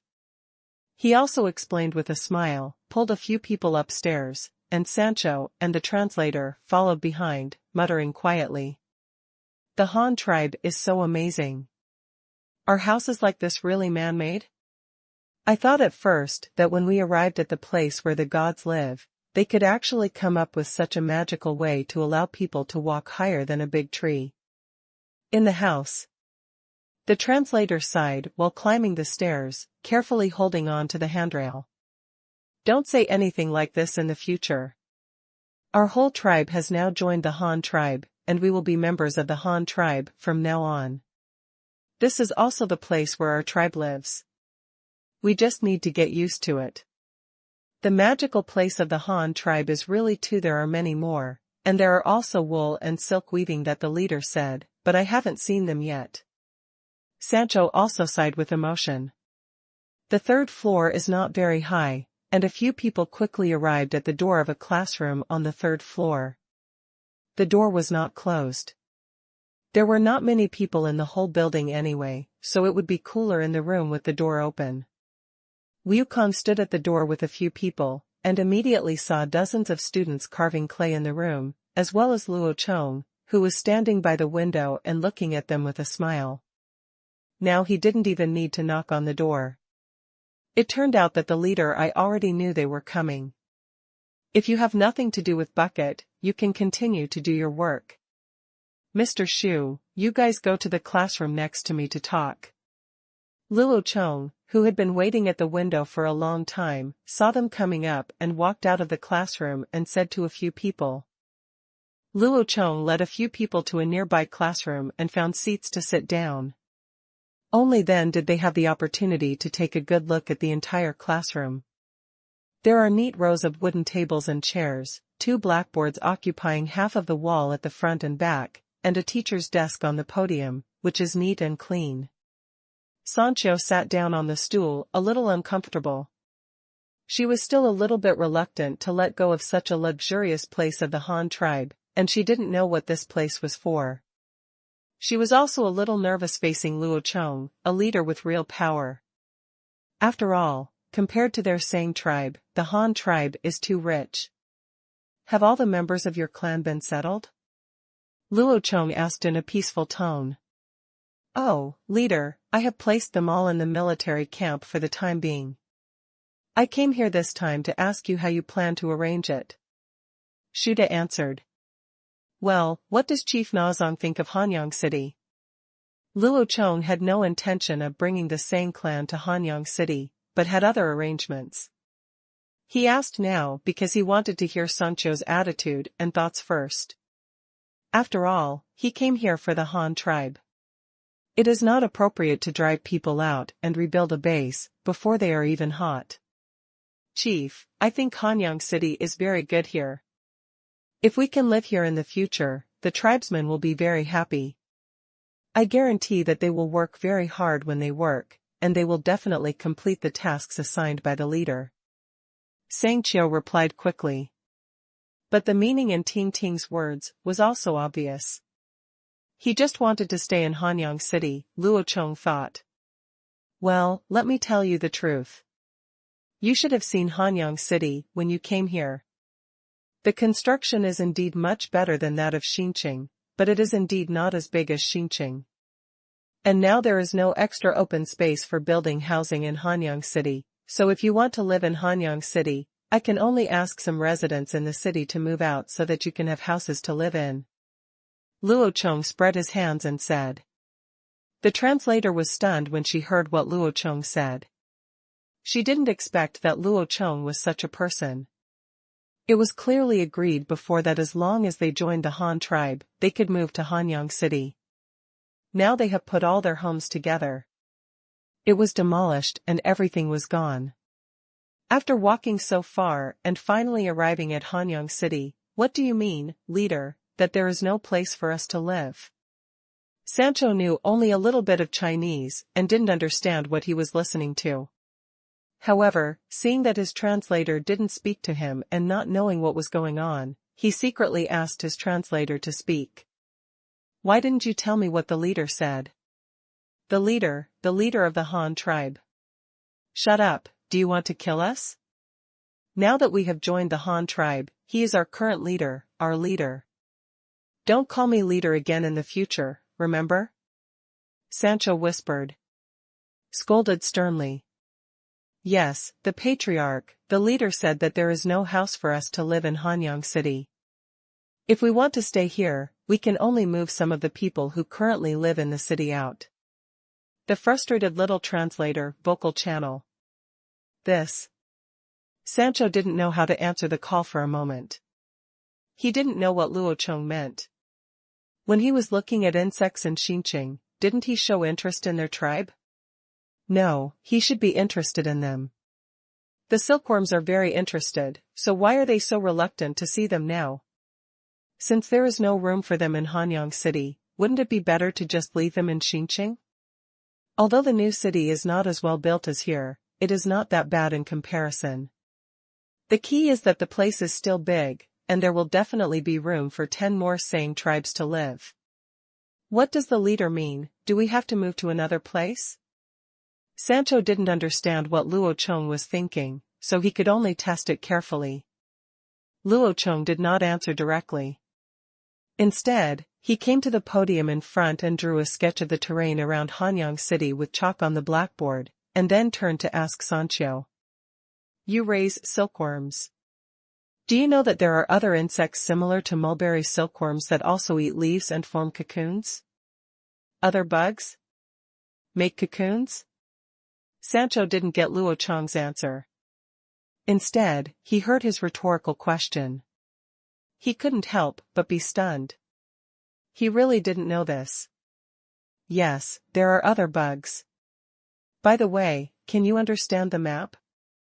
If not, I can teach you. Come and have a look. Luo Chong called a few people over and pointed at the blackboard. This is Hanyang City, where we are staying now. This is the river to the east of the city. This is the farmland on both sides of the river. Can you understand? Sancho followed Luo Chong's guidance and looked at the map, then looked at the city walls, farmland, and rivers outside the window. He seemed to understand a little, and then nodded slightly hesitantly. He still didn't understand what Luo Chong was talking about now. Forget it, I'll just point you out the window. Luo Chong looked at Sancho nodding, but there was a look of confusion on his face, and he couldn't believe that she could understand. Look at the river outside the city. You came over that wooden bridge, right? Luo Chong stood at the window and pointed to the east and said. This time Sancho finally understood and nodded quickly. After crossing the wooden bridge and walking south for a day, there is a chestnut forest. Chestnut is a hard-skinned fruit that is delicious and easy to store. There should be a kind of silkworm that specializes in eating chestnut leaves. It's called chestnut silkworm. The chestnut silkworm is about the same size as the mulberry silkworm, but it is green and has spines on its body. It can also spin silk and form cocoons like the mulberry silkworm. It's not impossible if you want to raise mulberry silkworms here, but there are no mulberry trees here in Hanyang City. Even if they are planted now, it will take a year or two for the mulberry trees to grow enough to collect leaves and raise silkworms, right? Luo Chong asked again. Hearing what Luo Chong said, Sancho and the translator also understood what Luo Chong meant. Yes, the Han tribe does not have a production project of sericulture, so there are no mulberry trees, and there are not even wild ones around.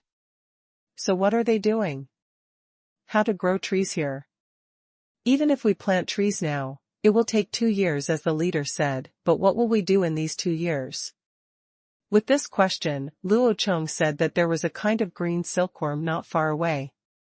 Sancho and the translator almost understood what Luo Chong meant. He wanted them to plant the mulberry trees first, and then are you raising other silkworms in the new year? What does the leader mean, let us go to the other side of the river to raise those green silkworms? Sancho asked tentatively. No, it's not raising. I think there must be chestnut silkworms there, and the forest is very big. If there are chestnut silkworms, there must be a lot of them. I want you to collect some wild chestnut silkworm cocoons first and bring them back. In Hanyang, the city will first experiment with reeling and spinning and weaving silk fabrics. If successful, artificial breeding will be carried out in the future to expand the scale. In addition, I plan to build another city near the chestnut forest on the other side of the river. It will be larger than Hanyang City and close to the river bank. It will cultivate paddy fields and grow food. The control area will also cover the surrounding tung trees and chestnut forests, which mainly produce food. Chestnut, silk, and tung oil. I want you, the Sang clan, to move there. At this stage, you are mainly responsible for the construction of the new city, as well as the collection and breeding experiments of chestnut silkworms. I wonder if you are willing? Luo Chong asked, looking at Sancho and her translator. Hearing what Luo Chong said, Sancho, the translator, and Rat were all shocked. Is this going to build a new city? Chief, are we still building a new city this year? Rat asked bluntly. Well, first find a good place, clear the land, and then put up the city wall. We can build it inside after next spring. You don't have to worry about this. The more people our tribe has now, the easier it will be to develop. We need to occupy more land before we can plant more species. With food, we don't have to worry about the population problem, Luo Chong explained simply, and then looked at Sancho and the translator. Chief, you mean to let us build a new city? A new city bigger than Hanyang City? Sancho asked in disbelief. It is true that you need to participate, but not only you, but also many other tribesmen will participate. After all, you don't know how to build it yourself, so you can only learn from everyone else first. Also, what I just said about moving all of Yusang clan to the new city does not mean that you will move there this year, but that you will move there after the houses are built next year. This is also to facilitate your breeding of chestnut silkworms. As for the mulberry trees, you can plant them here in Hanyang City this year. It will be no problem to transplant the saplings there after the city is built. Luo Chong explained to them. After listening to Luo Chong's explanation, Sancho thought about it seriously. Now that they had joined the Han tribe, they were considered dependent on others. So what if they didn't obey the leader's orders? There would be no good fruits anyway. Besides, the current situation is indeed as Luo Chong said. If they don't agree to this arrangement, they really won't be able to do anything in a year or two. However, what will they do with the silkworm seeds they collected this time? Chief, we can agree to your arrangement, and we are very willing to build a new city with you. But what should we do with the silkworm seeds we brought back this time? If we had known that there were no mulberry trees here, we would not have brought them here. Now we will raise them even if they are brought back. It's a pity not to live, Sancho said with some regret. No, it's a pity. Silkworms can be raised without mulberry leaves. They can eat other leaves and spin cocoons. It's just that they can't produce offspring after turning into silk moths. You can raise this batch of silkworms first. When the mulberry trees here are ready for use in a year or two, you can just go back and collect a batch of silkworm seeds. Otherwise, you will have nothing to do, just raise them first. Can this still happen? Sancho and the translator couldn't help but be stunned after hearing this. These were things they didn't know. How did the leader know about it? However, they were not surprised when they thought of the scene when they met Luo Chong for the first time. Well, without such ability and knowledge, how could he be the leader of such a large tribe? Then we will obey the leader's arrangements. Sancho immediately expressed his position. Well, you came here at the right time. The rice outside the city will be harvested in a few days. You new members of the tribe are also here to help. You can also learn how to farm first, and wait until you are assigned to other places in the future. When living in a city, you can also be self-reliant. Now you can live in the military camp for now. This is the only way this year. I will ask you to take you to the weaving workshop in Hanyang City later to see how we weave.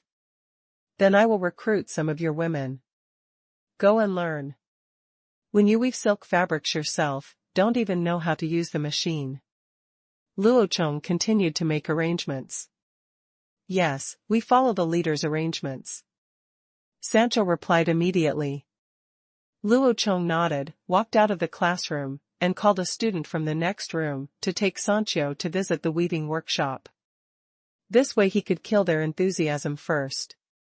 Don't think that you can raise silkworms and just make silk clothes. It's amazing. Take a look at the textile technology of the Han tribe. Just be a fool and follow it slowly and honestly. After Sancho and the translator left, Shude and Luo Chong were left in the room. Now Shude couldn't hold it in any longer and quickly asked Luo Chong for confirmation. Chief, are we really going to build a new city this year? Why, I can't talk nonsense about such a big thing, and there is more than one new city. My plan is for two, one in the chestnut grove on the east bank of the river, and one in the valley to the north. Both of them will be built before the end of next year. As Luo Chong spoke, he came to the podium again and drew 2 circles on the sketch to mark the locations of the 2 new cities. But Chief, where are we going to get so many people? The new city is not full yet. Now we need to build 2 more cities. There may not even be enough people for construction. People will be there soon. More than 4,000 people from the two northern tribal alliances will go south next spring. If you don't make plans in advance now, when thousands of people come to your home at once, you will be left without shelter.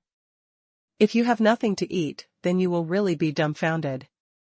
We are laying the foundation in advance now, and it will be difficult for them to build it themselves when the time comes. It is better to prepare early than to provide temporary emergency measures. Luo Chong spread his hands and said helplessly, "There is no way to do it in such a hurry. After all, it is the early stage of construction, and there is no need for people. But this is fine. After you have built the sycamore tree, are you afraid that you will not attract the phoenix to live there? If you have a good house, can you give it away for free? Of course, as long as you admit that you are a subject of the Han tribe and obey the leader's arrangements." Shu De thought about it and realized that this was indeed the case. After all, he still had soldiers following those two alliances.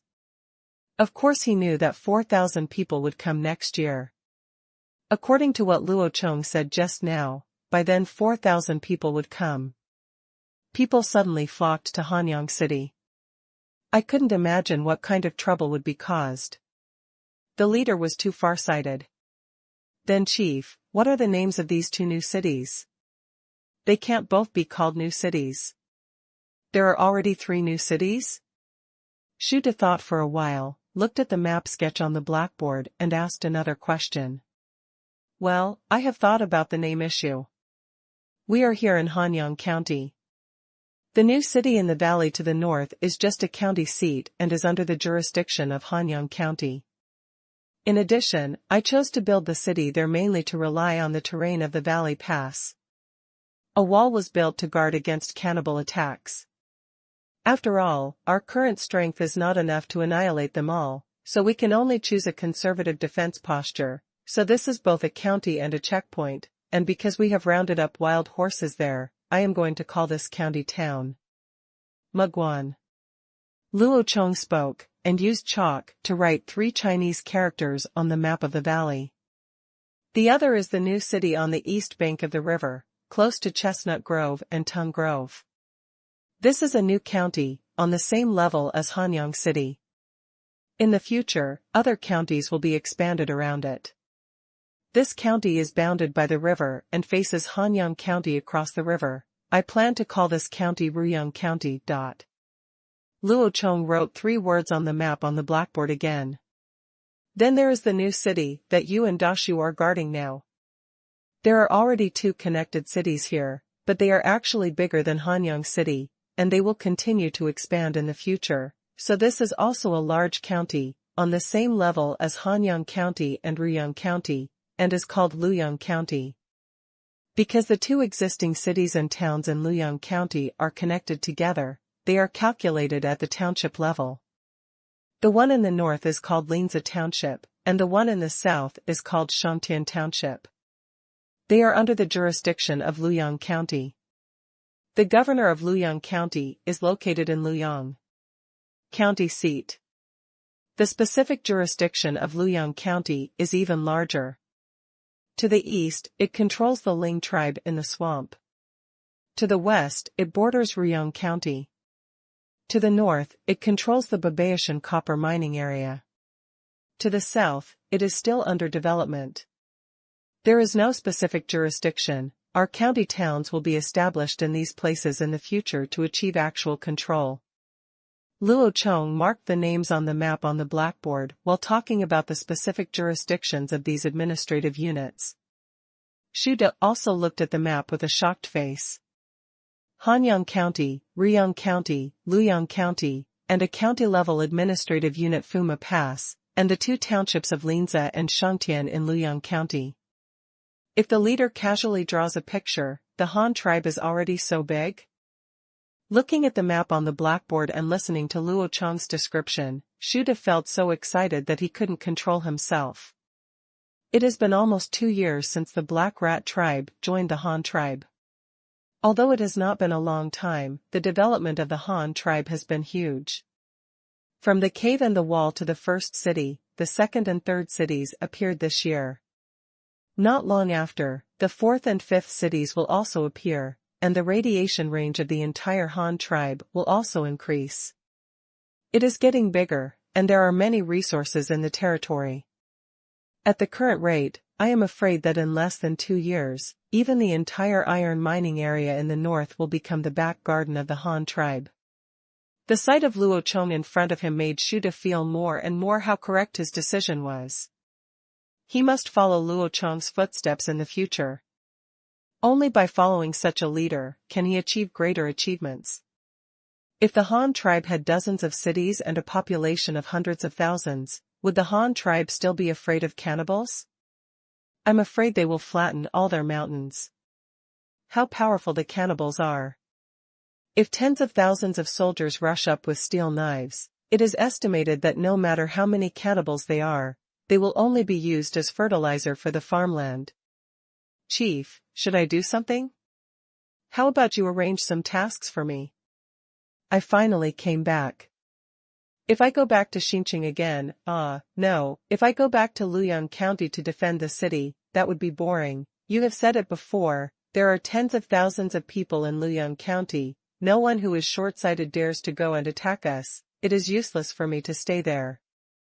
Shuda immediately asked Luo Chong for a job with a grimace. You want to cause trouble so much, okay, Hanyang City will be harvesting rice in the next few days. When the busy farming season is over, I will allocate some manpower to you. You can choose a place to open up wasteland and clean up the land. Is it to tie the knot?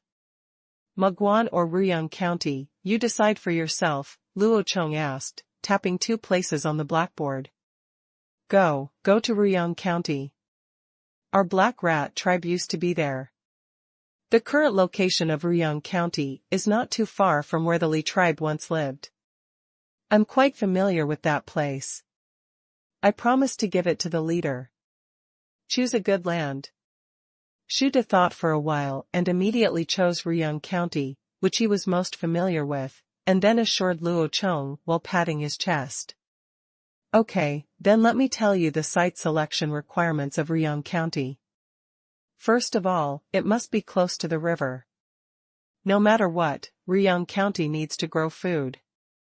It is closer to the water source and it is easier to irrigate. Second, the area of this city will be relatively large, and the length and width must be no less than 1,000 meters. Third. Chief, why is Ruyang County so big? Is it too big? Before Luo Chong finished speaking, Shuda asked in surprise. The area where the governor of Hanyang County was located was only 400 meters long and wide. Ruyang County had a base of 1,000 meters. The difference in area was 4 times higher. Even if it's a big county, so it shouldn't be so different. But Luo Chong looked serious and had no intention of changing. It has to be so big. I regret now that I made Hanyang City too small. It is a county seat and the head of a county. Its population can only accommodate less than 5,000 people at most. Don't you think it is small? Moreover, the area occupied by residents in the city is too small. There is no room to raise 2 pigs or a few sheep. Excluding the house, the entire yard is less than 6 meters wide, which is not enough for anything. Also, let me not mention that the street is not very wide. Such an important place as the school does not even have a separate courtyard, and it has to be crowded together with the county magistrate's mansion. Is this a place for learning? The county magistrate's office building is even more frustrating. So many departments have to be squeezed together. That is to say, our population is small now, and there are not so many things to do. We can still make do together. If we build several more counties, I think even daily office work is strenuous. This was the wrong estimate I made when I was building a city for the first time and had no experience, so I was determined not to make the same mistake again. Didn't the residential area in Luoyang County expand to 16.6 meters in length and width, which is larger than that in Hanyang City?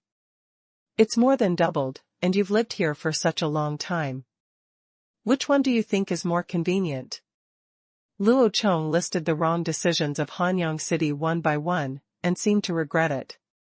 If there weren't too many things going on now and construction was busy everywhere, he would have wanted to expand Hanyang City again. Oh, if that's the case, it must be that the house in Ruyang County is comfortable to live in. The yard is so spacious. I saw those model workers and their families raising a few livestock and still have such a big space. I understand what the leader means. Our new cities should be as big as possible in the future, right? But leader, after these few incidents, I always feel that you want every household to raise pigs and sheep? Shuda nodded in agreement. Why, isn't this good? If all the Han tribesmen had land to farm, food to eat, and some food left over to feed 2 pigs, wouldn't it be a good life like this? I know this is difficult to achieve, but it will be good if we work towards this goal, huh? By the way, where are you talking about? I am giving you the site selection task. Luo Chong suddenly came back to his senses and pointed at Shuda and said. Yes, the leader said the mission, he. Shuda immediately stood up straight and replied with a playful smile. Well, as I said just now, first of all, it should be close to the river, preferably no more than 2,000 meters, because Ruyang County also needs to dig a moat and use this artificial river to transform paddy fields.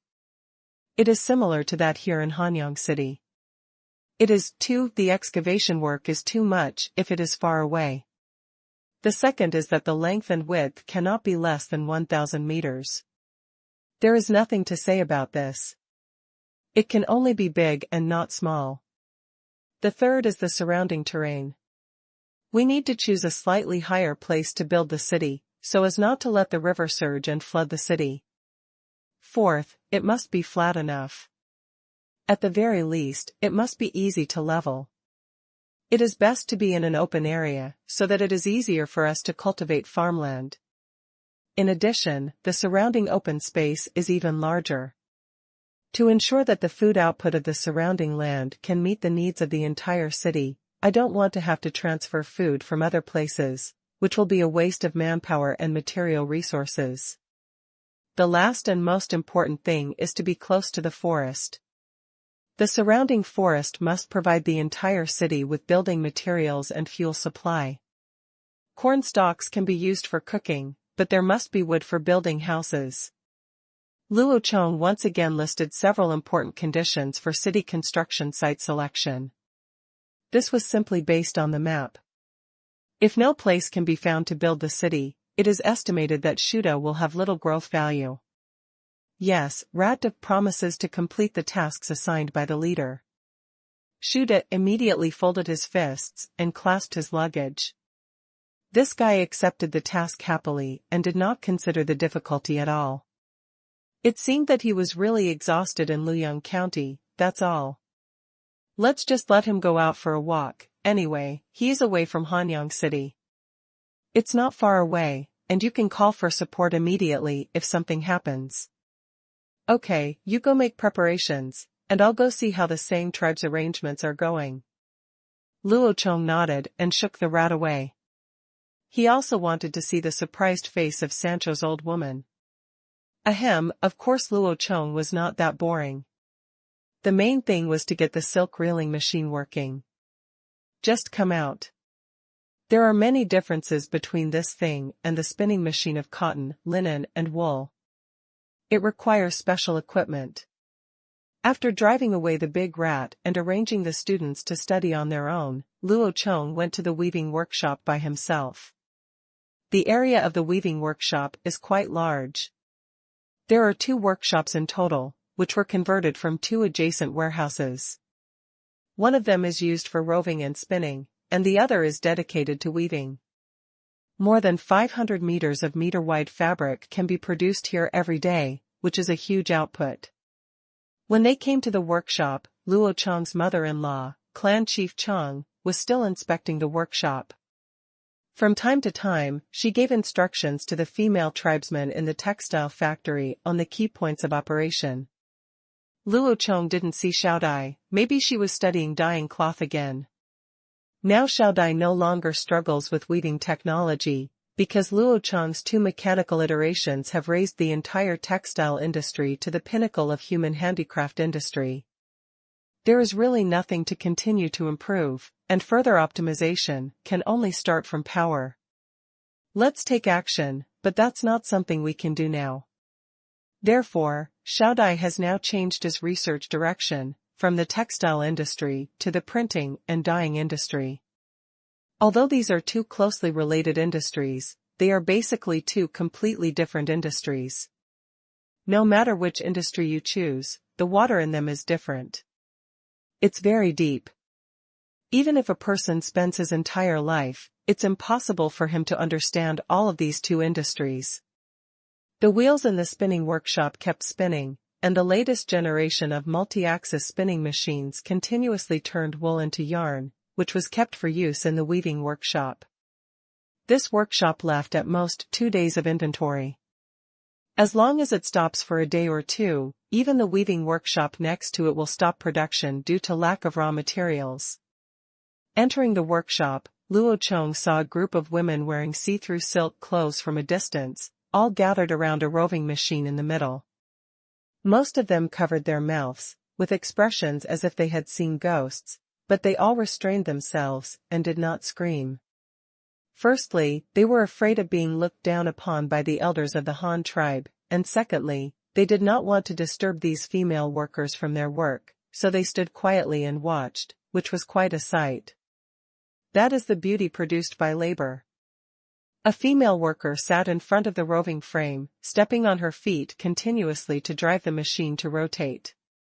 Her hands kept picking up the washed and dried wool from the 2 large baskets beside her, and then quickly tore it into small pieces and put them into the rollers. The blossoming white wool is instantly swallowed up by the rollers, torn, carded, spread, and finally evenly spread into a thin layer, and then cut into strips of roving by the exit distribution board. The speed is fast, the quality is good again. The visitors from the Sang tribe were also very shocked. There were so many magical things about the Han tribe.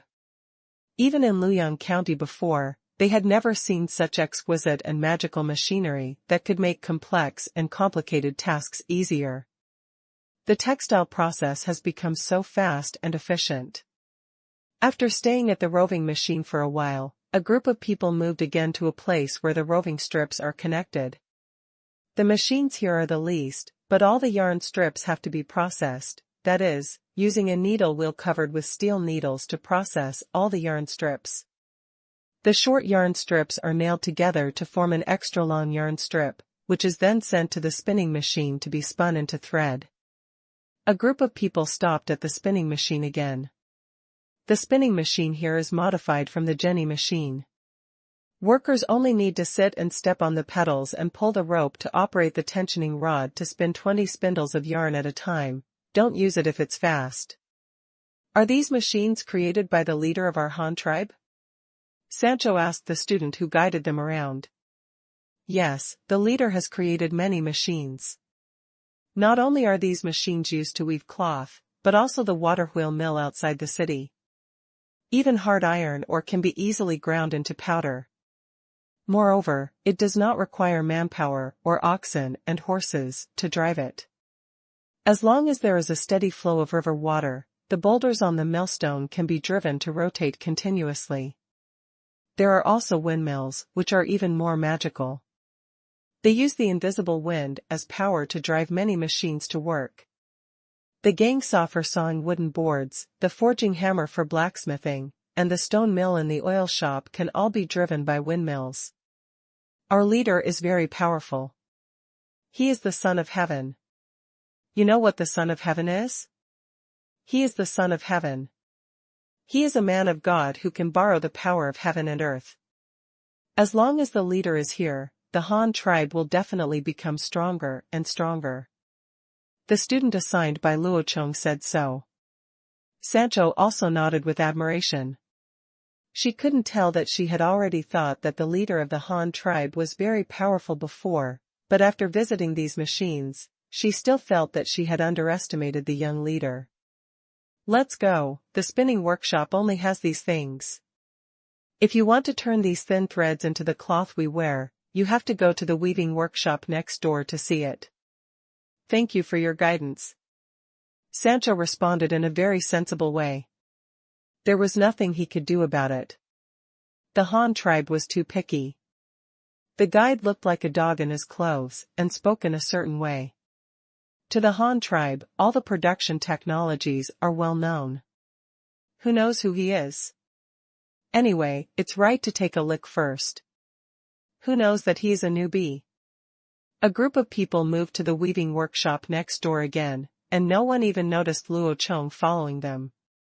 The black technology here was so attractive that they were overwhelmed and had no time to look at who else was around them. As soon as I arrived at the door of the weaving workshop, I heard a completely different sound from the spinning workshop. Just now it was the whirring sound of the wheel, but here it was the clicking sound, a mixture of the clicking sounds of dozens of machines. Together, it's like tens of thousands of groundhogs gnawing at wood. They are the sounds made when stepping on the pedals and pulling the shuttle to beat the weft. Seeing rows of looms, the first thing that gives people the impression is that they are complicated and confusing. People with trypophobia may even feel dizzy because there are so many threads. But after careful observation, I felt that the large number of yarns were all arranged in an orderly manner, all running according to their own routes, and finally turned into strong and durable cloth by the skillful hands of the weavers, which replaced the entire Han tribe. Countless precious livestock came. The roller feeds the yarn, the pedal controls the warp dividing and lifting rod, and the warp threads are grouped. Pull the shuttle with one hand, and swing the beating knife with the other hand to tighten the fabric. Then continue pedaling, pulling the shuttle, and beating up. Repeat the 3 steps. Repeat, little by little becomes more, interweaving the tiny yarns together to form a strong felt. A group of women from the Sang clan were all stunned and unknowingly indulged in this endless monotonous cycle. Even the leader of the Han tribe, Luo Chong, walked up to them without knowing it. Clan chief saying, "Do you think if the silk is turned into these yarns, can it be used to weave cloth?" Luo Chong stood aside and suddenly said, Chief." Sancho heard someone asking and thought he seemed familiar. He turned around and saw that it was the chief, and he couldn't help but be startled. Chief, I think it should be okay," Sancho said immediately after reacting. "Well, that's what I think too. There's not much difference between using silk to weave cloth and wool thread or hemp thread. It's just that the spinning methods are different. One is dry spinning and the other is wet spinning. The specific, I already have some ideas on how to operate it. Otherwise, there are still a few days left before the rice is harvested. Why don't I let you go to the chestnut forest to collect some wild chestnut silkworm cocoons? It will take about 4 days to come back. It just so happens that I take advantage of these few days to make a silk spinning machine, and you can try it when you come back." Likan suggested to Sancho. "Ah? The leader can make a machine for spinning silk so quickly?" Sancho said in disbelief. "This thing is not too complicated. We also have the pedal spinning machine that we replaced before. Just take one and modify it," Luo Chong said, spreading his hands. "In this case, we are willing to go to the forest that the leader mentioned to collect silkworm cocoons. If we can really turn silkworm cocoons into such a cloth, it must be the most beautiful cloth in the world," Sancho also said with some excitement. After seeing the Han tribe's weaving workshop, she couldn't wait to turn the familiar silk into cloth. In this way, they would be considered useful people to the tribe, and they would be able to bring any benefits to themselves in the future. Fight for more of these people from the same clan. In addition, she can also fight for more voice. Maybe she will be on an equal footing with Shang in the future.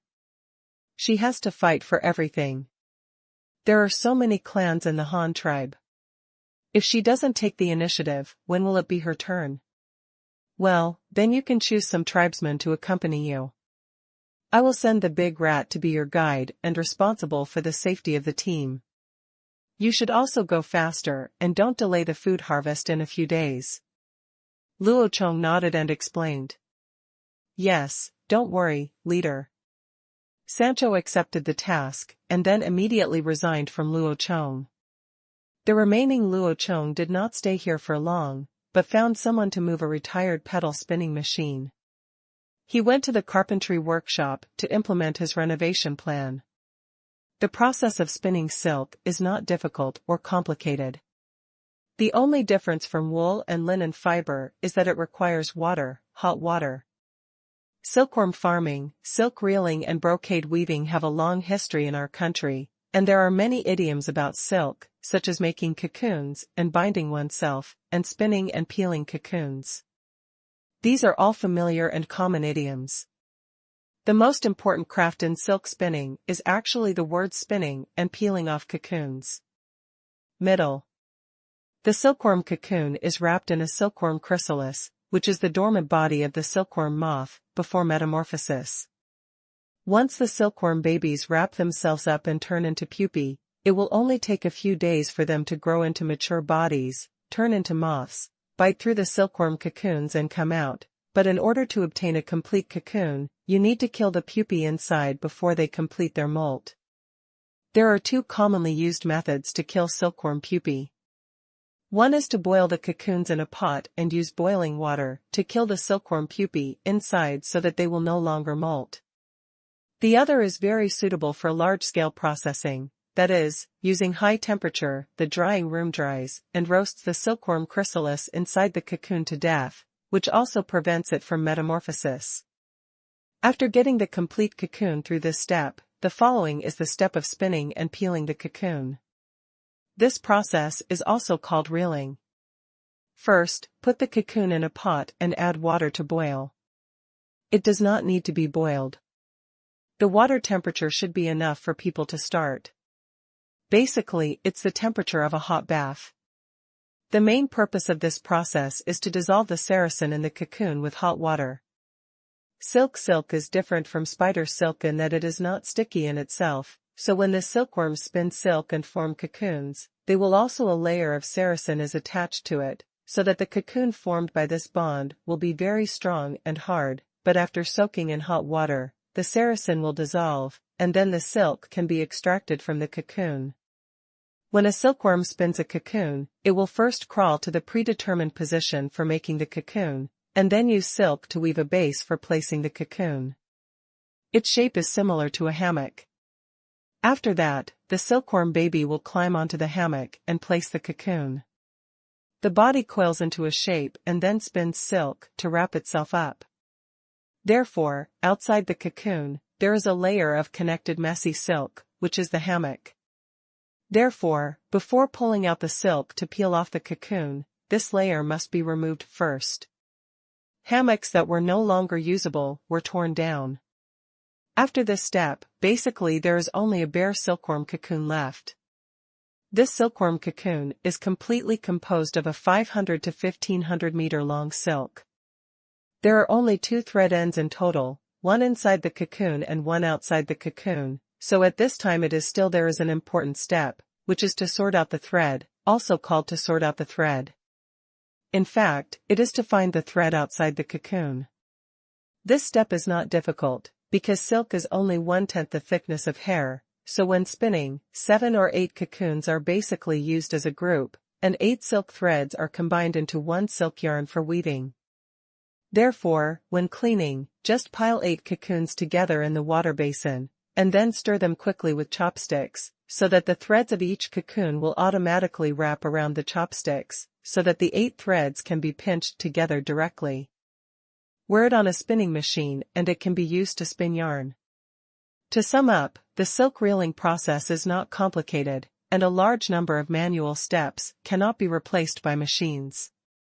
The only thing that can really be done with machines is to tie a few thread ends to the spindle after sorting out the clues, and then use a pedal flywheel to provide power to roll up the silk. Therefore, for this reeling machine, you can directly remove the front half of the original foot-operated spinning machine, leaving only the flywheel, power pedal, and crankshaft connecting rod, and then add a few crossbar brackets to guide the silk, and finally just add a hot water basin in front for putting cocoons. In addition, in order to improve work efficiency and enable this machine to spin multiple silk threads at the same time, the machine must be wide enough.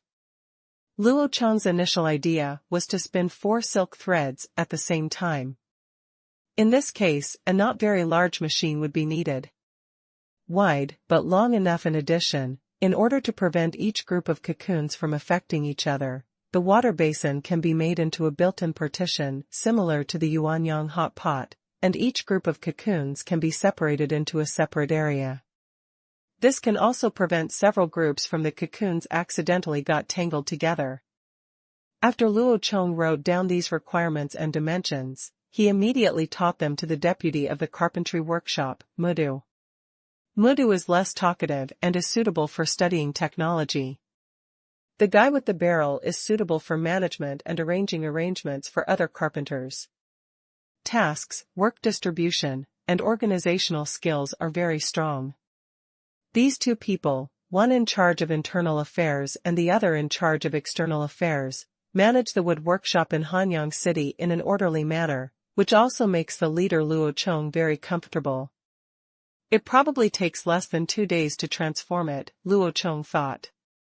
The design and modification of the silk reeling machine went smoothly, but things were not so smooth for the Sang clan, who were preparing to collect chestnut silkworm cocoons, and Shuda, who were preparing to select a site in Ruyang County. After the original Li tribe was forcefully annexed by the Han tribe, the residents of the Li tribe has long been abandoned. The Han tribe rarely goes to that place except for sending people to harvest chestnuts every year. But it is the gap of more than half a year. Here, no one knows when another tribe came to this place, occupied the abandoned Li tribe settlement under the nose of the Han tribe, and still lived here. On the second day after Luo Chong made the arrangement, when the first light of dawn appeared on the horizon, 20 male tribesmen led by Shu De and 50 people from the Sang tribe, as well as 2 ox carts and several horses, we left the city early and headed to the other side of the river.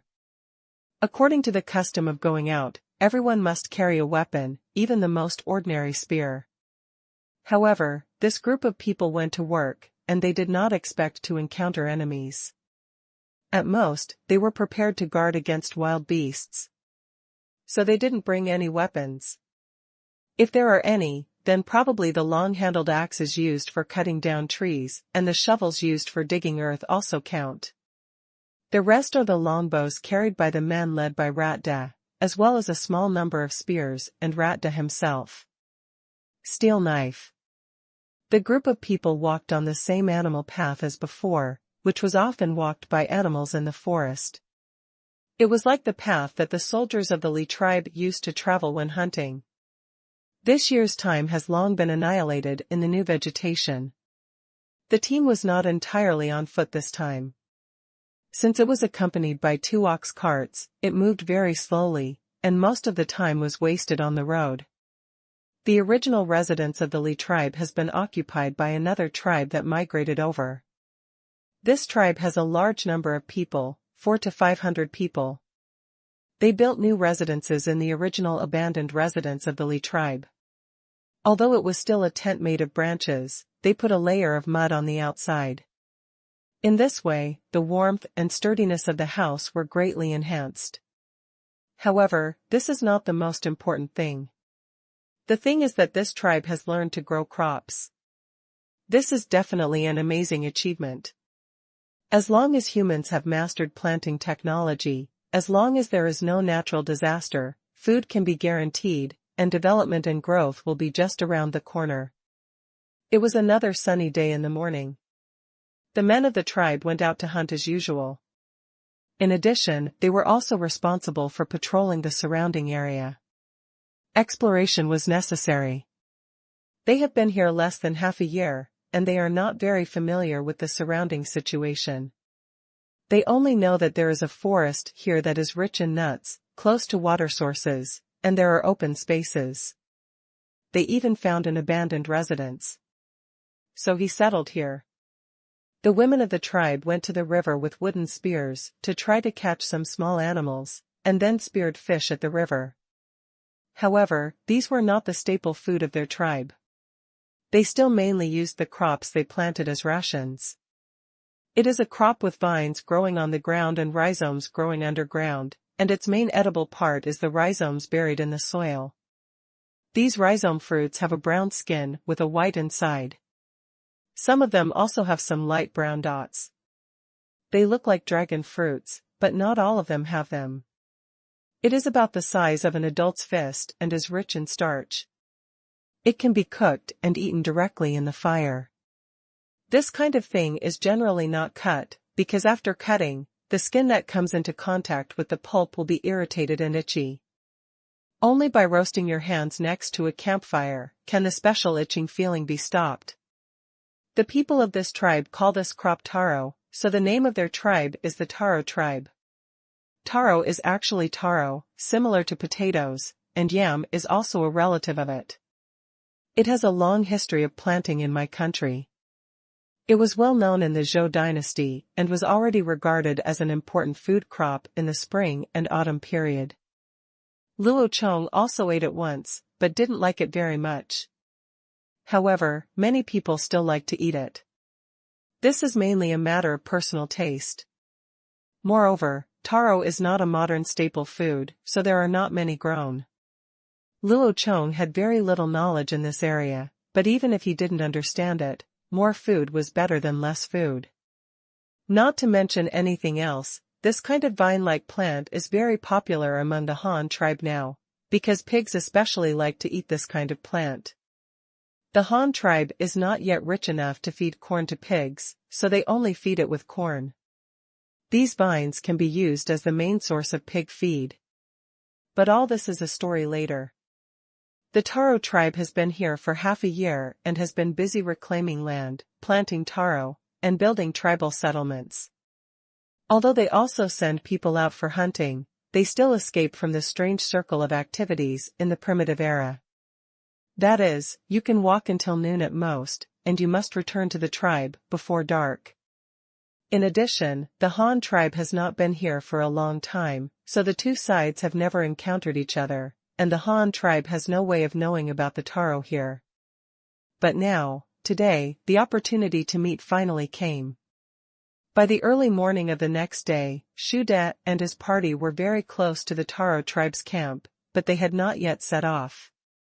Instead, they gathered together to have breakfast. Bacon porridge was being cooked in two large iron pots buried on the ground.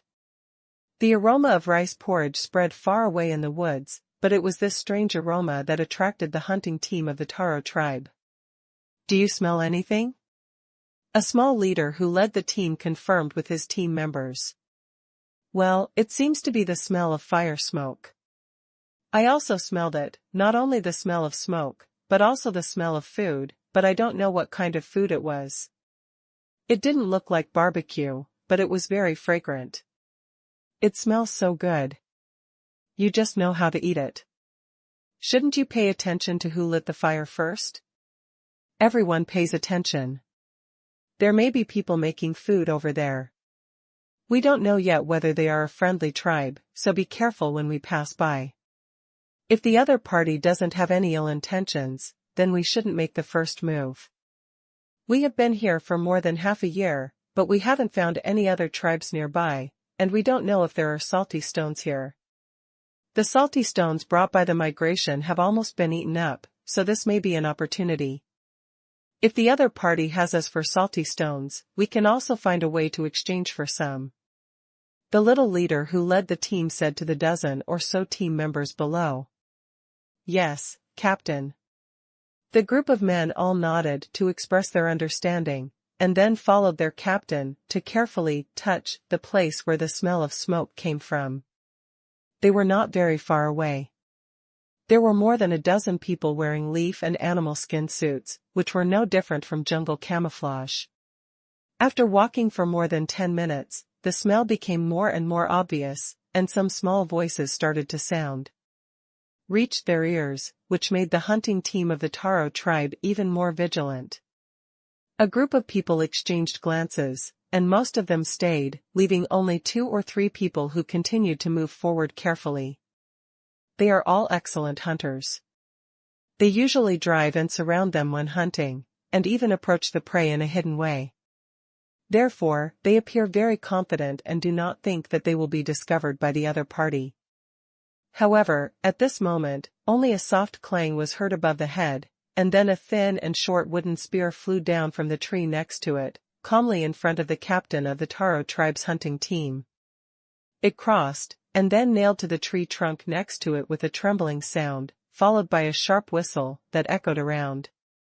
"Oh, no, I've been discovered." The captain who led the team secretly said something bad. How could he have forgotten that these people who can cook and cook are not beasts, they are their own kind, they are human beings. And the skills that people of their time are probably best at are, how could you forget to be careful when climbing a tree? The sound of the warning whistle also alerted the Han tribesmen who were cooking. The first to react were the people brought by Shuda. They immediately picked up their bows, arrows, and weapons and pointed them at the place where the noise was made. "Who is it? Come out quickly. Are there people or beasts standing guard on the tree? How many are there?" Someone from the Han tribe immediately shouted. "They are people. There are 3 people under the tree. They are not from our tribe. They are wearing animal skins. I have already targeted them. They are not moving. It seems that they are sentry. There should be others behind. Come and take a look. Look, they didn't run away, they should have come specifically to find us." Immediately, a voice came from the canopy next to the captain of the Taro tribe. After hearing the report from the secret whistle, Shuda also put down the bowl he was preparing to eat, and then led a group of soldiers to the front. After the 3 people from the Taro tribe were discovered, they no longer hid, and simply stood up openly. Anyway, there were only 3 of them. It's just one person. Letting others stay behind in advance is to prevent the possibility of being discovered by everyone. In this way, even if there is a fight, whether it is retreating or calling for support, more people will survive in the end. This is also the case for most tribes. Experience summed up with bloody lessons. Since there was no direct conflict between the 2 parties, the first meeting was considered friendly. Well, as long as no one was hurt, it would be considered friendly. "Who are you, and why did you sneak into our camp?" Shuda first asked the soldiers to surround the 3 people, and then asked them with gestures. "We, the tribe, are right here, there are a lot of us." "Who are you? Are you a tribe from around here? What are you doing here? Why haven't you been here before?" The captain of the Taro tribe also gestured back. But all 3 of them were very surprised by the clothing of the people in front of them. They had never seen clothes before, and they definitely didn't look like animal skins. The shoes on their feet were also very delicate, and seemed to be made of animal skins. The weapon in his hand is something I have never seen before. It has a long wooden handle. Some have a gray-white spearhead in front of it, and some have a gray-black round flat piece. They look very thin and are definitely not stone. Or maybe it was made of bones, a material they had never seen before. Especially the man in the lead of the other party wears a shiny silver headdress on his head, which does not look ordinary. There seems to be a totem that looks like a mouse on it, but it looks a bit funny. He wears a feather crown like a human and holds a spear in his paw, which is very funny. Hearing what the other party said, Shuda's expression became a little strange.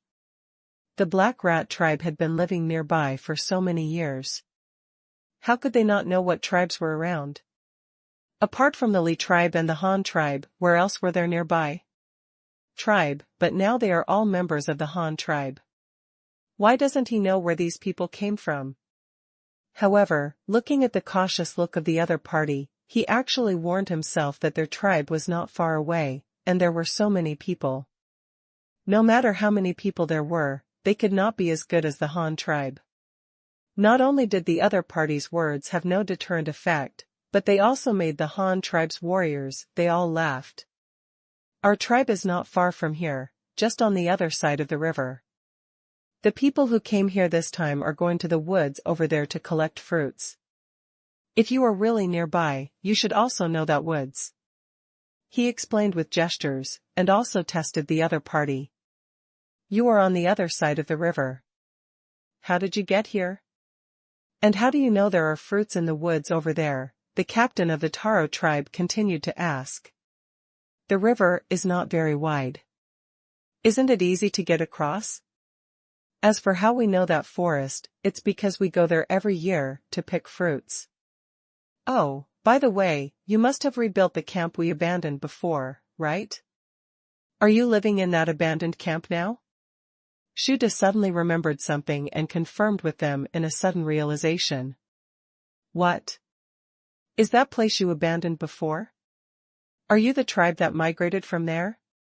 But if this is really the case, then even if you abandon that forest on your own, I will not let you go there to pick fruits. That place now belongs to our Taro tribe.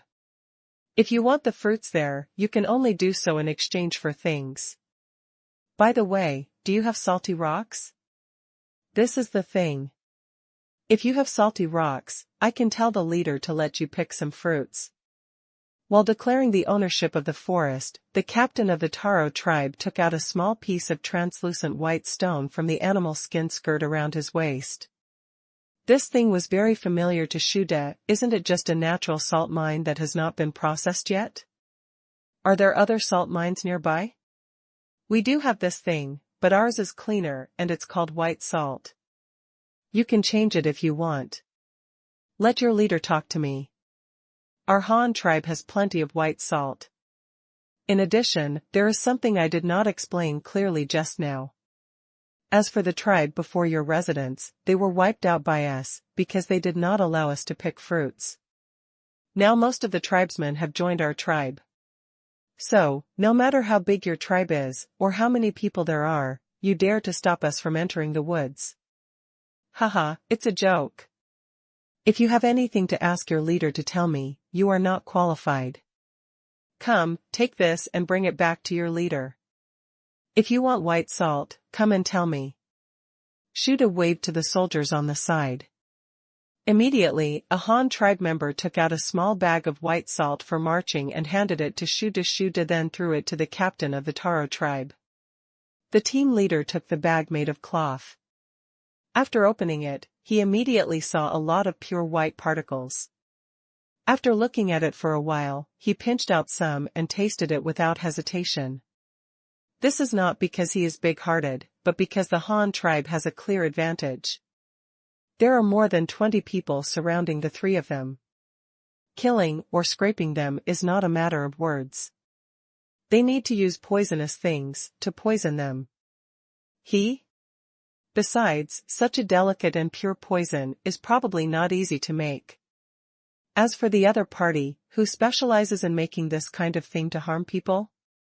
Sure enough, he knew the moment he took the white salt into his mouth that it was a good thing.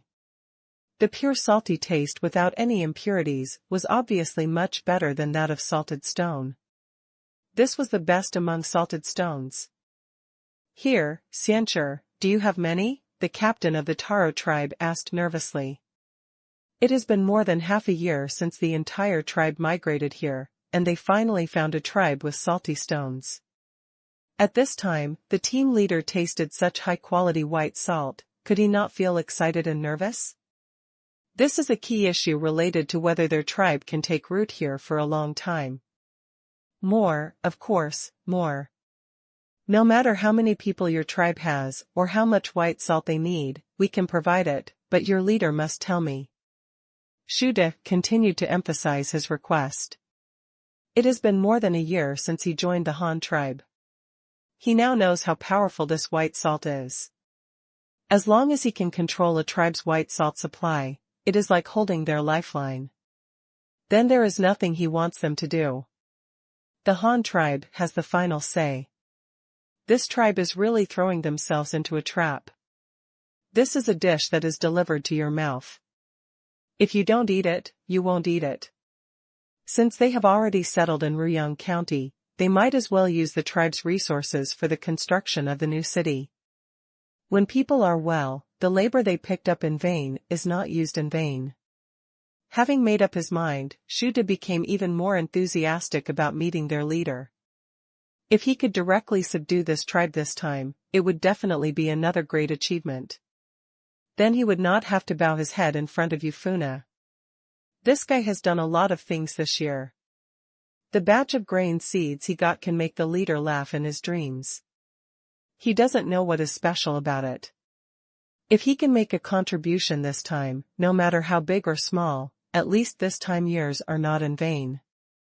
It's not impossible to meet our leader. So who are you? Are you the leader of your tribe? What's the name of your tribe? The captain of the Taro tribe continued to test. We are from the Han tribe, and I am just a leader of the Han tribe in charge of the warriors. Our big leader is busy, and has no time to come here with us to pick fruits. Shuda raised his eyebrows, quite proudly. Said. The captain of the Taro tribe looked at the so-called Han tribe warriors around him and their weapons, thought about it for a while, and made an immediate decision. Okay, I can take you to see our leader, but you can only leave me alone. I will lead the way for you, let them go back and report to the leader, and then bring the leader to see you. Shuda laughed as soon as he heard this. Isn't this because he was afraid that he would know the location of their home, or else he was afraid that he would directly lead dozens of people to their residence, and then do something bad? However, in order to successfully meet with the other party, Shuda did not refuse. He was familiar with the terrain in this area, and he thought that this guy would not be able to trick him. Agreeing to their conditions would also gain some trust from the other party, which would be more beneficial when the time comes. The outcome of the negotiation. Thinking of this, Shuda nodded, okay, let these two of you go first. You will take us to the meeting place later. We have agreed in advance, but don't run too far. We still have tasks assigned by the leader. I don't have time to follow you around. The captain of the Taro tribe also nodded in agreement, then weighed the salt bag in his hand and asked, can they take this back? Otherwise, I'm afraid the leader won't believe it. Take it, just a little bit of white salt, hurry up, don't waste our time. Shuda urged impatiently. When the captain of the Taro tribe saw that Shuda agreed, he almost laughed out loud with joy. He quickly explained a few words to his two men, told them what to say when they went back to meet the leader, and agreed on where to meet later. And then let the two people go back first. After the two left, the team leader looked at Shuda again and asked, Chief, when will we leave? No rush, wait until our people finish eating. You guys came at the wrong time and delayed my meal. Shuda complained a few words, and then asked everyone to go back to eat. A group of people also took their own bowls and lined up to fill the pot with meat porridge. The captain of the Taro tribe had no choice but to find a place to sit down out of the way and rest while observing the Han tribe members. But as he looked at it, he realized something was wrong. That was the source of the aroma of the food. No wonder it didn't smell like barbecue. It turned out that they boiled food and water in a container similar to a stone basin. What's even more exaggerated is that each of these people has a very exquisite container. The material is definitely not stone, just like the containers they use to cook food. He doesn't recognize any of them. Oh my God, is their tribe so rich? Everyone has such a precious container, the team leader said in shock. Hey, brother, would you like to have a bowl of meat porridge from our Han tribe? While the team leader continued to be stunned, Shuda had already walked over with 2 large bowls of porridge. Ah? Here, a bowl? The team leader was stunned. Although he didn't know what the meaning of a bowl was, he could still tell that Shuda wanted to share food with him. After thinking about it for a while, he It was a rare opportunity to see what these people ate and their containers. Hold it, be careful to burn it. Here you go, here are the chopsticks. Shuda handed the bowl to him first, and then placed a pair of chopsticks on the edge of the bowl. The team leader gently took the white bowl and looked at it, but couldn't find any traces of polishing. The entire container was so smooth that it could be used to reflect light. I really couldn't figure out how to make this. If I couldn't figure it out, I would start with it. No, the method of making this kind of container must be the secret of the other tribe, and he couldn't ask casually, so he simply tasted their food first. But before that, he also took out a ball of something wrapped in leaves from a bag made of animal skins with him, and peeled off the leaves layer by layer, suddenly revealing a burnt black thing inside. The team leader broke it in half from the middle, and immediately revealed the white food inside. It was the lunch that their hunting team took with them when they went out in the morning, and it was also a short-term dry food. Eat, this is from our tribe. The half-cooked taro was handed to Shuda. Shuda was drinking porridge from a bowl.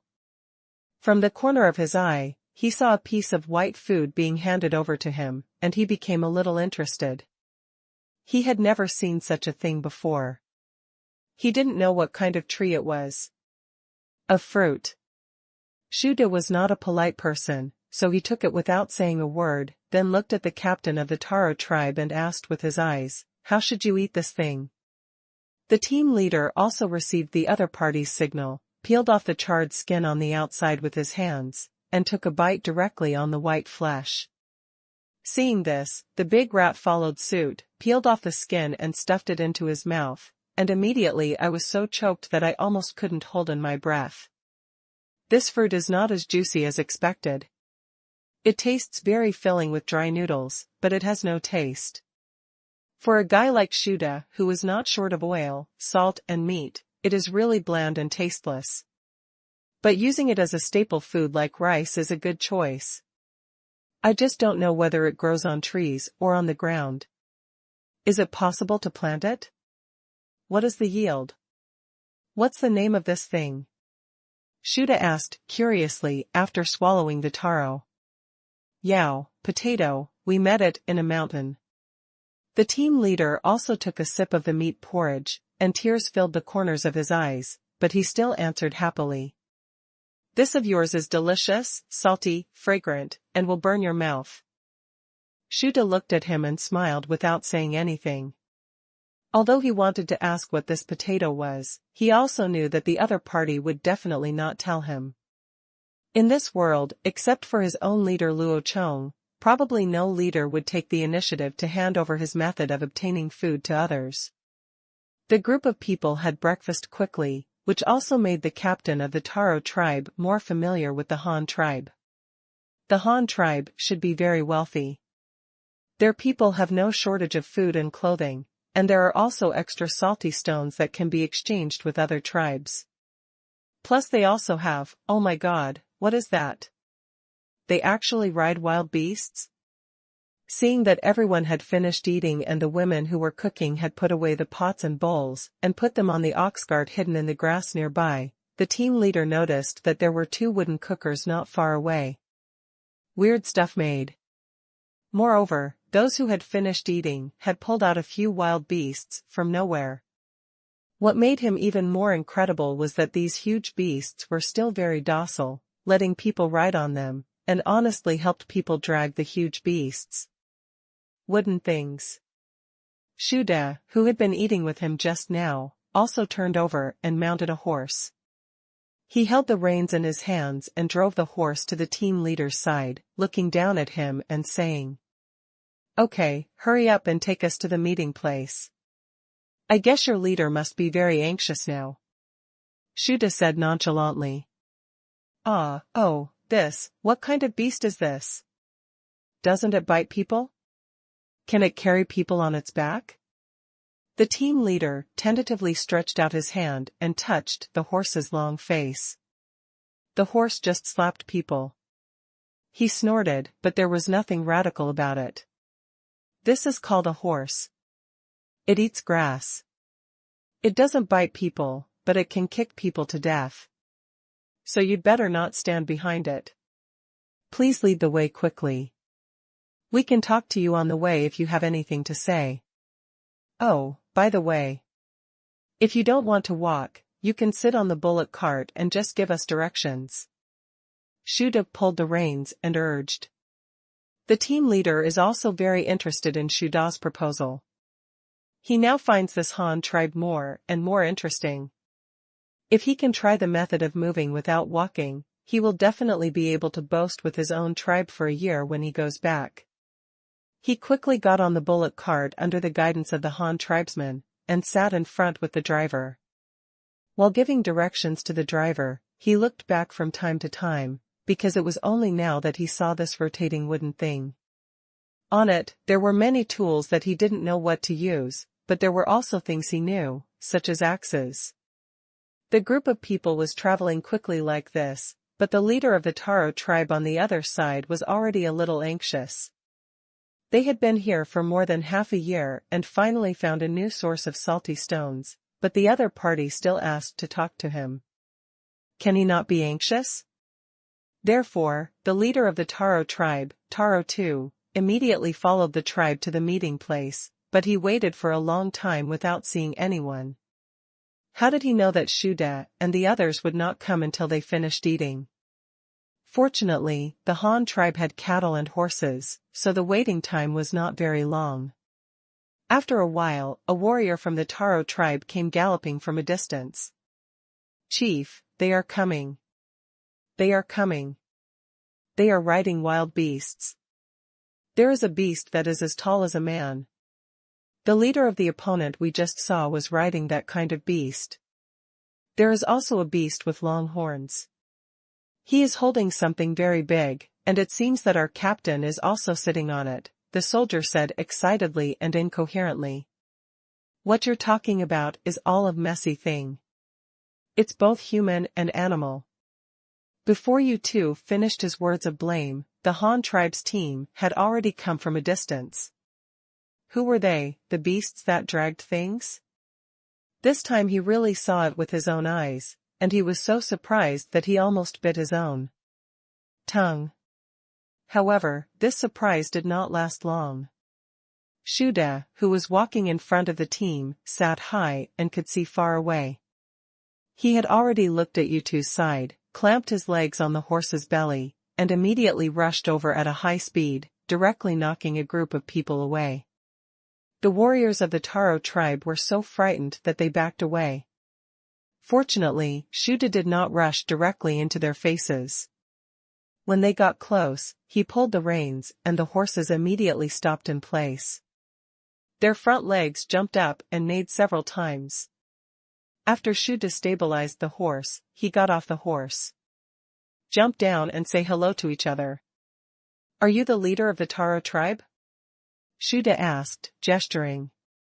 I am the leader of the Tua tribe. Are you the leader of the tribe with the salty stone? Tua too looked at the horse that was showing off in front of him just now, and couldn't help being stunned for a while, until the rat made a loud noise. He didn't react until he said hello. I am not the leader, but the leader in charge of tribal warriors. Our leader sent me to look for things in Chestnut Forest this time. Your tribe happened to meet us, and said they wanted white salt, so I came to ask you. How much do you want and what you want to exchange for it? Shuda explained with gestures. While the two were talking, the large group of people behind them also followed, and the small captain sitting on the bullock cart also quickly ran back to his leader. This, white salt, is what you call salty stone. If you have more, then naturally the more the better. As for what to exchange for, don't you want the fruits in the woods? I can let you pick them every year. As long as you can take away as much fruit as you want, we will exchange it for a year's supply of white salt. Yutu tentatively proposed the conditions he had been thinking about for a long time. He felt that this was already a big concession. After all, there were a lot of chestnuts in the woods. They had managed to support a tribe before, but Shuda didn't.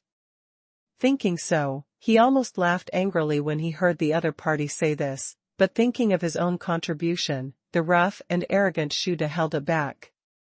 Madhu, you are so arrogant. I hope you can still say this when you see our leader in 2 days, Shuda cursed in his heart. With how many people in your tribe, there is a lot of white salt for a year. Well, also, you want a year at a time. This may be too much. I can't make a decision. I must tell our leader. And the conditions you mentioned are definitely not feasible, because the place you live in now was originally abandoned when we moved. We also collect this chestnut forest every year. This is our thing, and it has changed just how long you have been here. Has it become yours? So even if you don't ask the leader, our tribe will not agree to this condition. But since you live here now, I won't say that this forest still belongs to us. We don't care what you do in the forest, but you can't stop us from doing anything in the forest. Regarding the white salt, you have to use other things. Just exchange. Shuda thought for a while and tried not to intensify the problem, but he still couldn't weaken the Han tribe's momentum, and he wanted to maintain a friendly relationship with the other party as much as possible. He deliberated for a long time before stating his conditions. There is no doubt that the conditions mentioned by Shuda are relatively fair.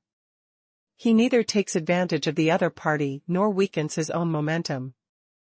He even digs a hole for the other party with his somewhat honest head. A tribal white man. The salt trader Shuda still had the right to make decisions on behalf of the Han tribe, but he just said he couldn't. This is obviously a big pitfall. The longer the transaction is delayed, the more likely it is to change. Moreover, the Han tribe will not suffer any losses, but the Taro tribe will have to extend the time of lack of salt supply. The longer this time goes on, the more likely the Han tribe will be in this situation. The more advantageous it will be in negotiations. Of course, Shuda's purpose is more than that. He has also figured out how to make a difference in price, and he still has some IQ in this regard. You two could also see the sincerity of the other party's intention to negotiate. As for the ownership of Chestnut Forest, he actually had no intention of killing it. It could only be regarded as the first round of testing. After all, isn't that what negotiations are like? Asking for a high price and paying back the money on the spot. You put forward your conditions, whether I agree or not is my business. What's more, since they have never met each other, but the other party knows the location, scale and output of the chestnut forest accurately, plus they also know the abandoned residents, these conditions combined are enough to judge that they are indeed from. Even if the tribe moved here, they often come here, so there is no good excuse to occupy the chestnut forest. There are nearly 500 people in our tribe and we need a lot of salt and white salt. If your tribe can't produce a year's supply at a time, we can slowly trade it. In addition, regarding the matter of Lizelin, I can do as you say, but if you want to exchange white salt for something with us, I may not be able to agree to it if you ask for too much. Yuta thought for a moment and spread his hands before saying. What do you want to exchange for? This is a lot. The question is, what do you have that we need? You must not have such livestock, right? Shudev patted the horse next to him and asked. No. What about the animal skins? It's okay if there's a lot of it. Shuda continued to ask. Well, this isn't much. Yutu's face turned a little red. They had just settled here, for half a year, and they didn't even have a firm footing. They didn't have a large amount of material reserves. In addition, there were a lot of people in their tribe, and they also needed a lot of animal skins to survive the winter. If they didn't go, it would be good to find other tribes to exchange for animal skins. There is no extra for trading. If it weren't for the fact that it was close to the woods and there was no shortage of firewood, the river was close to the water source and fisheries, and the chestnut forest was an emergency reserve, plus they grew their own taro, it was not certain whether they would survive this winter. There are no livestock, and you don't have any animal skins. What about the water containers? Do you have many? Rat continued to ask with a weird smile on his face. Not this either.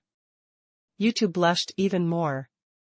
He, the leader of a large tribe with nearly 500 people, seemed to be looked down upon by others. Well, you don't have containers, you don't have animal skins, you don't have livestock, you don't even have white salt, tsk, you really don't have these things, we all have them. The rat taunted Tutu unkindly. Wait a minute, you said you all have these things? Yutu was ridiculed by Shuda. He was a little angry at first, but before the attack, he still keenly captured the most important information. Yes, the livestock is right next to me, but our tribe does not exchange it with others. You saw Bayan, just now. I dare not say how many animal skins there are in the Han tribe, but it will cost you less than 500. It is not a problem to keep people warm through the winter. As for the containers, I dare say that I can have as many as you want, provided that you can exchange them. You don't need to look at me with that suspicious look. If you don't believe me, ask your own subordinates. Shuda proudly showed off the wealth of the Han tribe. It is no exaggeration to say that he absolutely believes that the Han tribe is the richest tribe in the world, bar none. Yes, Chief, I had breakfast with them before I came here. Not only do they have large containers that can be used to boil food and water together, but they also have many small containers, and everyone can get one. And those containers are not only numerous in number, but also beautiful. I can't tell the material, whether it's stone or wood, but they should be made by them. They know how to make containers. When the team leader heard Shuda mentioning himself, he quickly stood up and testified. Now, being able to produce white salt by yourself and making containers is already invincible, right? As long as you have these two things, what else can you get in exchange for it? It turns out that I still underestimated this Han tribe, but in this way, my side seemed even poorer. There was nothing that the other party could like. What could I give in exchange for those good things? Yutu couldn't help but think worriedly. You probably need these things very much, but you don't have anything to exchange for them, except for the fact that there are quite a few people. Otherwise, I have an idea. Without you having to provide anything, I can get containers, white salt, and even animal skins, or the kind of fabric I am wearing. I wonder if you are interested. Shuda gradually began to close the net. If nothing comes out, how can we replace it? Do we need someone to replace it? That's not possible. Yutu was stunned after hearing Shuda's words, and then immediately became alert. Oh, that's not necessary. There are so many of you, and our tribe happens to be short of people to work. As long as you are willing to help us work, we are willing to give you something, such as helping us build a house. One person can work for a day. Some white salt, or other things, such as containers for water, cloth for clothing, animal skins, etc. Moreover, these people are from your tribe, so you can do whatever you want. Anyway, if you help with the work, we will give you something. If you don't, you will get nothing. How about that? Shuda once again used the set of recruiting methods formulated by Luo Chong, but this time his purpose was not just to recruit workers. What he wanted was to make the other party surrender directly and join the Han tribe. Negotiating a business partner and directly absorbing the other party into the tribe seemed to be only one step away, but the achievements are very different. From the beginning, Shuda did not just want to discuss business, he said he just leads the other party into his trap bit by bit. Sure enough, this empty-handed plan, which only needs to sell its strength to exchange for a large number of necessary supplies, has a fatal attraction for you too. It sounds so simple, and it only requires help in building a house. They can get a lot of supplies in exchange for such small jobs. This is definitely a big advantage for them. In this primitive era, what is the least valuable thing is strength. Sometimes soldiers may not be able to get a prey even if they run exhausted for a whole day, but if they can get stable supplies by just using strength, then if Shuda hadn't said it himself, you two wouldn't even dare to think about it. If he could say this, he would be a fool, or he would have too much supplies and no place to put them. But this little leader of the Han tribe didn't look like a fool, so Yuta seemed very excited. Then how many people do you need, what kind of work do they do, and how are you going to give them the things you promised? Should they be given once a day, or after they are all done? Yutu asked with a gesture. Don't worry. As for what you are going to do, I can't tell you yet because you need too much white salt. If the leader doesn't agree, it will be useless even if I tell you. Otherwise, our tribe is not far from here, only a day or two away. On behalf of our Han tribe, I now officially invite the leader of the Yu tribe to visit our tribe. You can meet our leader and then talk to him. Oh, by the way, and to express our sincerity, please accept the gift I give you on behalf of the Han tribe. Come on, bring me 10 bowls and bring half of the remaining bag of salt. I want to give it to the Taro tribe as a gift. Shuda shouted loudly to the soldiers behind him. The soldiers of the Han tribe quickly brought these things according to Shuda's request, 10 large white porcelain bowls, and a small half bag of white salt. In addition to the small bag they took just now, this gift was already in Yutu's eyes. It was quite luxurious. He didn't expect that the rat would give such a generous gift before any deal was concluded. However, what he didn't know was that this was nothing to the Han tribe. The Han tribe could produce thousands of the same white porcelain bowls in one kiln, and there was more than one such kiln. This is really for us, no need to exchange anything for it? Yutu asked in disbelief. Of course, since you live here now, we can be considered neighbors. There are not many other tribes around here. Anyway, we are not far away. We should communicate more usually.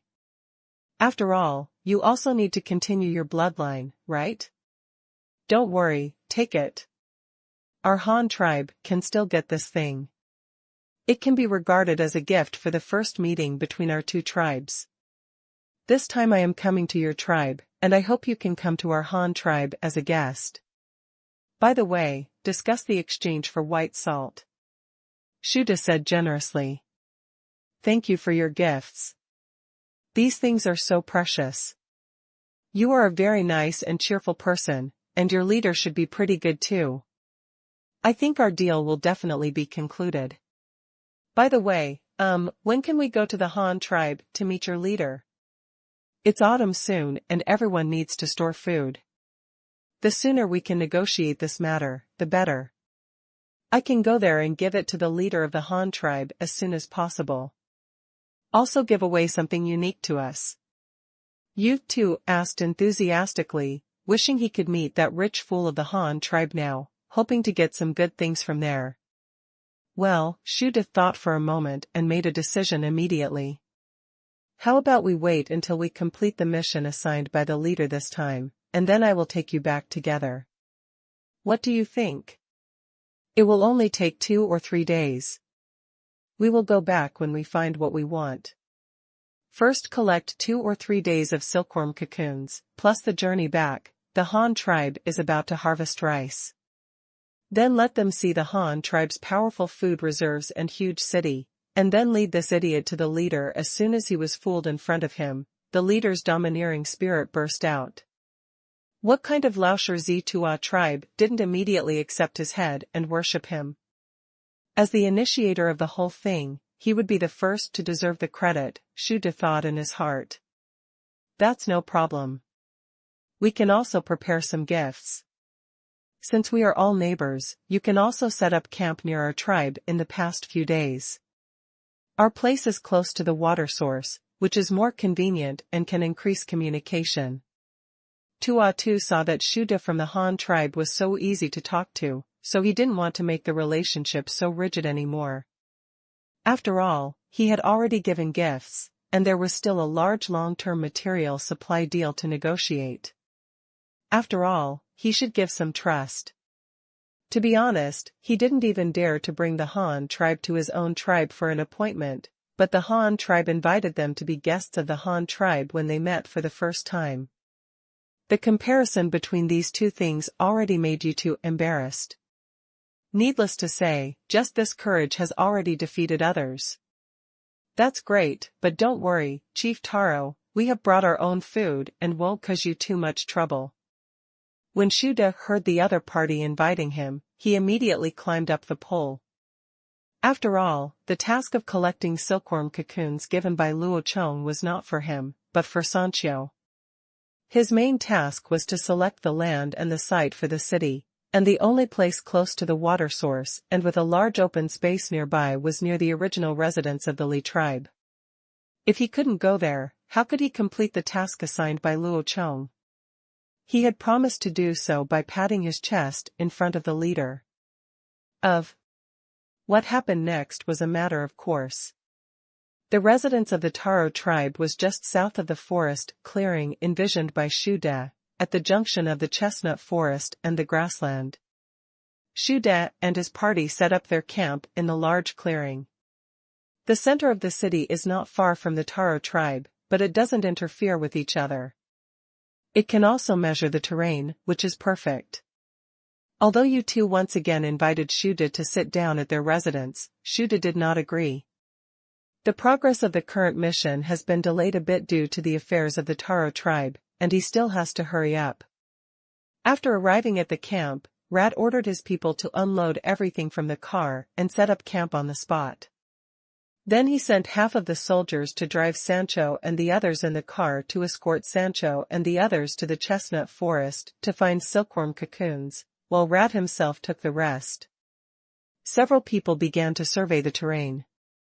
For this mission, Shuda specially applied for 2 compasses to measure the direction, and then he and several soldiers used soft rulers made of fine hemp ropes to measure, first the distance to the river, and then the distance to the river. Create a square open space with a side length of 1,000 meters, and reserve the width of the moat around it, as well as where it is more convenient to divert water from. Especially the last one. The trend of the artificial river is related to the transformation of paddy fields, and how much paddy fields can be restored is a key factor in grain production, so repeated measurement work has become a task for Shuda, with several people riding horses back and forth. After measuring once, use a flag to stick it on the ground to mark it, then record it on the white paper given by the leader, draw a simple sketch, and show it to the leader when you return.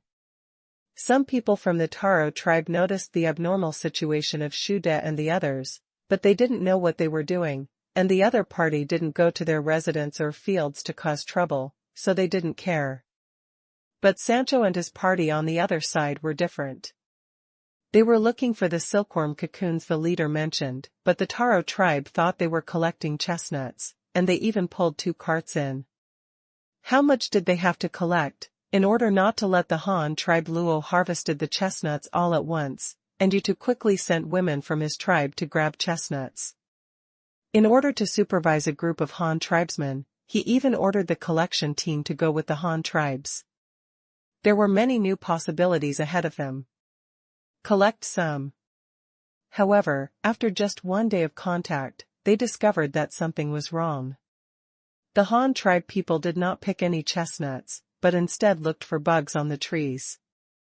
Not to mention, they actually found a green species in one afternoon. There are large colored flesh worms, and some cocoons made of flesh worms. After finding the chestnut silkworm that the leader mentioned, Sancho was also very happy. This at least proved that the leader was not lying, but there is such a thing. Moreover, the difference between chestnut silkworm cocoon and mulberry silkworm cocoon is that chestnut silkworm cocoon has good gloss and can reflect light. If this could be made into cloth, it would definitely be better than silkworms. And with these chestnut silkworms, they can be considered to be completely established in the Han tribe, and they no longer have to worry about being randomly assigned because they have no contribution. The silkworm cocoons were collected in batches, loaded into trucks, and transported back to the camp.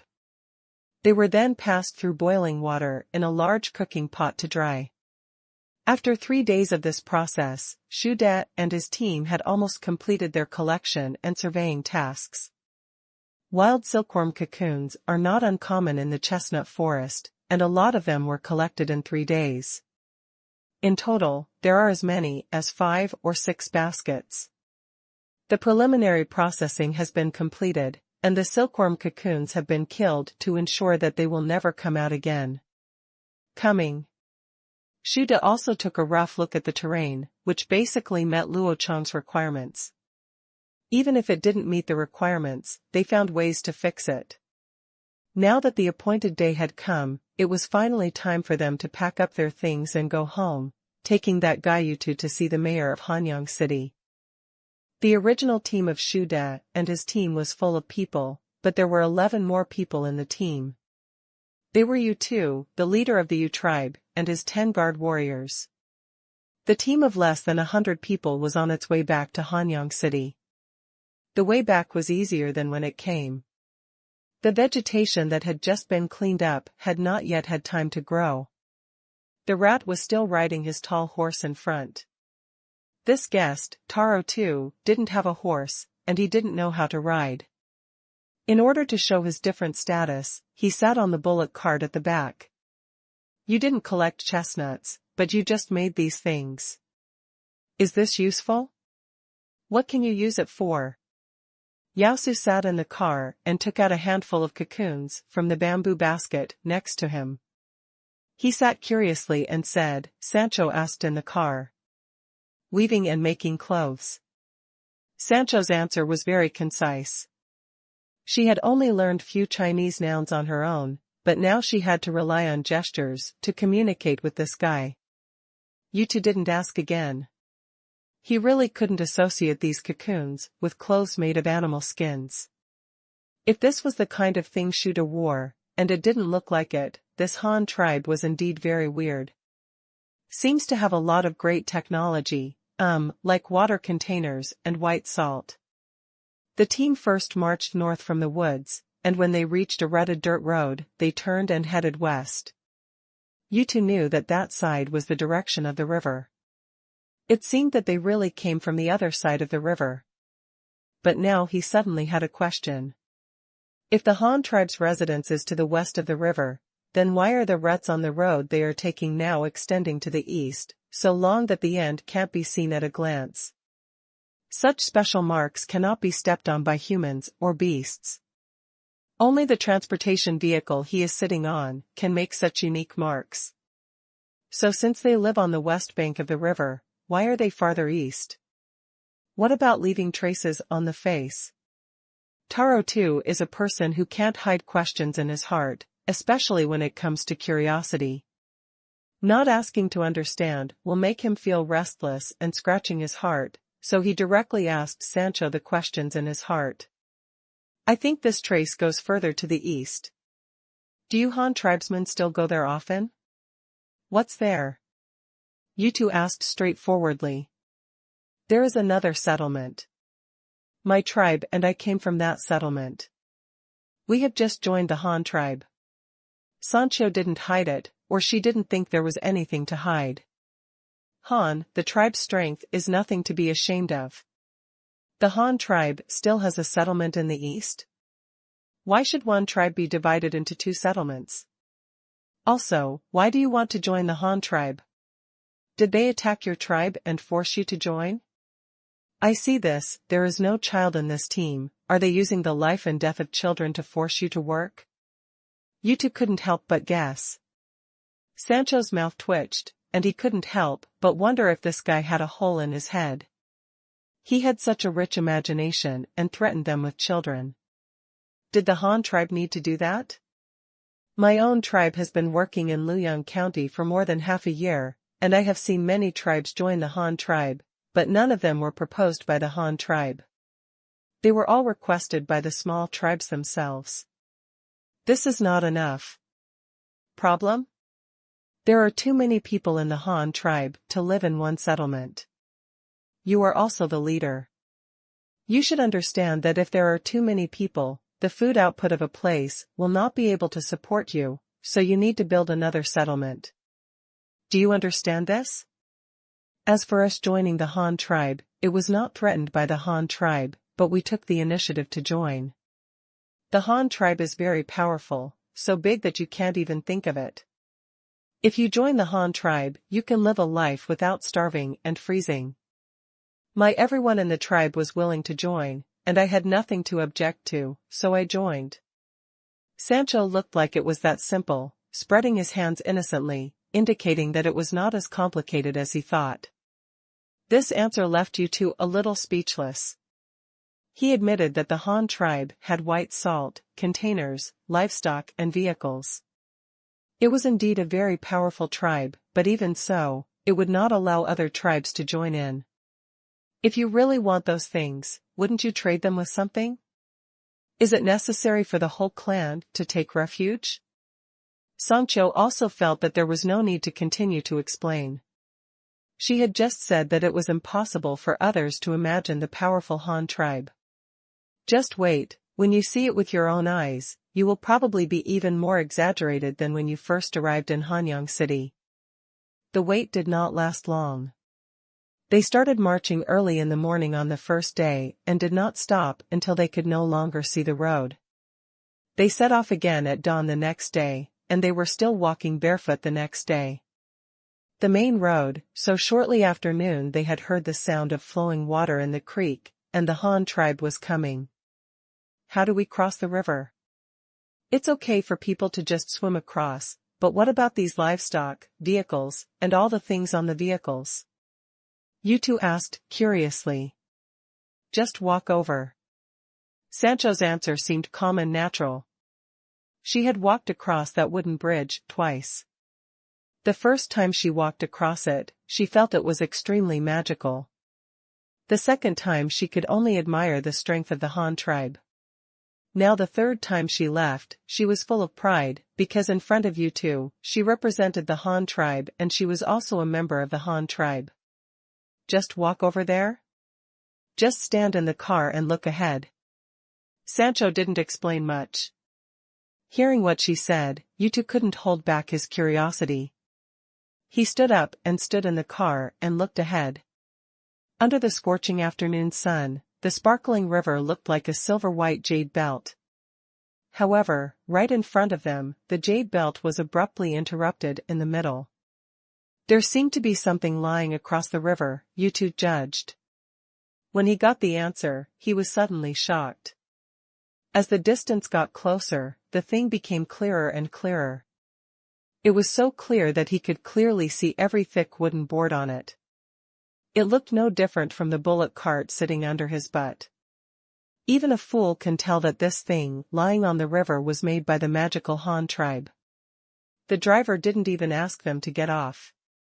He drove the ox cart directly over the wooden bridge and crossed the river very easily. He didn't even hear a sound from the wooden bridge in the middle. This thing is really stable. Match. However, at this time, Yutu did not utter an exclamation for this magical wooden bridge, because the scene on the west bank of the river had completely subverted his understanding. He saw the city made of blue and black bricks. Not only the unusually tall city wall, but also the scenery around him surprised him. The view from the bullock cart is very high, allowing him to easily see the farmland on both sides of the main road. The weeds with golden ears are very lush, but they are not wild at all. They are lined up row by row. It was a neat, square plot of land divided by dozens of ditches. If anyone told him that it grew naturally, he would definitely rip off the other person's head and kick it as a ball. Well, don't ask me what the ball is, it's probably the same thing those kids kicking in the distance. The closer the team got to the city wall, the more Yutu couldn't help but tremble. Such a tall building could never be natural. The rows of straight brick joints proved to him that it was a man-made product, and its effect was obvious. It should be the same as the fence of the Taro tribe, both used to resist the attacks of wild beasts and enemies. However, there is no comparison between the two. No wonder that old woman Sancho told him that the Han tribe was so powerful that ordinary people couldn't imagine it. Who the hell could have imagined that someone could build such a thing? No, it wasn't that he couldn't build it, but that he didn't dare to think about it at all. Here we are, this is one of the residences of our Han tribe, called a city. We have 2 more such cities on the east side of the river, which is the other residence I told you. Sancho looked very proud when he said these words to you too, especially the sentence, "we Han tribe" was pronounced very strongly, as if he was deliberately emphasizing that this was the reason why they joined the Han tribe. Yutu didn't answer. He just felt that his eyes were a little insufficient now. His strong curiosity drove him to keep turning his neck and looking crazily at this residence that was not like a mortal's. The city gate is open, and the suspension bridge is firmly erected on the other end of the moat. The wild beasts around Hanyang City have been cleared away, so there is no need to worry about wild beasts intruding. As long as they are not extremely stupid or extremely self-aggrandizing beasts, they will not dare to wander here easily, because it means that they will be digested into compost in the manure pit by a large group of 2-legged humans. There is absolutely no second chance. Possibility. Yutu was a little nervous and a little embarrassed. He had already jumped out of the car before entering the city and insisted on walking into the city. It felt like a devout believer going on a pilgrimage, although he would not have to bow and pray all the way. He climbed up to the Han tribe leader, but the trembling of his legs also showed his uneasiness. The feet, which were covered with simple bark sandals, stepped on such a flat, solid, and neat green brick avenue for the first time. He didn't even know which leg to step on first, because he really couldn't imagine it. It would be understandable if the walls were only built tall and strong. After all, they were for defense. But even the roads in the residential area were so smooth and paved with bricks. He really didn't know what to say. The other 10 warriors who followed him were not much better. They looked at their leader at a loss, not knowing whether the decision of this trip was right or wrong. The green brick houses on both sides of the street are neatly arranged. Some half-grown children are running around and playing. The adults are busy with their own work. Many tribesmen gather in 2s and 3s at the well at the entrance of the alley to fill a bucket. Qingshu squatted beside him, sharpening his sickle and plowshare. In the morning, the leader had given an order to prepare for harvesting grain. The whole city would be dispatched tomorrow to start the busy farming time. There are still many people coming and going on the street, some are preparing sacks and carts, and others are cleaning the warehouse with the mouse wizard and the elders. The 2 old people pay special attention to the annual autumn storage, and there is no need for Luo Chong to arrange it. And consciously assumed the tasks of supervision and command. In the afternoon, the logging team in the mountains outside the city also used ox carts to transport back logs of wood and truckloads of firewood as fuel reserves for daily use and winter. There were also vehicles from carpentry workshops transporting processed building materials one by one to the construction site in the center of the city. The prosperous scene most directly showed the population of this residential area, which surprised Yutu. Not to mention anything else, at this moment, the total number of children he saw on the street was more than the entire population of the Taro tribe, let alone the adults who were working. The huge population gap made him completely powerless. Make complaints. At this time, recall what Sancho said just now. This is just a settlement of the Han tribe. There are 2 more cities like this, to the east. You should know that the population is too large to be supported in one place, so other places need to be opened up. These words still seem to linger in my ears, making Yutu sigh and smile bitterly. This is really too many people. Shuda, who had already left first after entering the city, came to them again. He didn't know where the horses were sent, but he thought there must be a special place for such important supplies. Shuda first sent away the Sang clan and his party, asking them to rest first after unloading the car, and prepare to participate in the autumn harvest together tomorrow, and then looked at the remaining 11 members of the Taro tribe and the 2 baskets of gifts they brought. Let's go. I just went to see the leader and told him that your tribe needs to exchange for white salt and some other supplies. The quantity is not small. Our leader is willing to talk to you. Now you can follow me to see the leader. Shuda said to Yutu straightforwardly. Ah? Oh, I know, okay, that's no problem. Yutu recovered from all kinds of surprises, and then he remembered the purpose of coming here. He was here to discuss business on behalf of all the people of the Yu tribe. This relationship, the key question is whether they can stand up in the future. Well, where's your leader? Is it far from here? Yutu asked as he followed Shuda. Because this city is quite big, he didn't know exactly where the leader of the Han tribe would be. It's not far. You can see it after turning around this row of houses. Shuda smiled, looked at Yutu with bright eyes and said, this guy is not just an individual, but a real contribution, because when he reported the situation to Luo Chong just now, Luo Chong had already praised him happily. He promised to give him a credit. Although the matter has not yet been finalized, Luo Chong is not worried about this problem at all. After seeing Hanyang City this time, even if the other party does not accept the offer, but as long as the labor for materials model can be formed, the other party will give in less than half a year. Here we are, that's it. But you can only bring 2 warriors carrying gifts, and you can't bring any weapons. Don't worry, we will protect your safety. Shuda said politely, but Yutu's expression was he looked like he had seen a ghost. Arrive? The 3-story house in front of me, which is higher than the city wall, is where the leader of the Han tribe lives? Well, that seems to make sense. Although the 3-story blue brick tube building is not a distinctive building, its existence in itself is a distinctive feature. I wonder where else in the world can I see the same building? The 3 of them followed Shuda into the building anxiously. There were open classrooms on both sides of the long and narrow corridor. Countless tables and chairs could be seen, and the doors were all open. Because they were all newly made tables and chairs, and had been painted with a lot of tung oil, there was a dedicated person responsible for opening the doors and windows every sunny day. At this time, the 3 of them were a little shocked, and they didn't understand what these carefully crafted things were used for. Yes, but since it was made by the Han tribe, it must not be simple. Arriving at the side of the Tongzi building, Shuda took the lead to climb the wooden stairs and walked up naturally. However, the 3 people from the Taro tribe were surprised again. It was made of wooden boards. The Han tribe seemed to be very good at handling wood. Why is it so difficult to sharpen a throwing spear in your own tribe?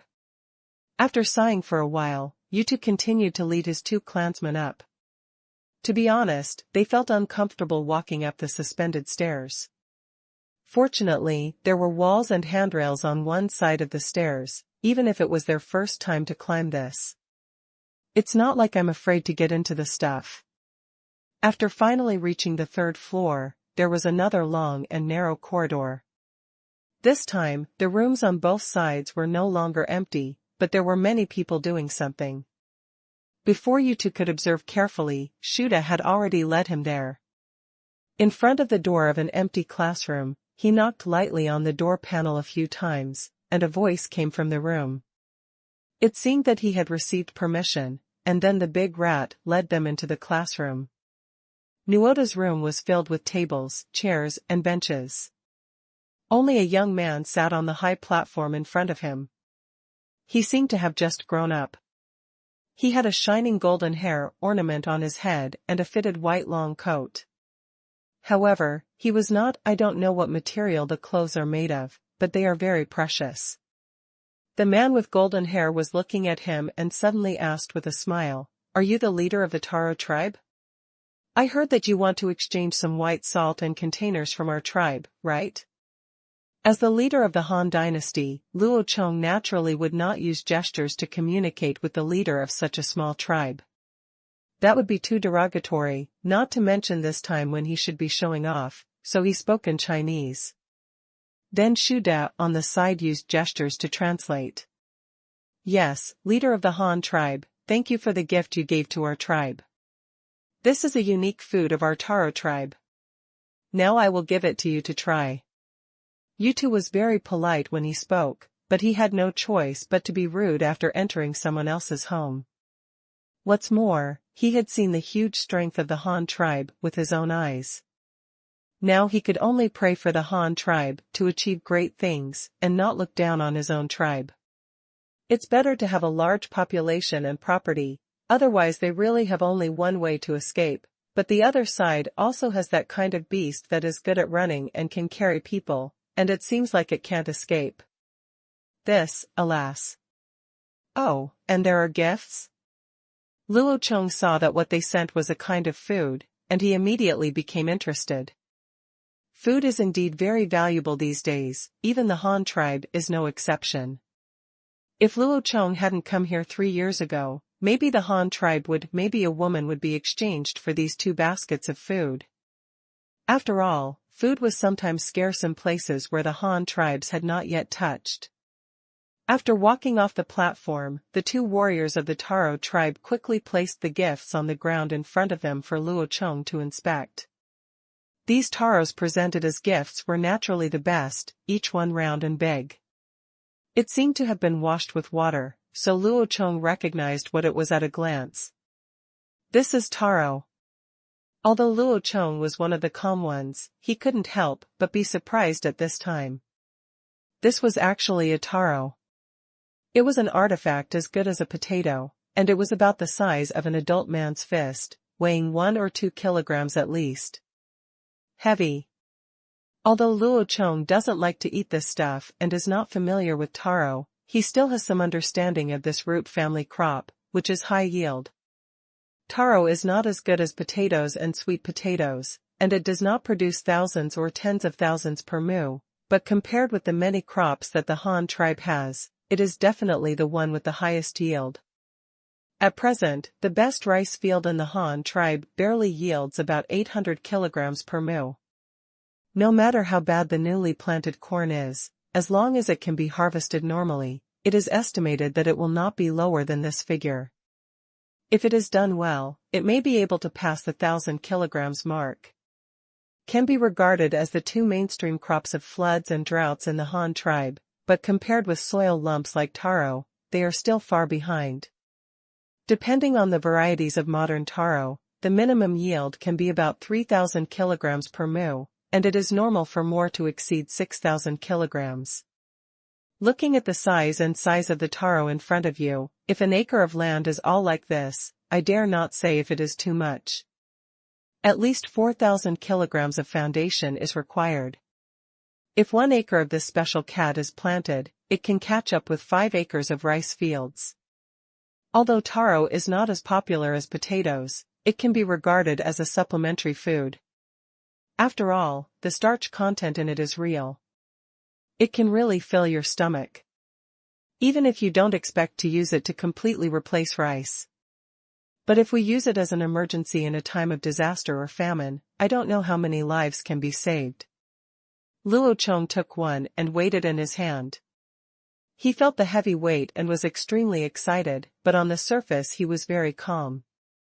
Now is not the time to get excited. The main thing is to successfully take down the Taro tribe.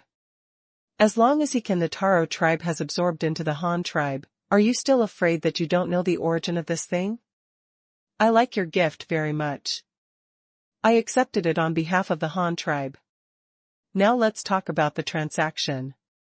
Luo Chong pretended not to care and threw the taro back into the basket. With a polite word, he threw it again. The topic returned to the original transaction. The Han leader is very happy. This is what we are here for. I heard your captain said that as long as our tribe sends people to help the Han tribe build houses, the Han tribe can give us some white salt in exchange. Are there other good things, such as animal skins and containers? Seeing that Luo Chong didn't take the gift seriously, Yutu simply went straight to the point and said, after all, if they can negotiate a stable supply of white salt this time, their tribe can continue to stay here safely. Of course, this is not the first time we have done this. I heard that you also talked to the leader of the Sang clan of our tribe, so you may have heard that the Sang clan works for us in exchange for supplies. I just met our Han tribe. Luo Chong nodded affirmatively, which also made you to dispel a lot of worries. Then we all need to do some work, to help the Han tribe, just build a house? This kind of house of the Han tribe? Also, where to build it? If it were here among the Han tribe, we might not be able to come because it's too far away, and we can't let the tribesmen leave that far away. You two continued to ask. Haha, not far, definitely not far, because the place where we built the house is right next to where you live now. Luo Chong bared his teeth and showed a smile of success, which made you two a little bit confused. Mind. However, after listening to Shu Da's translation and gestures, he was stunned on the spot, and then felt deep fear and uneasiness. Chief of the Han tribe, what do you mean, next to our residence? Are you planning to annex our tribe? Yutu trembled all over and asked, bravely. He didn't know whether it was because of anger or fear, but he had to ask this sentence because he was already in the palm of the Han tribe, and there were so many people on the other side. If the Han tribe planned to attack their own tribe at this time, they would not even be able to report the news, and the tribesmen would not be able to escape without the news. The final result is obvious. The entire clan must have fallen. If you don't want to be killed by then, the best result is to be forced to join this path. Just thinking about it makes you to feel chilled. Did the other party start from the beginning?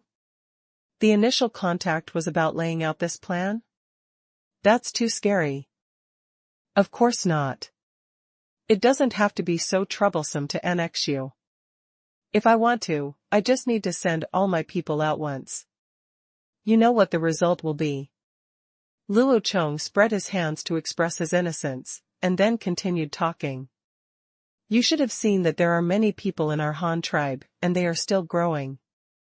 One city cannot meet our survival requirements at all, so we built 2 more cities on the east bank of the river, but that was not enough. Now we need to build a 3rd city. 4. The location is right where Ratda and the others measured it a few days ago. It is still some distance away from you. You should know this. It will not affect your lives. This is the real purpose of me sending him there. You don't have to think there's anything wrong, because before we chose that place, we didn't know you had moved there. I didn't lie to you. The place you live in now is really abandoned by us, and we would also go to the woods there every year, otherwise we would not have known that the place was suitable for building a city. Luo Chong explained in detail. This explanation is not useless, at least Luo Chong himself thinks so. For these surrounding tribes, he has always maintained as peaceful a method as possible to let them join on their own initiative. He can also take over the Han tribes, by force. But it is basically impossible to make those captured prisoners loyal and obedient. There is definitely no problem with rapid growth, but there are too many hidden dangers. Not only do you have to worry about construction every day, but you also have to worry about rebellion below. In other words, even if the Han tribe really captured a group of people, they would take the initiative to. There is a huge difference in work efficiency between working and being forced to work. Therefore, it is best to solve the problem peacefully, without using force. Otherwise, Luo Chong would not explain so much to him and directly, just send troops to destroy them. After listening to Luo Chong's explanation, Yutu Muron remembered what happened a few days ago when Shu Da and the others were running around by the river with sticks and ropes. It turned out that they were measuring the land at that time. After realizing it, Yutu began to think about it. The leader of the Han tribe was right. They were indeed new arrivals, and they also occupied the abandoned residence. When the Han tribe chose the land, they did not know that they had moved there. There's no problem with the explanation. It really can't be blamed on them. The Han tribe didn't do it on purpose. After thinking about this, there is only one problem left. They can't stop the Han tribe from building a city. Opposition will only lead to death. But if the Han tribe's city is really built next to their residence, this is a good thing. It was still a bad thing. Should his tribe help them build the city? What consequences would it have on his tribe? Tutu immediately fell into thinking. Obviously, once they are so close to the Han tribe's city, they will inevitably enter a state of mixed living. After all, they are on the same river, drinking water together, and leaning on the same forest, cutting firewood together. I just don't know. Do the Han tribes know how to hunt? If they hunt, there may be disputes over the ownership of the prey. No, that's not right. There are so many people in the Han tribe and there is a dispute. It is estimated that if a large number of their hunters are released, the hunting team of the Tao tribe will not be able to catch even a hare. But the benefits of living with the Han tribe are also obvious. At least you don't have to worry about white salt. You can exchange it directly with them. There are also various other daily necessities that can be exchanged, even if you want to eat it in the future. Serving meat would be troublesome. Apart from the fact that spearing fish in the river would not cause disputes, they probably wouldn't have a share in any of the animals in the forest. Fortunately, they could grow taro, otherwise even food would be a problem. Tutu was immediately caught in a conflict and didn't know what to choose. There were nearly 500 people in their clan, which was considered a large tribe. They were living well. Why did they have to move north? Isn't it because others coveted them? That salty rock mine is causing trouble. Those people who don't want Billion gathered several tribes to compete with them for the salty stone mines. Their tribe, which originally had more than 700 people, was reduced to less than 500 people. They directly lost 200 fresh troops, which was enough to form a small and medium-sized tribe.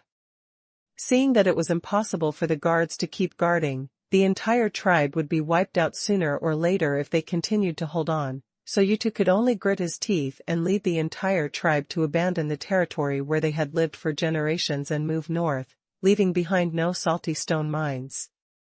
They only took away the batch they mined before, and let the tribes grab the rest. Even though they were having a lot of fun together at the time, once the Taro tribe left, it was time to divide the profits. They haven't beaten people's brains into dog brains. But now, the migration road is not easy, and they have paid the price of dozens of lives. They finally walked so far and moved here. After just half a year, they rebuilt their home and reclaimed land with the help of the surviving people. The fields had grown fruits, and just when they were planning to rest here, they encountered an outrageously strong neighbor. The neighbors are not bad, but after all, they are not of the same race as them, and it is impossible for them to give up their own interests for others. From the perspective of the Han tribe, they are indeed outsiders. What to do now? Try to get along with this powerful neighbor? Or should we stay away from them and move the whole family again? No, we can't do this. We can't move anymore.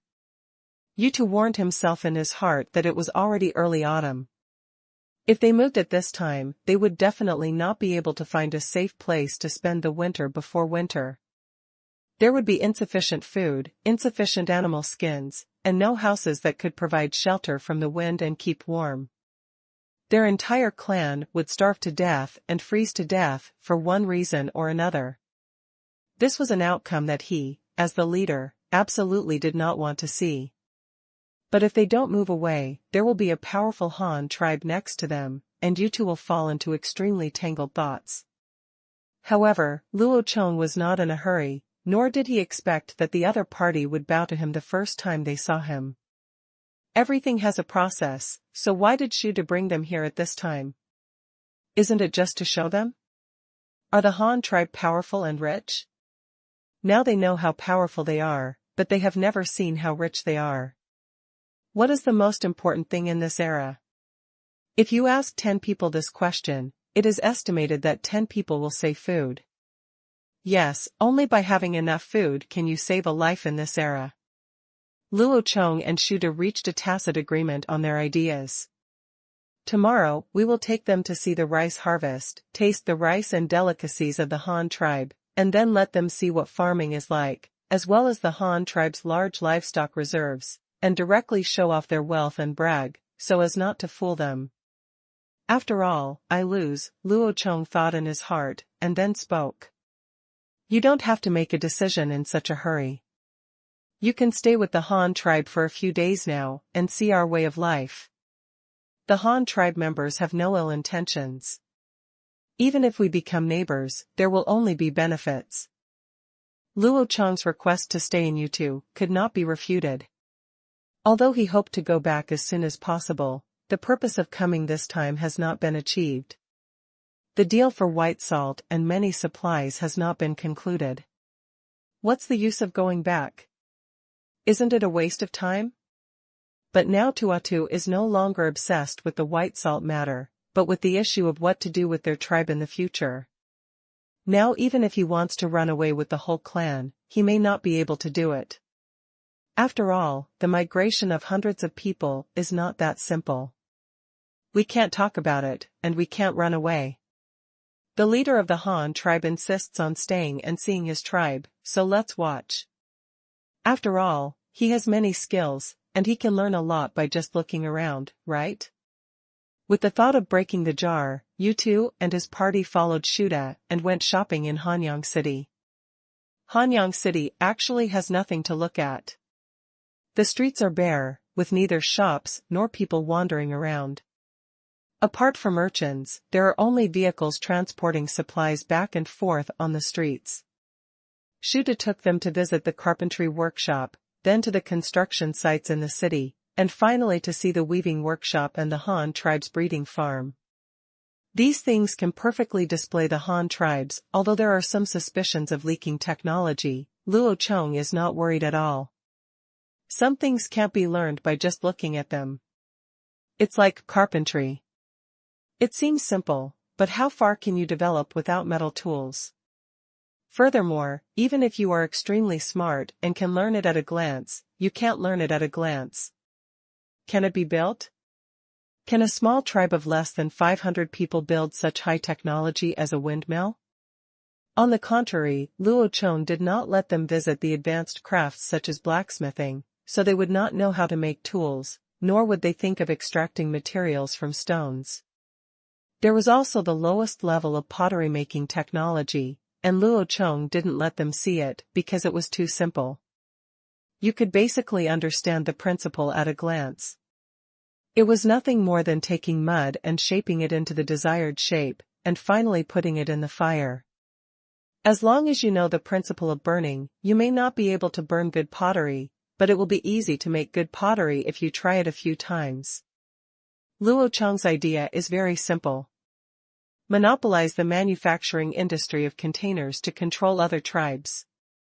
This is the basis for the peaceful development of the Han tribe. If other tribes also have important materials such as metal, salt, and pottery, the Han tribe will not be able to produce them. In the case of material control, it can only be solved by force. There are other ways, but most of them are too slow to implement, but Luo Chong doesn't have the time to wait slowly, so he can only do this. After visiting these, Taro too and his party had become dementia-like. The impact of these incredible technologies on their concepts was too severe, and even broke their original worldview mercilessly. They returned to the resettlement house in the afternoon. The whole person was stupid and could only say one sentence repeatedly, so this can still be done? In the breeding farm, he came into contact with the concept of raising animals for the first time. When his people were still betting their lives and hunting all over the mountains and plains, an old sow from the Han tribe gave birth to 12 cubs in one litter. Baby, you can easily collect some vines every day and turn them into meat. This is such an advanced concept. It is said that they have also learned to grow crops, and they should understand the advantages of contrasting planting and gathering, which is like hunting and breeding, that is, stability, but they have never learned to draw inferences from one example to the other. On the other hand, while they were still worrying about animal skins for the winter, the Han tribe had already taken wool from farmed sheep to weave cloth. They did not kill the animals first and then skin them for use like their own tribe. To keep out the cold, the wool is taken from live sheep and regenerated repeatedly, so that limited resources can be used without restriction. Look at other people's advanced concepts, and then look at what your own tribe is doing. Killing sheep to get skins is like killing chickens to get eggs, and fishing from the marsh. People use it repeatedly and produce it many times. But when it comes to your own place, it becomes disposable. Ashamed. With emotion about these experiences, time came to dinner time unknowingly. In order to promote the lifestyle of the Han tribe to them in all aspects, Yutu and his party even asked them to cook their own dinner. In the middle room of the main house, the left and right stoves were filled with firewood, and Shu Da's warriors were teaching Tua Tu and the others how to cook. If anything could represent the culture of a tribe, it would only be judged by their clothing and dining habits.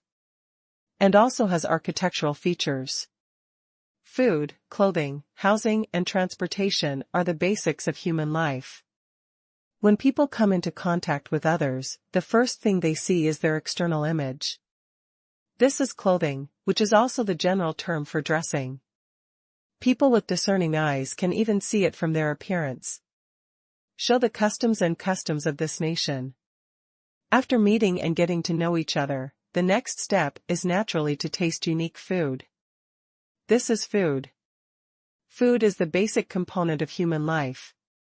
Whether there is a lot of food, whether it tastes good or not, and how you eat it can all reflect the characteristics of a nation. Characteristics, especially in my country, which is well versed in this, the food culture is simply unparalleled. Everyone will praise every crooked nut they eat, and they have the reputation of being the leader in the Blue Star food industry. Although the current Han tribe is not so exaggerated, they can still make a dozen or so dishes at random. Coupled with the Han tribe's unique staple food of white rice, this meal has been sublimated to the extreme. Until now, at that time, Taro Tu finally determined that the Han tribe had a stable staple food. It was probably true that if thousands of people relied solely on hunting and gathering to survive, they would probably eat every inch of grass within 100 miles. In addition to the food itself, the most important thing is the way to eat. Compared with the tribes like them who still sit around, eat hand-grilled barbecue every day, and occasionally come to eat hair and drink blood, the way of eating of the Han tribe is much more particular.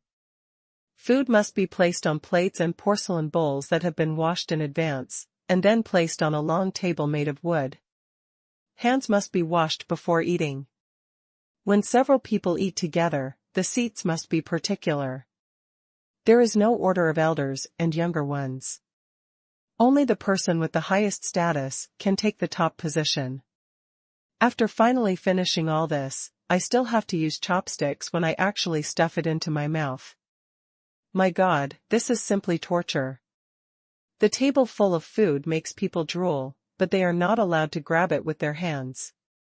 The chopsticks couldn't hold it together, so they were just torture tools prepared for handicapped gangsters.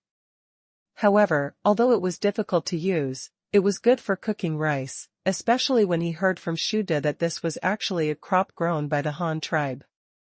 For a moment, Yutu even thought he had found a same kind.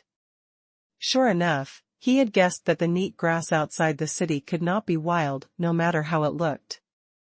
When he eagerly asked Shuda for confirmation, Shuda readily admitted it and told him that tomorrow would be the day for the rice harvest. If they are interested, they can go and have a look. I'm interested. Of course I'm interested. We'll definitely go tomorrow. Yutu nodded immediately and agreed. The next morning, before dawn, smoke was rising from every house. The harvest day was different from ordinary days. The Han tribe had plenty of food. Although they also had the habit of eating breakfast, they usually only had a bowl of gruel. Let's add some pickles, to supplement the daily salt requirement. Speaking of which, this is made from a mustard-like plant provided by the snake tribe. But the harvest day is different. The breakfast on this day must be meaty. Firstly, it is to give you energy to work, and secondly, it symbolizes the harvest. No matter what, you have to find a reason for yourself to have a toothpaste. The privatization of Hanyang City has already started. Every household raises black-bone chickens and white rabbits. On the day of luxury, they will stew a rabbit to eat, or kill a chicken, or at the worst, they have to cut a few eggs. In short, a good harvest is a joy, and gradually a custom has been formed, which is a good phenomenon. Luo Chong is also very pleased with this, and it finally looks like a country. Ever since the people of our heavenly dynasty lit up the skill point of farming, they have regarded farming as more important than their lives. Food is the most important thing for the people, and the Han tribe is no exception. All the workshops in the city have stopped on this day. Almost all the people in the city turned out, and even fewer children went out to graze. The older children carried their younger brothers and sisters in a backpack, as if they didn't want to cause trouble to their adults.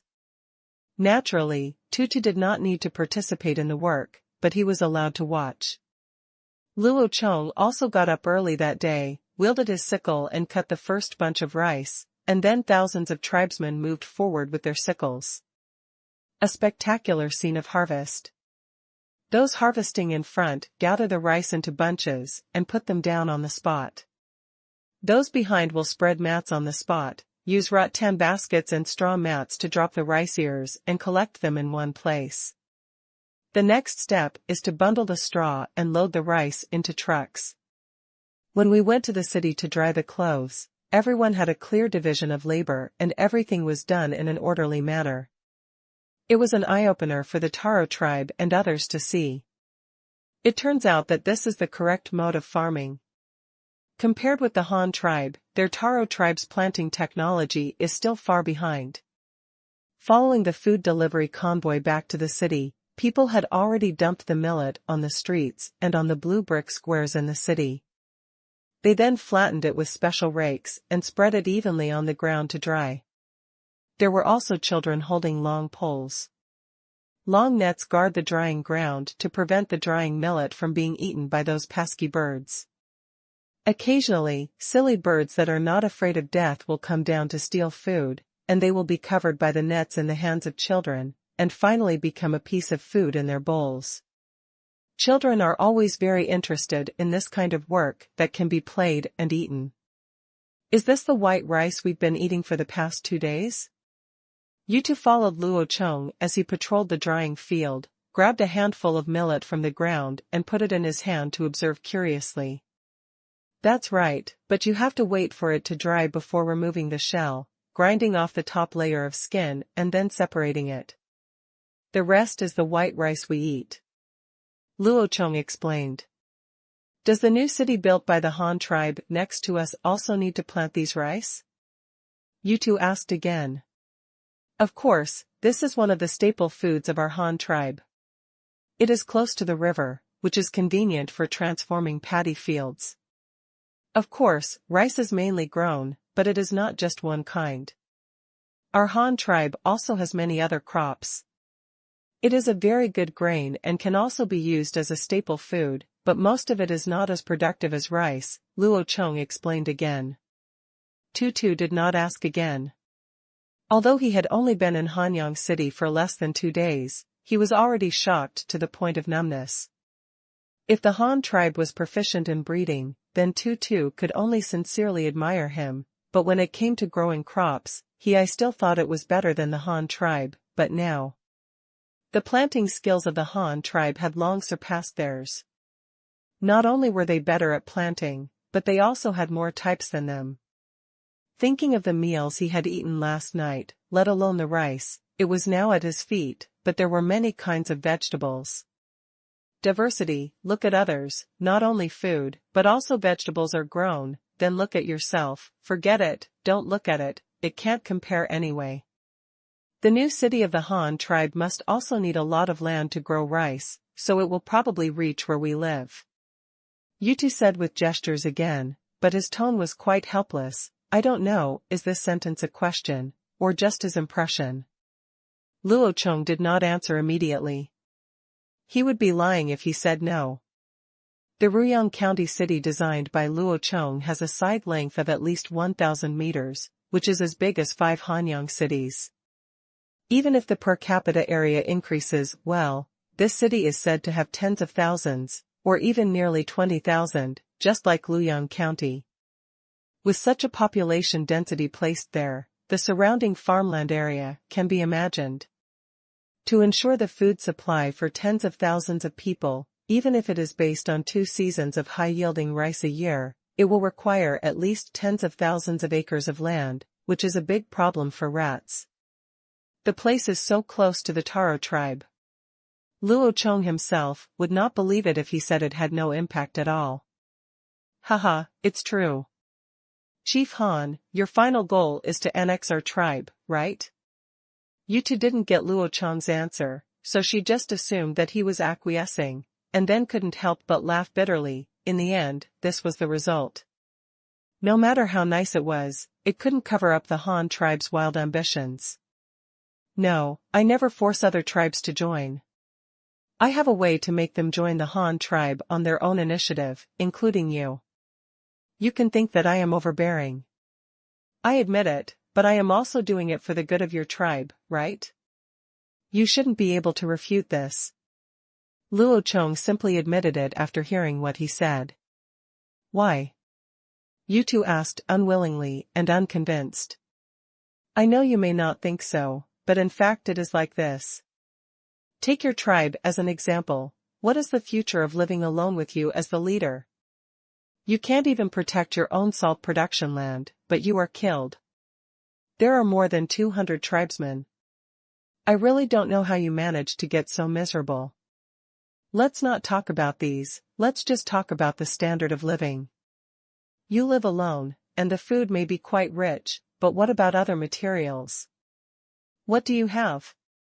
You don't even have animal skins for winter, but as long as you join the Han tribe, you can get them.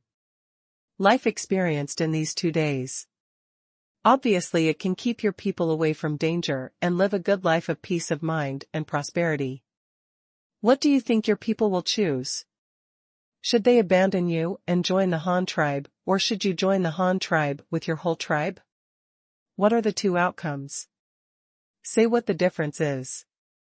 And if you prevent them from joining, then you are not worthy of being a leader. Although my tribe is bigger than yours, I am also a leader. I know that I should make my people live a better life. I have done it now. I have made my people live a better life. There is food to eat, warm clothes, and a house, and strong walls. What do you have? What do you have? This sentence is a bit too straightforward and too overbearing, but otherwise, Tao Tu would probably not understand it. When he came to this world, Luo Chong had already understood a truth. He had nothing to do with these uncivilized savages. They won't understand even if you play around with it, it's better to be straight. Seeing that he didn't answer, Luo Chong continued, you have seen Sancho too. Although her tribe is not as big as yours, with only more than 100 people, she is also a tribal leader.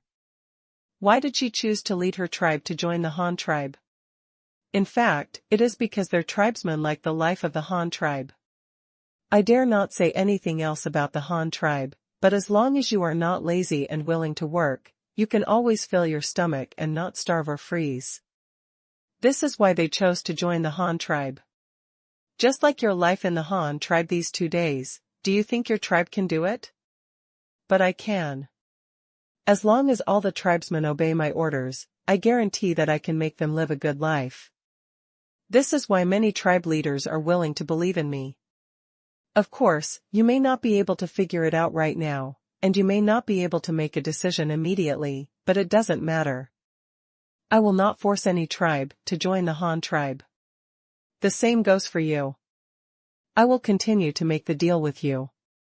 I guarantee here that as long as you are willing to work for the Han tribe, all supplies will be distributed on time, whether you join the Han tribe or not. In a few days, you will naturally understand what I am saying today. Putting down these words, Luo Chong left alone without caring how much he could understand, leaving you 2 standing in a daze on the drying ground. Although Luo Chong had tried his best to simplify the meaning, he had to ask him. It's still hard for me to understand. Luo Chong is not in a hurry. Isn't it the same with other tribes? Since the development of the Han tribe, he bought the first batch of people and recruited the second batch of people on a large scale. That was because he threatened other tribes with the common enemy of cannibals. If you don't join my tribe, you will have to wait for death, so other tribes were forced and chose to join in desperation. The latest group of people are all laborers from Luoyang County. None of these people chose to join the Han tribe after living in the Han tribe for several months. As the saying goes, it is easy to go from simplicity to luxury, and it is difficult to go from luxury to frugality. Put it here. It's very suitable. No matter how bad the life of the Han tribe is, it's better than them having no food to eat and hunting every day. They are used to the days when the Han tribe has food to eat every day. Let them go back. Haha, Luo Chong doesn't believe it. Such a fool will have trouble with his own stomach. The next thing went very smoothly. This was not the first time for the people of Hanyang City to learn how to farm. Now they have become proficient in this important skill of stably harvesting food after more than 2 years of work. The rice was quickly harvested and placed on the drying ground to dry, ground, winnowed and peeled, and then packed into warehouses. The fields outside the city were also plowed non-stop, and the leader gave an order to plant again before winter came. A season of lacquer grass. The tribesmen did not complain. Anyway, the land was left there. If nothing was planted, it could only be left uncultivated. According to the nature of these primitive people, they had no choice but to leave the land uncultivated in winter. At other times, I wish I could harvest food every month, but I am afraid of hunger. In the old days of small tribes, people would really starve to death. Taro too didn't go back in the past 2 days. Apart from eating and drinking, he stayed in the Han tribe's farmland every day. One was thinking about what Luo Chong said to him, and the other was keeping looking at the Han tribe's planting techniques. The Taro tribe, they also grow crops, but they are very different from those grown by the Han tribe. The Han tribe already had various supporting tools, as well as systematic planting steps and methods. Watching the Han tribe plowing the ground row by row with cattle and horses, Yuta deeply felt the gap between him and the Han tribe. No wonder the Han tribe has endless food. They also farm. Look at how other people farm. Then look at your own tribe. There is a huge gap in terms of land utilization. The Han tribe is all in the same line. Plant without leaving any open space, and the taro fields of the Taro tribe were like mass graves, full of disorganized small soil bags. Each soil bag was planted with several taros. It was obviously a high-yielding thing, but they were forced to plant all the taro fields. Just enough to fill the stomach, this is the gap. However, he still didn't plan to agree to Luo Chong, and it couldn't be said to be selfish. After all, he had experienced the life and development of the Han tribe, but his own tribe did not. Even if he wanted them all to join the Han tribe, there would probably be some tribesmen. If he doesn't agree, it might not be useful if he really brings it up. Perhaps, as Luo Chong said, when they understand the life of the Han tribe, even if he doesn't agree, I'm afraid they won't be able to stop those who want to join the Han tribe. This is not bad. Although they have lost the rights of the leader and have to obey Luo Chong's jurisdiction, the life of the Han tribe is indeed comfortable. He now understands what Luo Chong said. Take you to himself as an example, he has also thought about it in the past few days. He is not the leader of the Taro tribe, but an ordinary tribesman. Now I am afraid he is not willing to go back and live a hard life. Thinking of this, Yuta seemed to have figured it out, but he was not an ordinary tribesman, but the leader of a tribe with hundreds of people, so he still had to go back and lead his tribe. Even if he wanted to join the Han tribe, he had to wait for himself only if the tribesmen agree. So, he left, taking with him the men he came with. He had decided to stay and help the Han tribe build the city. The first reason was to make his people live a little better. The other thing was that even if he wanted to run away with his family, he couldn't. Opportunity. Speaking of this, he felt that Luo Chong was a very bad person. He didn't believe him. In order to be afraid that they would run away, he specially sent Shu De and a group of people to go back with them, saying that they would immediately prepare for the construction of the city wall. In addition, he also brought a batch of supplies that the Taro tribe urgently needed so that they could use them first. But Tao Tu didn't think so. He purely thought that Luo Chong asked Shu De to go over and monitor them, so that they could save the Tao tribe from sneaking away. But that's right. When Luo Chong issued this order, he did have a such purpose. It took about half a month to harvest rice from Hanyang City. All harvesting and replanting have been completed, and Hanyang City has returned to the previous track. The pioneering team led by Shu De also officially set up camp next to the Tao tribe, which became a new labor trading market. The main source of labor now is the neighboring Tao tribe. The establishment of this pioneering team was more experienced than the first time.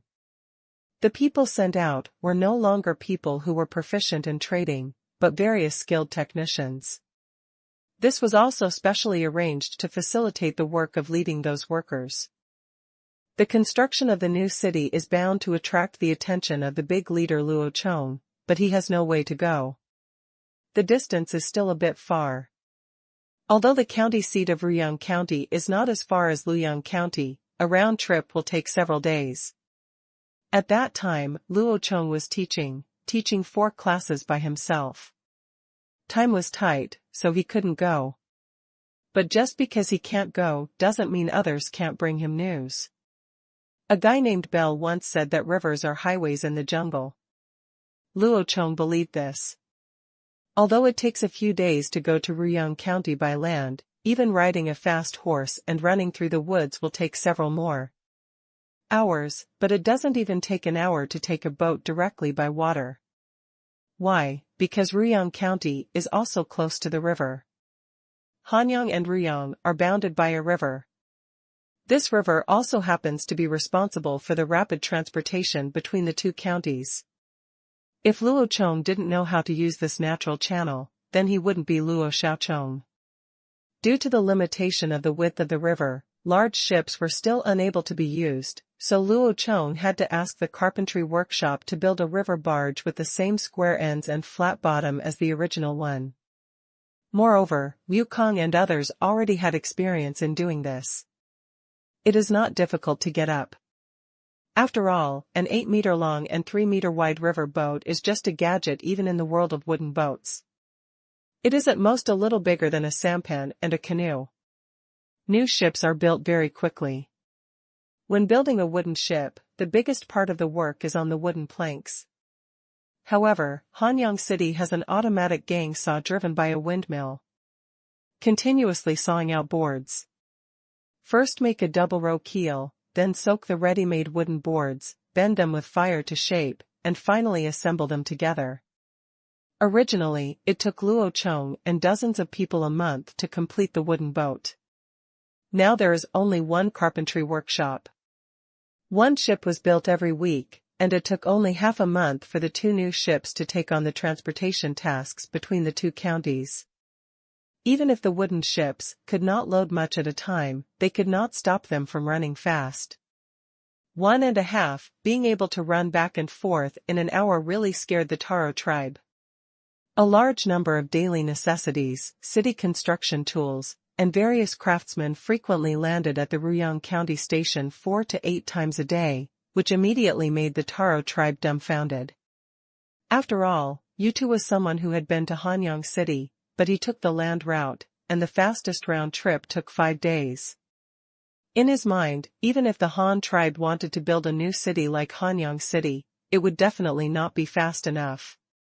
If there is a fallout with the Han tribe, he can still find a way to escape with his tribe, but now looking at the wooden boats coming 8 times a day by the river, he wants to die.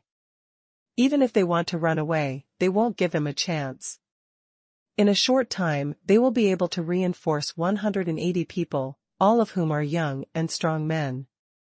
Even because of the convenient water transportation between the two places, the residents of Hanyang City are completely being able to take a boat to work in the morning and go home to spend time with my wife and children by boat in the evening is like a powerful addition to the construction of a new city.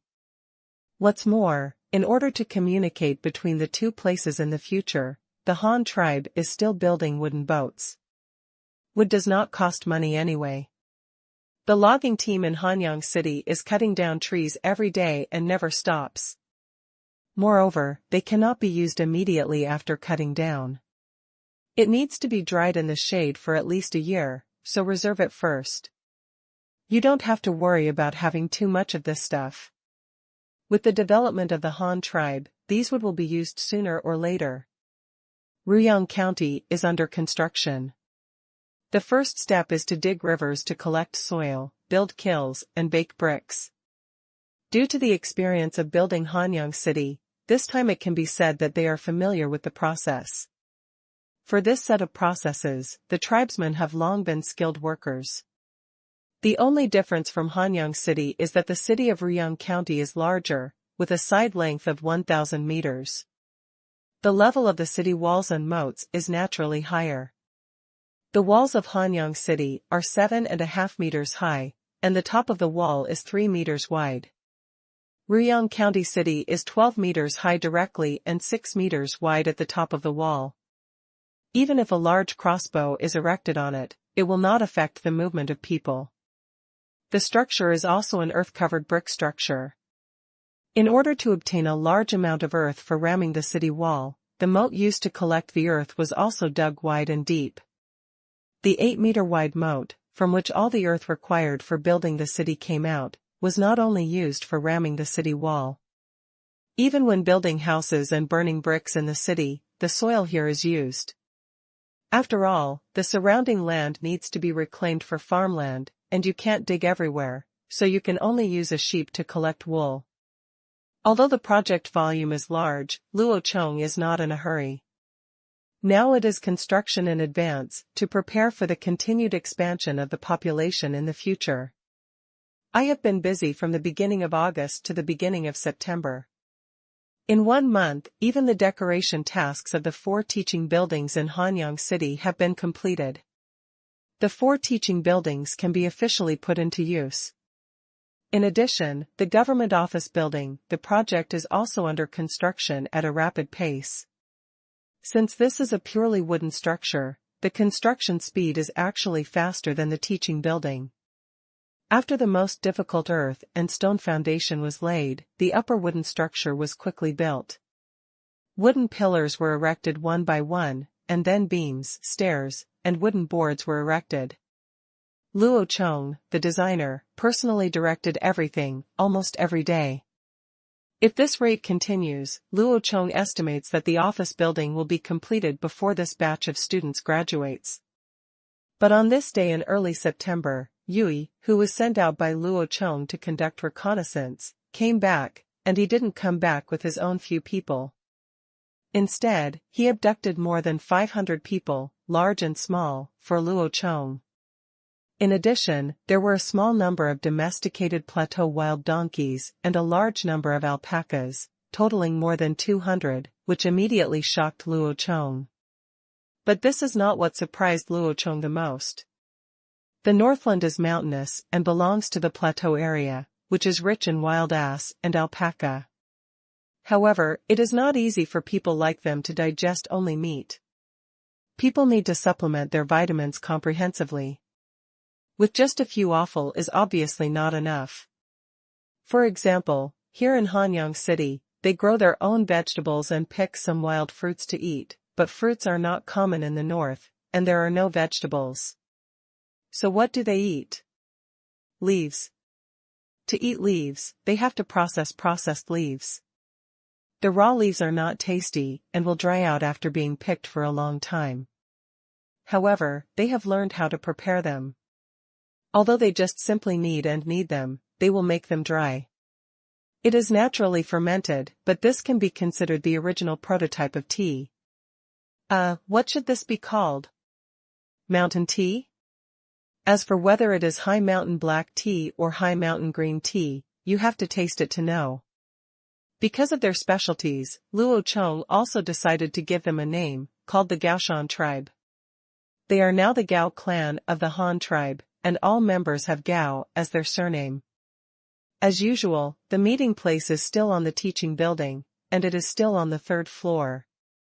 Since the establishment of this teaching building, Luo Chong has become more and more fond of receiving foreign guests here. Why? Because it is high, I won't let you climb it first. Stairs, how can you understand the power of the Han tribe, then how can Luo Chong pretend to be powerful? On the 3rd floor of the teaching building, Luo Chong was making tea on a small red clay stove. He didn't know whether the primitive tea leaves from the mountain tribes could work, but he was willing to try, cultivate, and develop. You must know that although Luo Chong didn't understand tea in his previous life. I don't know how to drink tea, but I also know the importance of tea. This is one of the earliest natural drinks developed by humans, and it also has very good practical value. Historically, tea, together with iron, cloth, and salt, have been called the 4 major hard goods, which means hard currency. Why do you say this? In fact, if you look at the history of the world, it is not difficult to find that tea can always be seen in all trade, whether domestic or international. This thing is deeply loved by people all over the world. People in the grassland live by nomadic herding and do not know how to farm. They live by eating meat and drinking milk every day. However, they are very scarce in vitamins, and they have no fruits and vegetables. So what should they do? They can only drink tea. They put tea leaves in mare's milk and it becomes milk tea. Others use barley, that is, Highland barley, grind it into flour and add some butter to cook it. This is shortbread. Add milk tea to make it. It became their daily drink, butter tea. All in all, tea has been an indispensable part of the life of nomads since ancient times. As long as you can produce something, you don't have to worry about selling it.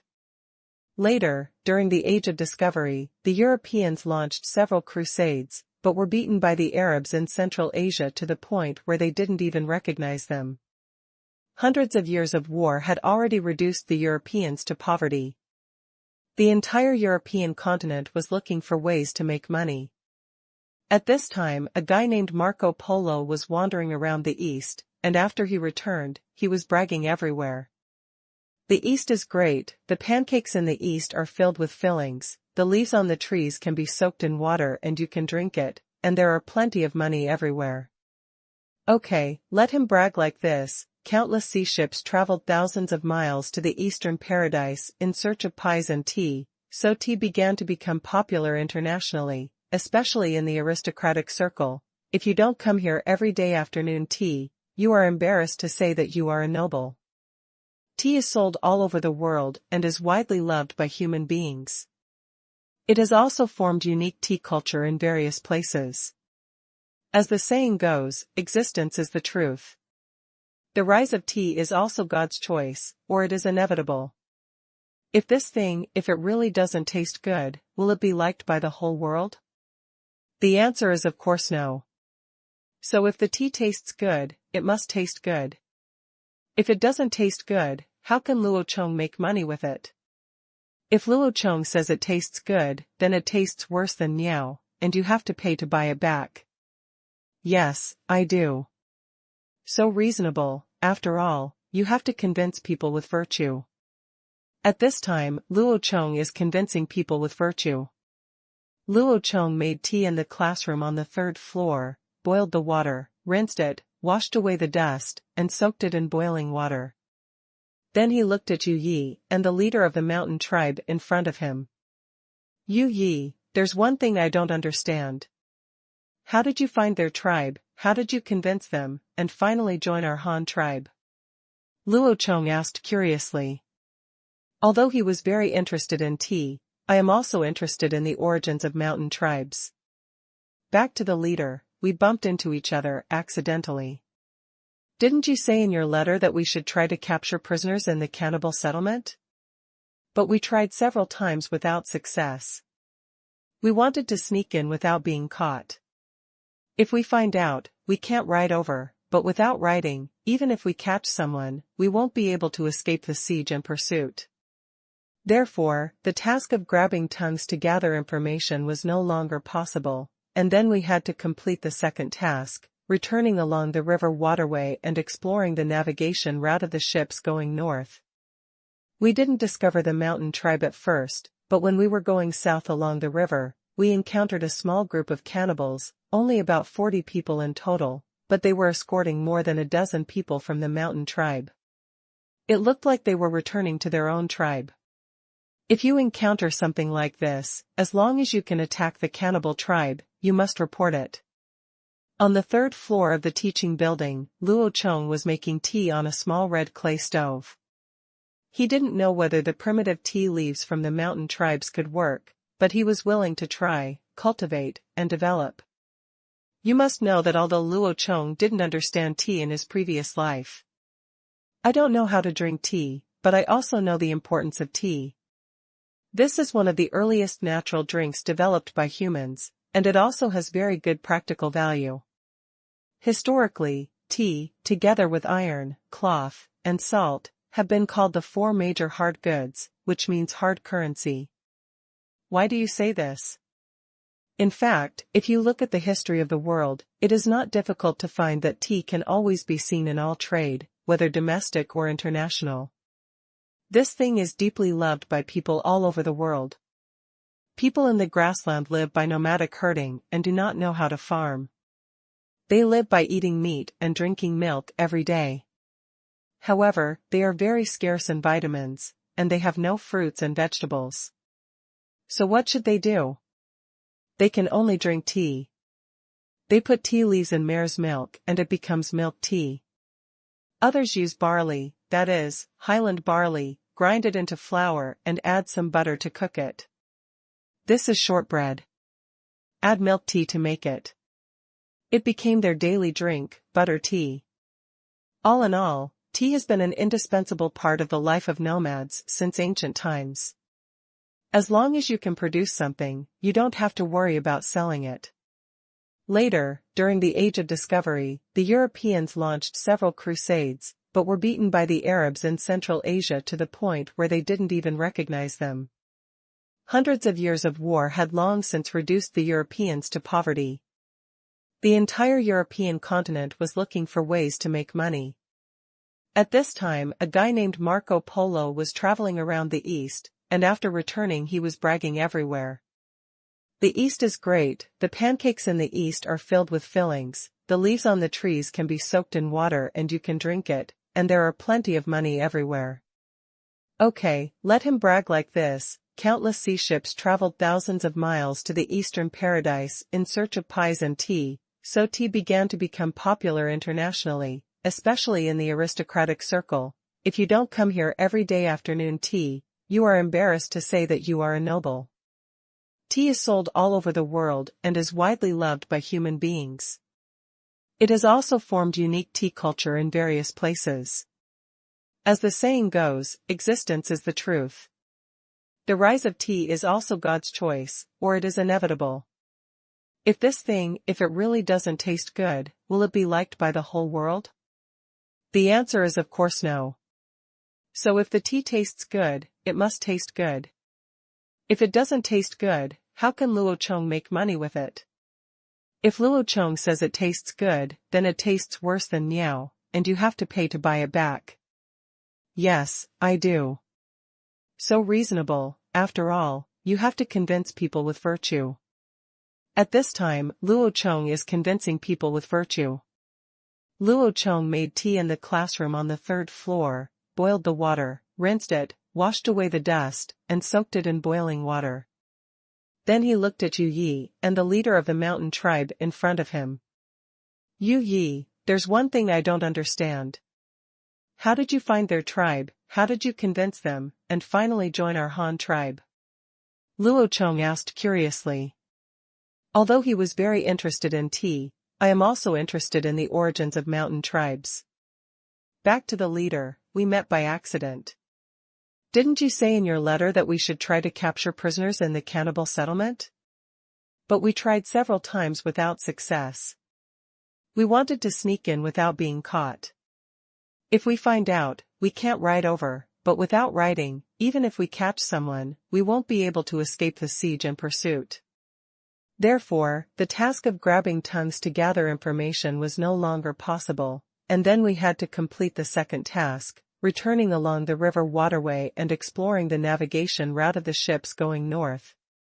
We didn't discover the mountain tribe at first, but when we were going south along the river, we encountered a small group of cannibals, only about 40 people in total, but they were escorting more than a dozen people from the mountain tribe.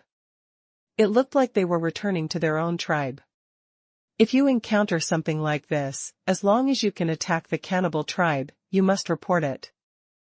Gaubeard is a very down-to-earth and straightforward guy. He decided to join the Han tribe because he saw that the walls of Hanyang City were strong and could protect his people from being killed by enemies. Of course, the reason cannot be that simple. It must also include Yu Ye's efforts to win over them and introduce the situation of the Han tribe.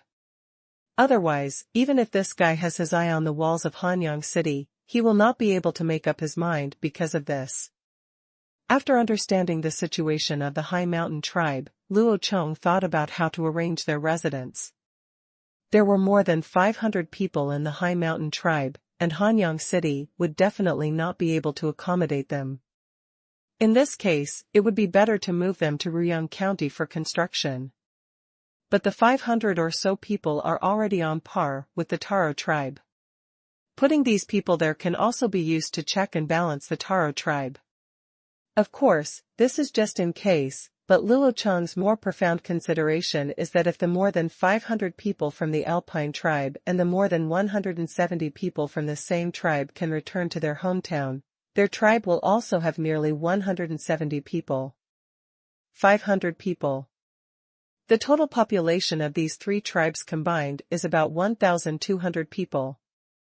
Although the labor force that can be engaged in production is only half, but with some support from the Han side, there is no such thing as the construction of the new city. Question. Moreover, these 1,200 people can completely lay the foundation for the newly built Ruyang County. Using this group of people as the foundation, we only need to continuously inject fresh blood in the future. In this way, this county will be established. When the next spring comes, 4,000 people from the two northern tribal alliances will go south, and they will be stationed in Fomagwan County. Of course, if anyone wants to come to Hanyang City or Ruyang County, they can also be mobilized. By then, the three cities will be evenly divided. Evenly, this will be more conducive to the construction of the new city. Anyway, the new city will definitely need strong support from the old city. After making this arrangement, Luo Chong asked Shude and Gao Beard to go to the construction site in Ruyang County to have a look. If they thought there was no problem, he would send them all there and settle down there directly. As for spending the winter, you can first use the excavated soil to round the adobe house. The adobe house is quick to build and can be used to burn a Kong. The house is not afraid of fire and has no problem surviving the winter.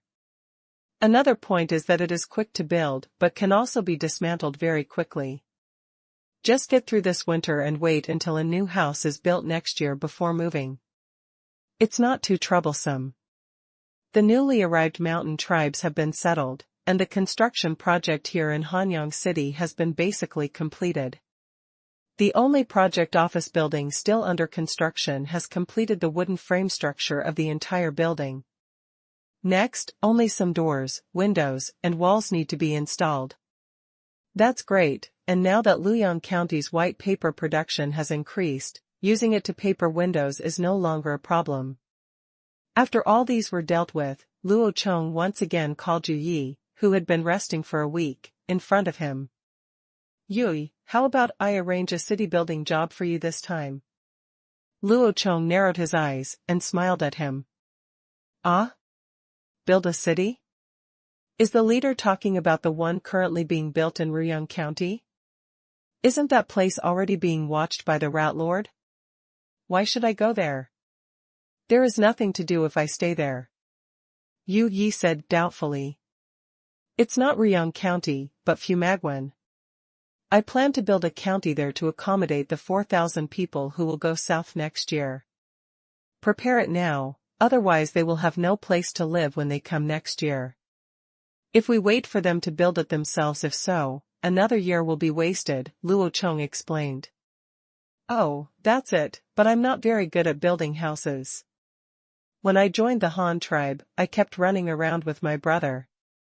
I'm not good at building cities. Yui spread his hands and expressed. There is nothing you can do. Luo Chong looked at him and took a deep breath. He wanted to slap him to death.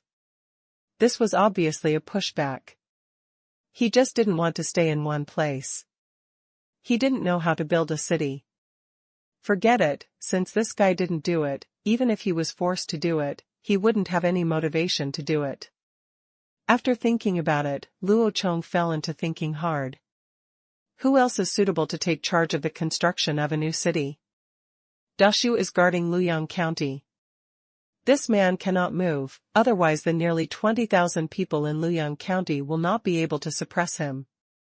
After all, Dashu is considered a senior figure in the Han tribe, and the clan chiefs still give him face. Shude is supervising the construction of Ryong County. Although this guy is a bit reckless, he has been a leader after all, and he still has some cleverness. He has work to do, but he still can't move. Beastya is a useful talent, and he is also a hardcore veteran of the Han tribe. Luo Chong also trusts him very much, but he is a military commander. When he is not fighting, he has the highest official position. Now Shude is already supervising the work in Ryong County. Once he is transferred, no one will care about the soldiers. Shuatu is brave, and his loyalty is no problem, but if you ask this guy to take people hunting and kill enemies, it's okay, but let him do construction, so forget it. The remaining newly joined clan chiefs have been leaders and managed tribes, but they were asked to build a new city. First, they had no experience, and second, Luo Chong could not trust them. The person who personally presided over the construction of the new city was in the new city. The reputation must be very high. After all, he is the one who leads everyone to build their home, so he is very suitable to be the city lord, that is, the leader of the new city. Therefore, it is called construction, but it is actually no different from choosing the city lord. This made Luo Chong feel melancholy. He didn't know who to choose for a while. After thinking carefully, Luo Chong finally found a candidate in Rue. The Eagle clan has been a member of the Han tribe for a long time. The prestige is enough. It can be used to intimidate and manage. It is also loyal. Just look at the giant eagle they provide to send letters back and forth. The information communication of the Han tribe is all. If you don't trust them, do you dare to use them? It's just that this person is not good at building cities, so he has to send someone to assist this guy. After much deliberation, Luo Chong finally decided to send Shirtu and Duer to assisting Rue and jointly preside over the construction task of Fumagwan County. This way, it was a good idea to have someone to control the battle and someone to preside over the construction. After deciding on the candidate, the next step is the specific construction project of Bama Pass. As a town with mainly military purposes, the construction of this county town cannot be as ordinary as other cities. Luo Chong's idea was to find the narrowest section of the Bomagwan Valley, and then build a city wall to seal the road and seal the entire valley. Of course, this was not enough. Such advantageous geographical conditions, if only used, it would be a pity to defend, so Luo Chong wanted to build another city wall after the outer side wall, and use two walls to encircle a passage in the narrowest part of the valley. This is the Wingqing. Wingqing is a fake city, and its name means inviting you to enter the urn. Imagine that if you only pull up a wall, it will be impossible for the enemy to break through the wall. Luo Chong still has this point, but what is the use of this?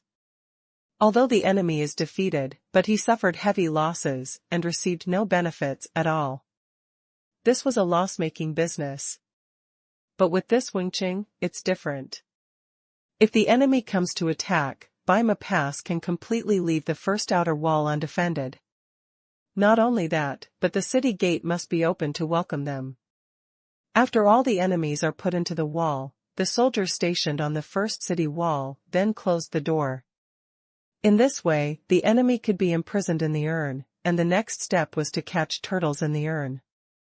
Of course, it would be pointless to waste so much thought and energy on killing them all. Baimogwen can completely stay on the defensive, only defending but not attacking, waiting for work, sitting back and watching the turtles in the urn consume the food and grass, and wait until they have eaten up all the dry food they brought with them. When everyone was starving to death, the Han tribe opened the city gate and went in to pick up the loot. However, these cannibal barbarians are all poor people. It is impossible to seize any property, but they are a resource in themselves. When the time comes, they will directly demote the captives into slaves, whether they are sent to the mines for mining, or burning kilns and moving bricks are very cheap labor resources. It can be said that if you catch them, you will make money. To achieve this goal, it is nothing more than building an extra rammed earth city wall. Compared with the interests, which one is more important? You'll know just by looking. These two walls form the Wingqing, which can be regarded as a military fortress. Its function is not to provide housing for residents, so a real settlement must be built separately. The landform of Baimogwen is a long and narrow valley with stone cliffs on both sides. To the north, out of the valley, is the hilly grassland where the cannibals were ambushed. Although it is open and the soil quality is good, it is a pity that there is no water source. Therefore, it cannot be cultivated into farmland, so the tribesmen still have to live in the valley.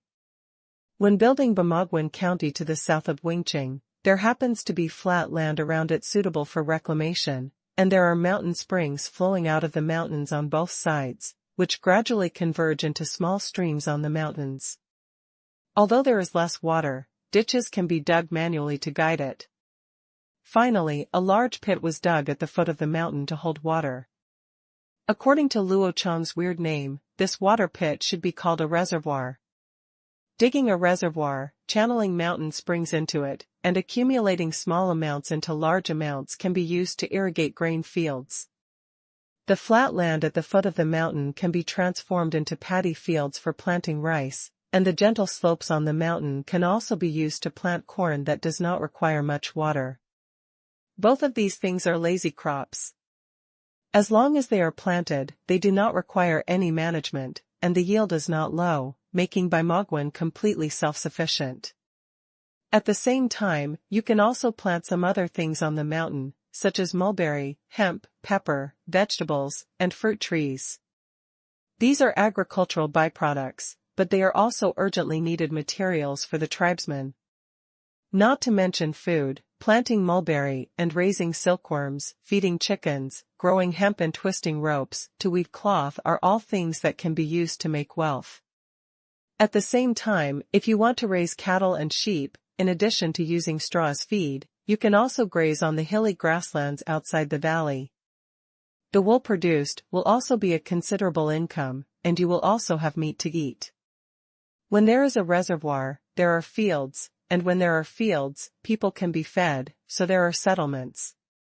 The residence of Fuma Pass is still a city, which is a city independent of Wingqing. Wingqing is a military institution for garrison, while this county is a civilian residence and also bears some self-protection purposes. However, this county has a limited population after all, and the level is not enough, so the city wall does not need to be built as tall as the Hanyang city built by Luo Chong. From the above, it can be seen that the construction project of Baima Pass is not easy.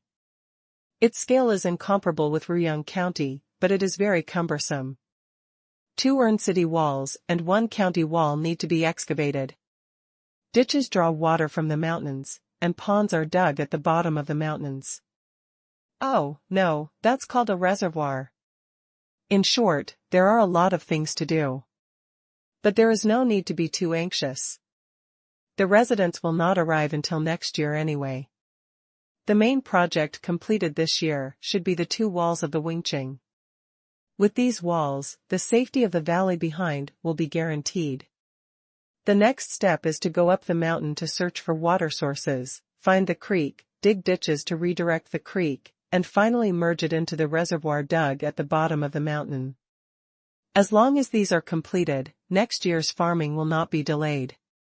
The land will be planted first, and then it can be used during the slack time, began to build a new county seat. Copy the security work, modify it later and refresh it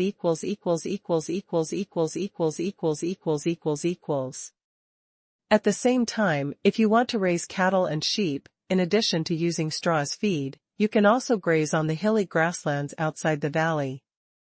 The wool produced will also be a considerable income, and you will also have meat to eat. When there is a reservoir, there are fields, and when there are fields, people can be fed, so there are settlements. The residence of Humagwan is still a city, which is a city independent of Qing. Qing is a military institution for garrison, while this county is a civilian residence and also bears some self-protection purposes. However, this county has a limited population after all, and the level is not enough, so the city wall does not need to be built as tall as the Hanyang city built by Luo Chong. From the above, it can be seen that the construction project of Bama Pass is not easy. Its scale is incomparable with Ruyang County, but it is very cumbersome. 2 city walls and 1 county wall need to be excavated. Ditches draw water from the mountains, and ponds are dug at the bottom of the mountains. Oh, no, that's called a reservoir. In short, there are a lot of things to do. But there is no need to be too anxious. The residents will not arrive until next year anyway. The main project completed this year should be the 2 walls of the Qing. With these walls, the safety of the valley behind will be guaranteed. The next step is to go up the mountain to search for water sources, find the creek, dig ditches to redirect the creek, and finally merge it into the reservoir dug at the bottom of the mountain. As long as these are completed, next year's farming will not be delayed. The land will be planted first, and then it can be used during the slack time, began to build a new county seat. From the above, it can be seen that the construction project of Bama Pass is not easy. Its scale is incomparable with Ruyang County, but it is very cumbersome. 2 city walls and 1 county wall need to be excavated. Ditches draw water from the mountains, and ponds are dug at the bottom of the mountains. Oh, no, that's called a reservoir. In short, there are a lot of things to do. But there is no need to be too anxious. The residents will not arrive until next year anyway. The main project completed this year should be the 2 walls of the Qing. With these walls, the safety of the valley behind will be guaranteed. The next step is to go up the mountain to search for water sources, find the creek, dig ditches to redirect the creek, and finally merge it into the reservoir dug at the bottom of the mountain.